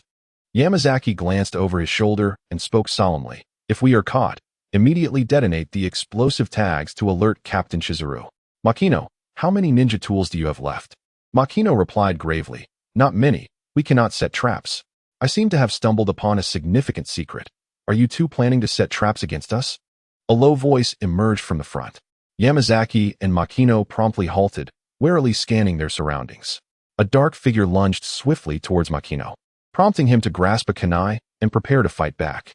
Yamazaki, however, seized Makino and pulled him aside, shouting, "It's a puppet. Among them is a puppet master." Just as Yamazaki's words echoed, the puppet twisted midair and charged towards them. Yamazaki hastily rummaged through his tool pouch and, without looking, hurled a kunai backward. An explosion resounded from afar, causing Chozuki Chikage, Uchiha Chizuru, and Ito to spring to their feet, alertly gazing towards the source of the blast. "It's coming from Yamazaki's direction. It seems the enemy also has perceptive ninjas. They have been discovered," Ito stated solemnly. "TCH, let us go," Uchiha Chizuru responded irritably. "What bothersome fellows." Chozuki Chikage was about to catch up with Uchiha Chizuru and Ito when he suddenly recalled that Yamazaki had sensed 7 enemies, while their side only consisted of 2 Jonin. Not knowing whether Yamazaki and Makino were alive or dead, pursuing them recklessly would be unwise. With this thought, Chozuki Chikage slowed his pace slightly, trailing behind the 2 Jonin, ensuring he would not fall behind while maintaining a safe distance. Upon their arrival, they found Yamazaki and Makino's bodies lying peacefully in a clearing within the forest, evidently having been slain. It seemed that this adversary presented a formidable challenge. Ito discreetly gestured to Chao Iqianming, who promptly halted and concealed himself amidst the trees. They had both been eliminated. Perched upon a branch, Ito cast a glance at the lifeless forms of Yamazaki and Makino, and remarked coolly, "The enemy has even utilized their corpses to set a trap." Humph. Such a ruse might deceive children, but before the Uchiha Sharingan, it is nothing but a display of embarrassment. Uchiha China scoffed. So it is indeed of the Uchiha clan. How utterly disrespectful. A ninja adorned with intricate patterns of lacquered paint emerged from behind a large tree, speaking in a monotone voice. Ito furrowed his brow and addressed the newcomer, Aso Shashu, the elite puppeteer of Sunagakure, leader of the puppeteer division. "I did not anticipate encountering you here. And who might you be?" Aso Shashu inquired, eyeing Ito with curiosity. "Ito," came the reply. "Ah, so you are the renowned jonin from Konoha, Ito. I have heard much about your exploits. It is a pleasure to meet you." Aso Shashu responded with a courteous demeanor, entirely at odds with the impending battle. "And what of the other Uchiha ninja? Do share your name." Aso Shashu directed his gaze towards Uchiha China. "Uchiha China," she replied, her eyes momentarily closing before snapping wide open, the three tomo within her crimson pupils gradually revolving. Casting a cold glance at Aso Shashu, Uchiha China stated icily, "Enough with the pleasantries. Come forth and meet your demise." "To engage with a master of the Uchiha clan is an honor," Aso Shashu replied, remaining unperturbed. "However, if I could return the Sharingan to my village, that would indeed be an even greater honor." No sooner had he finished speaking than he beckoned with a finger, and three puppets simultaneously emerged from the surroundings, lunging towards Uchiha China and Ito from three different angles. Concurrently, 6 other ninjas manipulated their own puppets, encircling Uchiha China and Ito in an assault. In an instant, Uchiha China and Ito found themselves besieged by an onslaught of shuriken and sunban, resembling a hedgehog. Is it truly this simple? Aso Shashu pondered, momentarily taken aback before realizing the peril. This is a jinjutsu? Could it be that I fell under its influence the moment I gazed into his eyes? "Release!" he exclaimed. With a swift motion, although Aso Shashu evaded a fatal blow, he still sustained a deep gash from a shuriken wielded by Uchiha China. "Ha ha ha. The Sharingan should not be underestimated," Aso Shashu remarked, gazing at Uchiha China with a hint of envy. "So this is the Sharingan. Indeed formidable. You nearly ended my life." Fire release, fire dragon technique. Ito formed hand seals, unleashing a colossal fire dragon that surged forth towards Aso Shashu. Cut! Aso Shashu leapt backward, narrowly escaping Ito's jutsu. Meanwhile, the 6 Sen ninja finally made their move. A puppeteer squad launching a coordinated attack against Uchiha China. Uchiha Chizuru swiftly glanced around, observing the attack trajectories of all the puppets, laid bare beneath the gaze of her Sharingan. Such trifles. A disdainful smile graced Uchiha Chizuru's lips as she effortlessly evaded every assault from the puppets with a series of nimble movements. Seizing the moment when all the Sand Shinobi were exposed, Ito launched his ninjutsu once more. The lightning release. Lightning pillar was not an offensive technique. Rather, it emanated a blinding radiance, obscuring the opponent's vision, akin to a modern flashbang. Having collaborated with Ito for some time, Uchiha Chizuru had already closed her eyes before he executed his technique. The other Sand Shinobi, however, were not so fortunate. Caught off guard, they fell prey to the dazzling light, unable to open their eyes. An opportunity not to be missed. In the blink of an eye, Uchiha Chizuru and Ito swiftly dispatched 2 of the Sand Shinobi. A flawless synergy, Masao Shisuke remarked with an impassive expression, then exerted full control over his puppets, launching an assault against Uchiha Chizuru and Ito. Chao Ichien, hidden in the shadows, focused intently on the unfolding battle. With 5 puppeteers, this would undoubtedly be a grueling fight. The strength of the puppeteers lay not only in their ability to manipulate puppets and unleash a torrent of hidden weapons, but also in the fact that each of their weapons was laced with poison. Even the slightest graze would result in immediate poisoning. Ninjas are a profession characterized by specialization. They possess formidable offensive techniques, but lack in defensive capabilities. Even elite ninjas, like Jonin or Kage, are merely stronger than ordinary individuals, and if struck by a hidden weapon, they too would sustain injury. As the 5 puppeteers coordinated their assault, even the 2 elite ninjas found themselves preoccupied with defense, seeking opportunities to counterattack. For a ninja, knowledge of oneself and the enemy is paramount to achieving victory in battle. When faced with unknown adversaries, it is essential to ascertain their abilities in order to devise appropriate tactics. In the realm of ninja warfare, Possessing intelligence about one's opponent equates to securing victory. Chao Ichien had only encountered the tactics of the sand puppeteers in manga. Whether it be Kankuro, Sasori, or Chiyo, each was a master of puppet manipulation. Judging by their combat styles, most puppeteers excelled not in close-quarter combat, but rather engaged in battle through chakra threads, controlling their puppets from a distance. The prowess of a puppeteer can be gauged by the number of puppets they command, while the quality of the puppets significantly influences their effectiveness. Each puppet is a marvel of mechanics, capable of launching hidden weapons from various points, rendering them unpredictable. Moreover, as puppets are animated through the puppeteer's control, they can perform a myriad of complex maneuvers that are impossible for the human body, thus showcasing exceptional close combat capabilities. A skilled puppeteer can effortlessly subdue a ninja of equal rank through the manipulation of their puppets. Although the adversaries this time consist merely of a seasoned jonin accompanied by fortunin, the inexperienced Chao Iqianming, devoid of any combat experience against puppet masters, merely serves to complicate matters for Uchiha Chienha and Ito. Upon keen observation of the puppet master's attack patterns, Chao Iqianming swiftly identifies a significant vulnerability. The puppet master requires intense concentration to manipulate their puppets, often remaining stationary while executing their maneuvers. Simple attacks are entirely reliant on the puppets for defense. Recalling the battle between Sakura, Chiyo, and Sasori from the original narrative, it becomes evident that Sasori was struck multiple times by Sakura, primarily due to his preoccupation with Chiyo, which diminished his awareness of his surroundings. Moreover, Sakura's formidable strength had previously shattered several of Sasori's puppets. Based on the combat dynamics depicted in the original work, Chao Iqianming surmises that if he were to unleash his full power with his strength, he could potentially destroy a puppet. Given his current chakra reserves, he can execute one more powerful strike, which must be directed solely at Masao Shaka's puppet. Having calculated everything, Chao Iqianming stealthily approaches the battlefield, preparing for a covert assault to reduce the enemy's numbers and aid Uchiha Chienha and Ito in gaining the upper hand. If Yamazaki can be detected despite masking his chakra fluctuations, it stands to reason that these sand ninjas possess heightened sensory abilities, possibly through their puppets or chakra threads. To approach the battlefield unnoticed, Chao Iqianming must evade elements that might expose him to their perception, concealing his presence entirely. He draws 5 shuriken from his ninja tool pouch and hurls them towards the 5 sand ninjas. With a series of muffled thuds and anguished cries, 3 unsuspecting puppet masters are struck, momentarily disrupting their offensive maneuvers. Seizing the opportunity, Chao Iqianming springs forth from the forest, targeting one of the puppet masters. Upon landing, his chakra surges, propelling him forward with remarkable speed. The blade of his kunai glimmers in the sunlight like a fleeting ray. However, the Sand Village's puppet masters are indeed elite. While Chao Iqianming's shuriken attack has unsettled their formation, it has also revealed his presence.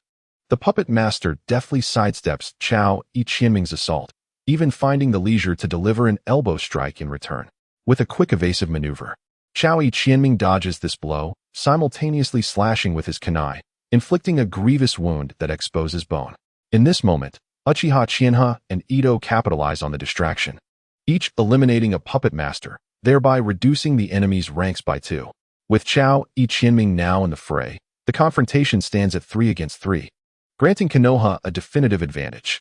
Alas, had Chao Iqianming succeeded in his stealth attack to eliminate that puppet master, the odds would have shifted to 3 against 2, allowing them to easily subdue this cadre of sand puppet masters.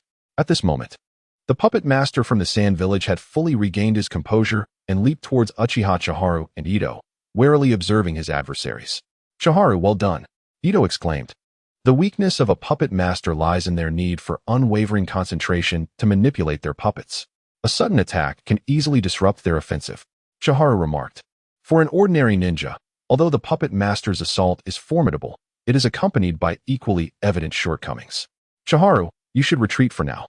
Masahiro Sharu can control 4 puppets, which poses too great a burden for you," Ito whispered. Though the demise of several sand puppet masters reduced their numbers, Masahiro Sharu's ability to control more puppets further augmented his strength. Understood, Chiharu nodded slightly, then retrieved 2 vials of antidote from his medical pack, handing them to Uchiha Chiharu and Ito. "Take these vials of antidote. They are the latest concoction from my master, capable of countering most poisons from the Sand Village." "Excellent." Uchiha Chiharu and Ito accepted the antidote and simultaneously stepped forward, positioning themselves protectively in front of Chiharu. Seizing the opportunity, Chiharu swiftly vanished and concealed himself among the trees. In truth, Chiharu had contemplated exploiting the perfect moment when Uchiha Chiharu was embroiled in a fierce battle to eliminate him with poison and seize his Sharingan. However, upon further reflection, he realized that this was not the optimal time for such an endeavor. The sand puppet masters were lurking nearby, and if Uchiha Chiharu were to fall, Chiharu would not only forfeit the chance to acquire the Sharingan, but could also be eliminated by the remaining sand ninjas. Furthermore, even if he succeeded in obtaining the Sharingan, he could not transplant it openly, nor did his current knowledge suffice to conduct any research on it. Thus, after much contemplation, Chiharu relinquished the alluring thought of seizing the eyes. After all, the Uchiha clan would inevitably face annihilation at the hands of Konoha in the future, and as long as he survived until that time, opportunities to acquire the Sharingan would eventually arise. Damn it! Masahiro Shiru was now devoid of the calm demeanor he once possessed. With 4 subordinates slain, this puppet master team was on the brink of annihilation. Moreover, given the current circumstances, it remained uncertain whether Masahiro Shiru himself could escape. After all, the 2 ninjas from Konoha were both Jonin, one of whom was an Uchiha. The insight provided by the Sharingan not only allowed for the preemptive discernment of the puppet's attack patterns, but also rendered many of the puppet master's tactics ineffective by seeing through their substitution techniques. The situation is unfavorable for us, Captain Masahiro. What should we do? One puppet master inquired in a hushed tone. Let them go this time. We shall retreat for now. Masahiro Shiru gritted his teeth and declared, cautiously eyeing Uchiha Chiharu and Ito, as he slowly withdrew with his remaining 2 subordinates. Uchiha Chiharu and Ito exchanged glances and nodded in unison, refraining from any aggressive action, having fought continuously since morning. Both Uchiha Chiharu and Ito found their chakra reserves nearly depleted. Prolonging the battle would only result in mutual destruction. Upon returning to the Konoha encampment, Chiharu felt an overwhelming sense of relief wash over him. The decisive battle with Sunagakure may have been a perilous endeavor for other Chunin, yet for Choitsu Senmei, it was merely a fleeting opportunity to accrue merits. In the early stages of the conflict, the majority of medical ninjas from the medical unit were distributed among various squads, leaving only 20 medical ninjas, including Choitsu Senmei, to serve as bait for the enemy. Under the vigilant protection of Konoha's shinobi, they encountered no significant danger. It was not until they were attacked by Rosh's sand techniques that Choitsu Senmei first faced a genuine threat to his life. However, during the subsequent skirmishes, under the safeguard of Uchiha Chika, Choitsu Senmei found himself merely reaping the spoils of war. Whenever sand ninjas approached, he was spared the necessity of engaging, as Uchiha Chika and other Konoha ninjas swiftly dealt with them. Little one, do not forget our agreement. Uchiha Chika admonished Choitsu Senmei with a somber expression before parting ways. Fear not, I am a man of my word. Perhaps we shall have further opportunities for collaboration in the future. Choitsu Senmei replied. Humph. Rest assured, such opportunities are unlikely. Uchiha Chika retorted with a displeased snort before turning away. That remains to be seen. Choitsu Senmei mused to himself, observing Uchiha Chika's retreating figure. In this battle, Choitsu Senmei took great pride in establishing a rapport with Uchiha Chika. Despite the common arrogance associated with the Uchiha clan, Chika's prowess was commendable, and as a member of the Uchiha, he may prove to be of value in the future. As the leader of the medical team, Choitsu Senmei deemed it necessary to report to Orochimaru while also summarizing the casualties among the medical ninjas during this confrontation. Upon arriving at the medical unit's encampment, Choitsu Senmei surveyed the scene, witnessing a multitude of injured individuals. The medical ninjas were overwhelmed, and even with Tsunade's formidable healing techniques, many patients were left unattended. He gathered his group of medical ninjas to inquire about the casualty reports, provided a few brief instructions, and then made his way to Orochimaru's tent. After delivering his report, Choitsu Senmei entered Orochimaru's quarters. A cursory glance revealed that elite jonin from Konoha, including Minato Namikaze and Narashikaku, were convened, seemingly deliberating the aftermath of the battle and the implications for Konoha and Sunagakure. Lord Orochimaru, Choitsu Senmei greeted. Ah, Senmei, why have you returned so late? Minato Namikaze inquired. Oh, I accompanied Captain Chika and Jonin Itu in pursuit of the sand ninjas, Choitsu Senmei clarified. As a medical ninja, Why did you not return sooner to tend to the wounded? Minato asked, a hint of concern in his tone. Our team's mission was to provide immediate medical assistance on the battlefield. I followed them to ensure timely treatment for the injured, Choitsu-senmei explained. Very well, Orochimaru interjected, raising a hand. What is the casualty report from the medical unit? 48 have fallen, Choitsu-senmei replied. Regrettably, the medical ninja named Kira, who was once favored by Chao Ichienming, fell victim to Rasha's jutsu, thwarting Chao Ichienming's plans to recruit him. How many injured are there in Konoha now? How many are lightly wounded? And how many require immediate transport back to the village? Orochimaru inquired further. The squad leader is still tallying the numbers. It will take some time to ascertain. Chao Ichienming replied. I have heard that you had a dispute with Uchiha Chiharu. Orochimaru's tone was ominous. Chao Ichienming understood the implications. Should he acknowledge this, the higher-ups in Konoha would undoubtedly attribute the failure to escape Rasha's jutsu to Uchiha Chiharu, thereby undermining the Uchiha clan's prestige. Yes, we indeed had a disagreement. Chao Ichienming elucidated. I sensed that Rasha was deliberately approaching the medical team and noticed the terrain was conducive to generating a substantial amount of quicksand. So I informed Captain Chiharu to prepare for evacuation. However, Captain Chiharu was reluctant to withdraw immediately. His intention was to lure Rasha in first and then have the medical team evacuate with the injured, thus taking the opportunity to eliminate Rasha. How infuriating. That Uchiha Chiharu. Upon hearing this, Minato Namikaze was incensed. Rasha's extensive ninjutsu attack had nearly wiped out hundreds of Konoha ninjas, most of whom were unable to escape. Yet, this cannot solely be blamed on Captain Chiharu. Chao Ichienming cast a glance at Minato, then continued. In truth, by the time I noticed Rasha's movements, it was already too late. Even without Captain Chiharu's opposition, we would not have escaped Rasha's jutsu. Orochimaru's expression darkened slightly at Chao Ichienming's words. If this situation could compel the Uchiha clan to surrender Uchiha Chiharu, perhaps Orochimaru could glean some of the clan's secrets through him. Unfortunately, with Chao Ichienming defending Uchiha Chiharu, all hopes of that were dashed. Chao Ichienming also had his own considerations. Uchiha Chiharu was a formidable individual, and there might be opportunities for collaboration in the future. He needed to engage in subtle maneuvers under Orochimaru's watchful eye, ensuring that Orochimaru could not fully discern his capabilities. Very well, I understand, you may leave now. After asking a few more questions, Orochimaru dismissed Chao Ichienming. This was fortuitous, as Chao Ichienming was disinclined to engage in further discourse. If Orochimaru were to inquire about his views on Sunagakure, Chao Ichienming would find himself at a loss for words. After all, the original narrative of the Fourth Great Ninja War merely skimmed over the events, briefly depicting a few significant battles, yet omitting the intricate details. Thus, Chao Ichienming was unable to ascertain the future dynamics of Sunagakure. However, based on the original work, it was evident that Sunagakure would later engage in battles with Kirigakure and Iwagakure, yet the specific timing remained unclear to Chao Ichienming. Upon returning to the medical team's encampment, Chao Ichienming busied himself once more.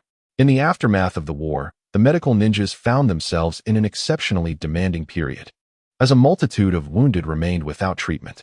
Despite their exhaustion, Chao Ichienming had no choice but to summon his spirit and join the ranks of those tending to the injured. It was not until the early hours of the morning that he finally found a moment's respite. He slept soundly until noon the following day, reluctantly rising from his bed. Fortunately, Chao Ichienming had consistently honed his skills, granting him superior stamina and endurance compared to his peers. Although he felt a slight soreness in his body, he was largely unscathed, with minor injuries having healed under the application of healing ninjutsu. After a brief wash, Chao Ichienming stepped out of the tent and summoned a medical ninja, asking, Sakurada, come here for a moment. He surmised that, by this hour, the medical team leader had likely finished tallying the casualties and casually inquired, what is the casualty report from Konoha? Although Konoha had emerged victorious in the fierce battle against the Sand Village, the cost had been devastating. Over 3,000 of the more than 10,000 ninjas had perished, and those who remained were almost universally injured, with many unable to live as ninjas ever again. Upon returning to Konoha, their futures would be limited to two outcomes, either starting small businesses or continuing as administrative personnel. From what Chao Ichienming understood, Konoha's treatment of severely wounded ninjas was relatively compassionate. In some ninja villages, Due to a lack of resources, such injured individuals were often abandoned, exiled, or even executed and buried on the spot. Having gained a rough understanding of Konoha's casualty situation, he began to contemplate the implications. Given Konoha's current strength, it could still withstand a confrontation with a major ninja village, but such an encounter would inevitably reduce its overall power to a critical threshold. He recalled from the original narrative that Konoha had once made a concession to the Cloud Village, trading the life of Hyuga Hayashi for a moment of peace. At that time, Konoha had just endured several major conflicts and had suffered the loss of the fourth Hokage, Minato Namikaze, during the Nine Tails incident, making it one of the weakest phases in its history. Yet now, Konoha remained formidable, still able to uphold its reputation as the preeminent ninja village in the world, particularly after defeating the Sand Village, which would grant it a brief resurgence of prestige until the next war ensued. In the original story, Konoha had engaged in the Third Great Ninja War against the Sand, Earth, Mist, and Lightning villages. Currently, as the war was still in its early stages, Konoha's strength could handle the challenges with relative ease, but as the war progressed, its power would likely decline, making survival increasingly difficult. Therefore, Chao Iqianming realized he had several years to strengthen himself, at least to a level where he could endure the impending conflicts. Having analyzed the situation within the ninja world, Chao Iqianming felt a heavy burden upon his heart. Born into such tumultuous times, survival was no small feat, and he knew he must plan for his future. To become a powerful figure in the years to come, he first needed to endure the trials of the Third Great Ninja War. Tsunade and Orochimaru are undoubtedly the saviors of Chao Iqianming, particularly Orochimaru, in his quest to swiftly enhance his prowess, has turned to the study of forbidden techniques. Although Chao Iqianming's remarks regarding Uchiha Chihane have disrupted Orochimaru's plans to investigate the Sharingan, Chao Iqianming is not naive enough to believe that Orochimaru would abandon his intentions of utilizing him over such trivial matters. Especially now that Chao Iqianming is aware of Orochimaru's secrets, his abilities would significantly aid Orochimaru's experiments with forbidden techniques. In the ensuing days, aside from tending to the injured within the camp, Chao Iqianming devoted his remaining time to rigorous training while awaiting communication from Orochimaru. Regrettably, 10 days elapsed without a single sign of Orochimaru or even the shadow of a serpent. It was not until 10 days later, when an envoy from Sunagakure arrived to express a desire for negotiations, that Chao Iqianming finally received Orochimaru's orders, which directed him to return to Konoha. As for Orochimaru himself, Chao Iqianming remained yet to catch a glimpse of him. That evening, the group of ninjas enjoyed a well-deserved rest in the camp, preparing for their return to Konoha the following day. The welcome ceremony in the village was unprecedentedly grand, marking Konoha's first victory in the Third Shinobi World War, which significantly dampened the morale of Sunagakure while elevating Konoha's prestige. It is believed that, following this battle, many mission clients would prioritize Konoha for their assignments. Once a plethora of tasks is secured, Konoha's machinery will operate seamlessly, providing ninjas not only with opportunities for experience, but also a chance to earn considerable income. As Orochimaru, Tsunade, and Minato Namikaze walked side by side into the village, the welcoming crowd erupted into thunderous cheers that resonated throughout the village. In that moment, they were the protagonists, basking in the radiant limelight. Chao Iqianming trailed behind Tsunade, and many could see him at the forefront of the procession, to harmonize with the prevailing atmosphere.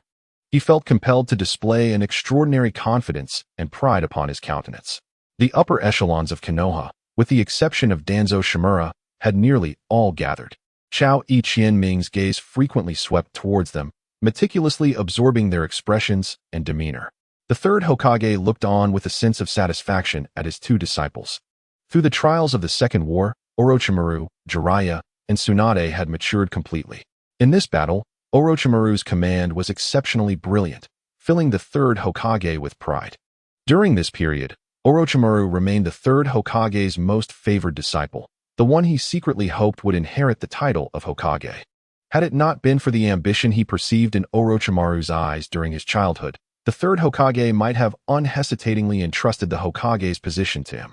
Upon seeing Tsunade, a fleeting expression of regret crossed the third Hokage's eyes. As the only female among the legendary Sannin, Tsunade, if not for her fear of blood, would have been fully capable of succeeding to the Hokage's position. As for Minato Namikaze, his performance in this battle was remarkably brilliant, bringing great satisfaction to the third Hokage. Subsequently, the third Hokage cast a glance at Chao Ichien-ming, who was trailing behind Tsunade. In this recent battle, Chao Ichien-ming exhibited commendable performance. Although he was unable to thwart Rosh's nefarious schemes, he was, after all, the first to discern the peculiarities of Rosh's actions. Such keen insight is indeed remarkable. Furthermore, Chao Ichien-ming has now taken Tsunade as his mentor, and he possesses considerable talent in medical ninjutsu. If nurtured properly, he could undoubtedly become an independent force in the future. Especially during times of war, Chao Ichien-ming could serve to shield Tsunade from her hemophobia, enabling her to step onto the battlefield, a role that is irreplaceable by just anyone. Contemplating this, the third Hokage began to silently calculate the implications. At the same time, Chao Ichien-ming was also contemplating how to approach the powerful figures of Konoha in the future. Only by gaining their recognition could he have the opportunity to access the village's secrets, particularly the forbidden techniques sealed within the Book of Seals. Soon, he spotted several fellow ninjas from his cohort amidst the crowd, eagerly waving at him, their faces alight with excitement. As scions of noble families, they seldom appear on the battlefield unless in dire situations. Though they now envied Chao Ichien-ming for earning accolades on the battlefield, he too envied them for their immunity to the perils of combat. Ah, the youth who knows not the taste of sorrow. After the grand welcoming ceremony concluded, the dialogue among the higher-ups commenced. They deliberated on how to manage relations with Sunagakure and the distribution of the spoils of victory, issues that required their utmost consideration. As a mere foot soldier, Chao Ichien-ming could only return home and await notification from the higher authorities to learn of his forthcoming duties. Upon arriving home, Chao Ichien-ming first set about clearing the dust that had accumulated over the nearly month-long absence. After tidying up the house, he settled by the window, brewed a pot of fine tea, and gazed at the scenery outside, savoring a rare moment of tranquility. With the dawn of a new day, he would once again embark on his relentless training. From the instant he resolved to become a ninja, Chao Ichien-ming established a singular goal: to survive, to endure until the ultimate confrontation with Kaguya Otsutsuki, and to emerge as the strongest in this world, deciphering the mysteries of chakra and the divine tree. Were it not for this aspiration, he would have no need to engage in the perilous life of a ninja. A quiet existence in Konoha, weathering the calamities of the Ninetales attack, the Chunin exams, and Pain's assault would suffice. The members of Team 7 would eventually come to save the future. In truth, becoming a ninja was a reluctant choice. As a war orphan, the village sustained Chao Ichien-ming with the intention of grooming him into a ninja to serve the village in the future. Had he chosen not to attend the ninja academy, the village would have promptly cut off his aid, leaving him to fend for himself. However, having chosen the path of a ninja, one must possess their own code of conduct and steadfastly adhere to it. For Chao Ichien-ming, this code is to become the strongest in the world. Although this ambition is formidable and perhaps even unattainable, it nonetheless provides a direction for his endeavors. The following day, after concluding his morning training, Chao Ichien-ming partook in a modest breakfast before embarking on visits to acquaintances such as Yamamoto Hideyoshi, Uenomi, Tsunade, and Hashinahara, individuals with whom he shared profound bonds. These visits served to strengthen their relationships and were also a display for the third Hokage, illustrating Chao Ichien-ming as a ninja who values personal connections, thus facilitating his integration into the lineage of Hokage. As Tsunade's disciple, Chao Ichien-ming was inherently part of this lineage. After much contemplation the previous day, he resolved to endear himself to the third Hokage, seeking to earn his complete trust and become a favored protege.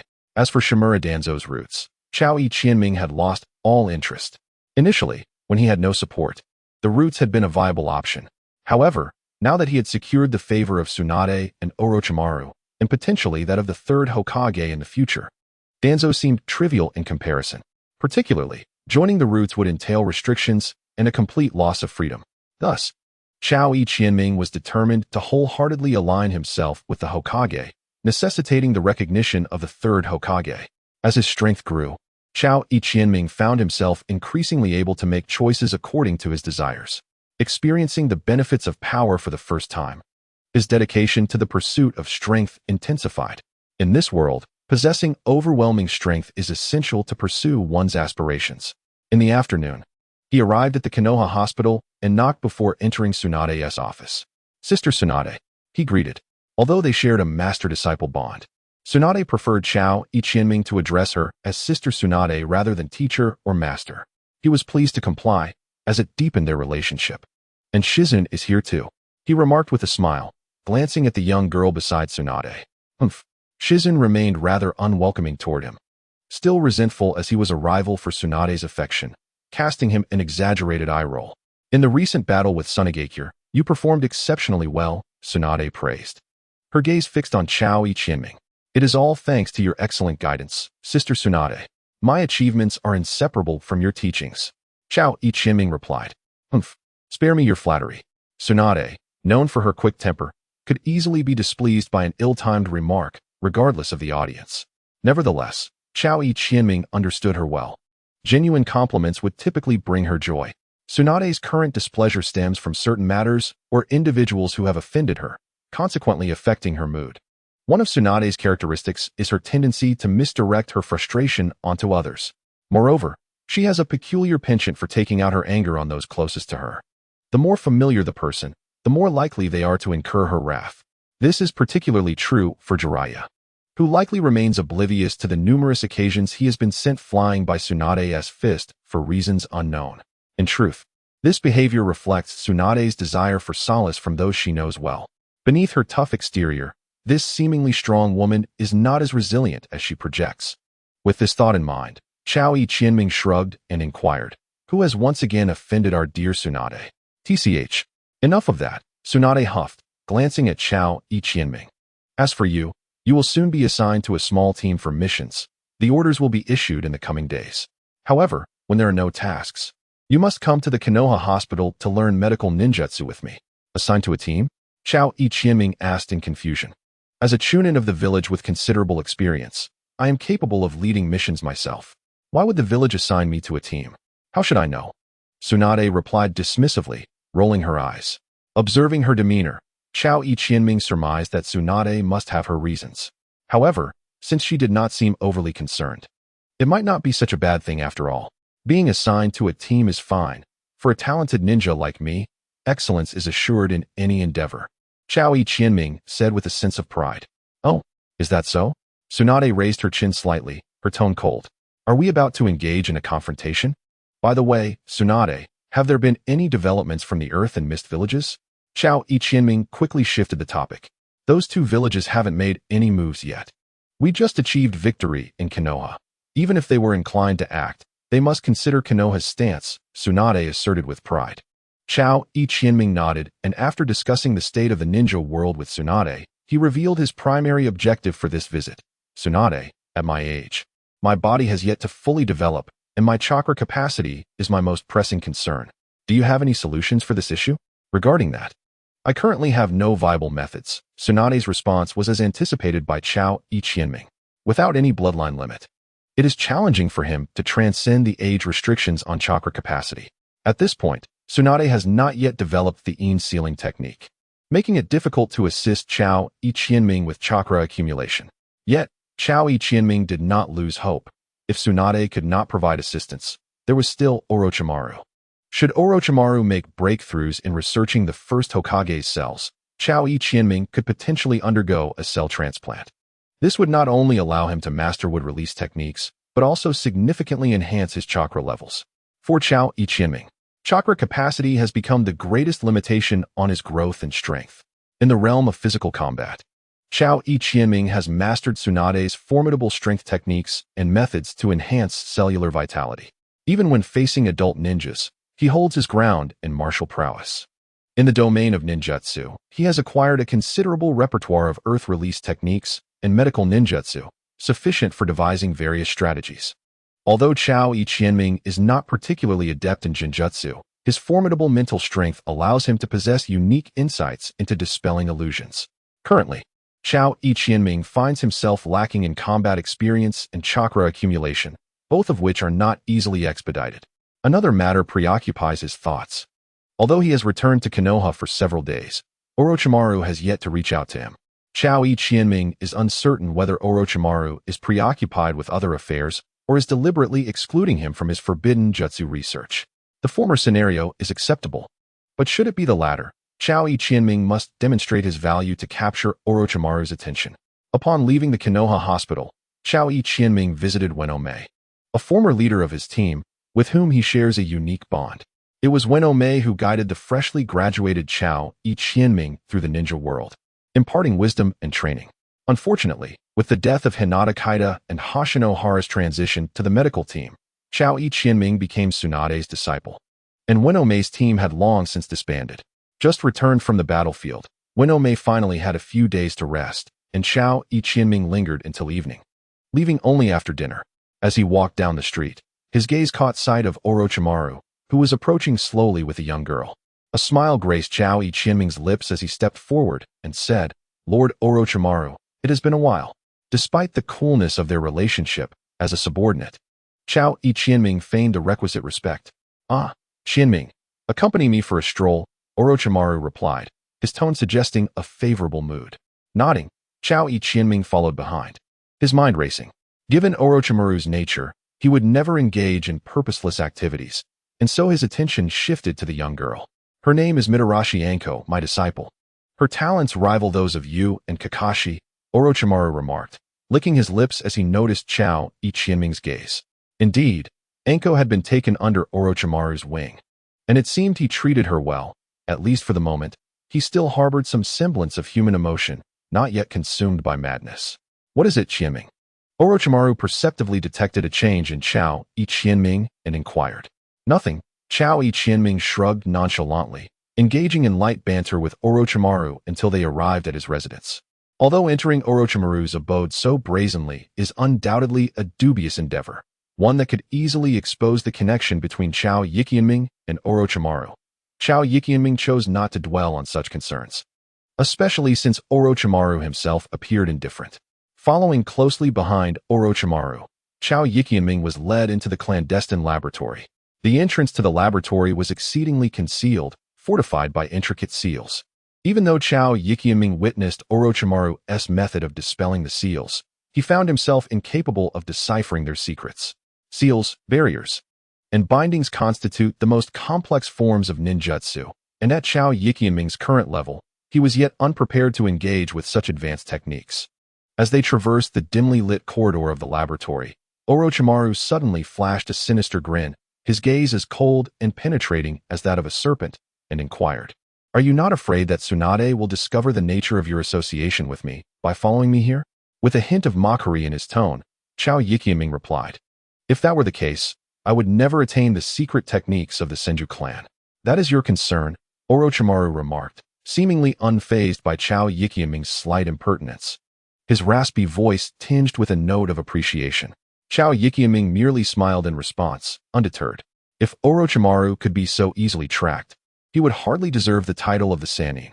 Furthermore, the village's Umbu would not dare to surveil Orochimaru unless he intentionally revealed his whereabouts. Chao Qianming's presence in Orochimaru's home would remain undiscovered. The laboratory retained its ominous atmosphere, filled with the remnants of long-deceased subjects. While several barely alive experimental specimens languished in confinement, each bearing an expression of numbness, having long since relinquished all hope of survival. "Qianming, examine that individual," Orochimaru instructed, pointing to a figure on the examination table, his tone betraying a hint of agitation.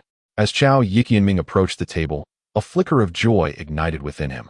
The individual's pallid skin suggested the effects of being consumed by the first Hokage's cells. It appeared that Orochimaru had indeed allied with Danzo Shimura to commence research on the first Hokage's cells. Suppressing all emotion, Chao Qianming conducted a thorough examination of the person on the table. Integrating the first Hokage's cells was Chao Qianming's foremost ambition, thus he approached the examination with utmost seriousness, meticulously noting every alteration in his mind.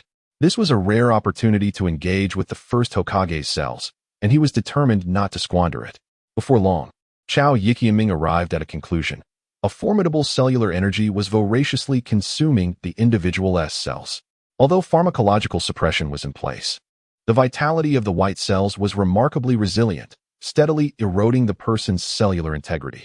Should the white cells devour all of the individual cells, death would inevitably follow. Chao Yiqianming articulated this honest conclusion without resorting to any subterfuge under Orochimaru's scrutiny. Upon hearing this, Orochimaru's excitement was palpable as he licked his lips, a smile unfurling across his face, illuminating it with an unprecedented joy. It seems that choosing you was indeed the right decision, Qianming. Is there any way to save him? It is quite challenging. Unless those cells are immediately excised, this individual is doomed, Chao Yiqian remarked with a frown. Casting a glance at Orochimaru, he continued, the energy from consuming this person's cells is exceedingly potent. Unless we can discover something that can suppress these cells, this person will inevitably perish. I am currently studying potion preparation under Tsunade-sensei. Perhaps if we analyze these cells further, we may find a solution. There might be something capable of suppressing these cells. But it comes with its own complications, Orochimaru replied in a somber tone. Sensing Orochimaru's dismissal of his suggestion, Chao Yiqian wisely chose not to press the matter further. If the original cells were so easily obtainable, Chao Yiqian would instead question their authenticity. As for the item Orochimaru mentioned that could suppress the original cells, it must surely be the Sharingan. Regrettably, the last opportunity to acquire the Sharingan was squandered by Chao Yiqian himself. One could surmise that Orochimaru harbored a trace of resentment towards him at this moment. Otherwise, he would not have so openly brought Chao Yiqian to his abode at the outset. What is that? Chao Yiqian inquired with curiosity. The energy of these cells is already formidable. I did not anticipate there to be a force capable of rivaling it. There exists no perfect entity in this world. It is precisely due to such flaws that we can derive enjoyment in the process of remedying them, Orochimaru stated with keen interest. I have learned much, Lord Orochimaru. Chao Yiqian responded with a slight bow, his tone markedly respectful. From the perspective of you medical ninjas, how do you view these cells? Orochimaru asked. After a moment of contemplation, Chao Yiqian replied, these cells embody an incredibly potent vitality. It is this life energy that enables them to incessantly consume the cells of the individual. In contrast to life is death. If we are to develop a potion capable of controlling these cells, we might need to approach it from the angle of toxins. However, given my current abilities, it is quite challenging. Perhaps Tsunade-sensei could accomplish it, but it is clear that she would never assist Orochimaru in such an experiment. Toxins. Orochimaru furrowed his brow upon hearing this, and after a moment's reflection, he spoke. The negotiations with Sunagakure are set for 7 days hence. I will procure some literature on toxins from there, which you may take back to study. Understood. Chao Yiqian nodded in agreement. While toxins are not a mainstream tactic in ninja warfare, for Chao Yiqian at this juncture, lacing hidden weapons with poison would undoubtedly amplify their lethality significantly. Very well. It is getting late. You should return, Orochimaru concluded. Yes. On his way home, Chao Yiqian pondered the conversation he had with Orochimaru today, reflecting on whether he had made any missteps. After each dialogue with such prominent figures, he would contemplate any potential errors he might have made. Over time, this had almost become a habitual practice. Although this instance did not aid Orochimaru in his pursuit of the first Hokage's cells, it is unlikely that he would harbor disappointment towards Chao Yiqianming. After all, even Orochimaru himself is at an impasse with the first Hokage's cells. Had Chao Yiqianming proposed a method to control them, it would have raised suspicions in Orochimaru. Furthermore, this situation presents an opportunity, a remarkable chance to engage with the first Hokage's cells. Chao Yiqianming perceives that Orochimaru does not entirely trust him, viewing him merely as a means to exploit his medical ninjutsu. Unlike Xiahongdu, who idolizes Orochimaru, Chao Yiqianming follows him solely for the power he offers, marking a fundamental distinction between them. Orochimaru is undoubtedly aware of this. As long as he continues to provide Chao Yiqianming with strength, the latter will remain loyal. However, should this balance falter, or should someone present Chao Yiqianming with even greater power, he would not hesitate to betray Orochimaru. In such a scenario, Orochimaru would undoubtedly take matters into his own hands to eliminate Chao Yiqianming. Orochimaru's absolute confidence in his own abilities allows him to trust Chao Yiqianming. He believes that even in the event of betrayal, he could quietly dispose of him. Chao Yiqianming is equally cognizant of this, which is why he discreetly cultivates relationships with Uchiha Chienha, seeking to augment his strength from alternative sources. This encapsulates the current dynamic between Chao Yiqianming and Orochimaru, mutual exploitation and vigilance, with Chao Yiqianming perpetually at a disadvantage. Nonetheless, Chao Yiqianming possesses an advantage over Orochimaru. Having studied the original texts, he recognizes that Orochimaru's most formidable techniques are derived from serpentine manipulations, namely snake-based ninjutsu. In contrast, Chao Yiqianming has charted a path of training centered around sage arts, complemented by various other ninjutsu styles, reminiscent of Jiraiya's approach. Interspersed with some of Orochimaru's forbidden techniques and Tsunade's ninjutsu. The powerful figures from the original narrative, who did not possess bloodline limits, serve as Chao Yiqianming's inspirational models, such as Jiraiya, Minato Namikaze, and the third Hokage. His fervent desire to achieve military merit for Konoha is driven by the aspiration to gain a glimpse of the Sealing Scroll. The Flying Thunder God technique is a ninjutsu that Chao Yiqianming must acquire. Regardless of his ability to master it, he is determined to train for it. Mastery of the Flying Thunder God technique would afford him the confidence to confront Orochimaru directly. Upon returning home, Chao Yiqianming set aside his worries and began training in the transformation of Earth-style chakra. Since obtaining Orochimaru's insights into the transformation of Earth-style chakra, he has made considerable progress and is confident that he will soon master the technique. Tap, tap, tap. A distinctive knocking sound resonated, and Chao Yiqianming recognized it as a method of communication from the Umbu. He promptly ceased his training and hurried to the door. "Hello, how may I assist you?" Chao Yiqianming inquired. Chao Yiqianming, Konoha Chunin. The Umbu ninja first confirmed the identity of Chao Yiqianming before stating, "Gather at Training Ground No. 8 tomorrow at 8 in the morning." When did the Umbu start undertaking such tasks? Chao Yiqianming inquired, puzzled. "Do you have any questions, Chao Yiqianming, Chunin?" The Umbu ninja asked coldly. "Of course." Chao Yiqianming retorted with a mocking gaze. "What a pathetic transformation technique. Who are you?" As soon as the words left his mouth, a sharp kunai was drawn across the throat of the Umbu ninja as Chao Yiqianming's shadow clone silently appeared behind him. "With such strength, the Umbu would not regard you highly." Chao Yiqianming chuckled. "Chao Yiqianming, what are you planning to do?" "Attacking the Umbu is a grave offense." The Umbu asserted sternly. "Dispel your transformation technique, or I will end you immediately." Chao Yiqianming replied coldly. Based on Chao Yiqianming's judgment, this transformed Umbu individual was likely his new teammate. If it were a leading jonin, they should possess greater strength. However, what was the intention behind sending an Umbu to my home to notify me? Is it a test of my abilities? Chao Yiqianming pondered. Yet, upon further reflection, he felt it leaned more towards a prank. How could someone who failed to detect a shadow clone expect to assess my strength? Had they not reviewed my intelligence beforehand? The Umbu finally could not maintain the facade, and amidst a cloud of smoke, dispelled the transformation technique. "It's you."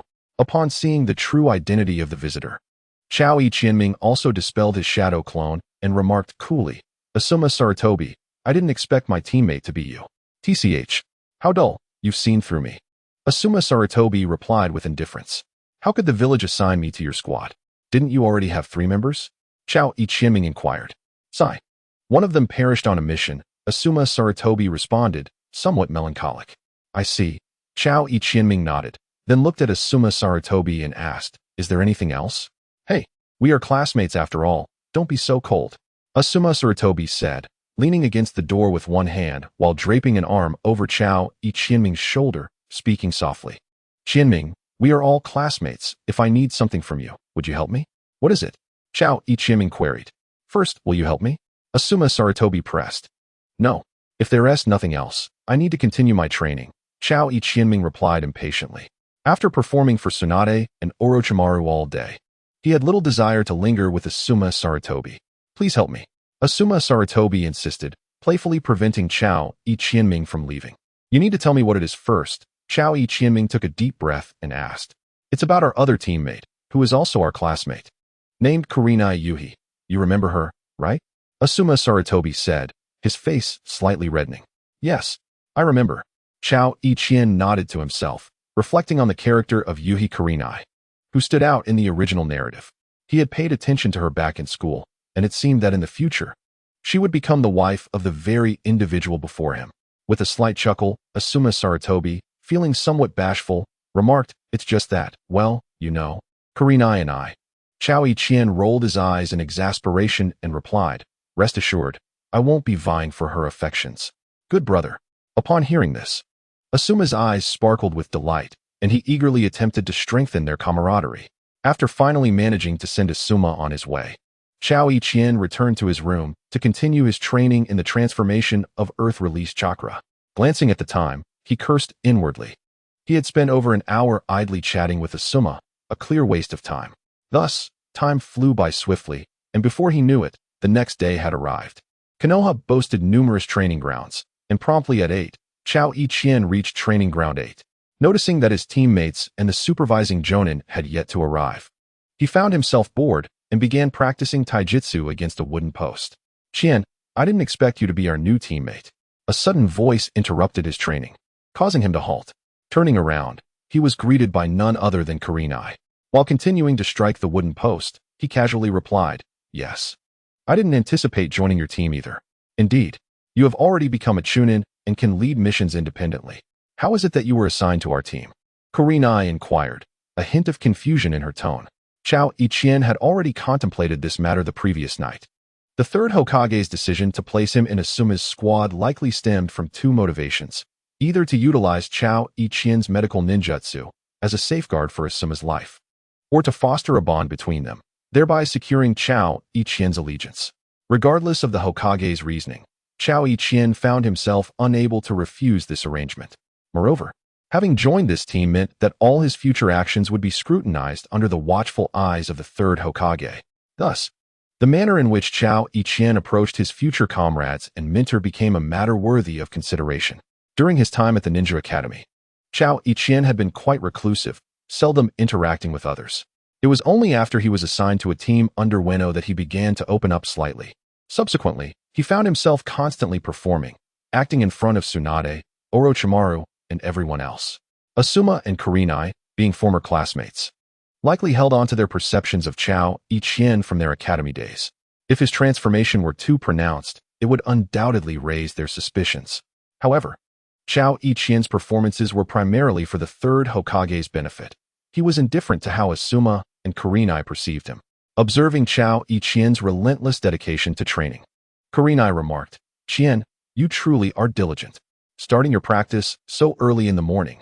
It is no wonder Lady Tsunade chose you as her disciple, and you have earned accolades in the battle against Sunagakure. Without diligence, one risks being surpassed by others. The cost of being overtaken could very well be one's life." As Chao Ichien spoke, he immersed himself in his cultivation.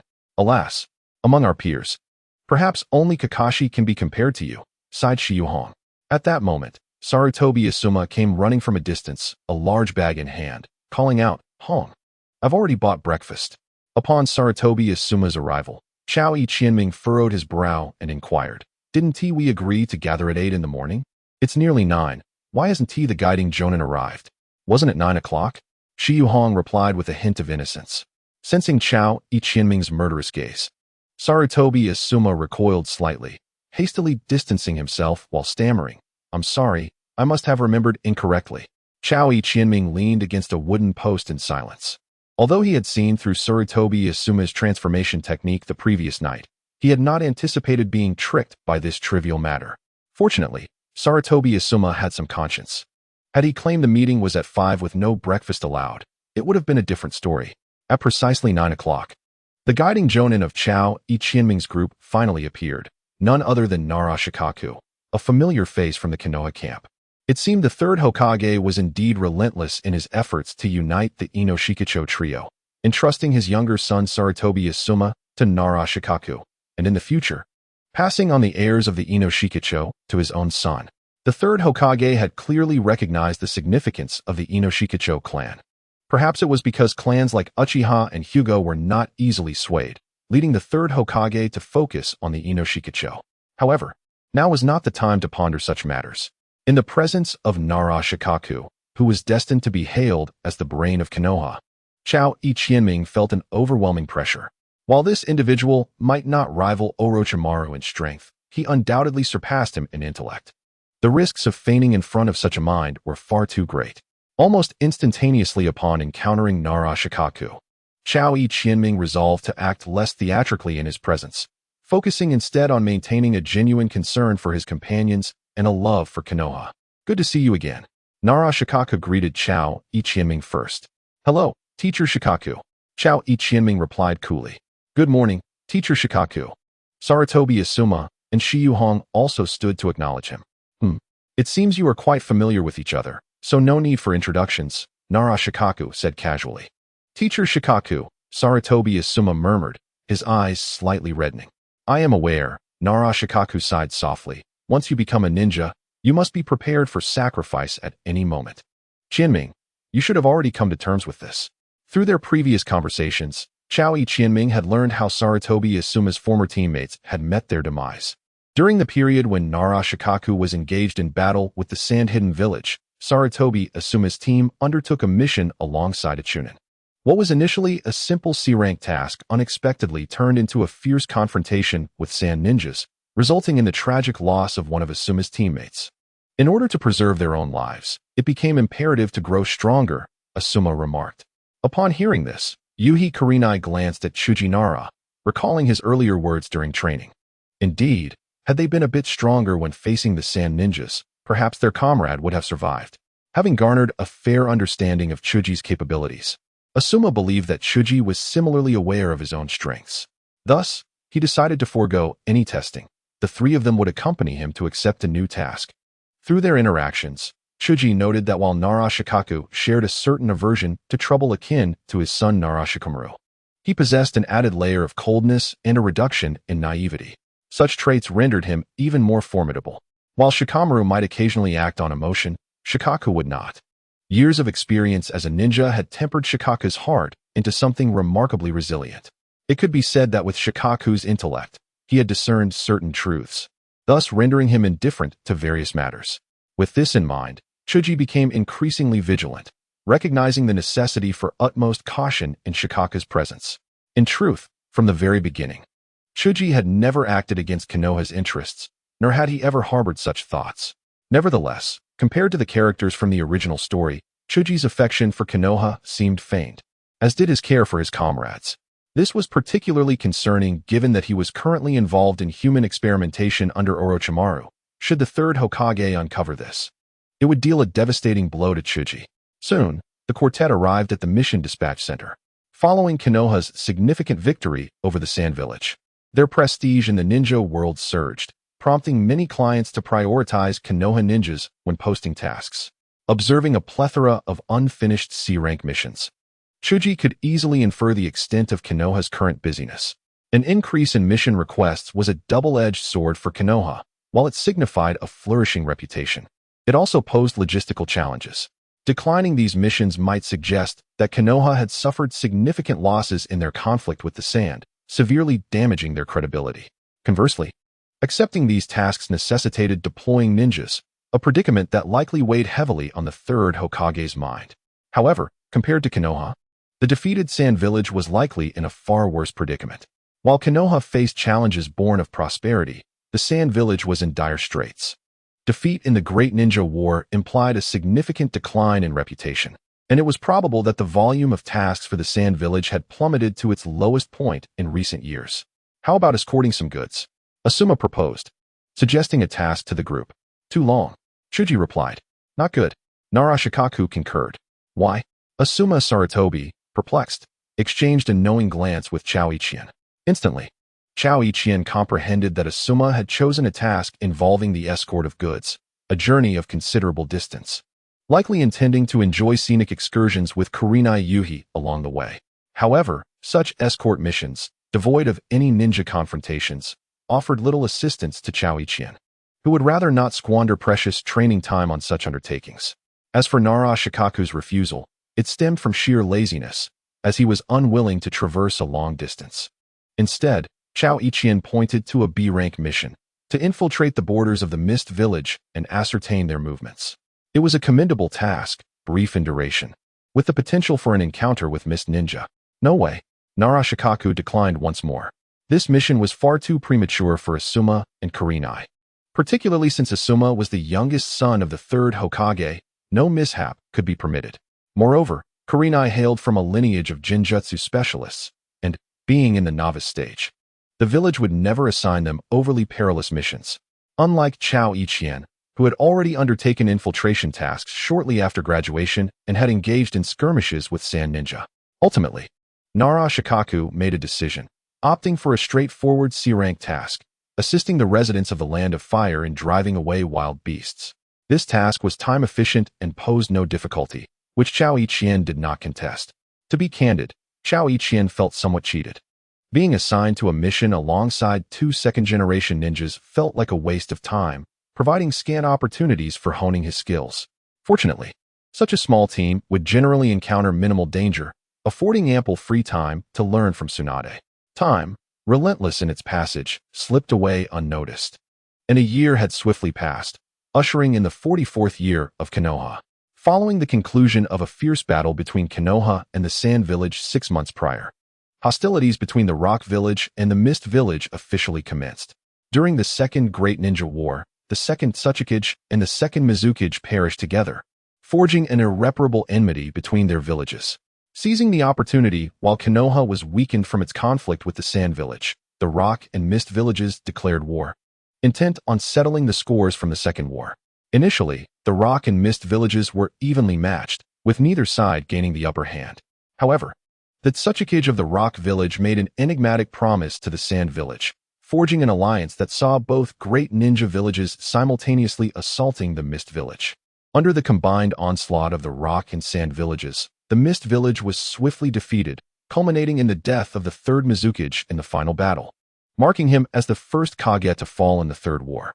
In the aftermath of this conflict, the Rock Village basked in newfound glory, while the Sand Village emerged from the shadows of defeat. Yet, rather than resting on their laurels, the two great ninja villages continued to prepare for war, sharpening their blades with Konoha in their sights. Although Amegakure and Sunagakure have yet to officially declare war on Konoha, their intentions have long been as transparent as Sima Zhao's heart. A declaration of war is merely a matter of time. As for Amegakure, the village of the Land of Lightning, which ranks just below Konoha in strength, it has not yet made any moves to engage in battle. However, in recent years, Amegakure has been known to plunder ninjutsu from nearby smaller villages, and it is rumored that the 8 Jinchuriki of Amegakure frequently lose control, indicating that the village is likely preoccupied with its own troubles. Following its defeat, Amegakure has evidently been reluctant to withdraw from the stage of the Third Shinobi World War. After the funeral of the Third Mizukage, the Fourth Mizukage, Yagura, officially took office, and the village has entered a state of urgent preparation for battle. It is clear that should any shifts occur in the shinobi world, Amegakure will promptly join the fray, seeking to reclaim what it lost in previous conflicts. The news of Yagura's ascension reached Konoha, leaving Choji Akimichi in a state of shock for an extended period. In the original narrative, Yagura had been controlled by the Sharingan.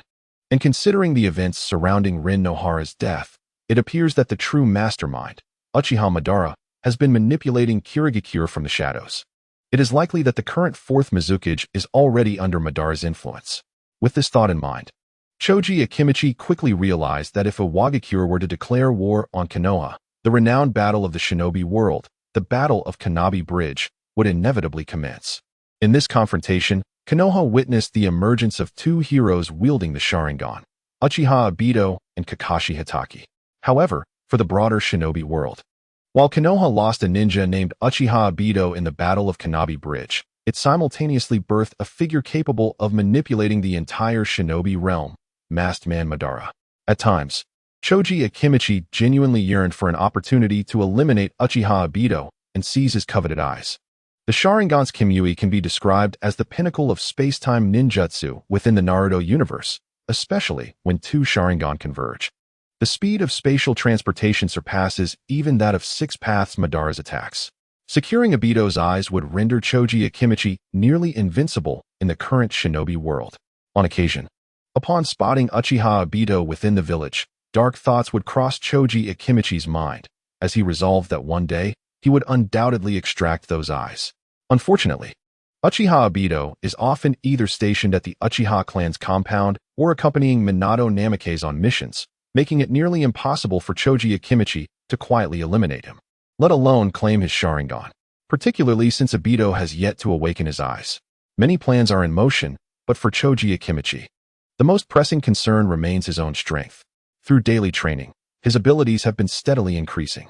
In terms of medical ninjutsu and the system of monstrous strength techniques, Choji Akimichi has completely inherited Tsunade's legacy.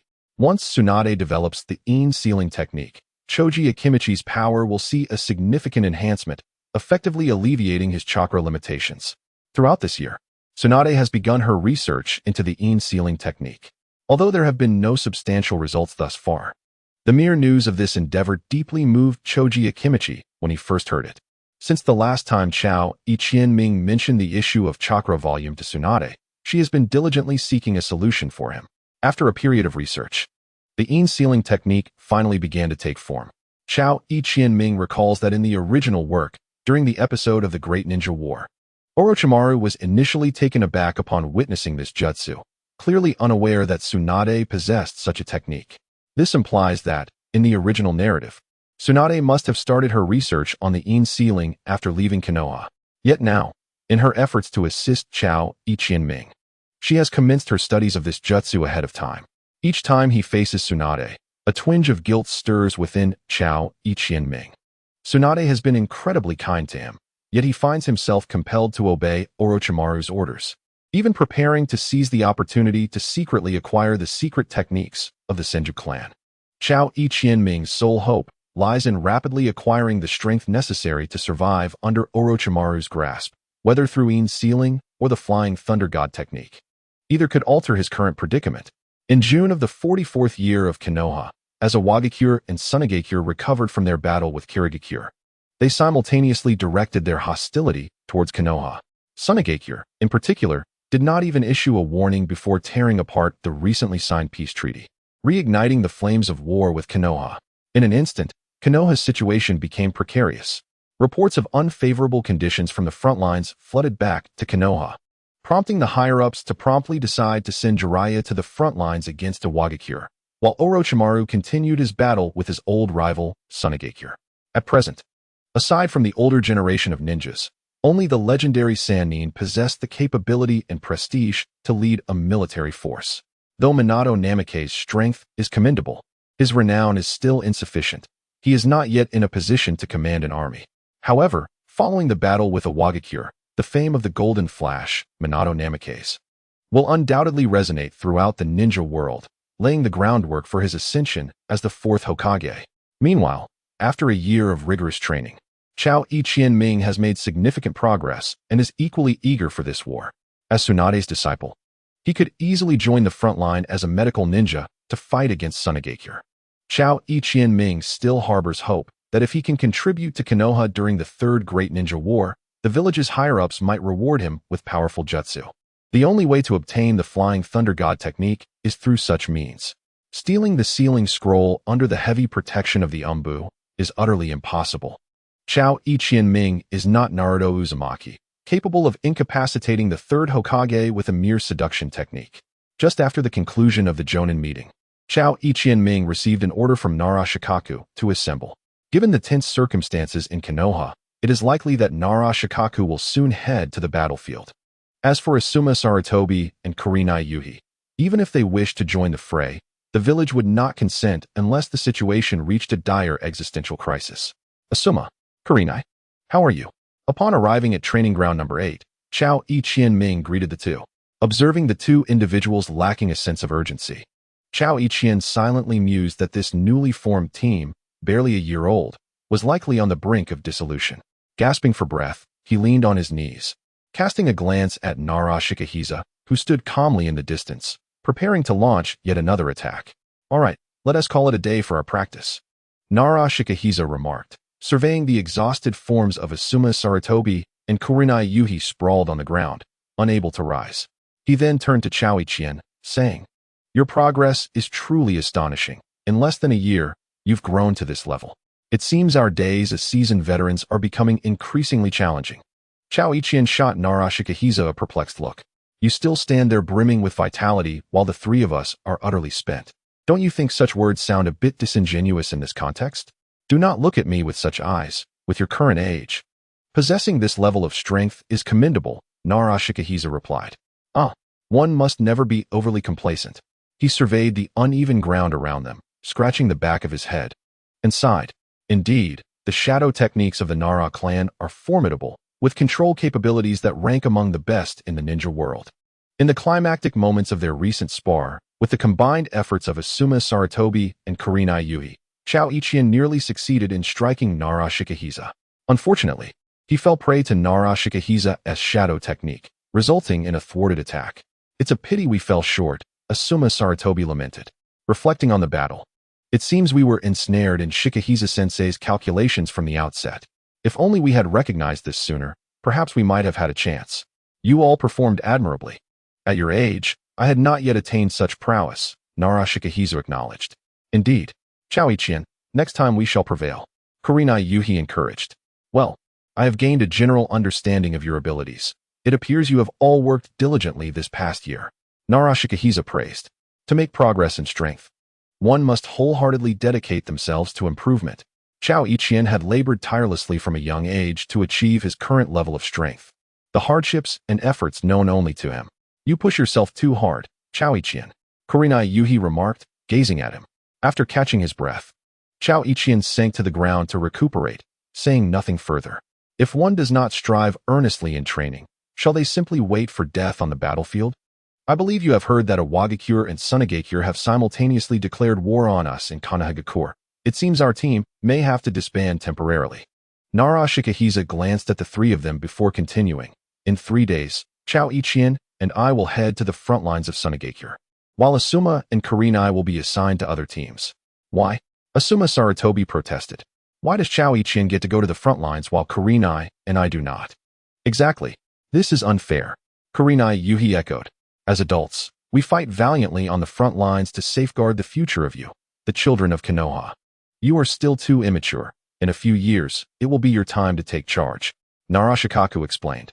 "As for Chio, he is different from you. He participates in battle as a medical ninja."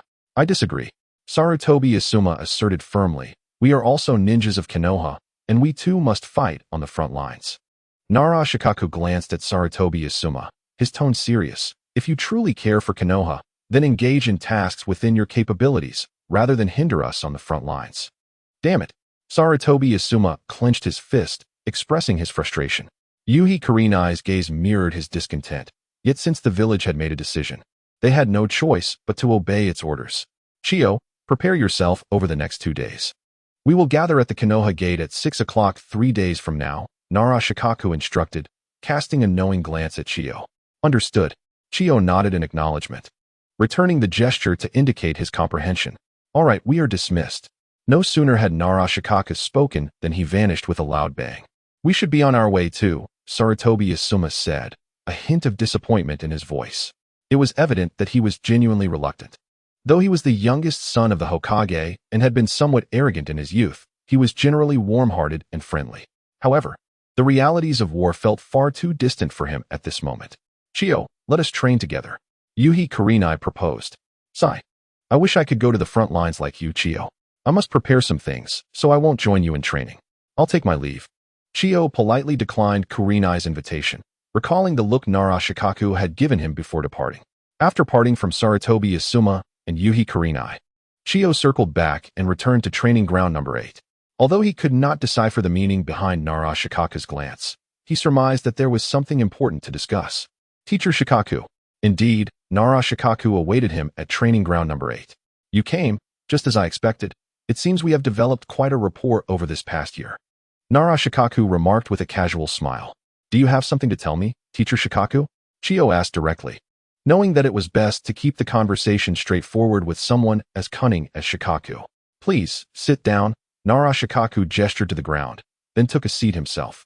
It appeared they were about to delve into serious matters. Chio quietly sat beside Nara Shikaku, waiting for him to speak first. "I trust you have guessed the reason for my summons," Nara Shikaku said in a low voice.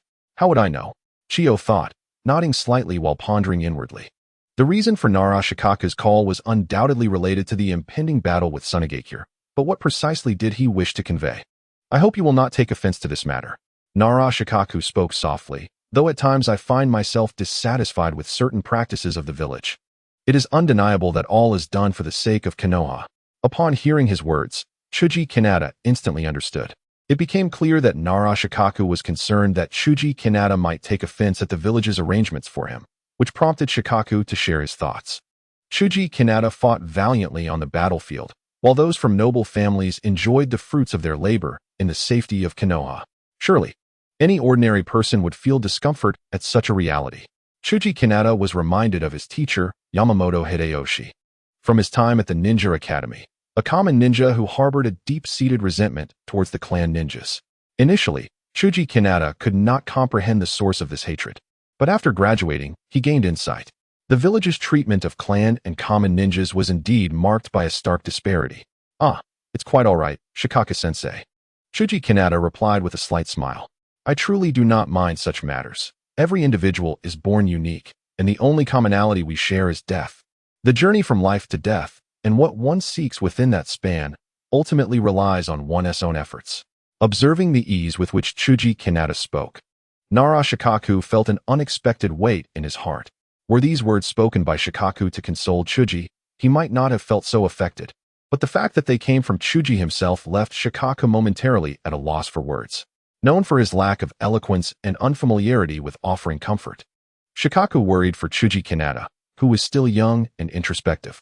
He feared that after experiencing such injustices, Chuji might spiral into negative thoughts that could be detrimental to Konoha. Over the course of their year-long acquaintance, Chuji Kanata impressed Nara Shikaku with his remarkable talent, diligence, and depth of thought, especially now that Chuji had become Tsunade's apprentice. Given a little more time, he would undoubtedly reach great heights. Prior to assigning Chuji to Nara Shikaku's team, the third Hokage had advised Shikaku to pay special attention to him. Throughout the past year, Chuji had shown kindness to his teammates, and Shikaku had not observed any flaws.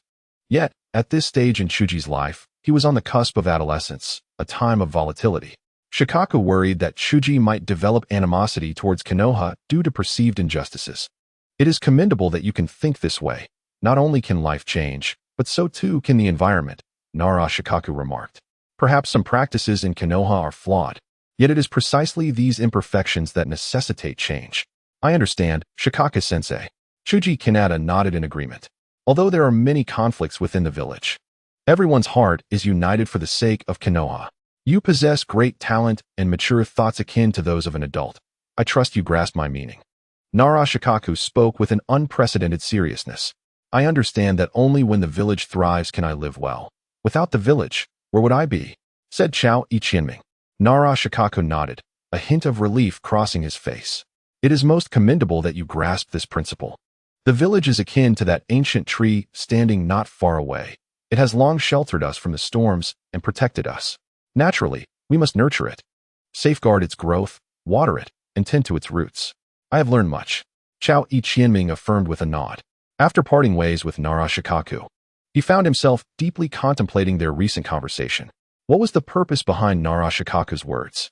Had he uncovered some of his secrets, or sensed something amiss? Over the past year, Chao Ichienming had been clandestinely assisting Orochimaru with forbidden jutsu experiments, yet everything proceeded in utmost secrecy, and he believed it would go unnoticed. Each visit to Orochimaru's laboratory was marked by caution. He ensured the surroundings were clear before entering, adhering to the principle of remaining undetected. Aside from his secret dealings with Orochimaru, Chao Ichienming had behaved like an ordinary leaf ninja, exhibiting a love for Konoha, camaraderie with his peers, and a proactive approach to missions. His background was impeccably clean. If suspicion were to arise despite this, he would be at a loss to understand why. Nonetheless, it was undeniable that Nara Shikaku must have received directives from the third Hokage to covertly observe Chao Ichienming. Shikaku's assessment of him could very well influence his future significantly. With a heavy heart, Chao Ichienming abandoned the thought of visiting the Konoha hospital. After replenishing his ninja tools, he ventured alone to the training grounds in the back mountains of Konoha. In the Hokage's office, the third Hokage inquired, "What are your thoughts? What is Chienming's stance on this matter?" Upon hearing Nara Shikaku's report, he spoke in a solemn tone. From Chienming's demeanor, he does not seem to harbor any grievances. After all, he has lived in Konoha since childhood and holds deep affections for it, Nara Shikaku replied calmly. "This child is exceedingly diligent," the third Hokage remarked absent-mindedly. Nara Shikaku gazed steadily at the third Hokage, refraining from responding. He understood the unspoken implication. Chao Ichienming was training with such fervor that it bordered on recklessness. Were he to possess a singular focus like Might Guy, it might not be concerning, but Chienming was astute and contemplative. should he entertain any dubious thoughts. It could pose a grave threat to Konoha, though the third Hokage had not participated in the events leading to the death of White Fang. The news had struck him with both sorrow and an unexpected sense of relief. The position of Hokage, while not inherited in a familial sense, was nonetheless passed down through a lineage of mentorship. The first and second Hokage were brothers, while the third was a disciple of the first and second. Future generations, fourth, fifth, and beyond, would continue this tradition of succession through the bonds of teacher and student. Konoha's White Fang, Hatake Tsukumo, has garnered an illustrious reputation that, at times, overshadowed even the legendary Sannin. The clamor for his ascension to the position of the fourth Hokage has grown increasingly fervent within the village, prompting both the third Hokage and Danzo Shimura to ensure that such a scenario does not materialize. White Fang's decision to abandon his mission to save his comrades should not warrant the grave consequence of suicide as a form of atonement. Initially, the third Hokage and Danzo merely aimed to diminish White Fang's standing, disqualifying him from succeeding to Hokage. However, they were unprepared for his fierce resolve, leading to his tragic choice of self-termination. Perhaps his disillusionment with the village contributed to this somber decision. In contrast, Nara Shikamaru, a disciple of Tsunade, holds a different standing in the eyes of the third Hokage, who deems him a worthy candidate for the Hokage position. Consequently, the third Hokage is somewhat attentive to Shikamaru's disposition and character. This recent incident serves as a subtle test for Shikamaru. Should he harbor negative sentiments toward Konoha due to the unjust treatment he received, the third Hokage might reconsider his commitment to nurturing him. Although Shikamaru has garnered the village's attention, he was initially regarded as little more than fodder upon his graduation. Only when he demonstrates indifference to this past designation will the third Hokage feel entirely reassured. In the original narrative, the third Hokage also conducted a trial involving Kakashi. He instructed Danzo to sway Kakashi and orchestrate an assassination attempt against him by Yamato, observing whether Kakashi would remain apathetic or choose to protect him. Fortunately, Kakashi did not fall into their trap. Rather, he wisely opted to safeguard the third Hokage, thus earning his trust.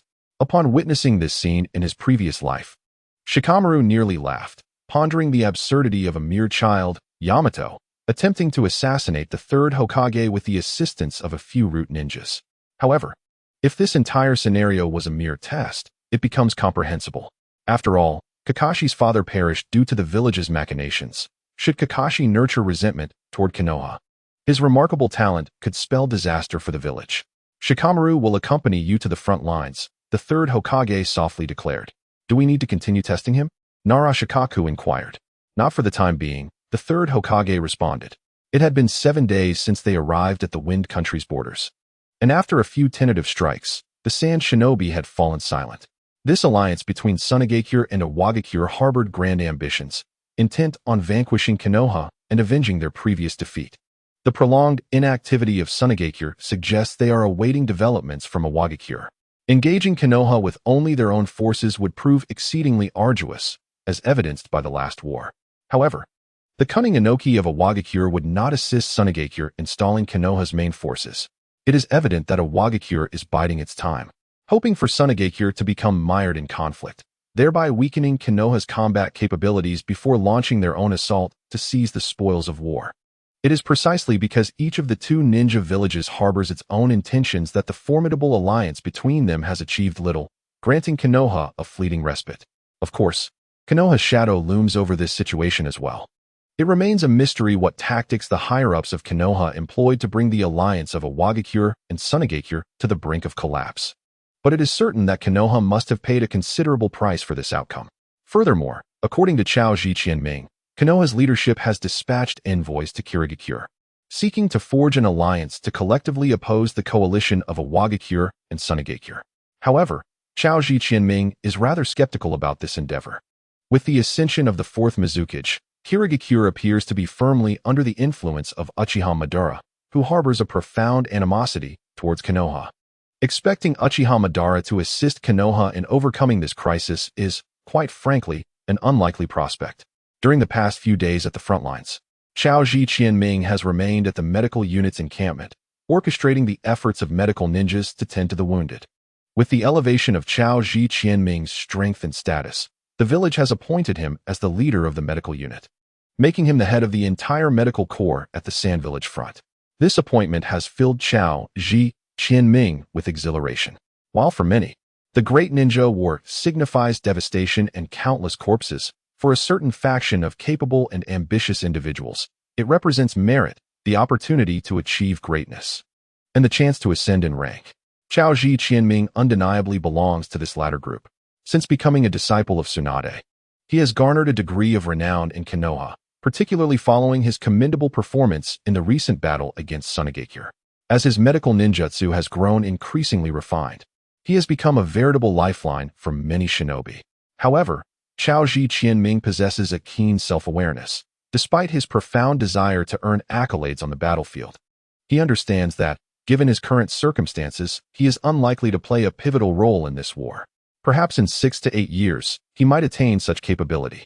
Thus, he has diligently remained within the medical unit's encampment, awaiting the eventual triumph of the war. In addition to his responsibilities in the medical unit, Chao Ji Qianming is also occupied with assisting Orochimaru in his forbidden jutsu experiments. Upon arriving at the Sunagakure front, Orochimaru has once again activated his previous laboratory. Now, he has become utterly captivated by the pursuit of forbidden techniques. Although progress in the study of the first Hokage cells has been minimal, this lack of advancement only deepens his obsession as he immerses himself in research at every available opportunity. At this juncture, Orochimaru's concern for the Ninja World War has waned. For him, this conflict merely serves as an opportunity to acquire abundant experimental materials. In assisting Orochimaru with the treatment of experimental subjects, Chao Ji Qianming has also begun to discern subtle changes, thereby deepening his understanding of the first Hokage's cells. To be candid, his current yearning for the first Hokage cells has far surpassed any desire for the Sharingan. The chakra and vitality contained within the first Hokage cells have utterly captivated Chao Ji Qianming. As long as the first Hokage cells are successfully transplanted, Chao Ji Qianming's strength will experience a significant enhancement, particularly in terms of chakra volume, enabling him to overcome his current disadvantages. In comparison to the first Hokage's cells, although the Uchiha clan's Sharingan possesses formidable power, the drawbacks of the Mangekyo Sharingan are excessively severe, and the eternal Mangekyo can only be attained through the transplantation of a brother's eyes. Acquiring even a single pair of Mangekyo is already a daunting task, let alone obtaining those of a biological sibling. Thus, for over a year, Chao Ji Qianming has diligently assisted Orochimaru with his experimental research, gradually earning a measure of trust from him. However, Chao Ji Qianming is acutely aware that Orochimaru will never regard him as a confidant, for his pursuit lies in power rather than personal adoration of Orochimaru. After inspecting the medical camp, Chao Ji Qianming departed alone towards Orochimaru's laboratory.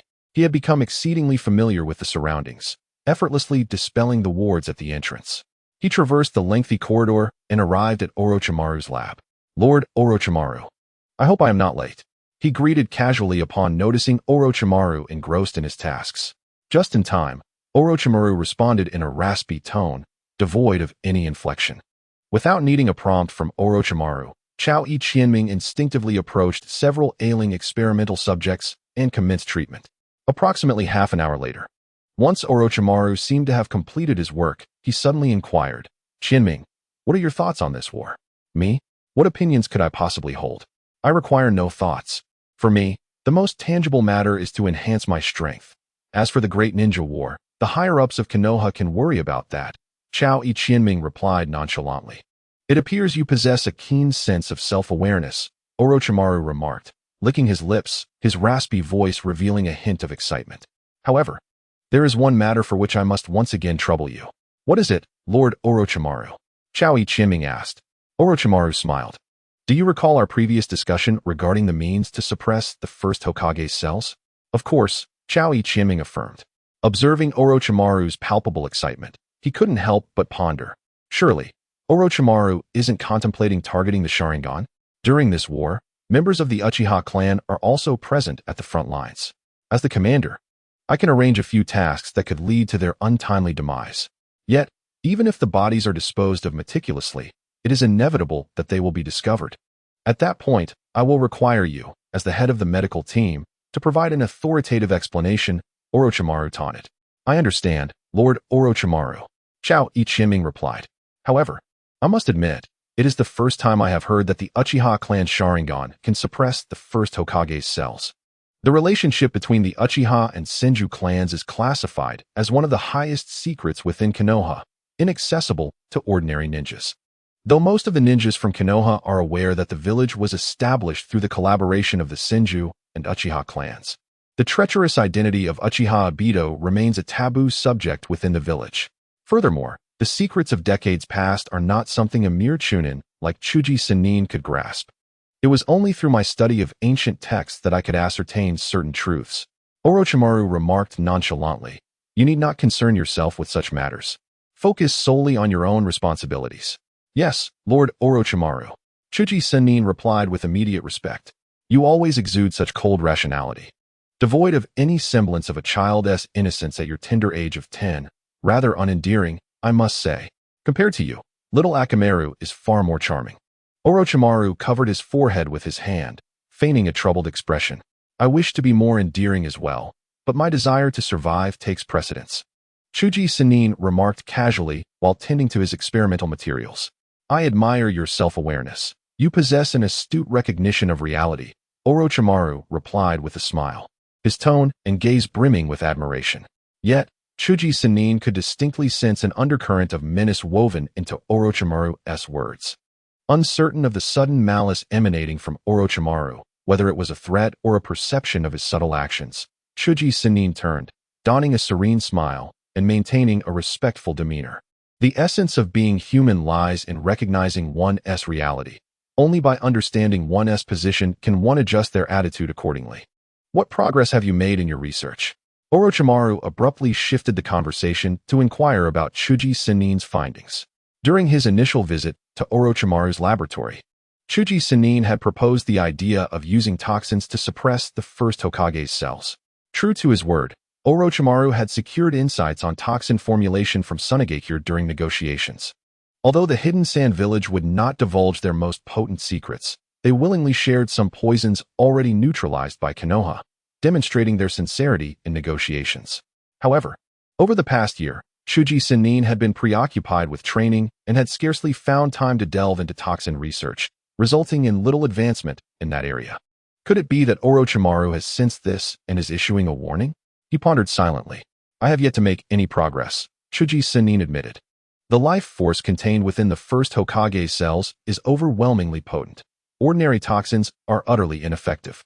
While powerful toxins can suppress the cells, they inflict significant harm to the human body, and I have yet to discover a solution to this dilemma. For the time being, you shall endure. With so many wounded in the medical unit, you can conveniently experiment with the effects of toxins on them," Orochimaru's gravelly voice articulated coldly. "Damn it. I knew Orochimaru harbored ulterior motives." "I understand, Lord Orochimaru," Chuji Sennin conceded, knowing he had no choice but to comply with Orochimaru's demands. "There is nothing more for you to do here. You may return," Orochimaru instructed. "Yes." Upon exiting Orochimaru's laboratory, Chuji Sennin felt a chill of cold sweat trickling down his back. Zhao Yiqian sensed that Orochimaru was quite dissatisfied with the lack of progress in his research over the past year. If this situation persisted, it would likely become increasingly difficult for him to derive any benefits from Orochimaru. Moreover, it was not yet the time to confront Orochimaru, given Zhao Yiqian's current strength. Any act of defiance would only lead to his demise. However, he could never bring himself to use the injured members of the medical team as test subjects. Despite having assisted Orochimaru for over a year, Zhao Yiqian still harbored a profound aversion to human experimentation, feeling utterly powerless to intervene in Orochimaru's actions. It appeared that he would have to seek alternatives elsewhere. Upon returning to the medical camp, burdened by his thoughts, Zhao Yiqian approached the tent where the medicines were stored, hoping to find some new inspiration. "Qinming, you're back from training so early today?" exclaimed the medical ninja guarding the warehouse. "Yes, with the ongoing conflict against Sunagakure. I need to conserve some energy for treating the wounded," Zhao Yiqian replied. "Please show me the list of medications." "Of course, just a moment," responded the medical ninja. As Zhao Yiqian perused the list of medications, he recalled the materials and effects required for each potion, while also contemplating the poison formulas from Sunagakure. He pondered how to concoct a remedy that would suppress the first Hokage cells without causing harm to the human body. "What are you looking at, Qinming?" The The medical ninja asked curiously upon noticing Zhao Yiqian lost in thought over the list. Nothing, Zhao Yiqian replied, handing the list back. Just browsing. After leaving the medicine warehouse, Zhao Yiqian felt a tumult of thoughts swirling in his mind. Orochimaru's demeanor today instilled a sense of urgency within him, and he recognized that Orochimaru seemed poised to initiate some new endeavor. This revelation led him to recall Yamato, the wood-style ninja from the original narrative. Yamato was a product of Orochimaru's experiments with the first Hokage's cells, yet his wood style lacked the formidable power of the original. While Yamato could merely manipulate wood, the first Hokage's technique imbued it with life, a stark contrast indeed. If Orochimaru was preparing to conduct experiments involving the transplantation of first Hokage's cells, then his attitude today was entirely justified. Orochimaru merely sought to apply pressure on Zhao Yiqian, urging him to produce results swiftly to facilitate the success of his experiments. Likewise, Zhao Yiqian eagerly anticipated Orochimaru's research outcomes, hoping to pave the way for his own cell transplantation. To ensure the success of this plan, Zhao Yiqian realized he must assist Orochimaru in making his experiments more efficient. What should he do? In the original narrative, the only successful cases of first Hokage's cell transplantation, apart from Yamato, were Uchiha Madara, Uchiha Obito, and Shimura Danzo, all of whom relied on the Sharingan to suppress the energy of the first Hokage's cells. The endeavor to develop a drug capable of suppressing the first Hokage's cells is evidently arduous, a feat that even the formidable Orochimaru and Shimura Danzo have not accomplished. Despite having studied pharmacological concoctions under Tsunade for merely over a year, Chao Yiqianming, with his current breadth of knowledge, finds himself utterly incapable of such a task. Perhaps Tsunade possesses the requisite skills, yet how could one persuade her to assist? Directly approaching her is out of the question.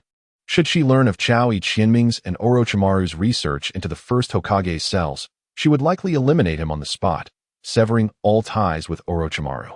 Moreover, Chao Yiqianming harbors a deep-seated reluctance to exploit Tsunade for such purposes. It appears that he must tread cautiously, taking one step at a time. Upon returning to his tent, Chao Yiqianming reclined on his bed, his mind racing with thoughts of his next course of action. To gain the power necessary to counter Orochimaru in the near term, he must master the Flying Thunder God technique.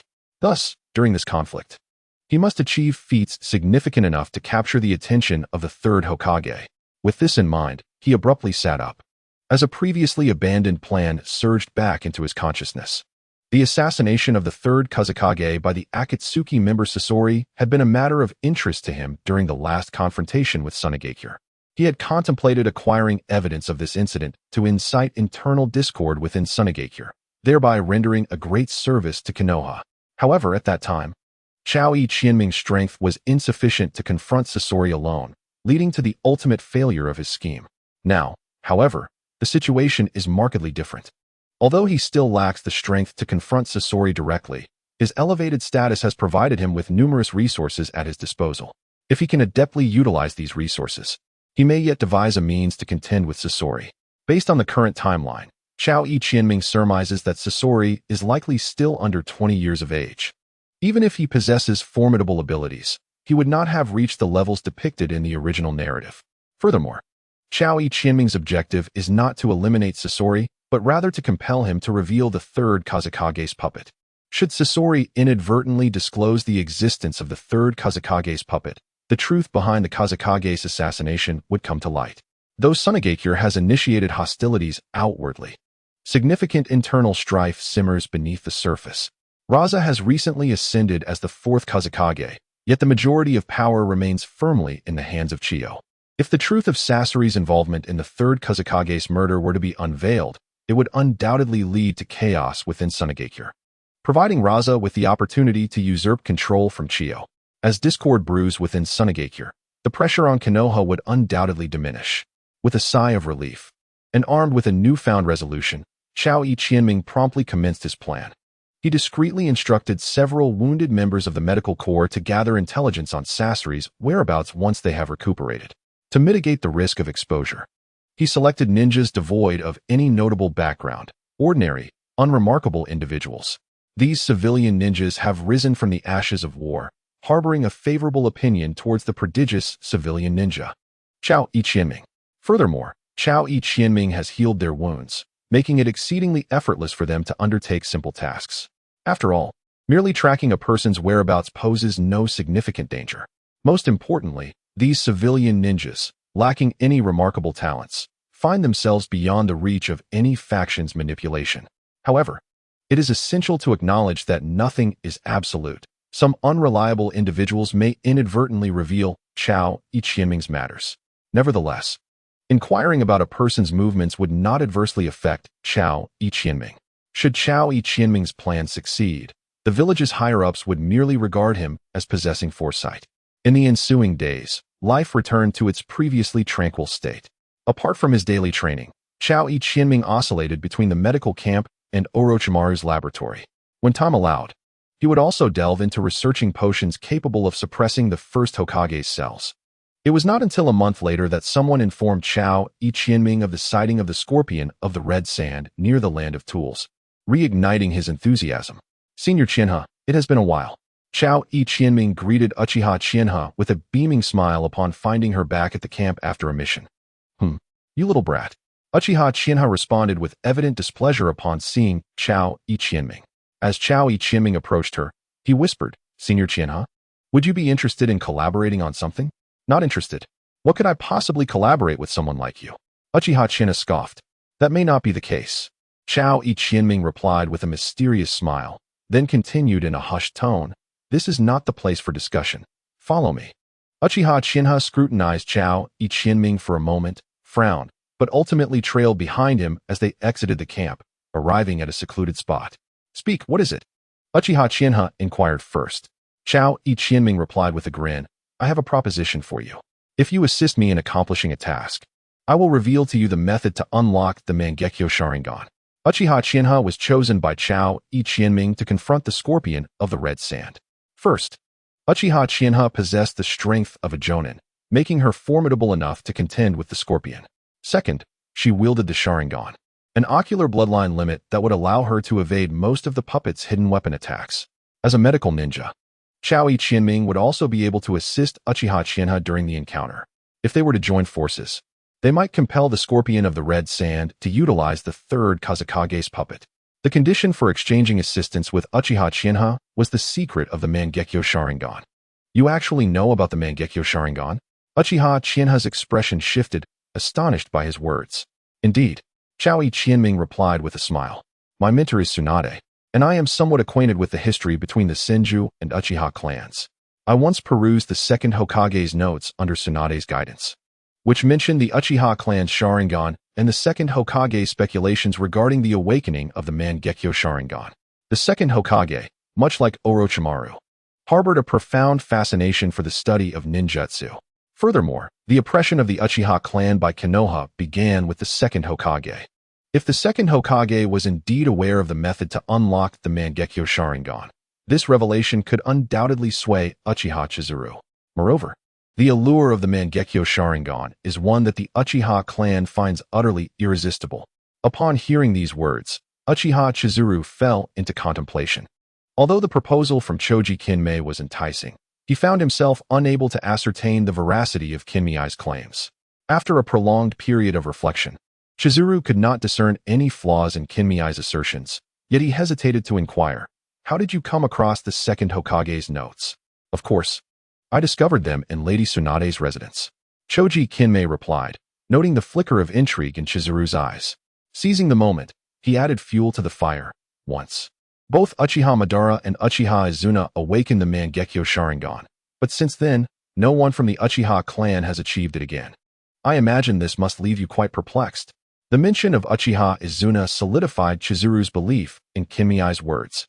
While it could be argued that Kinmei might have heard of Uchiha Madara, the name Uchiha Izuna was known only to a select few within Konoha, primarily the Uchiha and Senju clans, as well as the village's higher echelons.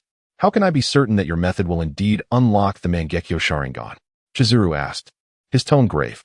"It is possible that knowledge of unlocking the Mangekyo Sharingan exists within the Uchiha clan, and I trust you have attempted it, only to meet with failure." Kinmei observed, his expression enigmatic. "That is because you lack one crucial element." "What element?" Chizuru pressed. "Assist me with a simple task, and I shall reveal it to you," Kinmei said, his face alight with a smile. "Surely, You can trust my integrity, considering we have collaborated once before. What do you need me to do? Chizuru inquired. It is quite straightforward. You need to confront a certain individual, Kinmei explained. You do not need to kill him or capture him.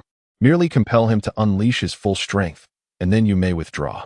I believe, with the prowess of the Uchiha elite, this task should be well within your capabilities. Oh, who is this individual? Chizuru asked, puzzled. Kinmei's request seemed deceptively simple, yet the more straightforward it appeared, the more wary Chizuru became. If the task were truly so easy, why would Kinmei resort to bargaining over the secret of the Mangekyo Sharingan? Chiyo Scorpion, Kinmei declared. The prodigious puppeteer of Sunagakure. Chiyo Scorpion? Chizuru questioned, clearly familiar with the name, his curiosity piqued. Do you have a grievance with him? Not at all, Kinmei replied. Simply compel Chiyo Scorpion to reveal his full strength, and I will divulge the secret to awakening the Mangekyo Sharingan. This opportunity should be a simple endeavor for you. A risk-free venture indeed. Since you have no grievances with the Scorpion of the Red Sand, why do you intend to confront him? Uchiha Chizuru inquired, her brow furrowed. I have my own motives, which are none of your concern, replied Chao Ichienming curtly. Must he be killed? Uchiha Chizuru pressed further. He cannot be killed, Chao Ichienming stated in a low voice. You need only to compel him to reveal his full strength, then you may retreat. Of course, ensure my safety during the withdrawal. Once the task is accomplished, I shall reveal to you the secret of awakening the Mangekyo Sharingan. The Scorpion of the Red Sand has become a rogue ninja of Sunagakure. His life or death is inconsequential. The paramount objective is to obtain evidence of his involvement in the assassination of the third Kazekage, thereby inciting internal discord within Sunagakure. Should Chao Ichienming indeed eliminate the Scorpion, the elderly Chiyo would undoubtedly seek vengeance against him. Although in the original narrative, Chiyo personally took the life of her grandson, it was due to the Scorpion's repeated attempts on the Kazekage's life, and his actions had jeopardized the peace of both Sunagakure and the entire ninja world. Nonetheless, at this moment, Chiyo likely still harbors deep affection for her grandson. I can agree to your terms. Uchiha Chizuru contemplated for a moment before responding. But you must first divulge the method to awaken the Mangekyo Sharingan. That is out of the question. Chao Ichienming shook his head in refusal. Your strength is formidable. If I were to reveal the method to you now, and you later changed your mind, what then? How can I be assured that the method you propose will indeed enable me to awaken the Mangekyo Sharingan? Uchiha Chizuru countered. Chao Ichienming chuckled at her words. The method I speak of may not guarantee your awakening of the Mangekyo Sharingan, for such an achievement requires not only a technique, but also innate talent. However, this method is derived from the speculations of the second Hokage. You should have faith in his insights. As for my integrity, surely our previous collaboration has demonstrated it to you. Moreover, it is possible that we may collaborate again in the future. So what are your thoughts? It is undeniable that every member of the Uchiha clan is fervently enamored with the power of the Mangekyo. The legendary Uchiha Madara once harnessed the potency of the Mangekyo Sharingan to co-found Konoha alongside the first Hokage, Senju Hashirama. Though Madara was ultimately defeated in their climactic battle at the Valley of the End, it was evident that both he and Hashirama suffered grievously from their confrontation. Nevertheless, Madara's prowess evidently surpassed that of Hashirama. The conflict was merely a facet of Madara's grand design to seize the first Hokage's strength, a plot that ultimately bore fruit. Known only to Madara and the enigmatic figures of Black and White Zetsu, as well as Chao Ichienming, the Uchiha clan has long endured oppression from the village's elite. Marginalized from the centers of power, presently, they are likely consumed by a fervent desire to reclaim the Sharingan and restore the Uchiha's former glory from the Warring States period. Should Uchiha Chizuru succeed in awakening the Mangekyo Sharingan, her status within the Uchiha clan would ascend dramatically, potentially positioning her as the clan's leader. Thus, Chao Ichienming was exceedingly confident that Uchiha Chihane would be unable to refuse his proposal. Now that we are distanced from the Leaf Village camp, do you not fear that I might capture you and compel you to reveal the secrets of your Sharingan? Uchiha Chihane inquired coldly. If you possessed even a modicum of rationality, such thoughts would not cross your mind. A hint of derision crept onto Chao Ichienming's lips as he replied softly. My departure from the Leaf Village camp was witnessed by many. Should any misfortune befall me, do you believe the village would spare you? Furthermore, while I may not currently be your equal, I am not so easily subdued. Very well, I shall acquiesce to your request. Uchiha Chihane ultimately resolved to accept Chao Ichiming's proposition. This proposal was one he could not decline, for the allure of the Mangekyo Sharingan was irresistible to him. Even if but a glimmer of hope existed, Uchiha Chihane would seize the opportunity. Moreover, Chao Ichiming's demand was rather straightforward. He merely sought to extract the full potential of Sasori, which posed no significant challenge for Uchiha Chihane. Splendid. May our collaboration be fruitful. Chao Ichiming exclaimed with enthusiasm. I trust you are not deceiving me, for should you do so, I shall ensure your demise is quite unpleasant. Uchiha Chihane retorted coldly. Of course not. A collaborator of your formidable caliber is precisely what I desire. Chao Ichiming chuckled. Humph. Uchiha Chihane scoffed before inquiring. Do you have any leads on Sasori's whereabouts? Indeed. Chao Ichiming affirmed. Tomorrow, I shall converse with Lord Orochimaru, who will subsequently assign us a joint mission. At that time, we shall seek out Sasori together. Can you truly persuade Lord Orochimaru? Uchiha Chihane questioned skeptically. Chao Ichiming cast a glance at Uchiha Chihane, resolved to enhance his persuasion. With a soft laugh, he declared, It is not a matter of persuasion, but rather cooperation. Cooperation? You and Lord Orochimaru. Uchiha Chihane exclaimed in astonishment. Chao Ichiming smiled mysteriously and began. Do not underestimate me. Although my strength may not yet be formidable, certain endeavors transcend mere might. Much like our collaboration, though your power eclipses mine, you still find yourself obliged to heed my directives.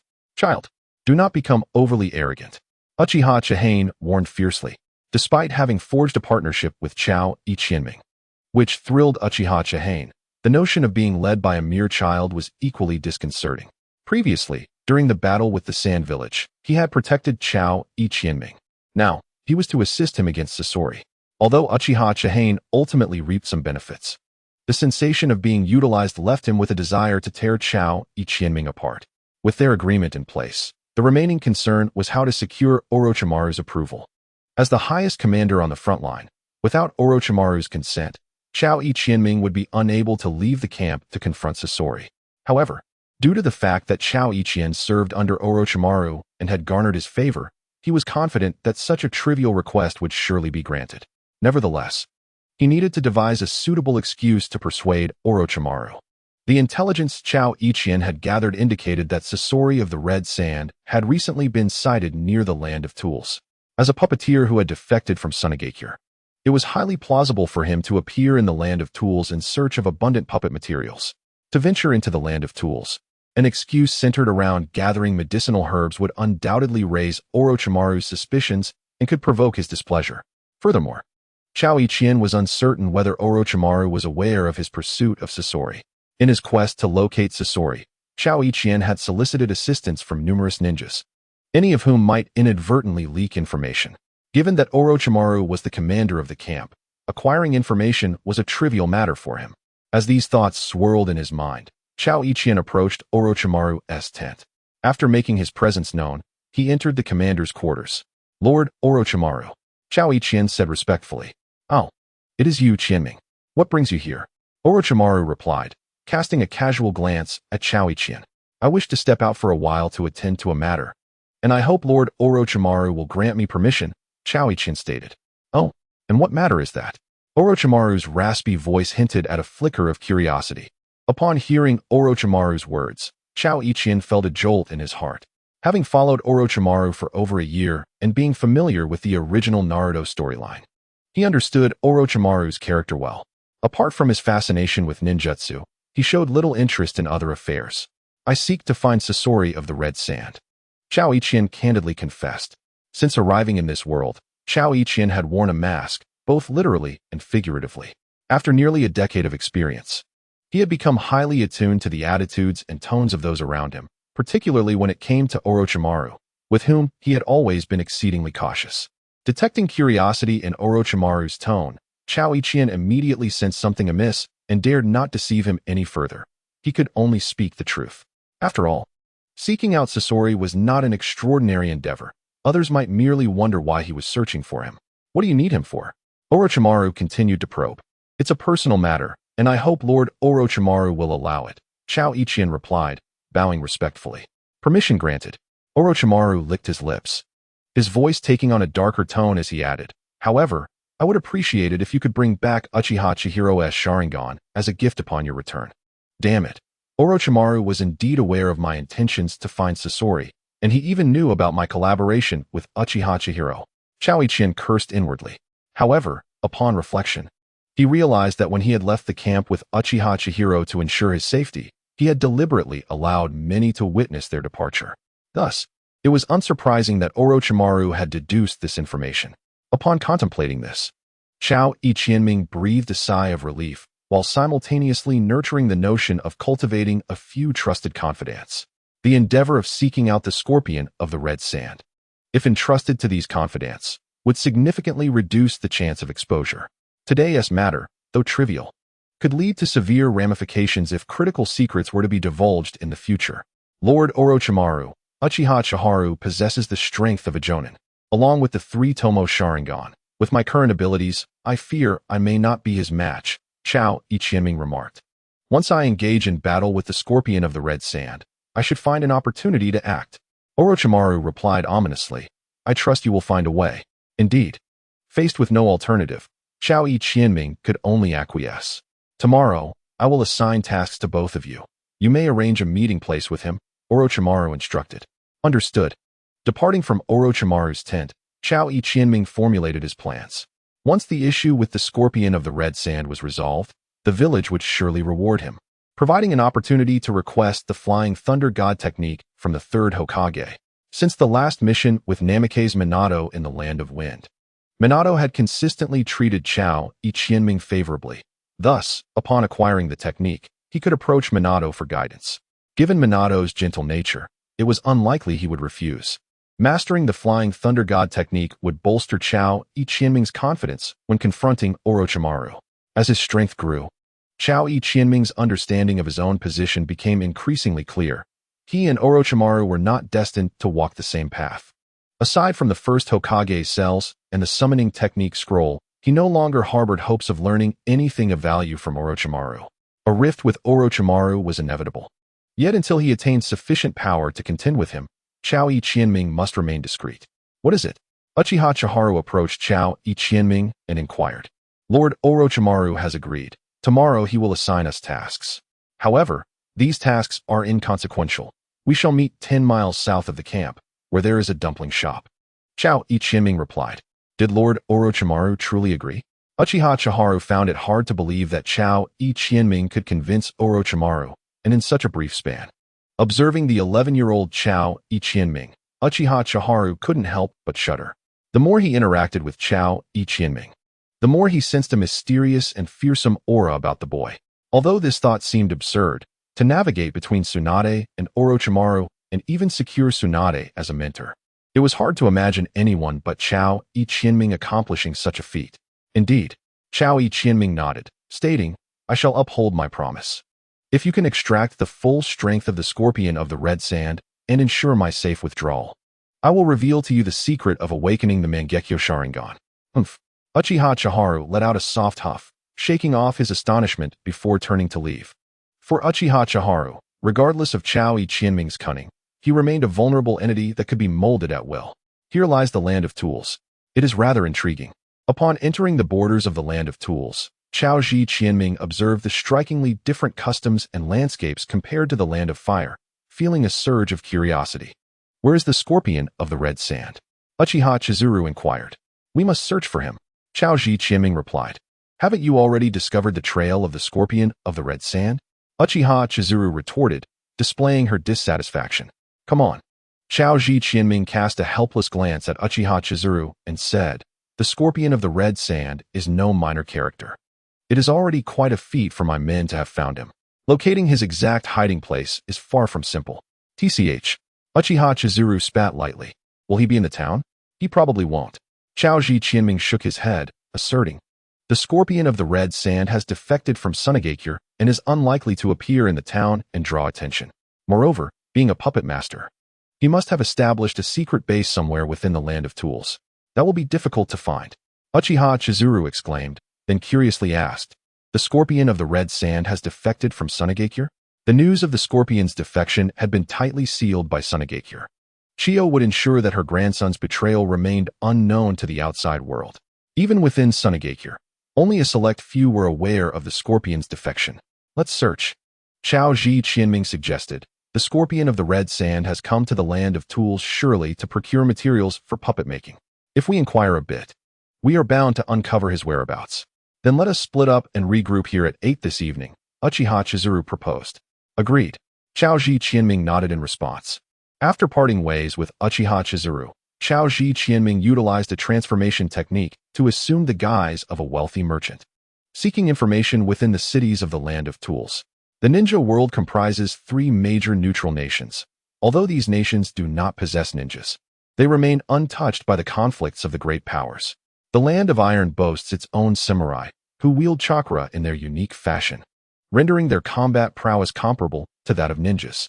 Furthermore, the Land of Iron maintains a stance of neutrality in diplomatic matters, never engaging in the wars of ninjas, thus leading to an early agreement among the ninja clans to refrain from attacking the Land of Iron, the Land of Crafts and the Land of Tools. Despite lacking both ninjas and samurai, produce the finest weapons in the entire ninja realm, while the Land of Tools not only studies various ninja tools, but also yields an abundance of raw materials.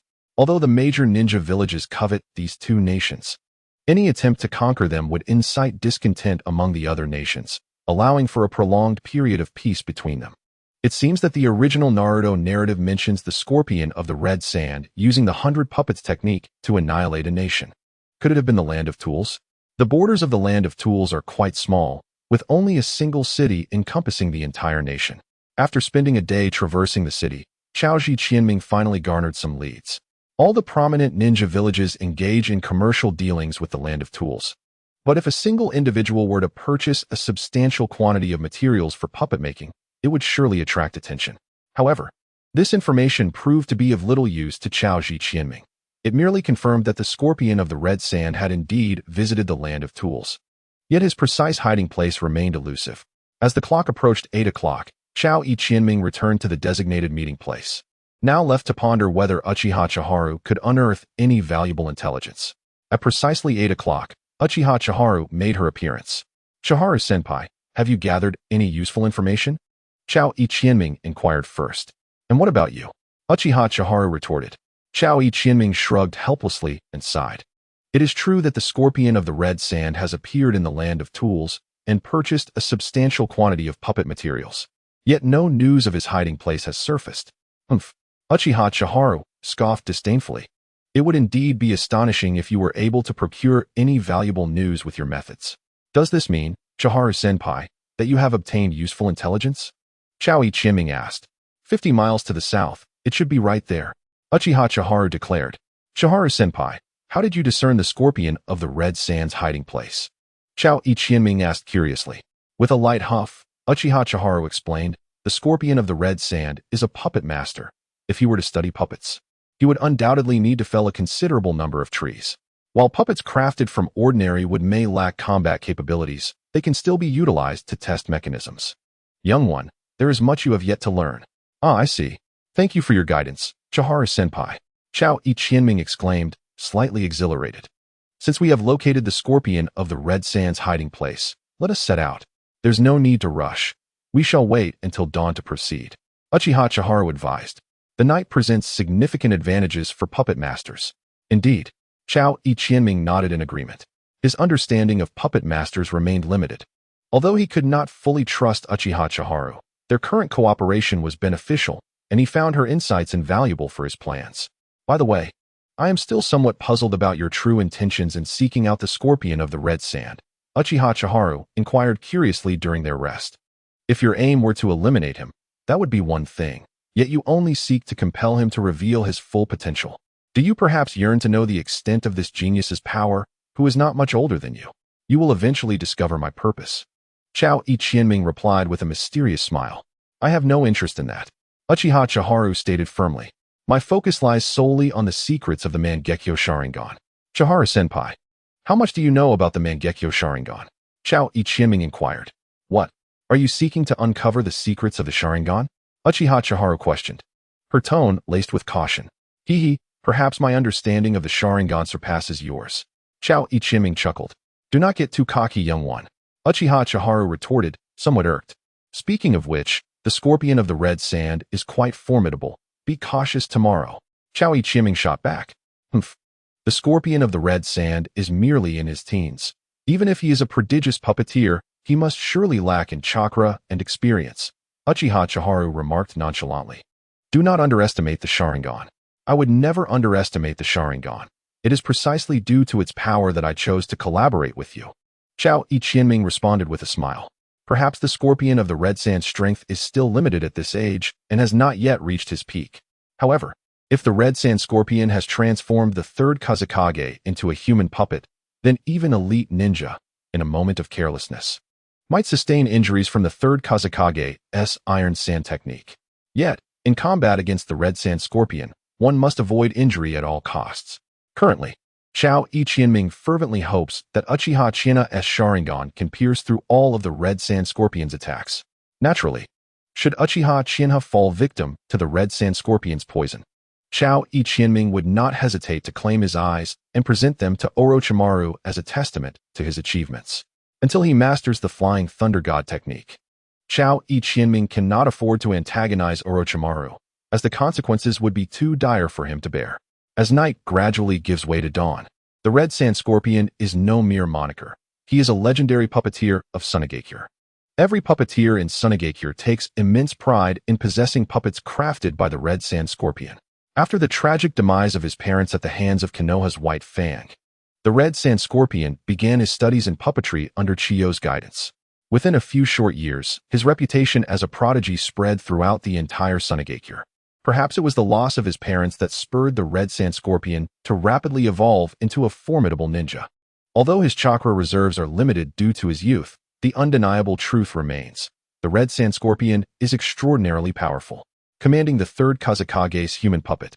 His strength is immeasurable, at the very least augmented by a portion of the third Kazekage's combat prowess. A ninja's strength is not solely determined by the quantity of chakra. In the original narrative, Naruto possessed an abundance of chakra, yet began as a mere genin. The prowess of a puppeteer is assessed not only by the number of puppets they can control, but also by the quality of those puppets. In this regard, the Red Sand Scorpion likely surpasses Chiyo. As the first rays of sunlight kissed the earth, Chao Ichiming set forth alongside Uchiha China, leading them to the secret base established by the Red Sand Scorpion. They arrived at a remarkably concealed valley, surrounded by numerous felled trees, indicating a high probability that the Red Sand Scorpion had retreated here to delve into his puppetry studies. Utilizing the shadow clone technique, Chao Ichiming formed hand seals, creating a shadow clone to conceal itself with a camera in a hidden location, to gather evidence of the Red Sand Scorpion's assassination of the third Kazekage. It was insufficient to merely force him to utilize the third Kazekage's human puppet. They needed photographic proof, specifically capturing the moment the third Kazekage's puppet employed the iron sand technique. With such evidence in hand, even if Chiyo had 1,000 voices, she could hardly absolve her grandson of his crimes. What are you doing? Uchiha Chinha inquired curiously upon witnessing Chao Ichiming's actions. Senior Chinha, your curiosity is excessive. Your task is simply to compel the Red Sand Scorpion to reveal his full power, Chao Ichiming replied. TCH, you little brat, Uchiha Chinha retorted, rolling her eyes before stepping forward to perform hand seals. Earth release, rock collapse. This technique utilizes chakra to cause rocks to crumble, proving exceptionally effective against adversaries concealed within the mountains. Boom. Accompanied by a tremendous sound, the entire hillside began to tremble slightly. Suddenly, a location suspected to be the secret base of the Scorpion of the Red Sand collapsed, burying everything within. Hey, you didn't eliminate him, did you? Exclaimed Chao Ichiming. Undeniably, the Scorpion of the Red Sand possesses formidable strength. However, in such a strategically advantageous location and amidst a sudden ambush, Chao Ichiming was uncertain whether the collapsing rocks would crush him. Should the Scorpion meet his demise, Chao Ichiming would undoubtedly become the target of Chiyo's wrath, and he certainly wished to avoid becoming a hunted prey. Uchiha Chinha remained silent, signaling Chao Ichiming to retreat before activating his Sharingan, warily surveying the surroundings. Noticing Uchiha Chinha's gesture, Chao Ichiming swiftly withdrew, drawing out his kunai and assuming a defensive posture. As a seasoned jonin, Uchiha Chinha's experience far surpassed that of Chao Ichiming. Though Uchiha Chinha's demeanor might be somewhat arrogant, it does not diminish his formidable prowess. Boom. The collapsed rock suddenly exploded, and a shadow leaped into the air, releasing a barrage of flying needles aimed at both Chao Ji Qianming and Uchiha Qianhe in a relentless assault. Earth style, Earth barrier. Uchiha Qianhe acted quickly, his Sharingan's acute perception allowing him to detect the disturbance in the ground immediately. He swiftly formed hand seals, conjuring an earthen wall to shield against the onslaught of needles. Chao Ji Qianming dashed behind the earthen barrier, addressing Uchiha Qianhe. Indeed, it is the scorpion of the red sand. I now entrust the next move to you, Qianhe-senpai. The needles are highly toxic. Do take care. Uchiha Qianhe cautioned. Senpai, please take this. Chao Ji Qianming produced several vials of antidote and handed them to Uchiha Qianhe before utilizing the earth style to burrow underground and escape. Initially, Chao Ji Qianming had not intended to offer the antidotes to Uchiha Qianhe. However, since the scorpion of the red sand had survived such ninjutsu, it was evident that he had employed puppet techniques or had transformed himself into a human puppet. In this scenario, if Uchiha Qianhe were to fall, Chao Ji Qianming would undoubtedly be unable to escape. While these antidotes might not completely counteract the scorpion's venom, they could at least help mitigate the spread of the toxins. As the barrage of needles ceased, Uchiha Qianhe immediately unleashed a great fireball technique. From a distance, Chao Ji Qianming observed that the figure emerging from the rubble was not the scorpion himself, but rather his protective puppet, Fei Liuhu.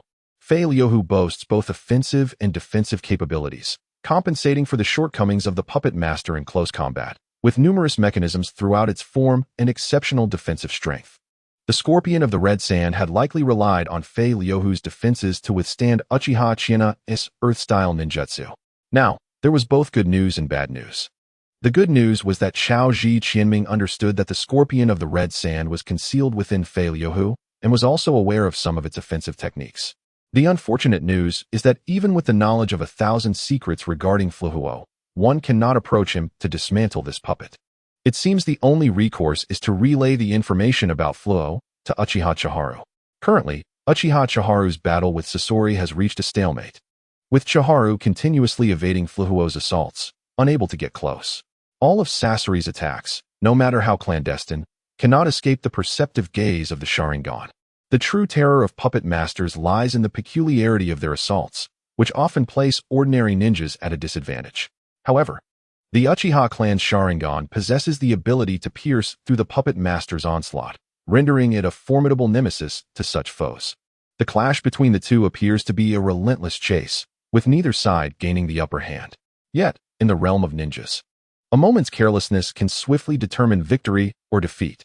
Fluhuo's attacks are exceedingly dense, and Chozu Nanami, lurking in the shadows, has been observing with great scrutiny. However, the results of his observations have left him disheartened. Lacking the insight required, he finds himself unable to evade Sasori's strikes. This implies that Chozu Nanami cannot intervene in this battle. Fluhuo's primary method of attack is his scorpion tail, forged from steel, capable of extending freely and inflicting immediate poisoning upon even the slightest graze. Moreover, Fluhuo boasts formidable defenses to shatter him and force Sasori to reveal his true form. One must get close. Chozu Nanami possesses the strength to easily crush Fluhuo with a powerful punch, yet approaching him proves to be quite a challenge. After all, Uchiha Chiharu is not Chio and cannot manipulate Chozu Nanami through chakra strings to bring him closer to Fluhuo. Additionally, Chozu Nanami is unaware if Uchiha Chiharu has a jutsu capable of obliterating Fluhuo in a single blow. Watching Uchiha Chiharu and Sasori locked in their impasse, Chozu Nanami feels a growing sense of urgency. Uchiha Chiharu, being flesh and blood, will inevitably tire. If Sasori has indeed transformed himself into a human puppet, he would not experience fatigue. Should the battle persist in this manner, Uchiha Chiharu is destined to fall to Sasori. It appears the only option left is to take a risk, Chozu Nanami thought to himself.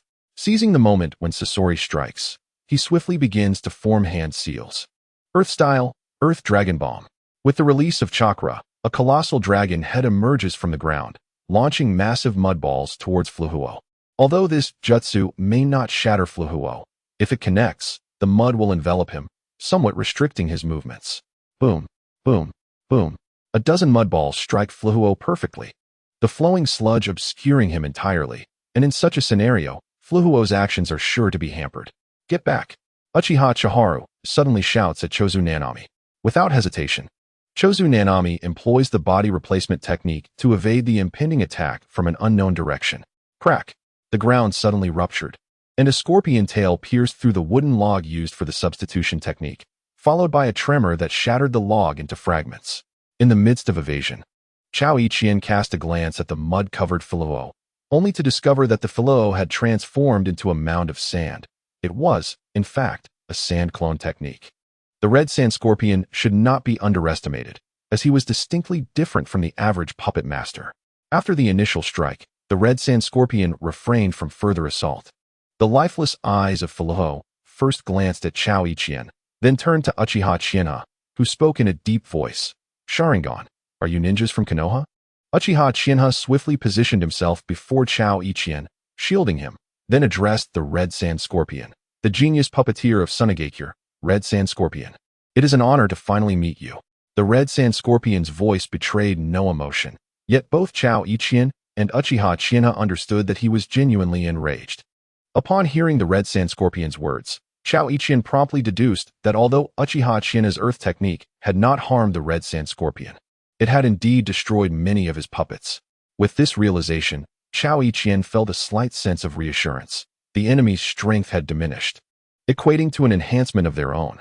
If Uchiha Chienha's earlier jutsu had indeed obliterated most of the Red Sand Scorpion's puppets, then the combat means available to him should now be limited to Filoo and the third Kazekage's puppet, rendering the 100 machine manipulation technique likely unusable. The adage that villains perish due to their verbosity held true. Senior Chienha, Chao Ichien whispered to Uchiha Chienha. The Red Sand Scorpion's true form must be hidden within that puppet. You little brat, I warned you not to underestimate the Sharingan. Uchiha Chienha replied sternly. I discerned that the moment he made his move. Apologies. However, to flush out the Red Sand Scorpion, we must shatter the puppets. We must collaborate, Chao Ichien asserted. Understood. Uchiha Chienha, setting aside any pretense of bravado, earnestly instructed Chao Ichien. You will provide cover. I shall lead the offensive. While speaking, Uchiha Chienha subtly gestured to Chao Ichien. Got it. Chao Ichien nodded in acknowledgement. I will turn you both into puppets. Perish. The Red Sand Scorpion declared as he launched his attack. Filoo unleashed the 8 waves of needles, releasing a talisman that, upon activation, sent forth a barrage of poison needles and stingers, nearly sealing off all escape routes for Chao Ichien and Uchiha Chienha. Earth Release, Earth Barrier. Uchiha Chienha immediately employed an earth technique for defense. A wall of earth rose up to block all the poison projectiles. However, he swiftly seized Chao Ichien and burrowed underground to escape. With a whoosh, the scorpion tail swept through, shattering the earth wall into countless fragments. Yet, at that moment, Chao Ichien and Uchiha Chienha had already evaded the Filoo's attack range, temporarily escaping from danger. Emerging from the earth, Chao Ichien cast a grateful glance at Uchiha Chienha. Although Uchiha Chienha had rescued Chao Ichien with ulterior motives, he nonetheless saved Chao Ichien life. The keen insight of the Sharingan, coupled with the seasoned experience of a Jonin, enabled Uchiha Chienha to confront the scorpion of the red sand with composure. Judging from their previous distance, the scorpion tail of the Red Sand Scorpion could have struck both Chao Ichien and Uchiha Chienha. However, the scorpion opted for other ninjutsu, evidently to divert attention before unleashing his lethal techniques. At that moment, although Chao Ichien sensed something amiss, he could not react as swiftly as Uchiha Chienha. The disparity in experience could only be bridged by time, a resource that Chao Ichien sorely lacked, just as the scorpion of the red sand did at present. Stay back, Uchiha Chienha commanded. Understood. Chao Ichien nodded and quickly distanced himself from Uchiha Chienha. Being together would only hinder Uchiha Chienha's efforts. Chao Ichien resolved to seek another opportunity to strike. The scorpion of the red sand appeared genuinely enraged, launching wave after wave of attacks. Suddenly, the left arm of the Crimson Flow broke apart, releasing dozens of wooden tubes. Fire release, great fireball technique. Uchiha Chienha countered with ninjutsu, but the tubes, crafted from an unknown material, pierced through the fireball and hurtled toward him. Be careful, those tubes can shoot flying needles. Chao Ichien shouted, alerting him. Upon hearing Chao Ichien warning, the scorpion glanced at him, puzzled. This young boy seemed to possess knowledge of his tactics. The flying needles shot forth from the tubes in all directions. Under such circumstances, Uchiha Chienha could only rely on the inside of his Sharingan and his agile reflexes to evade. With a series of piercing sounds, the tubes discharged their needles, slicing through the air and transforming Uchiha Chienha into a veritable pincushion. Chao Qianming observed the battle from a distance, silently preparing to flee at the slightest indication of danger. This time, in seeking out the scorpion of the red sand, Chao Qianming had somewhat overestimated his and Uchiha Chienha's capabilities while underestimating those of the scorpion. Unlike ordinary geniuses, the scorpion of the red sand, possessing formidable puppets, could unleash tremendous power effortlessly. His innate talent for puppet making far surpassed that of others. The Crimson Flow, who was a puppet crafted from the body of a ninja slain by the scorpion, allowing him to conceal himself within it and compensate for the inherent weaknesses of a puppet master in close combat. Moreover, the art of puppetry differs significantly from conventional ninjutsu. The puppeteer seals hidden weapons within the puppet, allowing them to unleash attacks merely by unbinding the seals during combat. Consequently, the puppeteer expends minimal chakra during battles. Provided the number of puppets is sufficient, the puppeteer can engage in prolonged confrontations with ordinary ninjas. Chao Qianming is currently uncertain how much longer Uchiha Chienha's stamina can endure.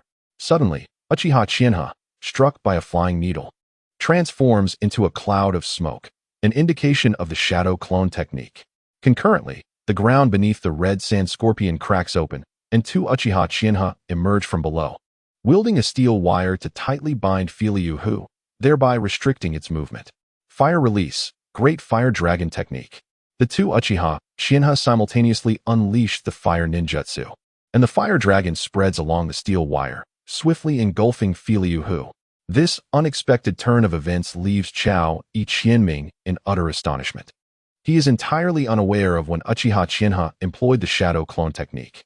As he witnesses the engulfing flames consuming the red sand scorpion's Filiu Hu, Chao Qianming remains uncertain whether this strike can penetrate its defenses, especially considering the wooden cylinder from earlier suggested that the red sand scorpion had fortified his puppet against fire. Opportunity must not be squandered. Chao Qianming rapidly charges towards Filiu Hu, poised to deliver the final blow to shatter it and force the red sand scorpion's true form to emerge. Get back! Uchiha Chienha shouts upon observing Chao Qianming's movement. Given Uchiha Chienha's experience, he knows that Filiu Hu is not susceptible to fire. However, if the true form of the red sand scorpion is indeed concealed within Filiu Hu, the intense heat of the fire could severely scorch him. Nonetheless, such injuries may not be fatal. Chao Qianming has yet to disclose the secret of awakening the Mangekyo Sharingan to Uchiha Chienha, who sincerely hopes that Chao Qianming does not perish so easily. He is not dead, Uchiha Chienha exclaims. As the flames dissipate, the severely burned Filiu Hu remains motionless, seemingly devoid of mobility. However, having engaged with the red sand scorpion thus far, Uchiha Chienha acknowledges the latter's prowess, even if struck by fire. The red sand scorpion would not succumb so readily. Just as the distance between Chao Qianming and Filiu Hu narrows to a mere meter, Filiu Hu's scorpion tail suddenly breaks free from the steel wire and lunges directly towards Chao Qianming. Earth release, hardening technique. Chao Qianming forms hand seals, and his skin transforms to a deep black under the influence of earth attribute chakra. After achieving this transformation, Chao Qianming can now defend against the majority of physical attacks. However, this technique demands considerable chakra.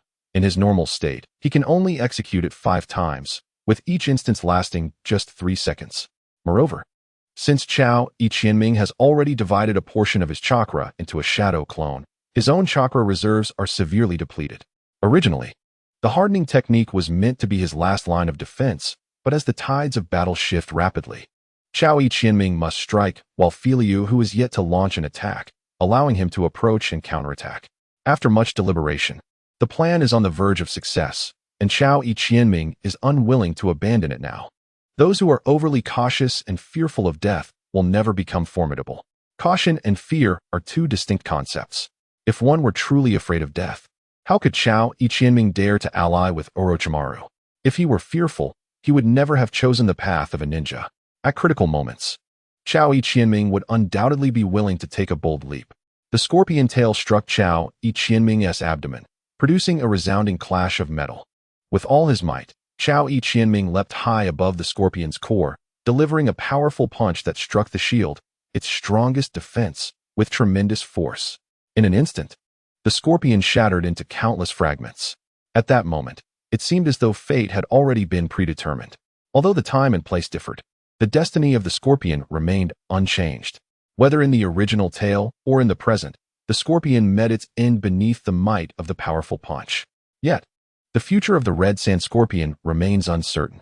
A shadow darted out from the remains of the scorpion, swiftly distancing itself from Chao Qianming and Uchiha Qianha. Uchiha Qianha dismissed his shadow clone and approached Chao Qianming, cautiously eyeing the red sand scorpion. With his chestnut red hair, handsome visage, and serene demeanor, this young man appeared deceptively innocent. If one had not witnessed it firsthand, it would be difficult for anyone to believe that this striking young man was a demon capable of slaughtering entire cities for his puppeteer dreams, manipulating others at will. Yet, from the perspective of this world's values, the red sand scorpion is a powerful being, and all his actions contribute to his legacy. The bloody history only attests to his strength. No one mourns for the weak nor condemns the red sand scorpion for their plight. It is precisely due to the twisted ethos of this world that so many fight for peace in the Naruto realm. However, each individual has their own vision of peace, leading them to destroy the peace of others in pursuit of their own. Is that truly the red sand scorpion? Uchiha Qianha exclaimed, staring in disbelief. The scorpion had been struck head-on by a fire technique, yet the scorpion's true form remained unscathed within the remnants. Under such extreme heat, it was no wonder Uchiha Qianha found it hard to believe. Had Chao Qianming not known the intricacies of the red sand scorpion, he too would struggle to accept the truth. He has likely turned himself into a human puppet, Chao Qianming remarked. He has made himself into a puppet? Uchiha Qianha gasped. If the intelligence is accurate, that seems to be the case. Chao Qianming placed all his foresight upon this information. Even a human puppet has its vulnerabilities. Once the true form is exposed, the next steps will be much simpler. Uchiha Qianha retorted. We are just one step away. Be cautious, Chao Qianming advised.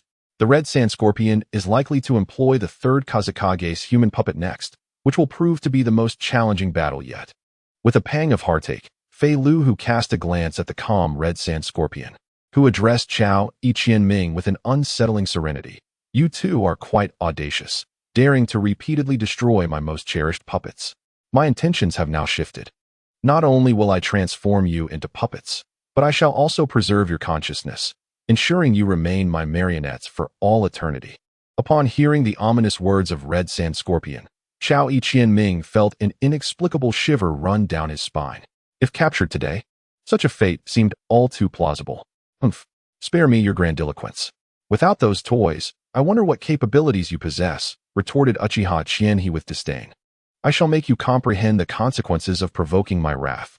Red Sand Scorpion replied coldly. No sooner had he spoken than he produced a scroll inscribed with the number 3, addressing Uchiha Qianhe and Chao Qianming. This is my most favored puppet. You are fortunate to witness it shortly. Although Uchiha Qianhe feigned indifference, he had secretly readied himself. Having battled Red Sand Scorpion for an extended period, he was acutely aware of the latter's formidable prowess. As long as he wielded puppets, Red Sand Scorpion could unleash devastating combat strength. However, should he be deprived of his puppets, even Chao Qianming could easily subdue him. Can you still fight? Uchiha Qianhe inquired of Chao Qianming. After witnessing the latter's formidable strikes, he regarded him with newfound respect. Particularly, Chao Qianming's brute strength could effortlessly dismantle puppets with a direct hit, given the opportunity. He could prove invaluable. Chao Qianming shook his head slightly, replying to Uchiha Qianhe. Let us hold on a little longer. We shall retreat soon, Qianhe-senpai. I entrust this to you. After repeatedly employing the hardening technique and his powerful strikes, Chao Qianming's chakra reserves had dwindled considerably. Although he could manage a skirmish with his brute force, should he unleash his full strength, he would only have enough chakra for 2 final punches. Unless the timing was impeccable, he would refrain from further aggression. Understood. Uchiha Qianhe nodded in understanding, feeling somewhat relieved. If Red Sand Scorpion were to unveil any formidable puppets, he found himself lacking confidence in defeating him, having expended considerable chakra through continuous ninjutsu. Uchiha Qianhe was disheartened to realize that Red Sand Scorpion had transformed himself into a human puppet rendering his Sharingan's illusions ineffective. He no longer wished to engage in battle. Uchiha Chien still needed to activate his Mangekyo Sharingan, and until then, it would be prudent to maintain distance from this monstrous foe. Amidst a cloud of smoke, the human puppet of the third wind shadow materialized before Chao Yi-Chien-Ming and Uchiha Chien-He. Simultaneously, Chao Yi-Chien-Ming's shadow clone, who had been lurking nearby, activated a camera, capturing both Red Sand Scorpion and the third wind shadow puppet in a single frame. Upon witnessing the third wind shadow puppet, Chao Yi-Chien-Ming felt a genuine sense of relief wash over him. As the Scorpion of the Red Sand prepares to utilize the Iron Sand technique, it becomes apparent that a retreat is imminent for Chao Yi-Chien-Ming. Continuing the battle could very well lead to the downfall of both Chao Yi-Chien-Ming and Uchiha Chien-Ha. The magnetic release, Iron Sand Rain, unleashes a torrent of black sand from the mouth of the third Kazekage's puppet, forming countless projectiles before launching an assault akin to a deluge upon Chao Yi-Chien-Ming and Uchiha Chien-Ha. In response, both Chao Yi-Chien-Ming and Uchiha Chien-Ha employ Earth Release, Earth Barrier, for defense. However, the sheer force of the iron projectiles far surpasses that of mere Senbon, and the Earth defenses are swiftly obliterated. Fortunately, Earth Release techniques are renowned for their resilience. The dual Earth barriers manage to block the majority of the iron projectiles, leaving only a few to continue their trajectory toward Chao Yi-Chien-Ming and Uchiha Chien-Ha. A multitude of iron projectiles hurtles toward Chao Yi-Chien-Ming like bullets. In this critical moment, Uchiha Chien-Ha seizes Chao Yi-Chien-Ming's arm, and with the insight granted by the Sharingan, they narrowly evade the remaining projectiles. Iron Sand. Uchiha Chien-Ha furrows her brow, scrutinizing the puppet's form, and as she recalls Chao Yi-Chien-Ming's camera, she swiftly deduces his intent. It becomes clear that he seeks to document the Scorpion of the Red Sand's assassination of the third Kazekage. Indeed, the prowess of the Uchiha Sharingan is not to be underestimated. The Scorpion of the Red Sand, observing Uchiha Chien-Ha, coldly remarks, "Transforming you into a puppet would undoubtedly yield my most treasured collection. I would cherish you dearly." The range of the Iron Sand Rain is not only vast, but its speed is such that it is nearly imperceptible to the naked eye. When the third Kazekage wielded this technique, enemies often found it nearly impossible to evade once he had prepared to unleash it, especially given that the iron projectiles could morph into lethal iron needles, amplifying their destructive potential. Yet, the insight of the Sharingan is equally formidable. In the original narrative, the young Itachi Uchiha once faced numerous traps designed to launch shuriken from various angles, but with the clarity afforded by his Sharingan, he effortlessly dodged all assaults, even leaving Orochimaru astounded. While Uchiha Chien-Ha may not possess Itachi's exceptional talent, her three-tomo Sharingan is far from ornamental. It is not an exaggeration to say that if Chao Yi-Chien-Ming were to possess Uchiha Chien-Ha's eyes, he would dare to confront the Scorpion of the Red Sand head-on. It is a sentiment shared by many, the belief that possessing the Sharingan could empower them to face any challenge. The multitude of characters in the original tale coveting the Sharingan serves as testament to its immense strength. Realizing that the Scorpion of the Red Sand has shaped the Iron Sand into a pyramidal form, Chao Yi-Chien-Ming understands that failure to flee at this moment could result in dire consequences. Moreover, the Scorpion has not only summoned the third Kazekage's puppet, but has also activated the Iron Sand technique.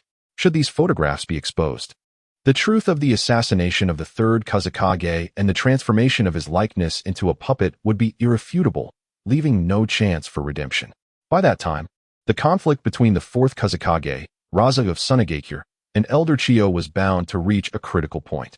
Enraged, the shinobi of Sunagakure would spare no effort in pursuing the Akasuna no Sasori to avenge their third Kazekage. Should Sunagakure descend into chaos, Konoha could swiftly conclude their war with them. Naturally, the instigator of this entire situation, Chuji Kinsei, played an indispensable role in this unfolding drama. "Senior Chiyo, we can retreat now," Chuji Kinsei proclaimed. "All right." Uchiha Chiko nodded, swiftly appearing beside Chuji Kinsei, and together they utilized the Earth Release technique to burrow underground. With an expressionless gaze upon the desolate expanse before him, Sasori's mind momentarily spiraled into confusion. What was happening? These two had come at him with such fervor, yet abruptly fled in the midst of battle? Witnessing the destruction of his beloved puppets ignited a desire within Sasori to chase after Chuji Kinsei and Uchiha Chiko. However, the obliteration of the base, coupled with the debris concealing numerous puppet materials, compelled him to reconsider. If he pursued them now, he could not predict when he would have the opportunity to return and salvage what remained of his base. Furthermore, the Sharingan of Uchiha Chiko instilled a profound sense of caution in him. Having often heard tales of the formidable prowess of the Sharingan, Sasori was compelled to acknowledge its strength after engaging with a wielder. In that previous skirmish, nearly all of Sasori's attacks were effortlessly deciphered by the Sharingan, a sensation that irked him immensely. It felt as though his most cherished and formidable creations were rendered trivial in the eyes of another. The Sharingan, is it? I shall remember you. Sasori vowed inwardly, one day, I will craft puppets that even the Sharingan cannot perceive. This base was compromised. It seemed a relocation was in order. Damn those Konoha ninjas. Sasori seethed, his animosity towards them deepening further. Has Sasori not pursued us? After running through the forest for about an hour, Chuji Kinsei turned to Uchiha Chiko and inquired. No, Uchiha Chiko replied, glancing over his shoulder. It appears he will not follow us. Sasori lacks knowledge of our intelligence and is unaware if other Konoha ninjas lie in ambush nearby, now that he has defected from Sunagakure and is alone. If he possesses any sense of reason, he would not recklessly pursue us. It seems we are safe now, Chuji Kinsei remarked, excitement bubbling within him as he gazed at the camera in his hand. With these photographs, he could undoubtedly incite turmoil within Sunagakure. At this juncture, Chuji Kinsei had accomplished the majority of his plan. All that remained was to present these images to the village and await their reward. Uchiha Chiko leaped onto a branch, pausing to turn and address Chuji Kinsei. Now that your task is complete, you may reveal to me the method to unlock the Manjikyu Sharingan, yes? Of course. I am always true to my word. Chuji Kinsei replied with a smile. Very well, Uchiha Chiko said, noncommittally. However, before I divulge the method to you, I must discuss something else. What else is there? Uchiha Chiharu impatiently remarked. Do you know, Lord Orochimaru, why he agreed to let me accompany you? To which Chozu Kiyomi responded with a light chuckle, TCH. What else could it be? Uchiha Chiharu scoffed. Isn't it simply because he seeks evidence of the scorpion of the Red Sands assassination of the third Kazekage? Don't you find it peculiar? Chozu Kiyomi retorted. If Lord Orochimaru was aware of the scorpion's involvement, he could have intervened personally. Why dispatch both of us for this mission? Moreover, when we departed from the camp, we were assigned two distinct tasks. Doesn't that strike you as odd? Upon hearing this, Uchiha Chiharu furrowed her brow. Initially, she too found the situation perplexing. But upon reflection, she attributed it to Chozu Kiyomi's strategy and chose not to dwell on it further. Yet, now that Kiyomi raised the issue, it indeed seemed suspect. If the objective was to locate the scorpion of the Red Sand, Orochimaru could have simply assigned a singular mission to both. Why issue separate tasks? It appeared to be an unnecessary complication. The instincts of a jonin are remarkably keen. It seems you have already discerned the truth. Chozu Kiyomi grinned. Chiharu-senpai, Lord Orochimaru has secretly entrusted me with another task. Do you know what it is? What is it? Uchiha Chiharu sensed something amiss. Chozu Kiyomi fixed his gaze intently upon her and declared, Lord Orochimaru has commanded me to extract your eyes after you engage in battle with the scorpion of the Red Sand. What? Uchiha Chiharu gasped in horror, aghast that Orochimaru would desire to remove her eyes. Was this true, or was Chozu Kiyomi merely spinning tales? How could Orochimaru possibly do that? She questioned incredulously. Orochimaru covets the power of the Sharingan. Chozu Kiyomi replied, although I have collaborated with him, I find myself deeply dissatisfied with some of his methods. Therefore, I have no intention of following his orders any longer. You need not be wary of me. If I wished you harm, I would not have retreated with you so early or disclosed these matters. This plan, if executed successfully, would enable Chozu Kiyomi to master the Flying Thunder God technique, freeing him from fear of Orochimaru. Even if he failed to learn the technique, once Tsunade's seal is developed, Kiyomi would possess a measure of self-defense.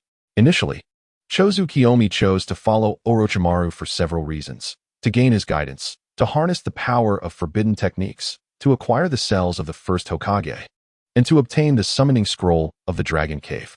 However, from his current perspective, the first two objectives no longer necessitated Orochimaru's assistance, as Tsunade could provide ample guidance. He had nearly mastered the third point, and once he obtained the first Hokage's cells and awaited Orochimaru's method of transplantation, Kiyomi would be ready. As for the final objective, acquiring Orochimaru's summoning scroll, given the current dynamics between them, it was clear that Orochimaru would never relinquish it. Hence, if Orochimaru would not yield, Chozukiyomi would have no choice but to seize it. In other words, Chao Qianming and Orochimaru are destined to part ways. Given this inevitability, Chao Qianming does not hesitate to betray Orochimaru, binding Uchiha Shinha and himself together to confront Orochimaru together. What do you intend to do? Uchiha Shinha inquired, guarded. He could not fathom why he felt such wariness towards a mere Chunin, yet Chao Qianming exuded an aura of profound mystery. Even though Chao Qianming's current strength was feeble, who could ascertain that he had not prepared some hidden gambit? Within this past month, 2 members of your Uchiha clan have perished on missions, all part of Orochimaru's conspiracy, Chao Qianming continued. Originally, Orochimaru had his sights set on your eyes, intending to exploit the opportunity. However, I find you to be more dependable than Orochimaru, hence my decision to continue our collaboration. How do you propose we collaborate? Uchiha Shinha asked, frowning. The reason Orochimaru divulged certain secrets to me is that he perceives my strength as insufficient, fearing my betrayal. With a light chuckle, Chao Qianming added, yet I am not one to be easily manipulated. While Orochimaru is indeed formidable and a favored disciple of the third Hokage, I have Tsunade backing me, which renders me unafraid of him. Are you revealing these matters to seek our Uchiha clan's assistance against Orochimaru? Uchiha Shinha's expression darkened. Certainly not. Chao Qianming laughed. Setting aside the fact that there is no concrete evidence against Orochimaru, do you truly believe that your Uchiha clan could overpower him within Konoha, given the higher-ups' wariness towards you? Humph. Uchiha Shinha scoffed, his countenance grim.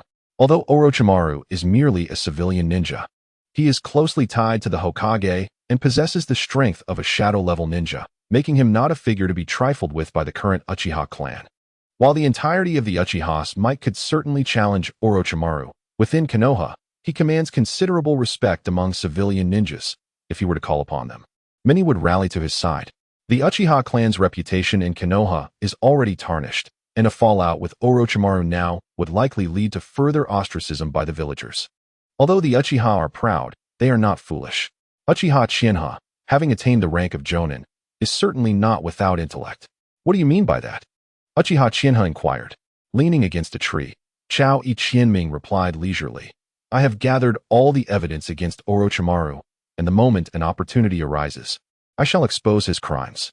At that time, Orochimaru will undoubtedly become a pariah, and I hope that you, having awakened your Mangekyo Sharingan, will assist me in confronting him. Why should I assist you? Uchiha Shinha retorted disdainfully. Chao Qianming replied with a smile. This is not merely aiding me. It can also be seen as avenging your fallen kin of the Uchiha clan. You intend to expose Orochimaru? Do not dress it up so nicely.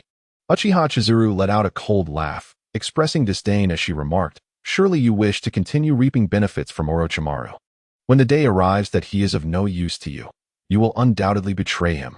The revelation of her true intentions rendered Chao Qianming somewhat embarrassed, prompting a faint smile as he replied, that is more or less accurate. Yet, Uchiha Chizuru's assertion was not entirely correct. Chao Qianming would not voluntarily expose Orochimaru's transgressions. As long as Orochimaru remained undiscovered, Chao Qianming would continue to assist him in his experiments. However, should Orochimaru's misdeeds come to light, Chao Qianming would not be foolish enough to follow him into treachery. Humph. If I were to return and immediately disclose Orochimaru's covert harm towards our clan, I fear he would not spare you either. Uchiha Chizuru threatened. Chao Qianming chuckled, saying, if you believe you can use this matter to intimidate me, you are mistaken. Were I truly afraid of Orochimaru, I would not be divulging this information to you. Casting a glance at Uchiha Chizuru, who appeared lost in thought, Chao Qianming proposed. So, what do you say to collaborating with me? Of course, I do not expect your assistance to come without compensation. Should you unlock the Mangekyo Sharingan by then, I trust you will seek me out. Unlocking the Mangekyo Sharingan signifies an inevitable decline in one's vision. Should Uchiha Chizuru be fortunate enough to awaken this power, fearing the encroaching darkness, she would have no choice but to continue her alliance with Chao Qianming. The future can be addressed later, Uchiha Chizuru stated coldly.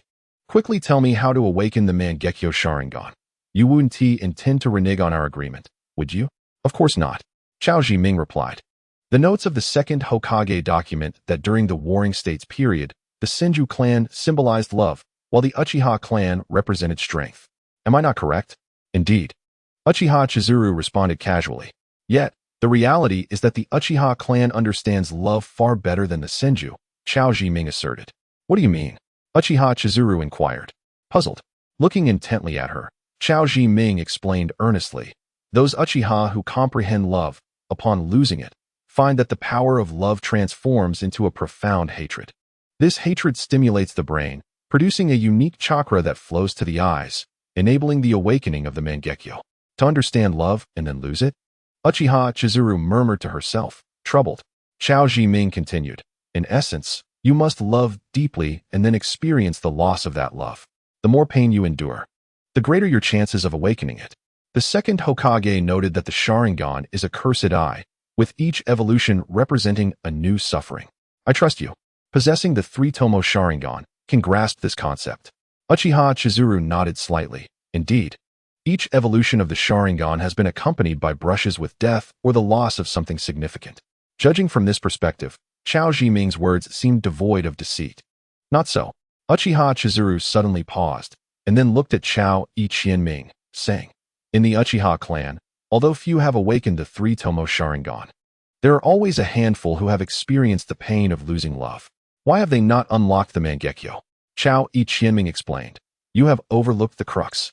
The secret to awakening the Mangekyo lies not in the loss of love, but in the understanding of love. If one does not comprehend love, even the loss of it will not evoke profound feelings. Understanding love? Uchiha Chizuru expressed her confusion. Chao Ichienming continued. Love is an ambiguous concept, closely tied to one's nature. Some individuals possess a cold disposition, while others are deeply loyal and affectionate. To unlock the Mangekyo, one must first grasp the essence of true love. As for Uchiha Obito from your clan, I share a slight acquaintance with him. Although his talents are modest, he possesses the potential to awaken the Mangekyo. What must I do? Uchiha Chizuru inquired. Chao Ichienming gazed intently into her eyes, speaking solemnly. To unlock the Mangekyo, one must personally take the life of the individual most dear to them. However, prior to this, you must genuinely understand love, or rather, that person must hold greater significance than your own life. Why do I feel as though you are deceiving me? Uchiha Chizuru suddenly glared at Chao Ichienming, coldly questioning him. He chuckled softly, replying, whether I deceive you or not, I believe you already know in your heart, perhaps within your Uchiha clan, there exists knowledge of how to awaken the Mangekyo. You could verify it among yourselves to discern the truth of my words. Yet, the mystery of awakening the eyes lies not in losing love, but in understanding it. This is a vital truth you must grasp. Understanding love. The anguish of losing it will awaken the Mangekyo. Chao Ichienming spoke earnestly. By the time Chao Ichienming returned to the Konoha camp, it was already the following morning. The mission to locate Sasori of the Red Sand had proven remarkably smooth. Should a confrontation with Sasori arise, even if Chao Ichienming and Uchiha Chizuru joined forces, they might not stand a chance. However, compelling Sasori to employ the third Kazekage's puppet was hardly a daunting task. Now, Chao Ichienming's plan was nearly complete. All that remained was to present the photographs to the village, allowing them to expose the truth behind Sasori's assassination of the third Kazekage. As for Chao Ichienming, he merely needed to await the village's commendation. Chizuru-senpai, I shall now visit Lord Orochimaru. As for your course of action, I trust you have already made your decision. After bidding farewell to Uchiha Chizuru, Chao Ichienming proceeded towards Orochimaru's tent. Who is inside? Chao Ichienming asked the guarding ninja. Lord Orochimaru is currently discussing strategies against Sunagakure with Jonin Narashikaku, along with several other Jonin, replied the guarding ninja. Very well. Please inform them that Shunin Chao Ichienming urgently requests an audience with Lord Orochimaru. Chao Ichienming stated. Understood, please wait a moment. It was indeed fortuitous that Narashikaku was present within. Originally, Chao Ichienming harbored concerns that Orochimaru might withhold the photographs from the village's higher-ups. To ensure prudence, he had prepared 2 copies of the images. However, with Narashikaku and other elite Jonin present, as long as Chao Ichienming publicly presented the photographs to Orochimaru, the latter would likely refrain from any underhanded actions. Orochimaru-sama. Shikaka-sensei, esteemed seniors. Chao Ichienming said respectfully. Ah, Chienming, has the mission been accomplished? Narashikaku inquired first. It has indeed been completed. Chao Ichienming replied with a slight smile. Only Orochimaru was privy to the specifics of Chao Iqianming's mission, given that Orochimaru had secretive matters he entrusted to Chao Iqianming. Nevertheless, once Chao Iqianming revealed the photographs, it was likely that no one would dwell on the mission's particulars any longer. Qianming, your eagerness to see me is not solely due to the mission, is it? Orochimaru's gaze bore down on Chao Iqianming with a sinister intensity, his raspy voice carrying an undertone of warning. Of course not. Chao Iqianming responded, producing the photographs. Orochimaru-sama, Shikaka-sensei, esteemed seniors, please take a look. During my mission, I encountered the Akatsuki Sasori, and during our confrontation, I discovered these. As the attention of the gathered individuals was captivated, Chao Iqianming continued, the puppet manipulated by Sasori is precisely the human puppet of the third Kazekage.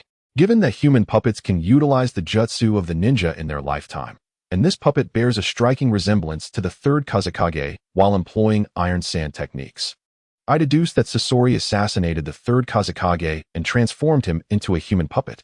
What? Exclaimed one jonin. Upon closer inspection of the photograph, they could indeed see the puppet employing iron sand techniques, and if Chao Iqianming's assertions held true, then Sasori's assassination of the third Kazekage was substantiated. This revelation could send shockwaves through the ninja world. The assassination of a village leader, especially one renowned as the strongest Kazekage, was a matter of grave significance. Not only would this elevate Sasori's reputation, but it would also severely undermine Sunagakure's standing and potentially incite internal strife within the village. The elite jonin gathered with Orochimaru and Narashikaku were undoubtedly astute strategists, and upon seeing the photographs, they instantly grasped the implications. The conflict between the fourth Kazekage, Raza, and Elder Chiyo for power could escalate dramatically if these photographs were made public, leading to a significant decline in Chiyo's influence within Sunagakure. While Raza might seize the opportunity to consolidate his power and fully control the village's affairs. In the original narrative, Chiyo and Ebizo chose to retreat from the world, perhaps due to their failures in the power struggle or disillusionment stemming from family matters. Regardless, Chiyo's influence within Sunagakure remains substantial. If a rift between Chiyo and Raza were to emerge, they would undoubtedly lack the resources to contend with Konoha, allowing Konoha to extricate itself from Sunagakure's affairs and concentrate on combating Iwagakure. Qianming, you ventured to confront Sasori alone? You have acted recklessly. Nara Kikuchi gazed at Chao Iqianming and reproached, the intelligence you have uncovered is of great significance. However, you should have returned immediately to report it instead of venturing alone to confront Akasuna no Sasori. Teacher Kikuchi, it was not solely my endeavor. During the mission, I encountered Senior Uchiha Chizuru from the Uchiha clan, and together we battled against Akasuna no Sasori. Alas, Sasori's prowess was formidable, and even our combined efforts were insufficient to overpower him, forcing us to retreat, replied Chao Iqianming. Upon hearing these words, Nara Kikuchi subtly furrowed his brow. Known for his exceptional intelligence, he had initially overlooked the implications due to his concern for Chao Iqianming's safety. However, recalling that Chao Iqianming had previously aided Uchiha Chizuru during their conflict with Sunagakure, he began to ponder whether there existed a deeper connection between them. Hee. Orochimaru chuckled lightly, observing Chao Iqianming with admiration. Qianming, you have performed remarkably well this time. With these photographs, we can expedite the conclusion of our conflict with Sunagakure. Yet, beneath his facade of praise, Chao Iqianming discerned Orochimaru's underlying displeasure. Upon viewing the photographs, Orochimaru immediately grasped Chao Iqianming's motives for seeking out Akasuna no Sasori. While initially indifferent to the matter, the revelation that Sasori might indeed be the assassin of the third Kazekage rendered the situation exceedingly critical. However, the fact that Chao Iqianming failed to disclose such vital information to Orochimaru signified a shift in their relationship. This implied that Chao Iqianming was no longer inclined to continue following Orochimaru or maintain their previous collaborative dynamic. Should Orochimaru learn that Chao Iqianming had not even acquired Uchiha Chizuru's Sharingan, he might completely lose trust in him. Nonetheless, Chao Iqianming had prepared for such eventualities. He had already informed Uchiha Chizuru about Orochimaru's secret machinations against the Uchiha clan. With Uchiha Chizuru as an ally and Tsunade's backing, Chao Iqianming felt unperturbed and doubted Orochimaru would dare to act against him at this juncture. If he could endure a little longer and master the Flying Thunder God technique, he would no longer fear Orochimaru. Indeed, These photographs are exceedingly important. I propose we promptly notify the village and discreetly reach out to the fourth Kazekage, Raza, to convey our willingness to assist him in reclaiming control over Sunagakure," suggested Nara Kikuchi. For Raza, regaining authority over Sunagakure is evidently far more crucial than defeating Konoha. In Orochimaru's clandestine laboratory, he remarked, "Qianming, you have rendered a tremendous service to the village. Congratulations." His voice had grown even raspier, imbued with a more sinister tone. "This is but a trifling matter. Compared to Lord Orochimaru commanding our ninja in direct combat against Sunagakure, I still possess much to learn," Chao Qianming modestly replied. He had anticipated that once the truth about Akasuna no Sasori was revealed, Orochimaru would irrevocably lose faith in him. After all, this is a crucial piece of intelligence. Chao Qianming chose to undertake this task alone, rather than informing Orochimaru, in order to gain merit for the village. In Orochimaru's eyes, Chao Qianming's eagerness to bring honor to the village serves as a protective talisman, deterring Orochimaru from inflicting harm upon him. This implies that Chao Qianming has already begun to prepare for his separation from Orochimaru. Consequently, he has secretly allied with Uchiha Chinha, disclosing to her Orochimaru's covert attacks on the Uchiha clan. Should Uchiha Chinha report this to her clan, their watchful eyes would fixate on Orochimaru, seeking evidence of his theft of the Sharingan. With the Uchiha clan's scrutiny, Orochimaru would inevitably temper his actions. At the very least, he would refrain from eliminating Chao Qianming at this juncture.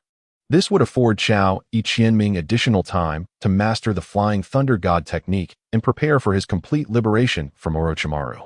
However, before severing ties with Orochimaru, acquiring the first Hokage cells remains imperative. This task is daunting. Throughout the past year, Orochimaru has afforded Chao Qianming no opportunities. Whenever Chao Qianming appeared in Orochimaru's laboratory, his every move concerning the first Hokage cells was meticulously monitored by Orochimaru, rendering him incapable of any furtive actions. Thus, to obtain the first Hokage cells, Chao Qianming must devise an alternative strategy rather than being a mere subordinate awaiting a chance. For Orochimaru would never grant him such an opportunity. "At my age, I was merely following Master Sarutobi on missions. You should take pride in your remarkable accomplishments." Orochimaru licked his lips, a glint of malice flickering in his eyes. Lord Orochimaru is already a formidable figure in the ninja world, while I have yet to fully mature. How could I dare to compare myself to you? Chao Qianming deliberately expressed his lack of growth, leading Orochimaru to believe that he currently lacks the audacity to betray him. "You are exceptionally gifted, and your future indeed holds promise. However, there exist many prodigious individuals in the ninja world, far more talented than I, yet they have perished at the hands of stronger ninjas due to their hubris." Orochimaru cast a sidelong glance at Chao Qianming, his tone laced with amusement. "A genius who is yet to mature remains merely a weakling. This is a truth I am acutely aware of," Chao Qianming replied respectfully. "Hence, I choose to follow a powerful figure such as Lord Orochimaru, constantly learning from you." Hee. Orochimaru chuckled lightly, and then inquired, "Have you acquired Uchiha Chinha's eyes?" Following the conclusion of their meeting, Orochimaru summoned Chao Qianming to the laboratory, unaware that Uchiha Chinha still lives. "My sincerest apologies, Lord Orochimaru." Chao Qianming responded with a hint of regret. "The strength of Akasuna no Sasori is not as formidable as one might imagine. Uchiha Chinha saw through all of his attacks, and even as Sasori fled in defeat, she remained unscathed. With my current abilities, I am insufficient to contend with Uchiha Chinha." "Oh, did you not previously assert that you and Uchiha Chiharu were no match for the Scorpion of the Red Sand? Yet it was you who proposed to let him go," Orochimaru inquired. Chao Qianming explained, "However, I wish to keep this matter confidential. Thus, I exaggerated the strength of the Scorpion of the Red Sand. Why, then, did you choose to release him?" Orochimaru chuckled lightly, his tone tinged with mockery. "If you had captured the Scorpion, you could have garnered even greater accolades. Given the circumstances at that time, capturing the Scorpion was utterly impossible," Chao Qianming calmly elucidated. "Furthermore, according to the intelligence I possess, Chiyo of the Sand Village holds her grandson in high regard and even aided him in concealing his assassination of the third Kazekage. Should I have slain the Scorpion, Chiyo would undoubtedly pursue vengeance against me with relentless fervor. As you, Lord Orochimaru, have aptly stated, I have not yet matured. and I harbor a profound fear of death. Hence, I chose to spare the scorpion.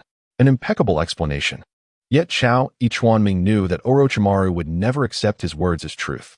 Even in the absence of any flaws in his argument, Orochimaru needed no evidence of betrayal. The mere seed of doubt would suffice to erode his trust in Chao Ichuanming. Nevertheless, Chao Ichuanming no longer required Orochimaru's unwavering faith.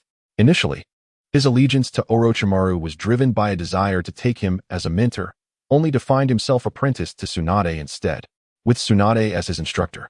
Chao Ichuanming's dependence on Orochimaru had significantly diminished. He no longer sought his guidance.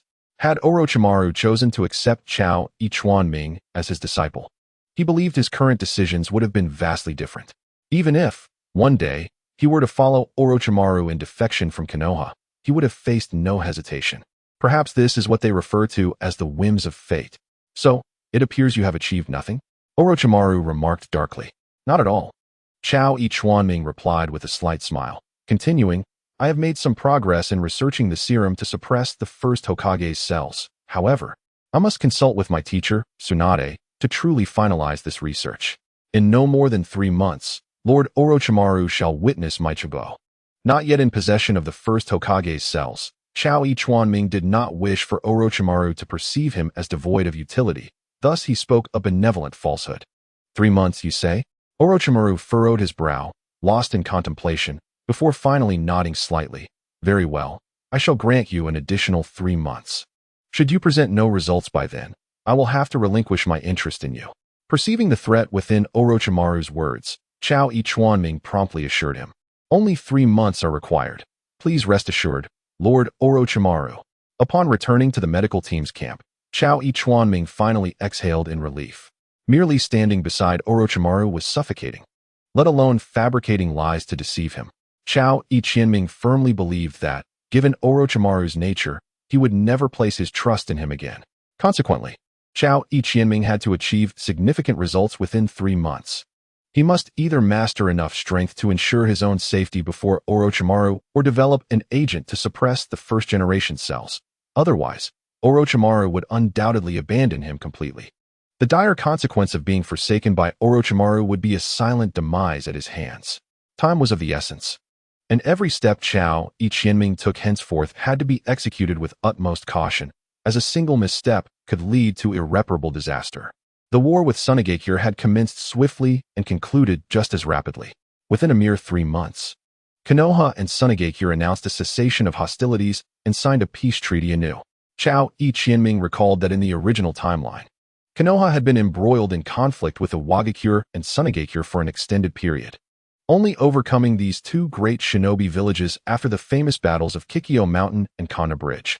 However, in this conflict, both Konoha and Sunagakure had expended considerable combat strength, rendering them unable to wage further wars when faced with Kirigakure and Kyomogakure, respectively. The reason for Sunagakure's concession to Kirigakure was their impending conflict with Amegakure.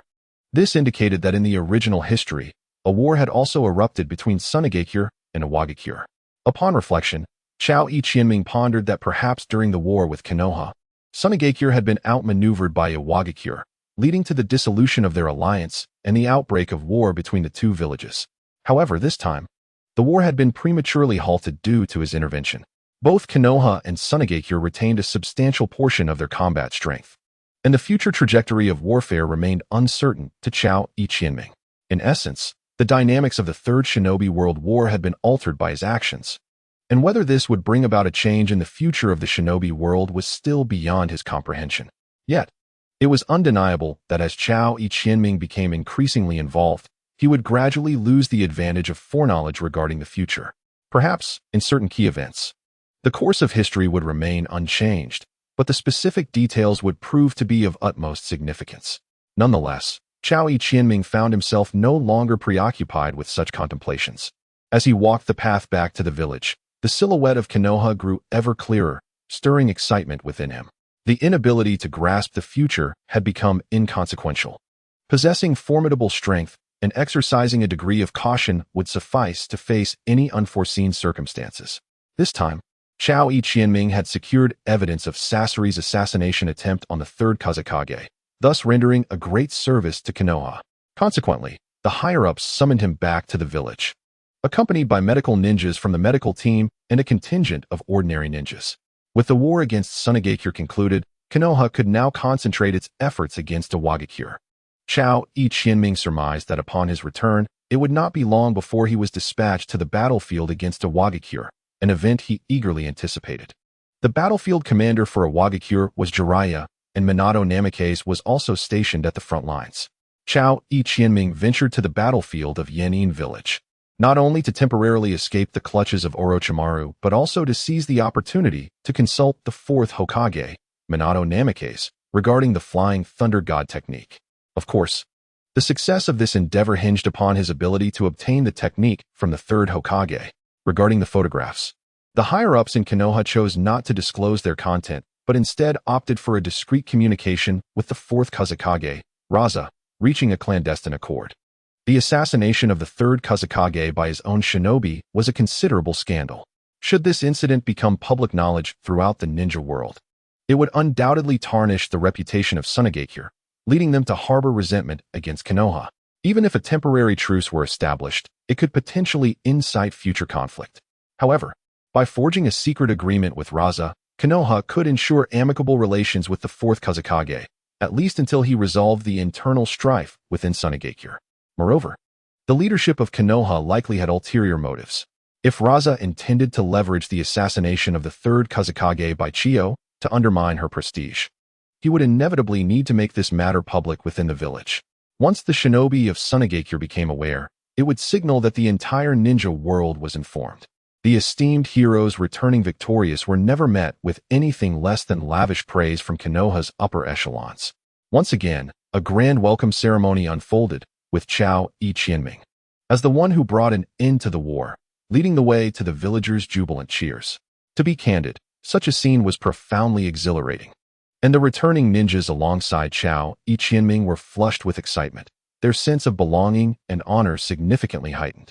Even the typically composed Chao Qianming found it difficult to suppress the emotions bubbling within him.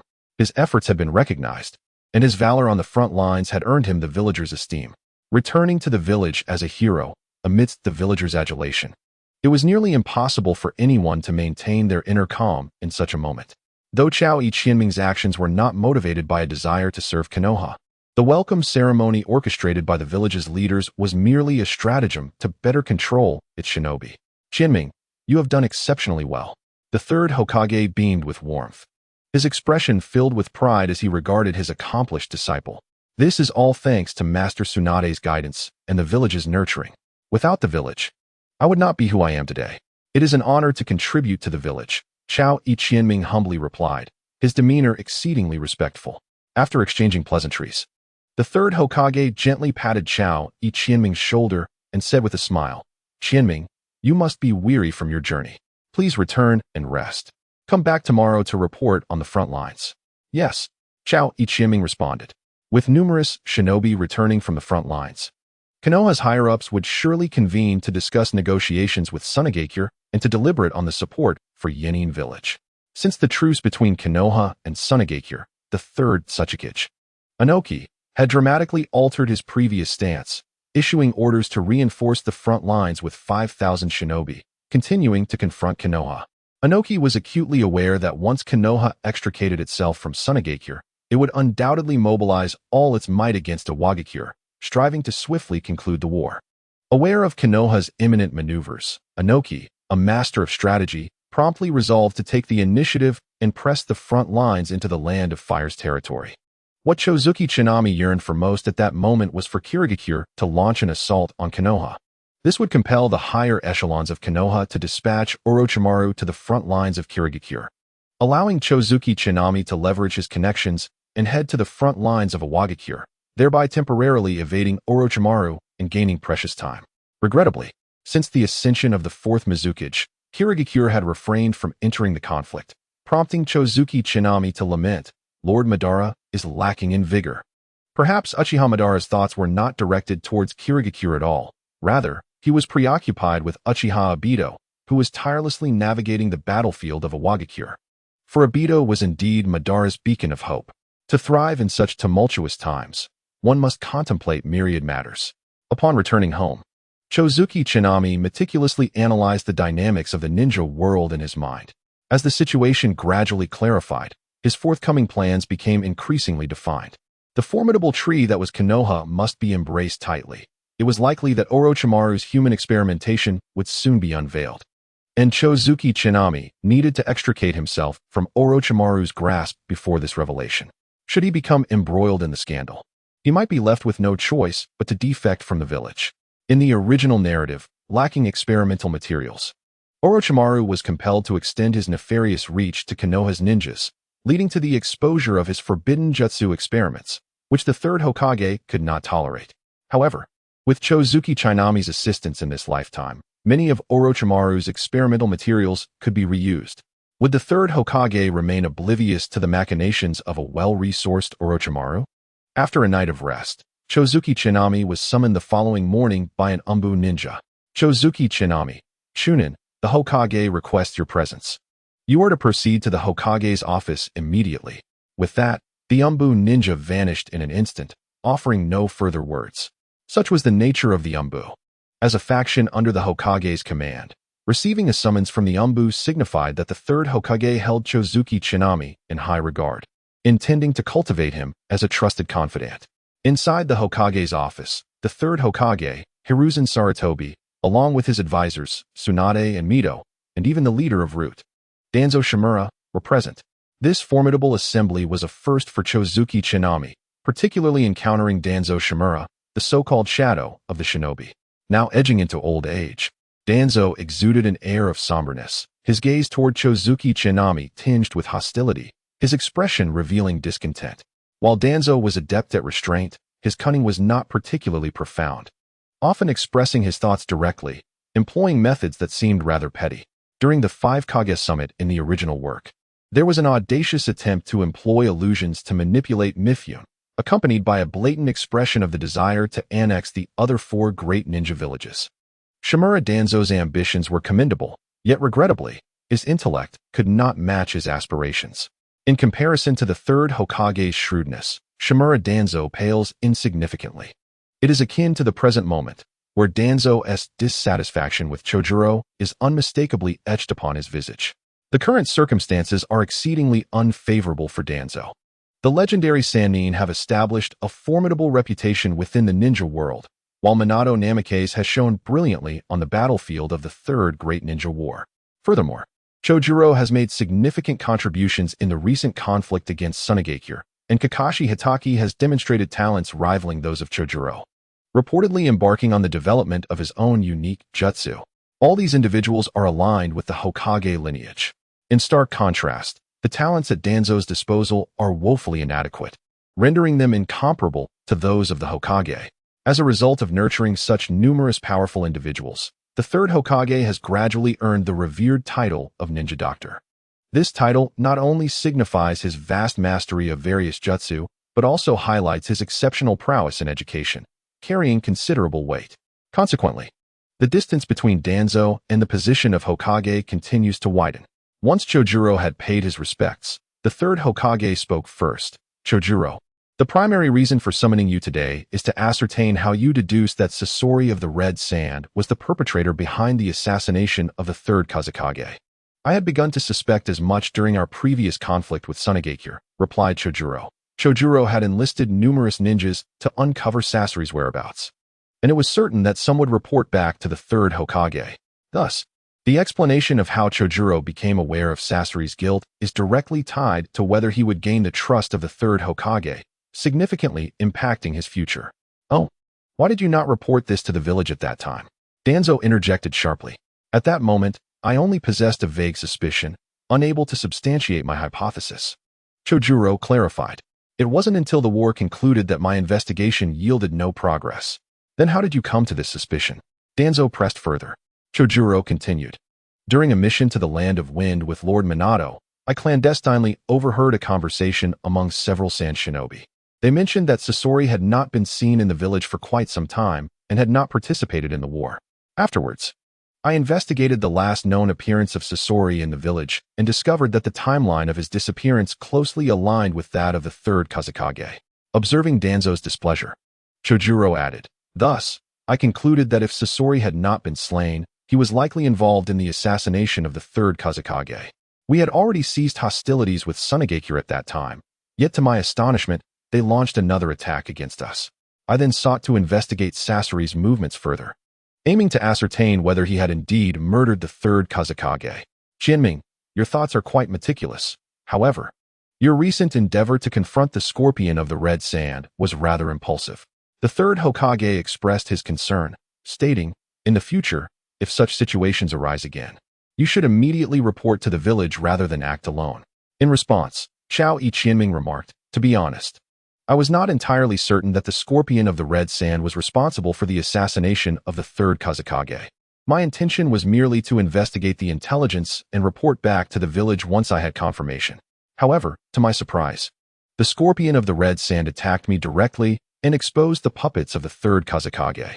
I have heard that you were accompanied by Uchiha Chika of the Uchiha clan during this incident, Shimura Danzo inquired. Indeed, Chao Jinming nodded. On my way to confront the scorpion of the red sand, I fortuitously encountered the esteemed Uchiha Chika. Upon hearing my conjectures, she decided to accompany me in the investigation. Chao Jinming did not believe that Orochimaru would betray her concerning Uchiha Chika, just as she feared for her own life and refrained from betraying Orochimaru. Now, possessing ample knowledge of Orochimaru's secrets, she knew he would not dare to easily betray her. Should Orochimaru ever discover her treachery, his method of dealing with her would not be betrayal, but rather her immediate demise. Why would Uchiha Chika assist you? Shimura Danzo asked sternly. As a ninja of Konoha, serving the village should not warrant questioning. I find your insinuation perplexing. Chao Jinming retorted, meeting Danzo's gaze directly. Upon hearing her words, Danzo's expression darkened considerably. The discord between the Uchiha clan and the village was not something a mere chunin like Chao Jinming could fully comprehend, so she feigned ignorance in that moment. The third Hokage, observing the silent Zenkatsu Koha and Mito Gate-un, exchanged glances with them. Zenkatsu Koha then spoke, indeed, it is reasonable, and I see no issues with it. Hearing Zenkatsu Koha's words, Danzo heavily struck his cane on the ground before departing the Hokage's office with a grim expression. At this time, the third Hokage was immensely powerful and held great prestige, while the legendary Sannin were formidable figures in the ninja world, with their disciples beginning to emerge prominently within the realm.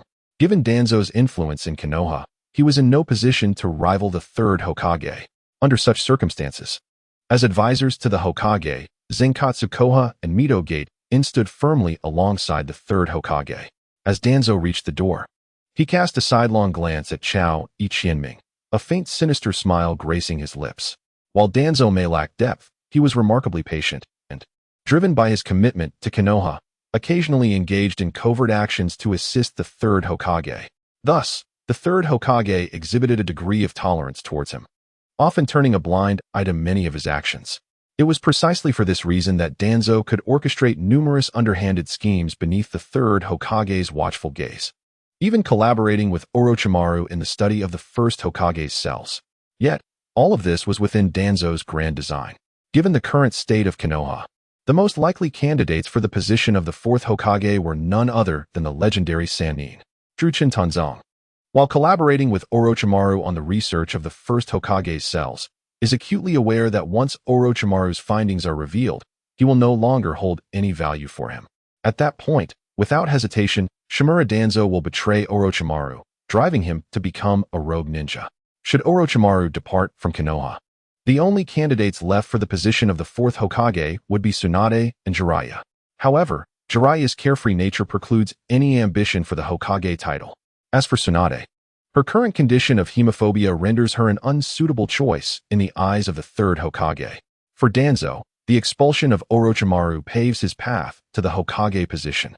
Moreover, Danzo intends to seize the opportunity presented by the Third Great Ninja War to undermine the third Hokage's prestige within the village. With Amegakure and Sunagakure besieging Konoha, the village is bound to face a fierce struggle. Should Konoha suffer significant losses in the conflict, the responsibility will inevitably fall on Sarutobi Hiruzen as the Hokage, necessitating the selection of a fourth Hokage to appease the villagers and shinobi alike. Unfortunately, this plan was thwarted by the intervention of Choji Akimichi. With the withdrawal of Sunagakure, Konoha is left to contend solely with Amegakure. Given Konoha's strength at this time, defeating Amegakure is merely a matter of time. In his heart, Danzo harbors both resentment and a desire to recruit Choji. Choji's prodigious talent is well recognized throughout Konoha, and with Tsunade as his mentor, there remains a possibility that he could ascend to her level with time. However, to successfully recruit Choji, Danzo must identify the vulnerabilities in his character. Upon returning to the root base, Danzo promptly summoned his elite operatives, instructing them to covertly monitor Choji and report on his daily activities. After Danzo departed from the Hokage office, Nara Shikamaru and Mito Minju followed suit. The third Hokage, with a benevolent expression, regarded Choji and gently reassured him, "Choji, that was merely a routine inquiry. The village does not harbor any suspicion towards you, so do not take it to heart. Indeed, as a ninja, I understand these matters." Choji replied respectfully, "You are Tsunade's apprentice and also my grand student. There is no need for such formality between us." The third Hokage said, exuding warmth. If one were not familiar with the original text and had not analyzed the third Hokage's character, they might genuinely perceive this elder, past his 50s, as simply a kind old man.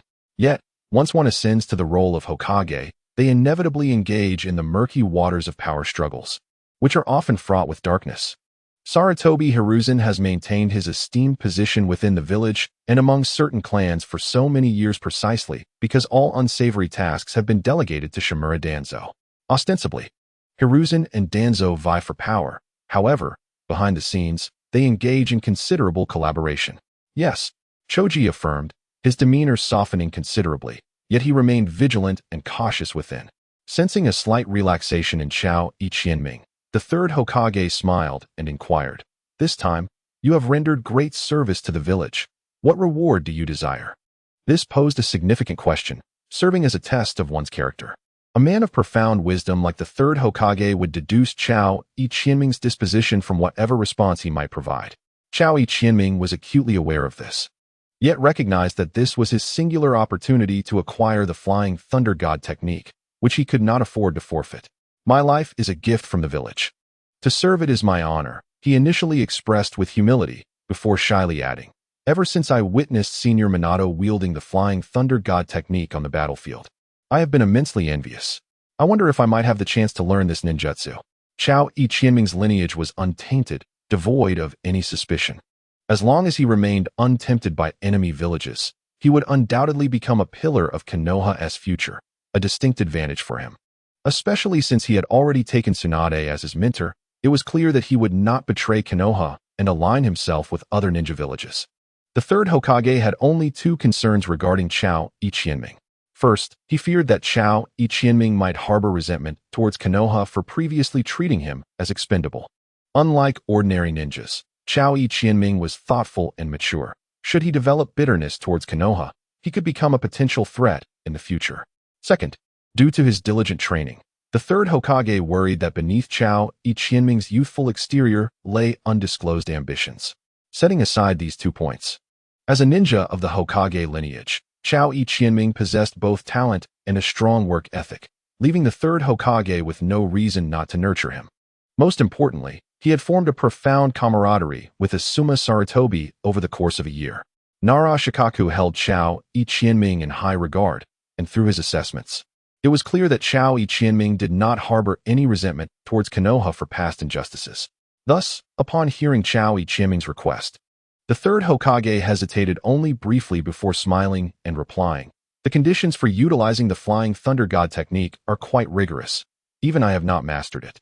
Are you certain you wish to learn this ninjutsu?" "Indeed." Chao Ichienming nodded earnestly, his face alight with aspiration. "Ever since I witnessed Senior Minato perform this technique, I have longed to try it, even if it proves difficult." "Very well, follow me," the third Hokage instructed, leading Chao Ichienming into a secret chamber.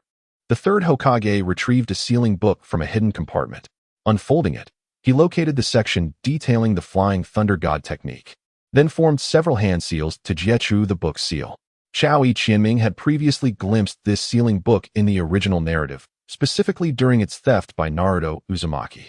However, upon witnessing the sealing book firsthand, he immediately concluded that the one stolen by Naruto must have been a counterfeit. Thus, the young one aspires to establish a group and is curious about the opinions of others. The Book of Seals derives its name not only from the compilation of all forbidden techniques since the founding of Konoha, but also because the ninjutsu inscribed within are sealed. Only the Hokage and a select few high-ranking officials of Konoha possess the knowledge to unlock the seals of this tome. For those unfamiliar with these seals, the Book of Seals is akin to an inscrutable manuscript.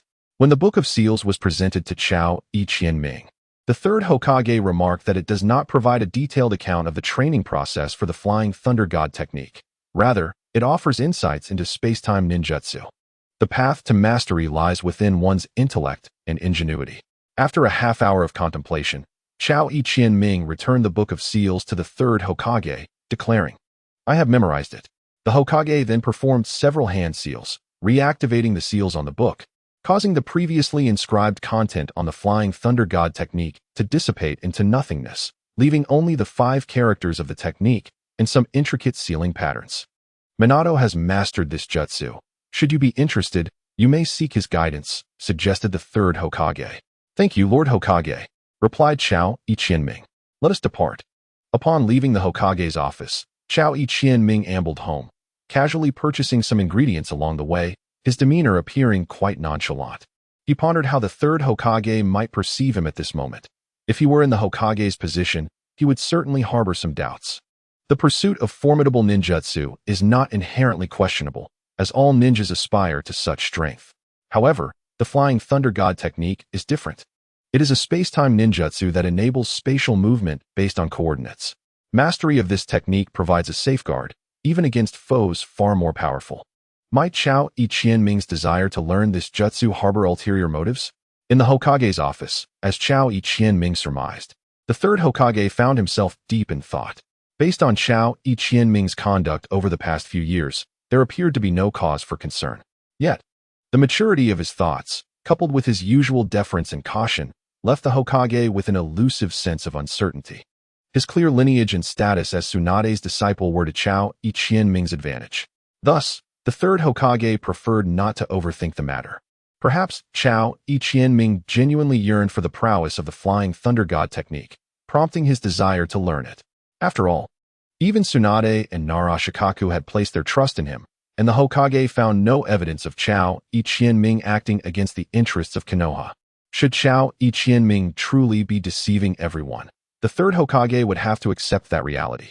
Nevertheless, until any detrimental actions were observed, the third Hokage remained willing to nurture Chao Qianming's potential. After all, Chao Qianming is indeed a worthy candidate to succeed Tsunade. Currently, there is no one in Konoha who can take her place. Upon returning home, Chao Qianming immediately transcribed the content of the Flying Thunder God technique using the characters from his previous life. Although he had always known that the technique was exceedingly difficult, he never anticipated that it would prove to be such a formidable challenge. The Book of Seals did not provide specific steps for mastering the Flying Thunder God technique. It merely described the technique and analyzed spatial movement. As the third Hokage had stated, mastering this ninjutsu would depend entirely on Chao Qianming's own intellect. While Chao Qianming may not possess the innate genius of figures like Minato Namikaze or Kakashi Hatake, his years of diligent study, combined with over a year of researching forbidden techniques under Orochimaru and Tsunade's guidance, granted him considerable confidence in learning general forbidden arts. Nevertheless, upon encountering the Flying Thunder God technique, he felt an overwhelming sense of confusion. Despite its difficulty, this did not diminish his yearning to master the technique. Having chosen this path, he was determined to pursue it relentlessly. After spending more than a year with Orochimaru, Chao Qianming had perused numerous texts on forbidden techniques and gained a certain level of understanding. Furthermore, Tsunade's unwavering dedication to his education over the years had yielded substantial rewards, even if the journey had been arduous. Additionally, with Minato Namikaze, a pioneer who had already mastered the Flying Thunder God technique, willing to offer guidance, Chao Qianming felt optimistic about his chances of success. Minato's demeanor towards Chao Qianming was notably favorable. Chao Qianming had speculated that this might be due to his status as Tsunade's disciple, while Minato's mentor, Jiraiya, harbored affections for her, leading Minato to perhaps wish to create opportunities for his teacher. In this context, the likelihood of Minato agreeing to mentor Chao Qianming seemed quite high. After all, Minato had previously trained his own Umbu. though their lack of talent meant that only a few could barely activate the Flying Thunder God technique collectively. The primary reason Chao Qianming placed such importance on the Flying Thunder God technique was self-preservation. While he was highly alert, he did not possess the extraordinary reflexes of Minato, making it challenging to apply the technique in combat. However, this did not deter Chao Qianming from pursuing mastery of the technique. He envisioned a day when, having learned Sage Mode, he could utilize its natural perception to implement the Flying Thunder God technique in real battles. Taking out a notebook, Chao Qianming meticulously recorded his analyses of the Flying Thunder God technique.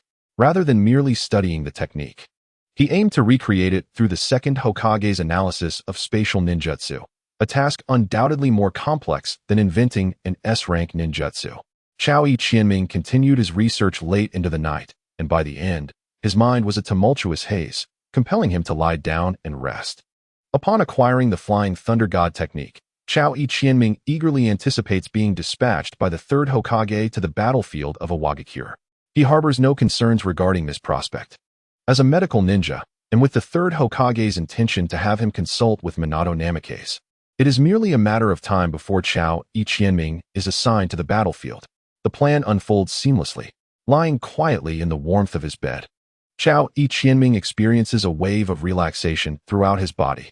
From the outset, he has navigated the precarious edge of danger, and only upon mastering the Flying Thunder God technique has his heart finally found some solace. The forthcoming days hinge upon his own diligence. Mastering this ninjutsu will dictate the course of his fate.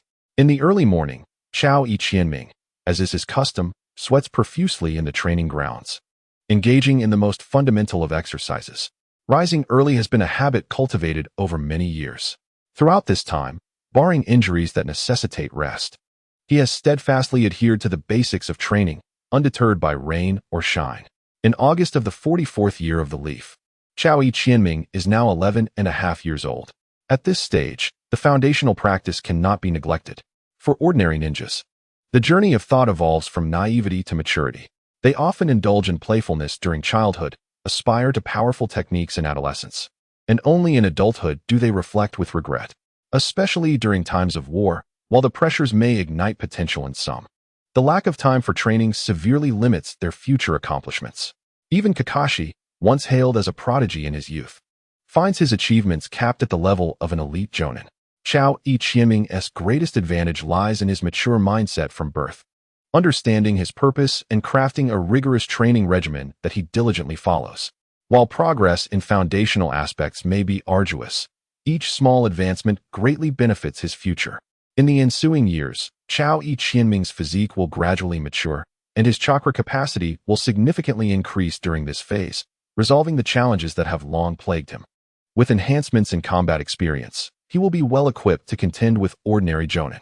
For these reasons, his supervising jonin, Naruto, has submitted his application for promotion to special jonin to the village. Should the higher-ups grant approval, Chao Qianming will become the youngest special jonin in the history of Konoha, surpassing Kakashi's record of becoming a jonin at the age of 12. In terms of missions, Chao Qianming has already met the qualifications to apply for special jonin status, with only strength and experience remaining as the missing elements. However, based on his consistent performance, it is evident that Chao Qianming's maturity of thought has led to the successful completion of all missions he has led. Furthermore, having uncovered the assassination plot by Sasori against the third Kazekage, he has now gained sufficient experience to be deemed fully qualified. After careful consideration, Naruto consulted with Asahi Chidori and subsequently submitted her application for jonin to the village. In Shikaku's words, even if the village aimed to bolster the morale of frontline ninjas, they would likely endorse Chihim's jonin application, especially since she now possessed the qualifications to become a special jonin. For the ninjas on the front lines, the emergence of a youthful prodigy in the village signified the promise of future generations. The will of fire in Konoha embodies the spirit of self-sacrifice to illuminate the path for the next generation. Thus, having a successor to entrust the future would inspire the frontline ninjas to fight with renewed fervor. Over the past month in Konoha, Chihim's reputation has soared. Having devoted herself to healing at Konoha Hospital, she became a familiar face among the majority of ninjas, who greeted her with warmth. This rising recognition was not orchestrated by anyone. Rather, It was a testament to Chihime's relentless efforts that garnered the respect of numerous Konoha ninjas. Under such circumstances, if Chihime wished to recruit a few subordinates to assist her, it would be quite feasible. However, after much contemplation, she decided to relinquish this ambition. The timing was not yet ripe. Chihime's growth had not yet reached maturity, and the ninjas in Konoha at this stage were not particularly exceptional. Moreover, should her recruitment endeavors come to light, it could easily lead to misunderstandings with the third Hokage. Chihime's intention in seeking subordinates was merely to gather intelligence. However, rather than relying on unreliable ninjas, it would be more prudent to continue collaborating with Uchiha Chikage. Given Chikage's status within the Uchiha clan, acquiring information would be relatively effortless, provided that Chihime could present compelling incentives. During this period, Chihime has been closely monitoring the dynamics of the ninja world. Considering her current standing in Konoha, she would not be kept in the dark about general intelligence, barring confidential matters. Through her involvement in the events surrounding Sasori of the Red Sand, Chihime has already demonstrated her capabilities, and perhaps the third Hokage anticipates that she could leverage this intelligence to deduce advantageous strategies for Konoha. The conflict with Amegakure has stabilized considerably, with Jiraiya maintaining a steady presence on the front line. Despite Amagakure's fierce offensive, they have yet to breach the borders of the Land of Fire. The reason the third Hokage has not yet reinforced the front line is due to a shocking revelation from Amegakure. The Eight-Tails Jinchuriki went berserk, inflicting considerable damage to the village. Although the third Raikage subdued the Eight-Tails with his formidable strength and selected a new Jinchuriki, it is rumored that he suffered severe injuries during the battle and remains unconscious to this day. However, given the Raikage's legendary physical prowess, those with even a modicum of knowledge about the ninja world know how resilient he is. While he may indeed be injured, the extent of his injuries to the point of unconsciousness is questionable. Furthermore, the lack of confidentiality surrounding the news of a village leader's severe injury, which spread so rapidly, has left many skeptical. It is precisely due to the need to guard against the threats posed by the Hidden Cloud Village that the third Hokage refrains from making any hasty decisions. However, Chaoji Qianming cannot afford to wait any longer. The appointed time with Orochimaru draws ever closer, and the research on the potion has yielded no results. Should he be unable to consult the Flying Thunder God technique with Minato Namikaze at the battlefield of the Hidden Stone Village, Chaoji Qianming can hardly bear to contemplate the dire consequences that may follow. Thus, in order to expedite his journey to the front lines, Chaoji Qianming deliberates for an extended period and ultimately resolves to take another risk, seeking the third Hokage's consent to proceed to the battlefield of the Hidden Stone Village. To persuade the third Hokage, he must approach the matter from an intelligence perspective, based on the information currently at his disposal. The Hidden Cloud Village and the Hidden Mist Village present the most promising opportunities.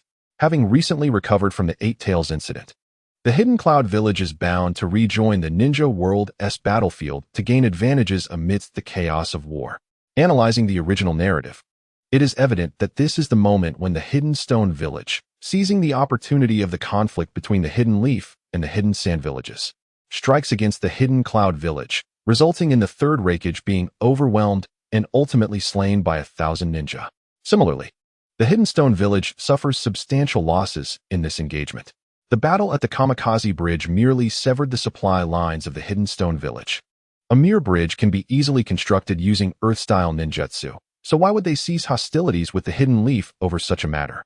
Chaoji Qianming deduces that the Hidden Stone Village must have incurred severe losses during their ambush on the Hidden Cloud Village, compounded by the formidable prowess of the Yellow Flash.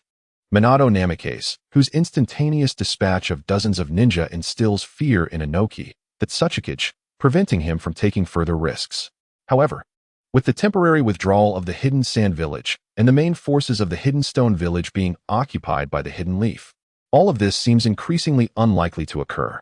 The dynamics of the Third Great Ninja War have shifted with Chaoji Qianming's involvement, and whether this outcome is fortuitous or calamitous remains uncertain.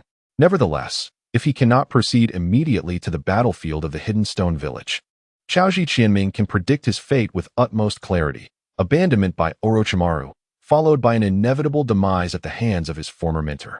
In the face of such a formidable adversary as Orochimaru, even within the confines of the Hidden Leaf Village, Chaoji Qianming feels devoid of any sense of security. His only glimmer of hope lies in reaching the battlefield of the Hidden Stone Village.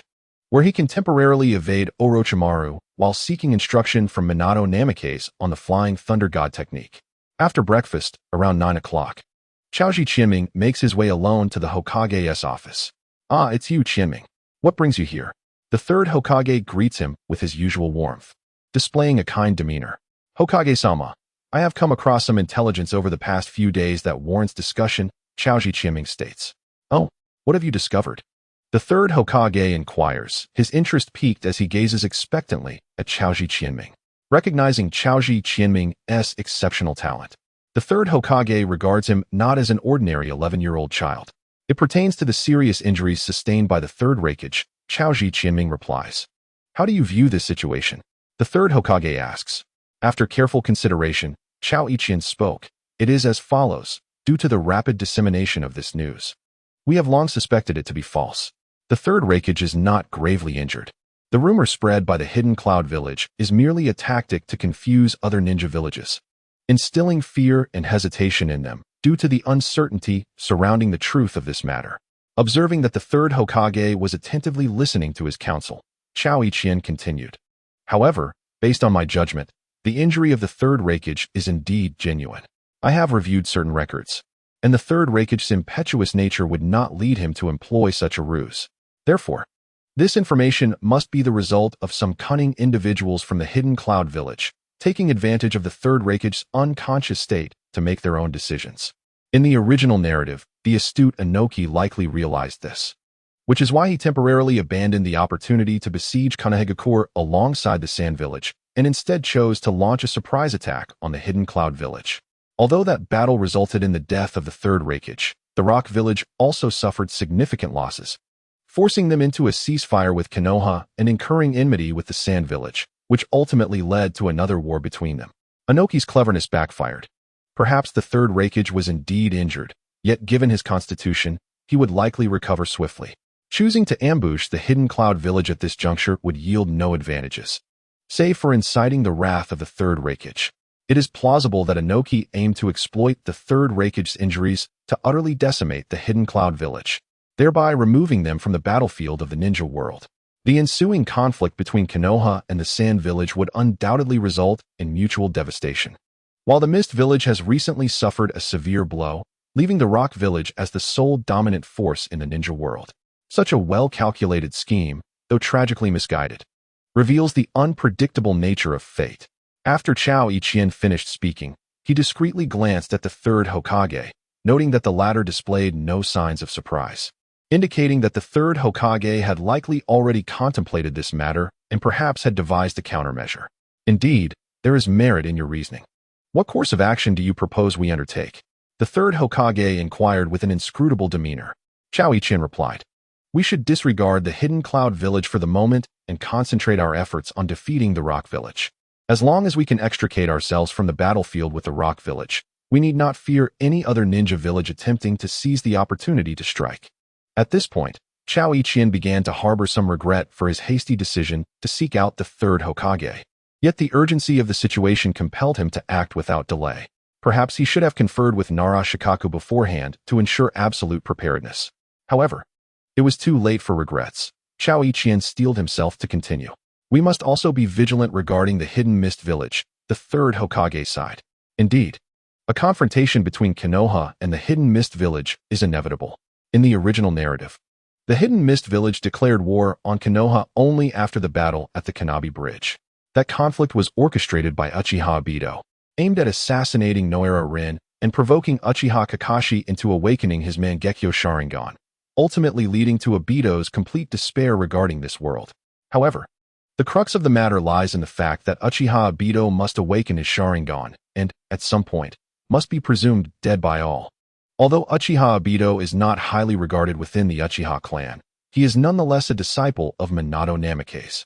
Dangerous missions are often shielded by Minato, making it difficult for Obito to encounter the peril necessary to trigger his awakening. Thus, Konoha must find itself in a dire predicament to align with Uchiha Madara's plans. Upon contemplating this, Chao Ichian experienced a sudden epiphany. With Sunagakure withdrawing from the battlefield, could Kirigakure declare war on Konoha prematurely, thereby restraining Konoha's combat capabilities and compelling them to respond with full force? This would inevitably force even talented individuals like Kakashi, who are held in high regard by Konoha, to undertake perilous missions. Should Kirigakure declare war, Orochimaru would undoubtedly be dispatched to the front lines, and Chao Qianming would accompany him. Analyzing this situation, it becomes apparent that the third Hokage's strategy of holding back is indeed prudent. However, for Chao Qianming, this is undeniably a calamity. Is there truly no way to evade Orochimaru? Having just been ambushed by Iwagakure and Sunagakure, Kirigakure would likely seize the opportunity to strike at Sunagakure amidst its internal turmoil. Chao Qianming, unwilling to relinquish the chance to venture to the Iwagakure battlefield, reiterated his suggestion. Yet, before Kirigakure makes a move, we must remain vigilant. The third Hokage asserted. I understand. Sensing that the third Hokage had seemingly resolved to refrain from action for the time being, Chao Qianming reluctantly ceased his persuasion. Continuing to speak might arouse the Hokage's suspicions. After all, given Chao Qianming's current rank, he was not yet at a level to engage in discussions on such matters with the Hokage. He was merely emboldened by his identity as Tsunade's disciple and the current attention the third Hokage bestowed upon him, leading him to express his suggestions with a degree of arrogance. However, excess can be detrimental. Meanwhile, Jiraiya was also feeling the pressure. In a few days, I will dispatch a contingent of medical ninjas to the front lines to assist Jiraiya, and you will be among the chosen, the third Hokage remarked, seemingly having seen through Chao Qianming's thoughts. Upon exiting the Hokage's office, Chao Qianming felt no thrill, although everything unfolded as he had desired. The third Hokage had completely discerned his intentions. Chao Qianming's eagerness to reach the Iwagakure front was primarily to seek guidance from Minato regarding the Flying Thunder God technique. Fortunately, Chao Qianming's suggestions were framed from Konoha's perspective, and even if his eagerness to learn the technique became apparent, it would not cause the third Hokage to withdraw his regard for him. At most, he would simply observe Chao Qianming for a while longer. Nonetheless, this incident instilled a sense of caution within Chao Qianming, who silently resolved, in the face of even more critical situations in the future, one must remain composed. Impatience leads to grave errors, and this experience has already imparted a valuable lesson to Chao Qianming. Similarly, Chao Qianming felt fortunate that the errors he committed were not of a grave nature, allowing for opportunities to amend his mistakes in the future. Moreover, this incident facilitated further personal growth for Chao Qianming. For him, mastering the Flying Thunder God technique and acquiring the means to safeguard his life in the presence of Orochimaru were of paramount importance. 3 days later, the long-awaited appointment of Chao Qianming as a special jonin was finally issued. Concurrently, the village entrusted him with a new mission to lead 100 medical ninjas in support of Jiraiya at the front lines. Due to concerns regarding other ninja villages, the third Hokage had no immediate plans to reinforce Jiraiya's ranks, instead instructing him to stabilize the situation and prevent Iwagakure from breaching the borders of the Land of Fire. However, with the intense offensive from Iwagakure, Jiraiya faced immense pressure, as the casualties among the Konoha ninjas were alarmingly high. To mitigate the losses, the dispatch of a contingent of medical ninjas to the front lines would alleviate some of Jiraiya's burdens. The Land of Fire, occupying the central expanse of the continent, boasted the most prosperous lands and abundant resources. Yet, during wartime, neighboring nations envious of its wealth would seize the opportunity to attack Konoha in its moments of weakness. Were it not for the exceptional abilities of the Hokages throughout history and the constant emergence of prodigies in Konoha, the Land of Fire would have long since faced annihilation. This deployment marked a significant departure from past discrete outings. At the tender age of 11 and a half, Chao Qianming had ascended to the rank of jonin, emerging as Konoha's most illustrious talent in the last 2 years. To generate momentum, the village's higher-ups orchestrated a grand farewell ceremony in his honor. Although only Chao Qianming and 100 medical ninjas were departing, the villagers nearly filled the open space before the gates of Konoha. Previous low-key departures had been intended to conceal intelligence, but this ostentatious send-off aimed to establish Chao Qianming's reputation within the ninja world, signaling to other villages that Konoha had birthed yet another youthful genius. A Konoha that nurtures talent will always remain unconquerable. Moreover, the news of Chao Qianming's promotion to jonin would undoubtedly boost the morale of Konoha's frontline ninjas. This high-profile event would help the villagers remember him, ensuring that when Konoha ultimately triumphed over Iwagakure, Chao Qianming would be more readily recognized and rewarded for his contributions. Most crucially, it would instill a sense of caution in Orochimaru, deterring him from targeting Chao Qianming recklessly. Of course, with advantages come disadvantages. In the impending Ninja World War, it is likely that other young prodigies from rival villages would set their sights on Chao Qianming, seeking to defeat him to establish their own renown. Even the higher-ups from other villages would issue orders to hunt him down. The third Hokage's acquiescence to this plan was not only to promote Konoha's reputation, but also to firmly tether Chao Qianming to the Hokage's cause. The fact that Shimura Danzo dispatched elite operatives from the Root Division to surveil Chao Qianming could hardly escape the attention of the third Hokage. Although Danzo had his own justifications, the third Hokage was undoubtedly aware of Danzo's true intentions. Once Chao Qianming gained a certain degree of renown in Konoha, Shimura Danzo found it impossible to draw him into the Root organization. Even Chao Qianming himself would not consent to such an affiliation. Despite Danzo's attempts to extol the virtues of Root with grandiose rhetoric, Chao Qianming, having basked in the warmth of light, would never choose to embrace the shadows. With a heart laden with tension, Chao Qianming embarked on the path to the front lines, accompanied by 100 medical ninjas and another 100 tasked with their escort. This return to the village stirred profound reflections within him. The cunning of the third Hokage instilled a deep-seated apprehension, while the pressure exerted by Orochimaru hastened his sense of urgency. Whether this precarious situation could be reversed remained uncertain, and Chao Qianming placed all his hopes on the Flying Thunder God technique. Presently, he resembled a gambler who, with only a scant few chips left, could do nothing but wish for victory in the final round. The ninjas traveled swiftly, and after 3 days, Chao Qianming arrived at the Konoha encampment. He first visited the medical unit to arrange accommodations before making his way alone to Jiraiya's tent to report in. Lord Jiraiya, I, Chao Qianming, a jonin, have been dispatched to lead 100 medical ninjas to provide support at the front, he announced. Ah, splendid. I've been eagerly awaiting your arrival. Jiraiya exclaimed with a hearty laugh upon seeing Chao Qianming, who approached him warmly, devoid of the condescension typical of higher-ups. Even though the third Hokage presented himself as a kindly grandfather, Chao Qianming could still sense the authority that accompanied him.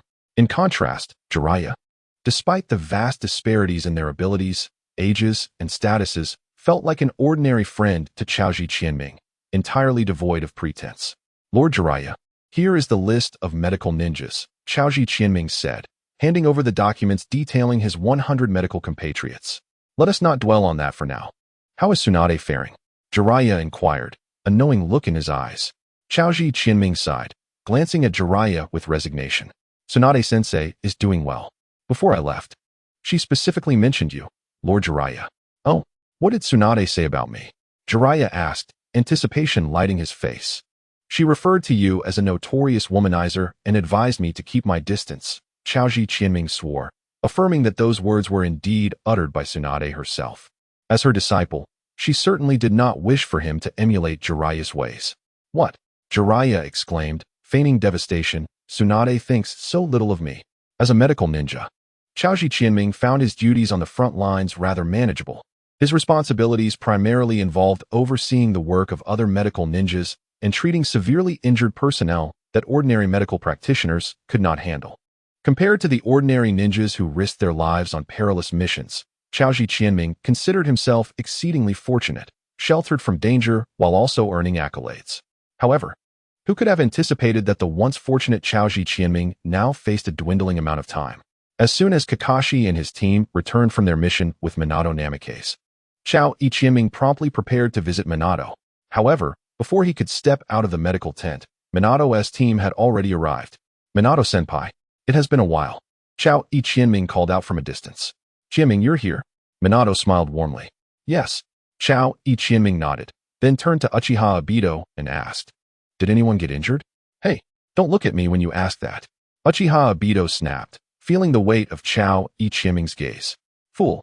Kakashi shot Obito a glance, his tone casual, which only served to infuriate Obito further. All right, you two, stop bickering, Lin Noira said with a hint of exasperation. The two seemed to be at odds from the moment they met, continuously clashing. Yet, it was reassuring to note that Obito and Kakashi worked seamlessly together during missions. Since Obito was indeed unscathed, the injured party must be Kakashi.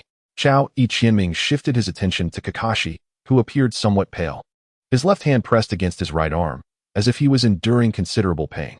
Please come inside, Chao Ichien instructed. How did Kakashi get injured? He inquired as they walked. Minato explained, Kakashi devised a new lightning release technique, but it is still incomplete. During this mission, he forcefully employed the technique, resulting in damage to his right arm. Is it right, Kiri? So, Kakashi had already begun developing that technique at this point. Chao Ichien thought, glancing at Kakashi, who was also looking back at him, his eyes glinting with a hint of competitive spirit. Kakashi had always felt a sense of rivalry towards Chao Ichien, who had once defeated him, and he yearned for another opportunity to prove himself as the strongest among their peers. However, with the outbreak of the Third Shinobi World War, Kakashi had little chance to challenge Chao Ichien. Meanwhile, Chao Ichien exploits during the war had earned him significant acclaim, and he had recently been promoted to Special Jonin, becoming the youngest Jonin since the founding of Konoha. Eager to showcase his abilities, Kakashi had utilized his unfinished technique during this mission, leading to damage in his right arm's chakra pathways, rendering it immobile. Was it the lightning release chakra that damaged the pathways and cells? Chao Ichien inquired. Yes. Lin nodded in response, explaining. Kakashi's right arm was injured by lightning release chakra, severely damaging the pathways. Although emergency treatment was administered, my medical skills are insufficient for such an injury. Understood. Leave it to me, Chao Ichien declared. Regarding Kakashi's injury, even Uchiha Obito refrained from causing trouble this time. After examining Kakashi's condition, Chao Ichien addressed everyone. Fortunately, although the injury is serious, it is not insurmountable. Then I'll entrust this to you, Qianming. Minato said. Indeed. Chao Ichien nodded, leading Kakashi into the operating room. Approximately an hour later, Chao Ichien accompanied the somewhat weakened Kakashi as he emerged from the operating room. Upon seeing this, Noara Rin rushed over and inquired, Kakashi, how is your condition? I'm fine now, Kakashi replied calmly, noticing that Kakashi was no longer in grave danger. Uchiha Obito immediately came forward, mockingly stating, Hey, Kakashi, why not come over and express your gratitude to the illustrious and mighty Obito? If it weren't for me saving you, would you still be alive? Fool. Kakashi scoffed, rolling his eyes, and disdainfully remarked, Thank you, genius of the Uchiha clan. He emphasized the word genius, laden with sarcasm. Damn it. Uchiha Obito glared at Kakashi, wishing he could engage in a brawl with him right then and there.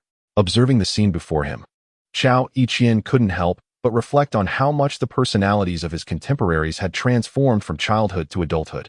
The aloof Kakashi had morphed into a dispirited uncle. The cheerful Uchiha Obito had turned into a brooding boss. The rebellious Asuma Sarutobi had matured into a composed gentleman. The quiet and shy Yuhi Kurenai had blossomed into a seductive lady, and the proud Taiyuya had evolved into an intellectual sister. Chao Ichien also felt curious about what he, decades later, might become if he were to still be alive. By the chronological age of his heart, he would be 50 when the original storyline commenced. Perhaps, at that time, Chao Ichien would possess considerably more composure than he did now. Thank you so much, Chien. Minato Namikaze said. No need to thank me. Perhaps one day I will find myself thanking you, Chao Ichien replied with a smile, preparing to steer the conversation toward the flying thunder god technique. Oh, what is it? Minato asked, intrigued. With Minato's intellect, he could naturally discern that Chao Ichien had a matter to discuss with him. Recalling that when he arrived at the medical camp, Chao Ichien had seemed ready to depart, but immediately attended to Kakashi upon seeing him, Minato quickly deduced that Chao Ichien sought him for a specific reason. Indeed, Chao Ichien stated directly, I have achieved some merit on the battlefield of the sand, and Lord Hokage rewarded me with a ninjutsu. However, at my current capability, I am unable to master it. It must be the flying thunder god technique, Minato asserted. Yes, Chao Ichien nodded, smiling as he said. Ever since witnessing the battle between you and the fourth Kazekage, I have longed for this technique. This time, I seized the opportunity to request it from Lord Hokage. With a wry smile, Chao Ichien continued, Yet, I never anticipated that this technique would be so challenging. Indeed, the requirements for this technique are exceptionally high. Moreover, the sealing scroll does not provide detailed instructions on the training steps, Minato remarked. However, I have now completed this technique. Whenever I am at the camp, feel free to seek me out. How about this? After I return, I will document my insights, and you can see if my training methods suit you." The demeanor of Minato Namikaze was imbued with sincerity. As anticipated by Chao Ichien-ming, Minato generously prepared to share his insights and techniques regarding the Flying Thunder God technique. From the original narrative, it is evident that Minato is not a selfish individual. On the contrary, he displays remarkable selflessness. Upon becoming Hokage, Minato recognized the significant impact of the Flying Thunder God technique in warfare, leading him to impart this skill to his Umbu. Unfortunately, due to their inadequate aptitude, only a few could utilize the technique simultaneously. Furthermore, considering Tsunade's involvement, Minato was naturally inclined to pass on the Flying Thunder God technique to Chao Ichien-ming. "I am profoundly grateful to you, Senior Minato," Chao Ichien-ming expressed with heartfelt appreciation.